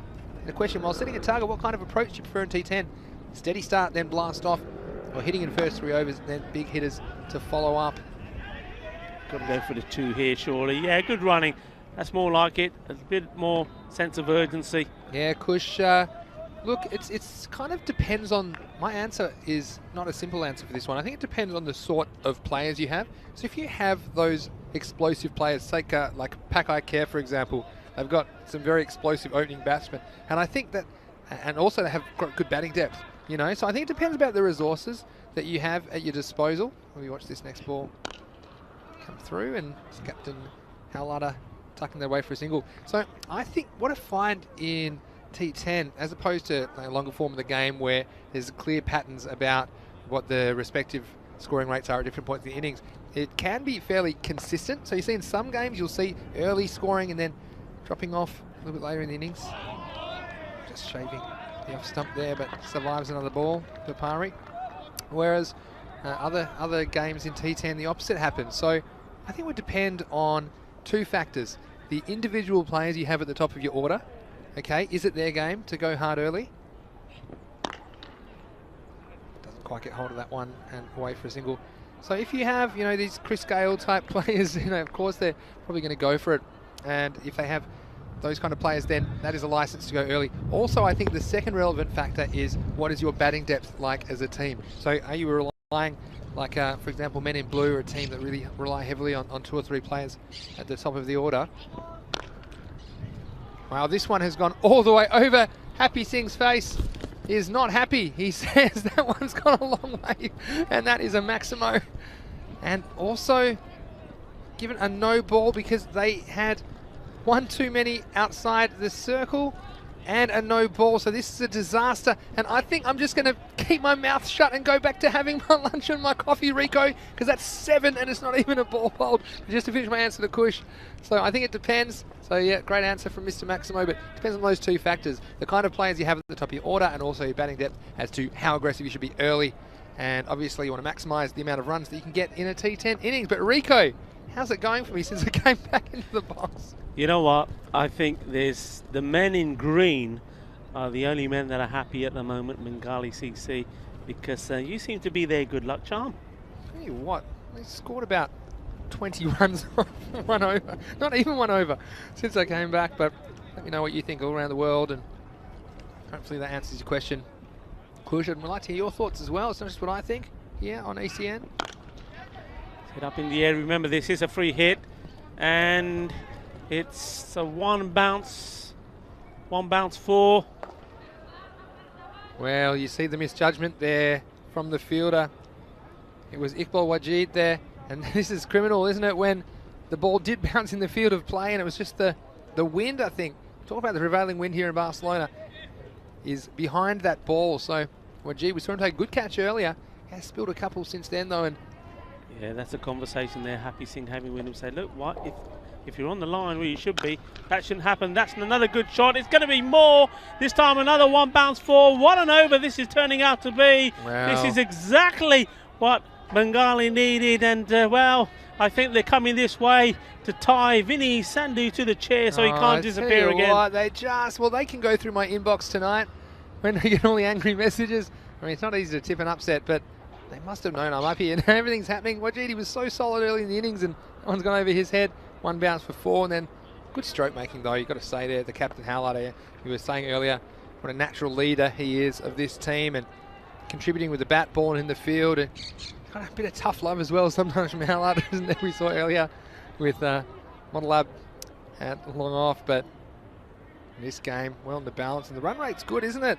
It's now up to 9 and over because Bengali 63 for 3 after 7 overs, and to 9 and over, so they, after a really shaky start, they could be heading for the order of 90 or 100.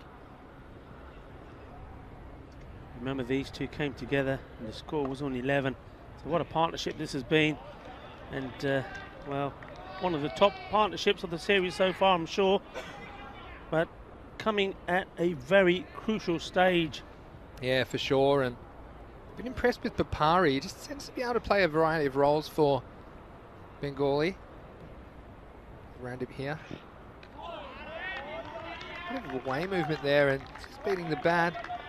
No, but Papari's impressed me because he seems to be able to read the situation of the game. He's got the ability to clear the boundaries if required, but also between then seems to be good at rotating the strike and just doesn't seem too flustered. Tamjid Papari, so great experience for him playing this fan code European Cricket Series. Yeah, I think it's going to drop safe in between the two fielders. Very good running. Well, that was really good running, wasn't it? It's just what we're talking about, the little things there. Papari, now we noticed, and it's not easy to get 2s on this ground, but you see there, the fielder hadn't quite even approached the ball. The ball had stopped and plugged in the outfield. And just that few metres that the fielder still had to make to field the ball, they're metres that could be running. They gave them enough time to cross back for for a second. This could be a chance. Once again, is it going to drop agonisingly short? It does. Good backing up. Once more, well run. Yeah, definitely good running there. It's a nice effort. We knew he had the fielder behind him, so wasn't one of those ones that was flat enough to get past and go for 4. So the fielder made every attempt there to go in and complete the catch. In the end, 2 runs scored, and could we have another cliffhanger finish in the last game of the day? Fate, they'll have to fire a bit more with the bat for that to happen, but they are capable and they do have some good players in their lineup. I'm sure they'll be desperate to register their first victory of this series. Yeah, and what's good to see here, and I know that some of the people on the chat have been asking a question about what's a good start, etc., etc. And what we've always said is you got to look at who you got. Now, good example here. I mean, disaster for Bengali CC. The first few overs, 7 for 1, 11 for 2, 18 for 3. It was all going wrong, and that's the scores at the end of over 1, 2, and 3. And then what sometimes happens, you get batsmen coming in that situation thinking, we've got to score runs quickly. You know, otherwise we're not going to get to 70, 80, 90, and they start throwing the bat at everything and just getting themselves out. These two haven't done that. They've batted sensibly, taken the singles when they're there, but played the big shots when they're there as well. And talking about big shots, there goes another one. Ginna Sona Shaka. 6 more, and this is very, very good batting indeed. The end of the over, and he doesn't need the lid anymore, he says. I'm seeing it too well. Yeah, that was an impressive stroke, wasn't it, as he picked that up all the way over the fence, and after 8 overs a score 73 for 3. Let's go back to the YouTube chat and got Terry there. Terry Frunk says hi from Australia. Where are you watching from, Terry? What's life like down there? They handled the pandemic pretty well in Australia for the most part, although we do have the natural advantage of being an island and surrounded by miles and miles of endless ocean. But Terry, love that you're watching and hopefully you're enjoying the telecast. Luke mentioning it must be early morning over in Australia right now. I can tell you it is midnight on the west coast and 3 o'clock or 2 o'clock, 3 o'clock in the morning in the east coast. So I wonder where Terry's watching from. Batsman advances this time. Howlatter can't make any contact with the ball. Hussain, the new bowler, yeah, it doesn't need to do that. Just need to keep doing what they've been doing. Don't try and get something different in your mind. I know it's the 9th over. Put that behind you. Just play every ball on merit. Keeper up to the stumps now. Sniffing and stumping. Let's see if Howlatter tries it again. He doesn't. He rocks back instead, but it's a chance. It's up and it's high, and again. Oh, like a baby giraffe, wasn't he? At deep mid-wicket, he came in. Nice bit of fielding in the end to get it in. That would have got a neat bowler on the end of the finger. And they'll come back. Good running by Papari again, and crossing back for 2, but it's been a struggle out there, hasn't it? With the ball's been hitting the air, teasing that fielder, but Charles crossing another chance. Yeah, not been his day, but it just goes to show the importance of those earlier games when those catches there have been taken, and what a difference that they've made. And this time they've gone down, and well, we've seen the result of it. This partnership is growing. Absolutely. Full of ball. Oh, that could have been nasty. It was hit at a height, and I thought for a moment the bowler was going to duck into that. Well, there was a fair bit of power behind this stroke, wasn't there? We'll have a look at this one on the replay, thanks to our friends at Spring Productions. It was pitched up, it was drilled at him, and it was the old prayer time special, down on the knees almost, sticking the hands up and hoping. Oh, and is that going to race away to the boundary? I think it is, you know. Well, after the first 3 overs, ever since then, everything going wrong. That's 4 byes. We've seen catches go down, a few misfields, overthrows, and now that one's gone all the way through for byes. And well, I suppose that's can't be too cruel on the wicketkeeper, but that's one of the difficulties when the keeper decides he's going to come and stand up. Yeah, and it's difficult. And what you need to do, Rico, you need to stay down with the ball. I always say have rubber knees. Okay, so you need your knees to be super kind of flexible and have the elasticity in your lower legs to spring up if you need to. But staying down is the hardest thing. You're keeping close to the stumps. Okay, this will be another chance.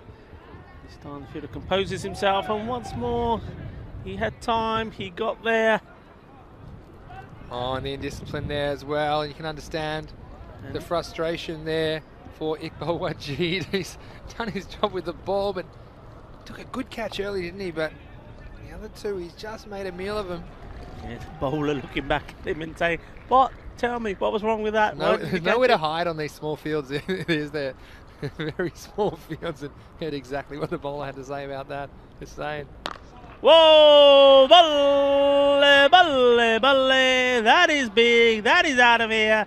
The bowler taking out the frustration on the ball, digging it in short and smashed away. This partnership is growing, and now at the moment growing in boundaries. Well, now they're 88 for 3 after the completion of the 9th over, so they're in prime position to hit that magical 100. Looked very unlikely at the beginning, didn't it, as we saw Omar Ali go off only the second ball of the innings, and there were 2 more quick wickets to follow, but these two have rescued Bengali, and it just shows you said Riaz Harlada, he said, you know, even though I called this a bit of a banana peel game, you said that he has good control of his team and would have drilled into them the importance of putting in a good performance here in the 5th and final match of the day in Barcelona. Yeah, what a partnership. 77 runs at the moment. Yeah, absolutely, and that was a conversation we had at the end of the last game, and I just thought, you know, Riaz Harlada, he's not one who's going to be thinking that way, and he's led by example here. And oh, that is beautiful. That's out of the ground. Kinna Badda Shaka. That for me is the best. That's the shot of the day. Absolutely creamed this. And he held the pose, didn't he? Very happy with his work down there, and he is leading his team towards the 100 mark, up and beyond, taking them to 94 with 5 balls remaining. Let's see if there's more of the same to come. On the legs, not the best bit of bowling, and well, it does go pretty quickly down there, but a fielder's come across well, comes back. I'm impressed with the running of these two. They're always pushing hard for the first one. Both, I wouldn't say they're the quickest either, but they just have good judgment and they know the importance of setting off for the run quickly and every chance to get back for the second. You've got the hot hand, as we say. We're on strike. Riaz Harlada hitting the ball well, and he's not to set this anything full. He's going to go straight. Yeah, this time, is he going to go over happy? No, it doesn't. Well, safe hands. We said before where his position is, and that's his position. That's where he takes a lot of catches, and well, if it's going to him, it's a dead cert almost. Yeah, but a good knock there from the captain, and Happy. I tell you what, Happy doesn't look too happy at the moment. If I had to rename him, I don't think he'd be Happy Smurf, he'd be Grumpy Smurf. So we might call him Grumpy Singh at the moment, because he's just watched a fair few go over his head in this innings, but he'll have the job to do with the bat, I'm sure, in the second half of this game. But again, the last over, we don't think about it really at this time, but everything that happens this last over, that could affect what's going to need in the last over of their chase, as we only got a handful of balls remaining. Well, that wicket brought to an end, partnership worth 85 runs, and how crucial that was. And what they've done is, knowing their strengths, Bengali CC very strong out in the field. It's they've given themselves a score that they know they're more than capable of defending. And Fateh, well, they're going to go in flat from this, aren't they? Yeah, well, Mohammad Arif Rahman has come to join Papari, but Papari on strike at the moment. This one is hit straight and flat. It'll go down to that man, Happy Singh. A little bit happier after taking that catch, but not much. I think he's already got the second innings on his mind. He'll have a big responsibility along with Manjit Lakvir Singh Vinti. I think we wondered if they might throw someone up the order like Randip Singh, who was very good in the previous match. No. Good work from the fielder, got down low, made sure it wasn't going to get past him. And that is that. That was the last ball of the innings. And 98. Well, at one point that looked a long way off, and when they were 18 for 3 at the end of the power play, and never looked likely. But we said the captain was key, they needed a partnership, and well, this man, Timid Bapari. That's an unusual wicket-keeping technique you see there. It's keeping low and putting the feet together, but you saw a flurry of wickets early in the innings for Fateh. They had their tails up, they desperate to get a win on the board here in the Fan Code European Cricket Series. That was a close one. I think just heading down the leg side. Howlatter was a bit concerned about it. And then we had another wicket. Look at this, the shape on that ball. And wasn't he happy about it? Looked like Mitchell Stark, they said in the YouTube chat. Why not? They're genuine. Great seam position from the left armour. Nice high, tall action, slinging the ball down at the batsman. But then, Fateh, they didn't make him pay for a few chances as they let Papari and Howlatter away with a few. And that was another one. That one stung as well. And in the end, Bengali, although they weren't quite able to crack the ton, they've set Fateh 99 for victory. And that sets up a very fascinating run chase in the fifth and final game here on day 3 in Barcelona for the Fan Code European Cricket Series Spain match 15. I'm going to ask you though, Rico, because I'm the one making all the predictions so far. 99 for Fateh. They got something approaching that in the last game. They weren't quite enough. I think they got something in the high 80s. Now, who's your money on? You know, I'm going to stay with what I said before the game. I just think, even though they didn't show it with the batting and they relied on the captain to do the job, along with Bapari, but I think he's in there now. He's talking to his troops. I think he's going to get them back on the ball. They're on a high, and that's the other thing about this game. It's very much mind over matter. Fateh, knowing that they had the team 18 for 3, are back there thinking, how did they get to 98? And they're a bit flat, and they know that that's a tall ask for them. Yeah, they can do it, but you know, I think they're going to be umming and ahhing. Whereas I think Bengali CC know that they can easily defend. So, in a word, you're thinking Bengali CC? Yep. All right. Well, I'm going to go with Fateh. I know that. I'm going to go with Fateh. Yeah. We'll see once and for all. All right. Who is the champion of predictions? Forget all the wrong ones. They're all in the past. I predicted a golden ball. I'm pretty sure. Said there'd be one at some stage. But anyway, I'm sure that you've enjoyed the day's action. Hopefully you have as much as we have wherever you're watching around the world. And Rocky Khan saying in the chat, who will win? Well, that is the question. That question will be answered when we rejoin you in about 10 minutes time for the second innings of this match 15 of the Fan Code European Cricket Series. This is Vinny Sando, Mr. Maximo with Rico Full. You're watching ECN. We'll see you in about 10 minutes for the resumption of play.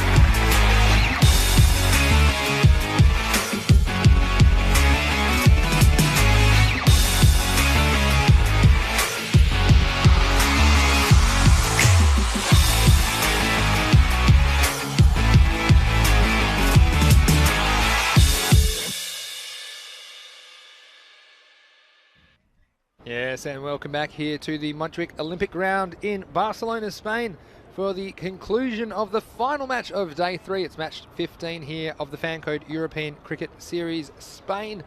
The first half of this match we saw Bengali, after winning the toss, making their way to 98 for the loss of 4 wickets. They lost 3 very early ones, but a good partnership between the captain Riaz Halada and Tamjid Bapari saw them get up to that score, nudging 100.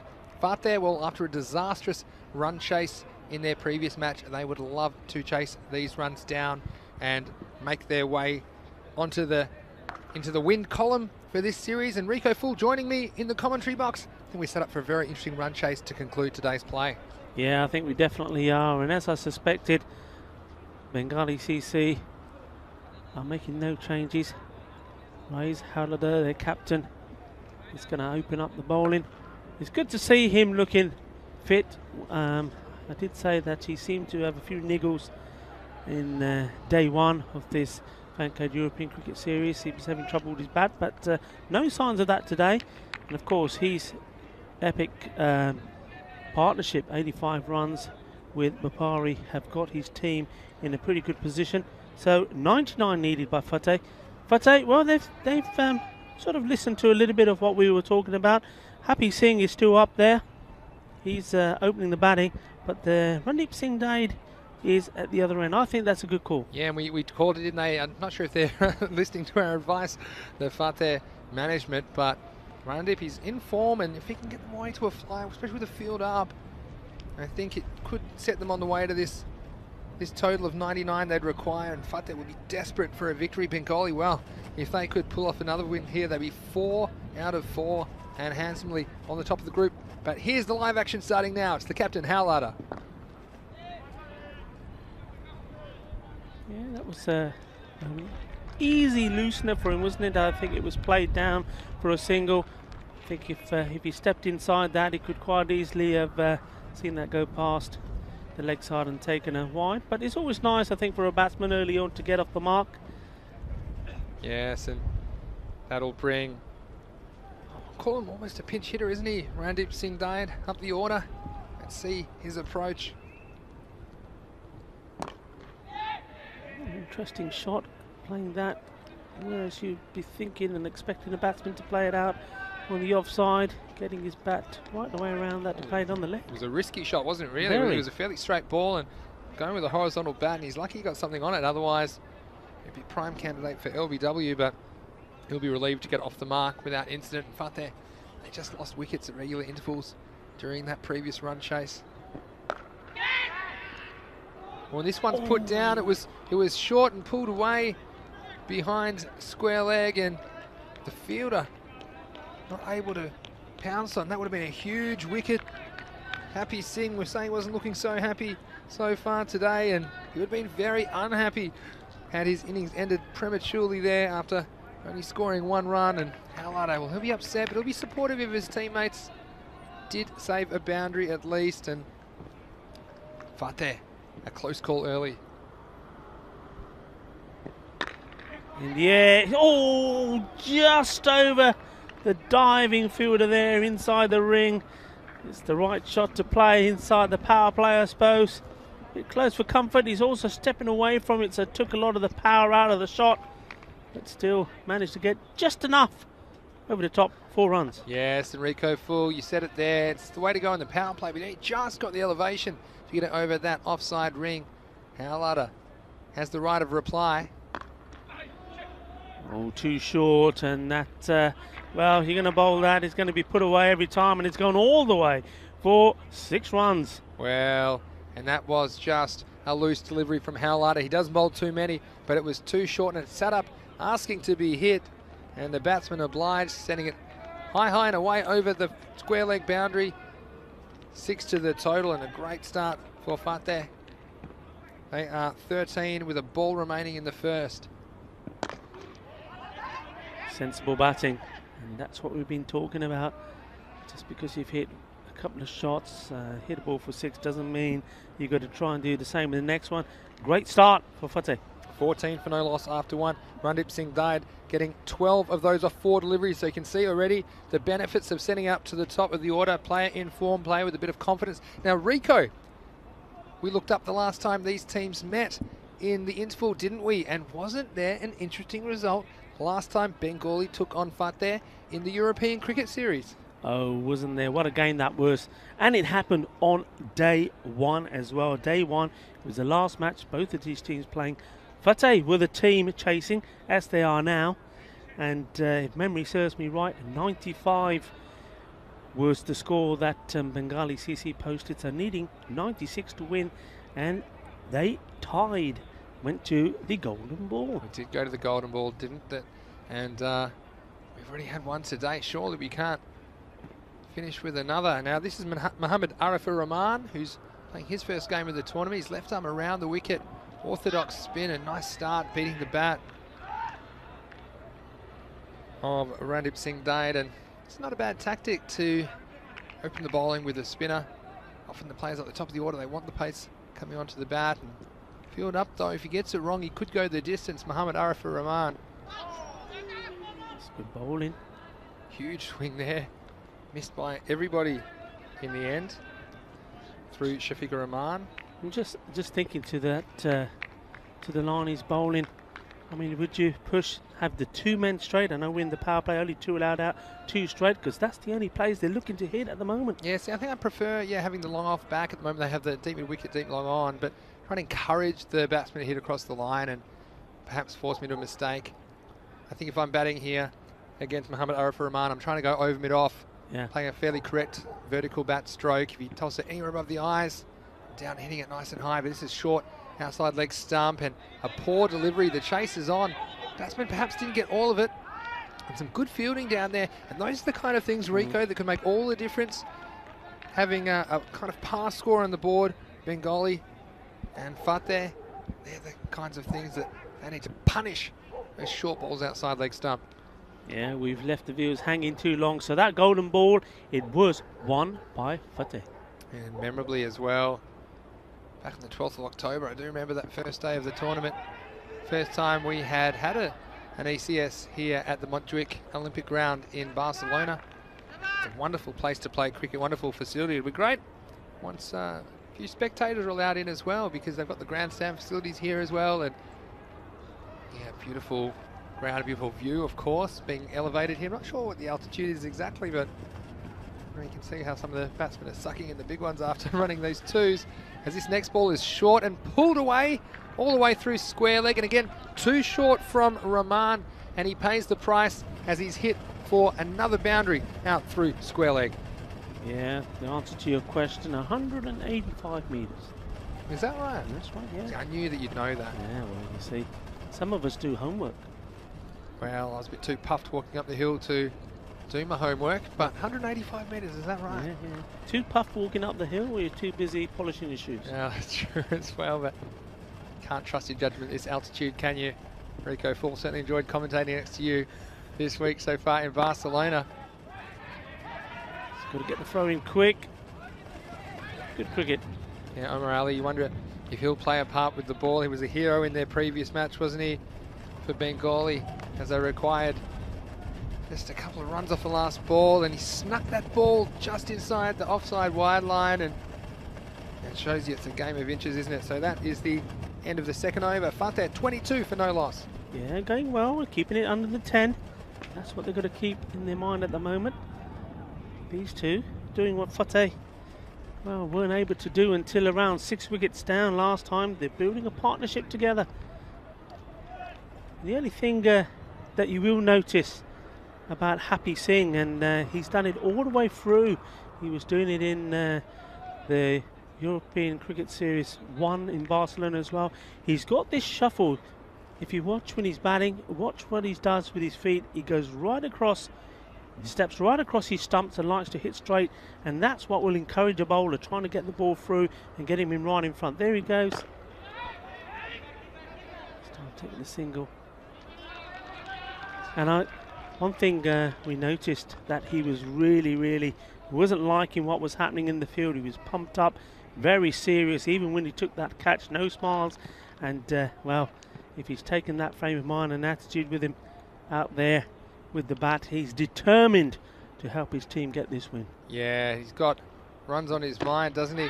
Happy seeing this time, just gets a bit of bat on it, enough to push away for a single. And yeah, it's a crucial game for Fateh. Even though they've got those points from the rain out, they'd love to have a win on the board. And Bengali, well, after winning only one of their 7 matches in the October series, they're off to a fairy tale start. Of course, that memorable win off the Tigers, who are highly fancied here in Group A on Monday morning in a very exciting match. And Aludin Siddiqui in for them now.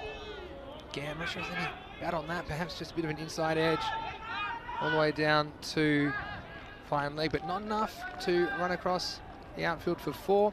And Rico was out actually in the middle checking out the pitch, because I often see it at the start of the day, and I thought I'd have a look at the end, and it was slightly you can tell at the start of the day there's a bit of moisture on the pitch. It's just a bit of dew, and you find the ball skidding through a bit, but completely dried out at this stage. But a little bit scuffed up, of course, from the bowling and players running all day. So a few pockets of uneven bounce, I think, as well. But you would think Fateh, they can just keep this 10 and over pace up. They're on their way to their first victory, but no bat on ball there. Yeah, so let's talk about the strategy, I suppose, from Fateh. And it's very simple from their point of view. They need basically 10 and over. They need 99 for victory, so they should be benchmarking 10 runs and over. They'd love to be 30 at the end of this over. Nice fielding there again. Look, Rico, I've said it before, I'll say it again, the fielding in this series has been a marked improvement on the previous series. It's nice to see the players working hard on this part of their game. Up to 3 overs is 26 for no loss. Yeah, I would agree with you, and obviously I was here in October and November, so yeah, you're spot on. And the interesting thing is, of course, the teams have improved, but let's face it, they haven't had the opportunity to be netting and playing together. So I think it's all the mindset they've been able to do, using Zoom, using the old social media to stay in touch with each other, giving each other tips on their fitness, and all that is very, very important. Interesting here, I'm noticing a big change in the bowlers being used here by Bengali CC. That's got to be close. I'm sure he's gone right across. Oh yes, he has. You got to do the aeroplane to that. Yes, that's the Bizaway aeroplane. Bizaway Travel, our partner there. He's on his way, no doubts here. Yeah, I think this was fairly adjacent. You see it's pitched up, hitting him in line, trying to hit across the line. And I think even the batsman knew he was in some serious trouble. So Hassan bin Hakim coming on. You've seen him take the pace off the ball, pleading for that wicket. And isn't he happy, wearing the famous number 75 for the Bengali team? He is thrilled to take a wicket with his first delivery. And Fateh are 26 for 1.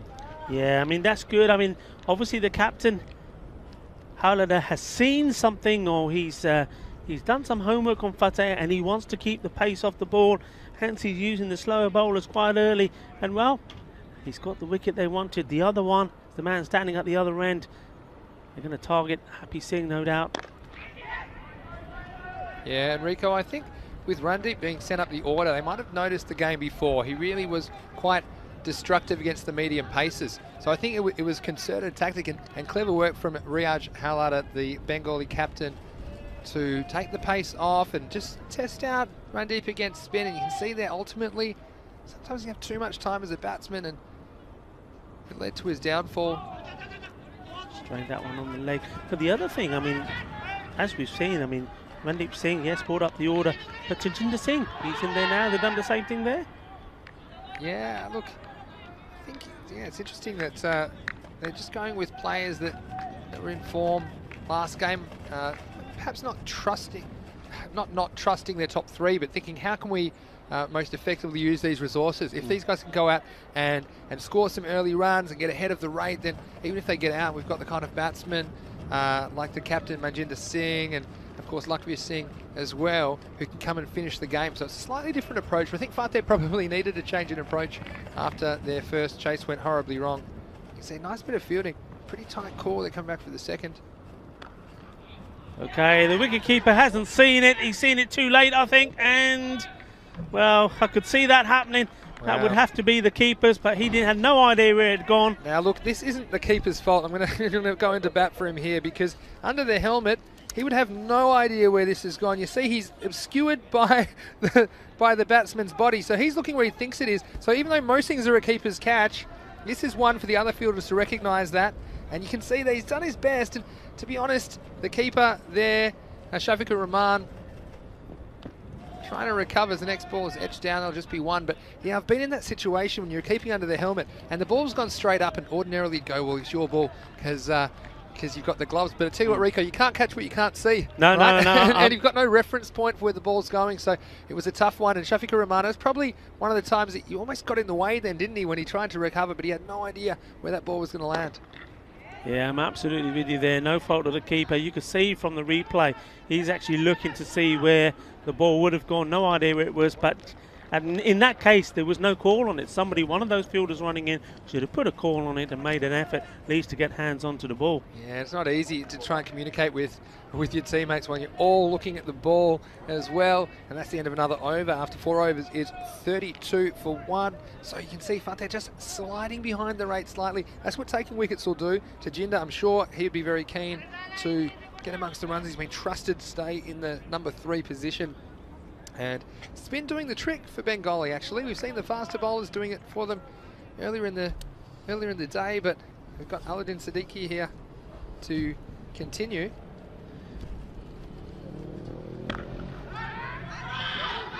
Oh, set off very early, did Tajinder Singh. He's keen. Some good nicks, scored some good runs in that first game, low down in the order. I mean, what an improvement for Fateh already, though. I mean, at this stage before, they were on 29, but had lost 5 wickets. Yeah, they lost way too many wickets, but they've got good quality of batsmen left in the shed, so these two can't be too defensive. They just get up to that rate again. This is shorter, pushed away on the offside. They'll push for 1. Slight fumble, but doesn't cost Bengali anything. Yeah, look, this is the thing we talked about, you know, these kind of mini targets within a target, and you don't want to be obsessed with them, like I said, Rico. To an extent, you've got to take what the bowlers and the fielders give you, but they would want to be around 50 at the halfway mark, Fateh, to be in the box seat. They're a little bit behind that at the moment. Interesting also, Vinny, to see as the sun now is starting to come down, these shadows along the ground, and you can see there almost half off the pitch itself at the striker's end in shadow. Yeah, it's not easy, is it, when you've got shadows on the pitch and the natural structures here, the floodlights here at the Montreal Olympic Stadium. So just going to try extra hard to watch that ball, get enough bat on it to keep scoring. Not too much bat on this one. It's getting away, and big shy at the stumps from Shafiqur Rahman, but ultimately the result is 1 run to Fateh. What they've done very well here, Vinny, especially to Happy Singh, they know where his strength is. They haven't put anything in that zone for him. Everything's outside the off stump. That's very good tactics. Batsman's down the wicket this time. It's going to come all the way down to Omar Ali at long on, who does well to field on the bounce. Not easy with the sun a factor now. He was saying before, said he was blaming the sun even though the sun wasn't out. He said, no, I was just holding up my hand to apologise to my teammates. So he's a good team man, Omar Ali. Yeah. Thank you, Martin. Martin there, just showing us a view of outside the ground. Remember, we're quite high up. You can see that from that view, from the cameraman, and seeing that sun it's causing these shadows. Just short and punched away on the offside. Just a single. Yeah, it's the first time we've really seen the sun be a factor late in the day here in Barcelona. Of course, we saw the first day washed out. Matches 3, 4 and 5. Yesterday was a bit of cloud cover. Now there is the halfway point of the innings, and Fateh 38 for 1 after 5 overs. Rico just possibly about 10 runs behind where they'd like to be at this stage, but of course they do have the batsmen to make it up, but they better make their move quick, Rico, otherwise this game could slip away from their grasp. Yeah, absolutely. I mean, don't forget, you've got Tajinder Singh, lovely. He's just sitting there waiting. And this is what we talked about before. It's good to know that you got the calibre of batsman like that, that when you need the run rate just to be up a bit, You can take the chances there. If you're out, somebody like that is coming in to take over and hopefully place the big shots and win you the game. Now, here's a question for you. Knowing what we're seeing now, knowing that hopefully the weather will be similar to this, do you think this will be a decisive factor in the toss when it comes to those final games? Well, that's a very good point, actually.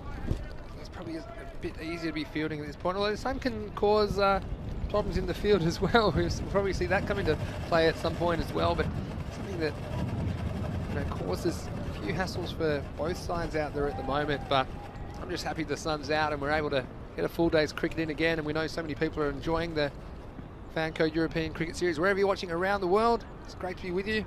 Vinny Sandhu, Mr. Maximo here, along with Rico Full. This is one of the 124 matches we bring to you from Barcelona. This has gone all the way along the carpet in the end, into the leg side, and 124 matches in Barcelona, but then we're off to Italy actually for 5 weeks.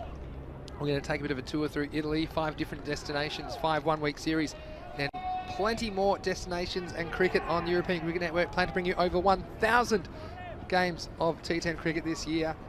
An amazing amount of cricket entertainment for you. Next ball, another valuable dot. Yeah, well bowled that, wasn't it? Right, not giving him any room. I mean, I can just sense it into Jir Singh. He wants to get after this. He knows who he's got sitting on the bench.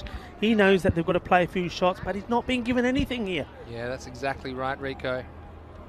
Mosaraf Hussain doing the bowling, and he's had his moments, but he's been fairly reliable for Bengali this series. It's up in the air, it should be taken, and it's absolutely beautifully held. Had to make some adjustments right at the end there, the fielder.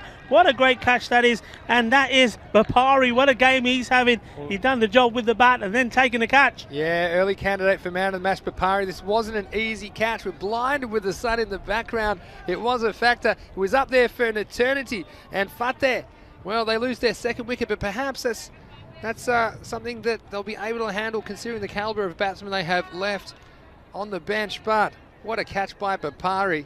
Hasn't been easy. We've seen plenty go down today, but it's another example of improved fielding in this Spanish series. I'm enjoying watching it, and I hope you're enjoying watching it wherever you are around the world. Who's your money on at the moment? Do you think Fateh, is the game slipping away, or do they still have a chance to chase down this total? The required rate, well, it's up over 13 now, so heading towards that. I'd call 16 the point of no return. The PONR, we're already definitely in the pogey, the point of getting interesting. We passed that miles ago, so that's a good wicket for Hussain, being brought on to do a job, forcing the batsman into an error. Bapari holding onto the catch. Yes, and definitely 2 in 2. The batsman getting too far across, and the ball shooting down low. You see here, you take a risk when you do this. The batsman putting the pads in front of the stumps, and that was going to knock them all over. No appeal from the keeper. He was that confident. He didn't even bother going up, but there was no doubt about that for mine. So 2 wickets in 2 balls, and Fateh, oh, they've just kept losing wickets today, haven't they? Now they find themselves in some dire trouble at 39 for 3. Yeah, and that's exactly what I was talking about earlier. Happy Singh, that's his trigger movement. And then the ball's outside the off stump. He's not doing it so much. He's rocking back and trying to just guide that towards third man backward point. But anything straight, that's what he does. So he's always going to be a candidate for LBW. And when he's got his eye in, he hits it straight and big. He gets right under it. And, well, the bowler gets very frustrated thinking, how on earth did he manage to get bat onto that? But when you're out of form, out of nick, that's what happens. LBW, he's gone. And that's very, very important there, because Majinder Singh Lovely had just come on. The two of them together could have turned this game because they're both big hitters, but now somebody else has got to take that role up. That's right. Well, I don't know if you watch too much ice hockey, Rico, but in ice hockey they tend to do things called a shift change. So you get everyone out and then a whole new bunch of people come onto the ice. And that's kind of what's happened here for Fateh. They've got 2 fresh faces at the crease. Neither have faced a ball. Now the first ball that is faced by Iqbal Wajid is down past his legs for a wide. And look, the thing is, Rico, these new batsmen, sometimes they take a little bit of time to adjust, but you did feel that the other batsmen at the crease, they weren't really getting too much going, so maybe it's not the worst thing for Fateh. They've still got plenty of wickets in hand, just over 4 overs remaining, and 7 wickets in hand. Oh, and that was very close to the off stump, wasn't it? And really, you see, now almost 6 overs gone, not even at the 40 mark, so for all my predictions on Fateh knocking off Bengali. They've had their moments, but you just wonder if the batsmen that are new to the crease can keep up with the rate required. It's spiralling out of control. It's over 14 now. Ooh, that's a good ball right in the block. He had to get bat on that, otherwise his middle stump was going to be knocked over. And I think that one's right off the top of the shoe. Bit of bat on top of the shoe. Yeah, there's not much padding on top of the shoes. But, yeah, Mosharraf Hussain has been a fairly reliable bowler for Fateh. That's the end of the 6th over. The score is 41 for 3. Yeah, and, well, Majinder Singh Lovely has to take a very slow, anguished walk back to the bowler's end. Still not to face a ball. He has to watch from the other end. Maybe he had a quiet word in the ear of Iqbal Wajid to say, look, just get bat onto ball, give me the strike, because, well, if I can get hold of it, I can maybe change the concept of the game, because we're now at around 14.5 required. Number of overs gone, 6, 4 to come. So a lot of work to do here. They cannot afford to have overs where they're going now at 12. I mean, even if they go at 10 and over, that run rate is going to get to a point where it's going to take something very special. Well, we've seen it happen. We've seen games where 3, 4 sixes have been hit on the trot, but you don't want to leave it to that. You've got to get going now. That's high. I think that's going to be a no ball, and not only is it a no ball, it's been smashed away as well. There's some discussion going on here. Not quite sure. We'll just wait to see the umpires confirm what's happening. They're getting together and having a chat. Yeah, it's a no ball and 6 runs, so that's 7 of them. Well, that's a worst case scenario, isn't it? And it's the hero from the last game, Omar Ali. He's having a game from hell here in this game. He's gone for a duck, and then he's conceded 7 without bowling a legal delivery. So Omar Ali, surely he can't go from hero to villain after winning the last game single-handedly. Now he's at 8 without a ball going down. 3 hits still remains. Yeah, it's I was going to say it's a tough call from the captain, but it was a tough call to give him the last over in the last game, and he bowled brilliantly. And this is what he bowled then. After bowling with a long run up around the wicket, he went over and he bowled a pretty good over. But that's more like it. That's where he has to be. He knows what the batsmen are going to try and do, and he's got to put his thinking cap on here for a minute, try and take some of that pressure away, clear his mind and say, right, go back to basics. Just going to take me whatever steps it is, 5, 6 steps, get the arm right up and get the ball in the right area and let the fielders do the rest. Yes, well, he says extras making all the difference.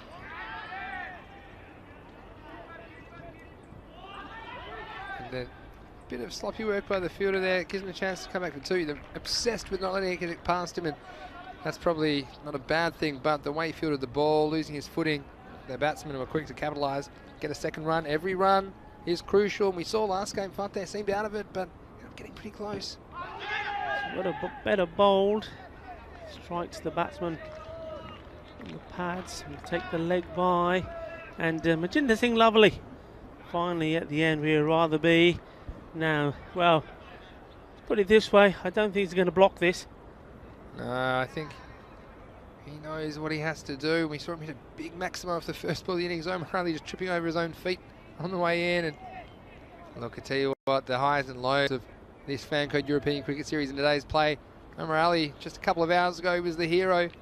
Right now, he's just trying to help Bengali hold on to this match. Well struck down the ground just for a single.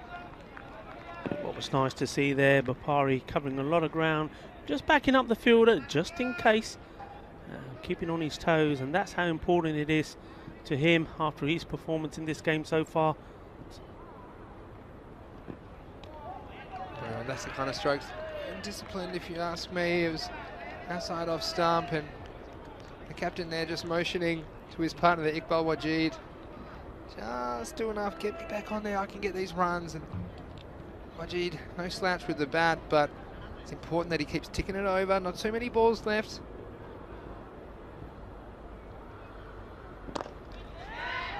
It's up, it's in the air, but just be one. No chance for a second.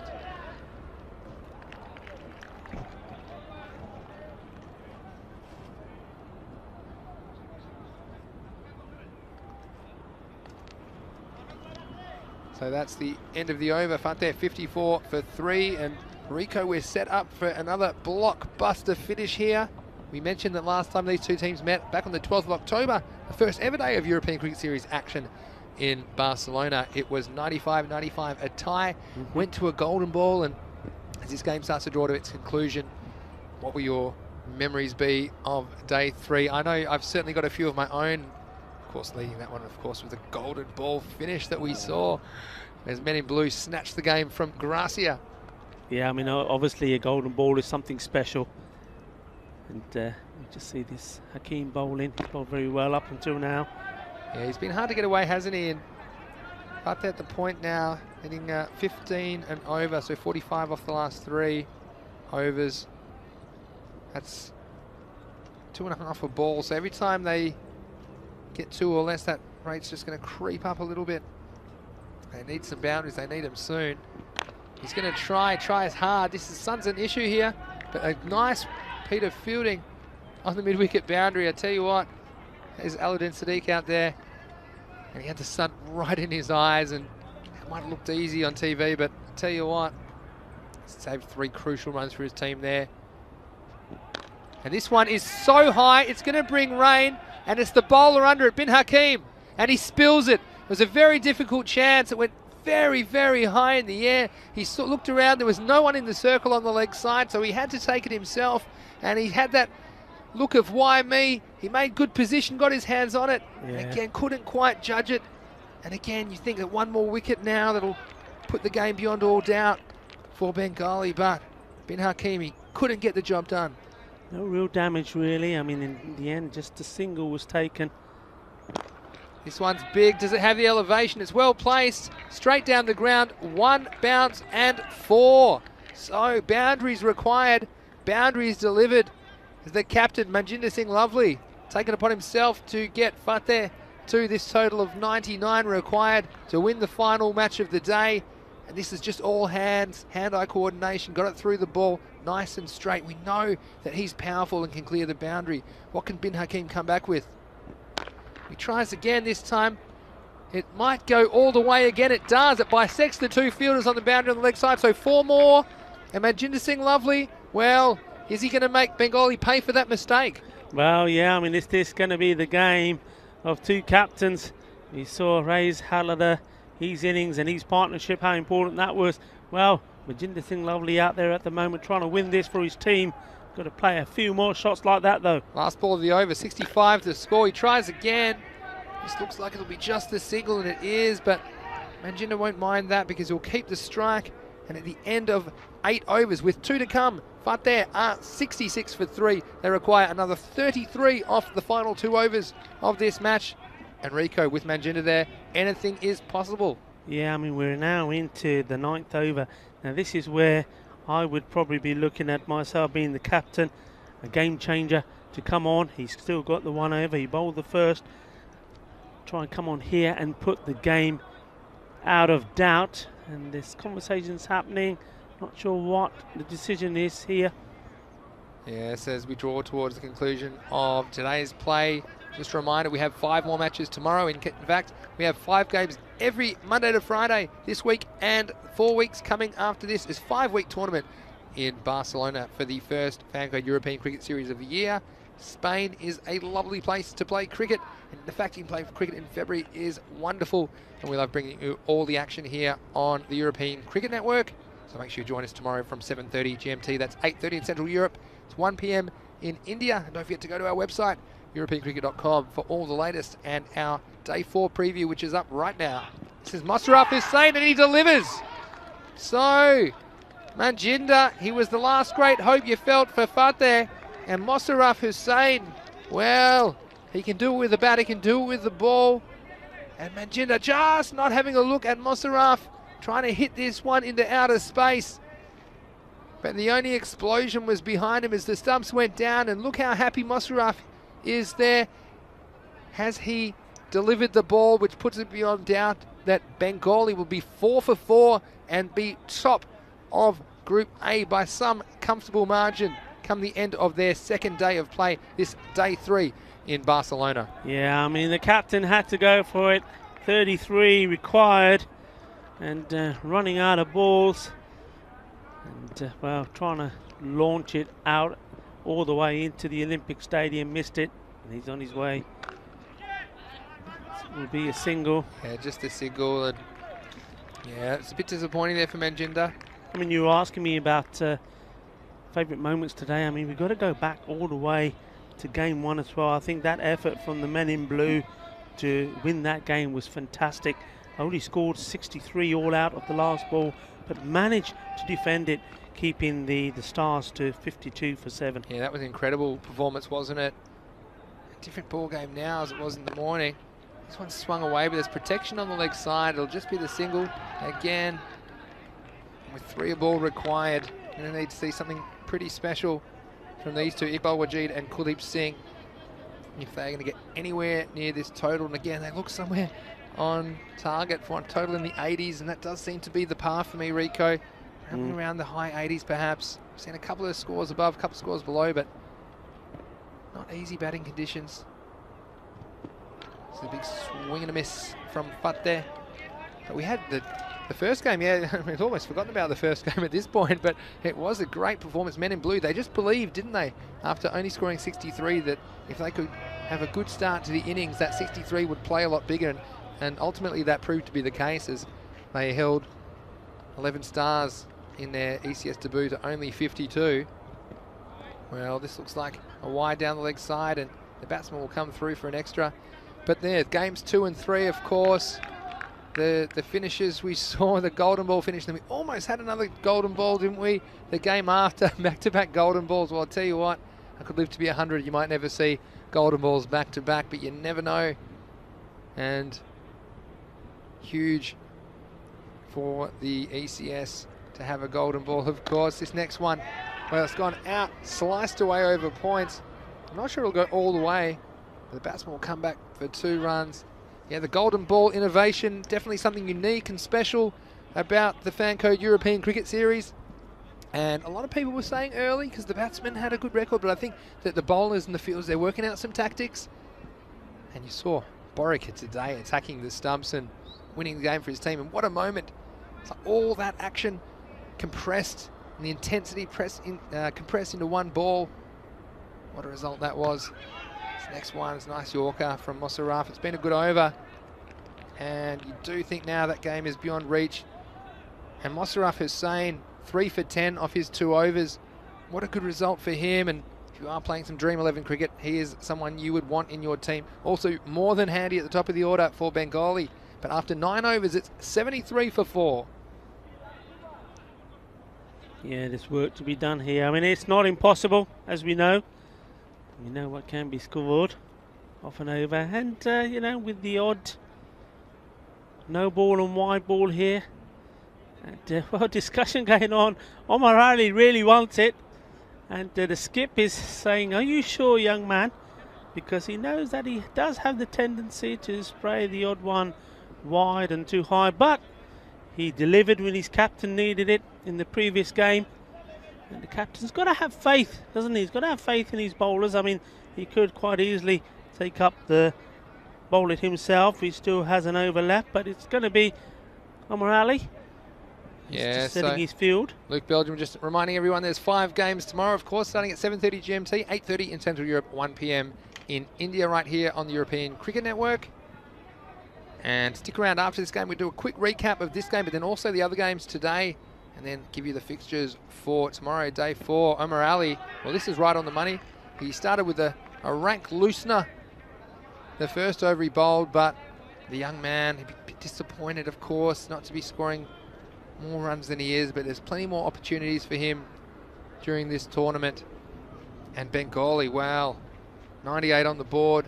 Looks like they have done enough to secure their 4th victory out of 4 attempts at the Fancode European Cricket Series. This is a slower kind of, slower half bouncer outside off stump. and then the batsman goading the keeper to throw. He does, and outfoxed as the ball hits the stumps and bounces away for an extra. And look, and that was good alertness from the non-striker there to get through for an extra, but really barring some kind of no ball +6 like we saw last time, you'd think this game is out of reach now. He'd hit 5 consecutive boundaries and 3 of them going over. Yeah, I have to also give Gracia a mention. I think when you lose a game like that on the golden ball, your heads can go down, you can go flat. But they came back and performed and won their second game. So well done to Gracia as well. Yeah, Gracia, just what they needed. And the next ball is swung away on the leg side for a single. What have you enjoyed, guys, today in the Fancode European Cricket Series? It's great that we've had so many viewers, of course, not only on YouTube, but also Fancode in India. So many people interested in the Fancode European Cricket Series, wherever you're watching around the world, of course. It is something like nothing else in the world of cricket. This is well bowled. You see, that's the movement that Omar Ali gets. That looked to be going for a wide, but just kind of curves in inside the line, and it's not an easy one to get away. And that was very similar to the ball which he won the match for Bengali on earlier today, just sneaking inside the wide line. The batsman thought it was going to be a wide, but just sneaking inside there. He does it again. This time it is just a little bit too wide, and so that will be an extra. Omar Ali, he's just done a job here, hasn't he? The first one went for 7 before he'd even bowled a legal ball, but you can see here he's none for 16 with 3 balls to go. So he's played his part.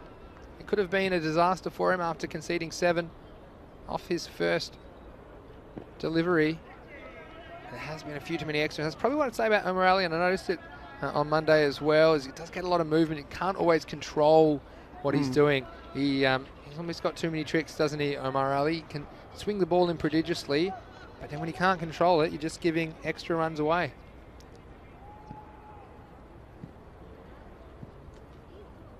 Here he comes again.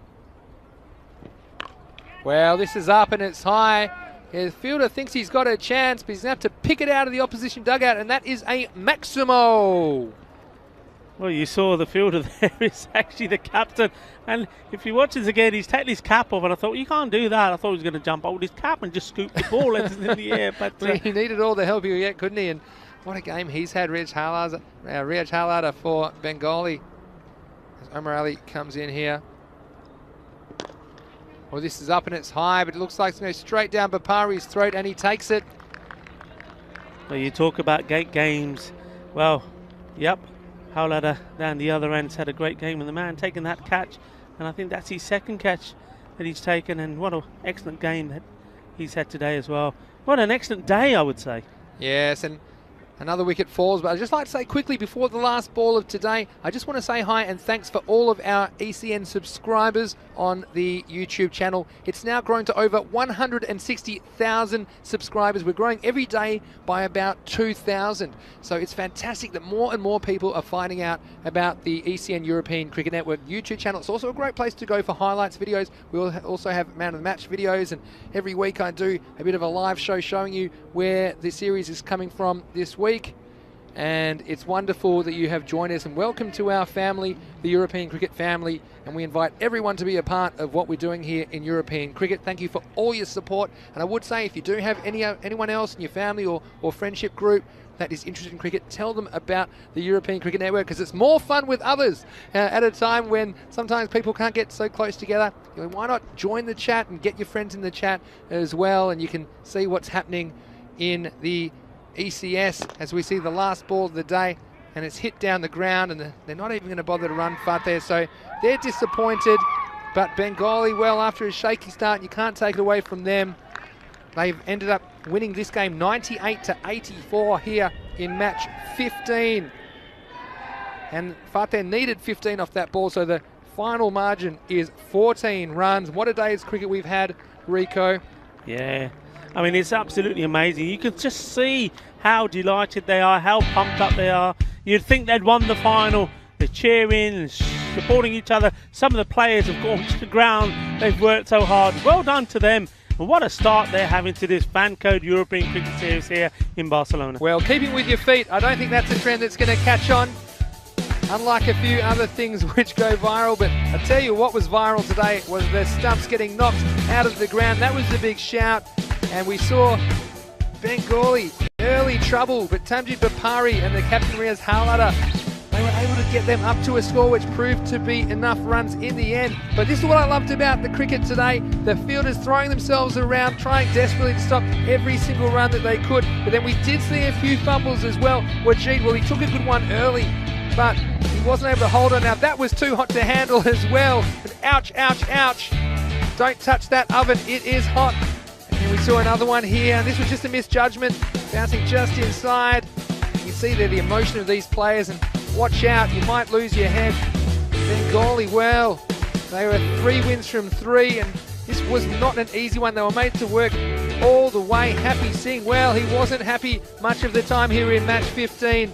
You saw some loose bowling from Bengali as well, but Hassan bin Hakim, well, he's been good, he's been consistent all the way through, and you see there wearing the 75, a very famous number if you're a fan of Bangladesh cricket. Now, no one knew where this one was, and then they formed not a Bermuda triangle, that's a Bermuda square all around the ball, and it fell right in the middle. But Bapari, well, he had a good game, not only with the bat, wasn't he happy with that as well? He's putting his hand on his heart, and it's all about the team for him. Now, this was plumb in front, and even though Shafiqur Rahman didn't care too much, it was given out by the umpire, and it was a good decision.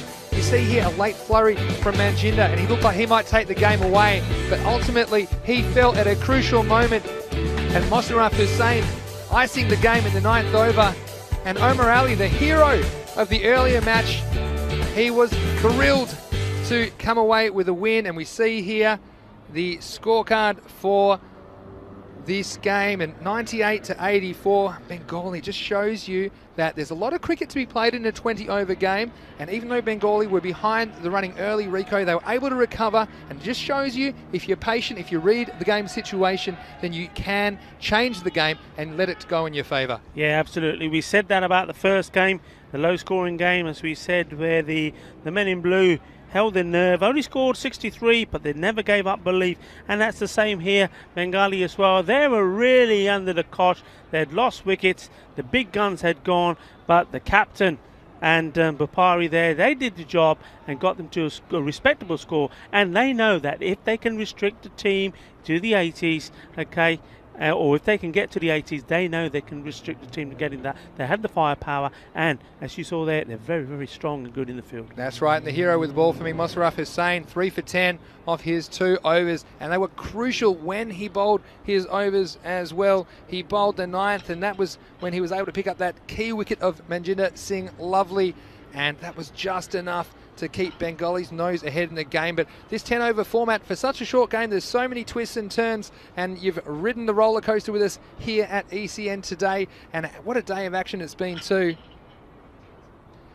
And it seems like so long ago, doesn't it, that we were down here at the ground. It was pre-dawn, wasn't it, as we see the sun going down behind the mountains here in Barcelona. And one thing I've noticed as the covers go on the pitch tonight is how long the day is, and we're making every possible use of the sunlight. And just after dawn, we saw the first match. It was match 11, and Men in Blue, after only making 63, Sandra Pandian was their best, scoring 27 off 15.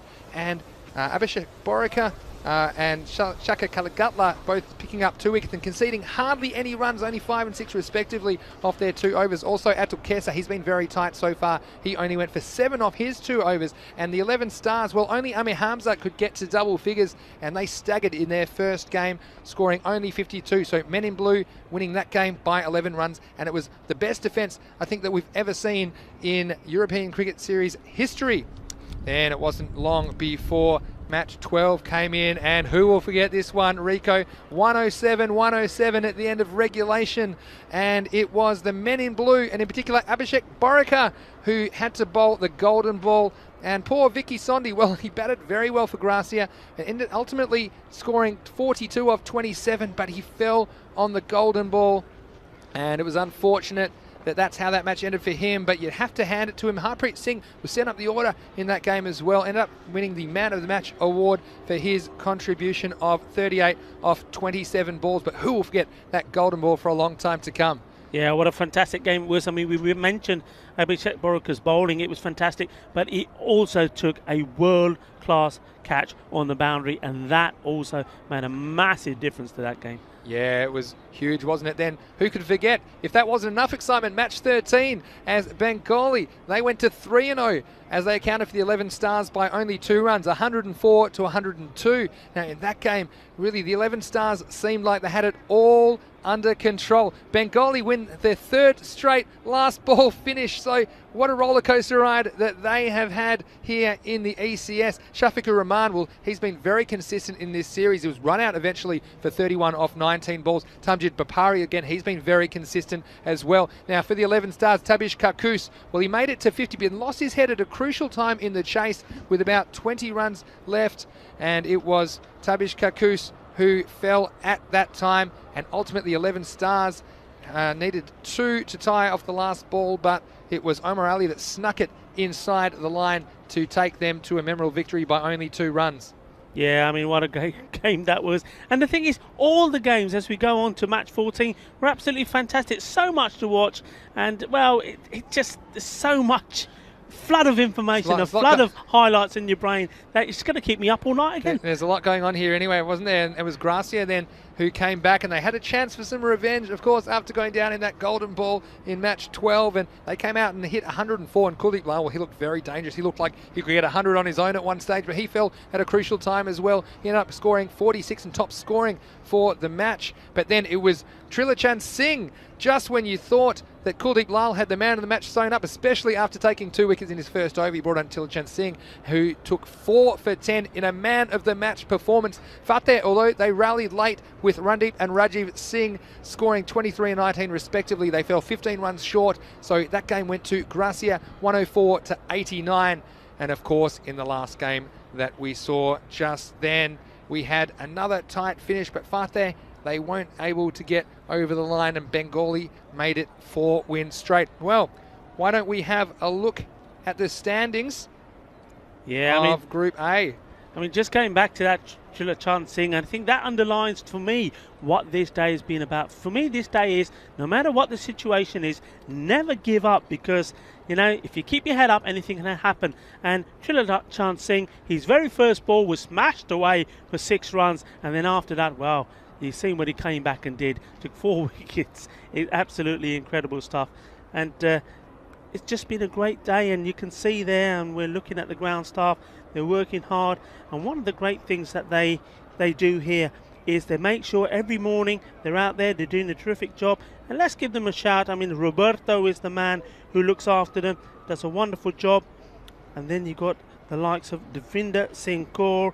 He's always there, working hard. Wherever you go, he's there. Kushveer Singh Kaur is another man, does a brilliant job. And then, of course, Ranjit Singh, and all of these guys are here right from the beginning of the day and working hard all the way through. It's absolutely brilliant to see. And the Federation of Cricket Espana as well, they are always there doing a wonderful job. And we've got to give a shout out to the president, Sheikh Amar Saeed, worked so hard, Saweer Ghulam, Nadeem Ahman, and also our man Mohammed Amagan Khan, the director of cricket now in Espana. Yeah, I love the Big Mac. And just mentioning the standings there, you can see Bengali now, they've raced to the top of Group A with 4 wins in 4 matches. They have 8 points. Men in blue with a couple of good performances today, a couple of narrow victories. They have moved into 2nd place on the table with 2 wins, as well as that 1 point from a washout on Monday. Gracia sit in 3rd place with 3 points, then Fateh with 2. Well, their only points came from their rainouts. They weren't able to get over the line. Nothing in the wins column there for them. Catalonia Tigers, well, we didn't see them today, but we will see them on Friday, and they're highly fancied. They might be 5th at the moment, but they have 2 games in hand of the teams at the top of the table, so they will be keen for some revenge after going down to Bengali in an upset on Monday. And down the bottom, 11 Stars, well, Rico, was the first time we've seen them in ECS action, and although they threatened to win both games, really, they couldn't quite ice it, but I'm sure it'll be a good experience for those guys. Yeah, definitely. I mean, look at that view. It's absolutely beautiful. And look at that. There's a garden right up there on the top of hotel. Can't see what the hotel is, but what a wonderful picture is.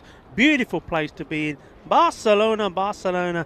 How we love it. How we love being here, and how we love the cricket, and how we love the passion that we do have for cricket as well. Okay, moving along to tomorrow's action. Don't forget, join us again from 7:30 GMT. That's 8:30 in Central Europe. It's 1 p.m. in India. Don't miss a ball of the action here on ECN. We've got more Group B action coming your way, starting with the City Lions. Well, another new team, and we saw them play yesterday. They'll be taking on Barcelona in Game 1, then Barcelona back up in Game 2. So they'll play back-to-back the first 2 games of the day.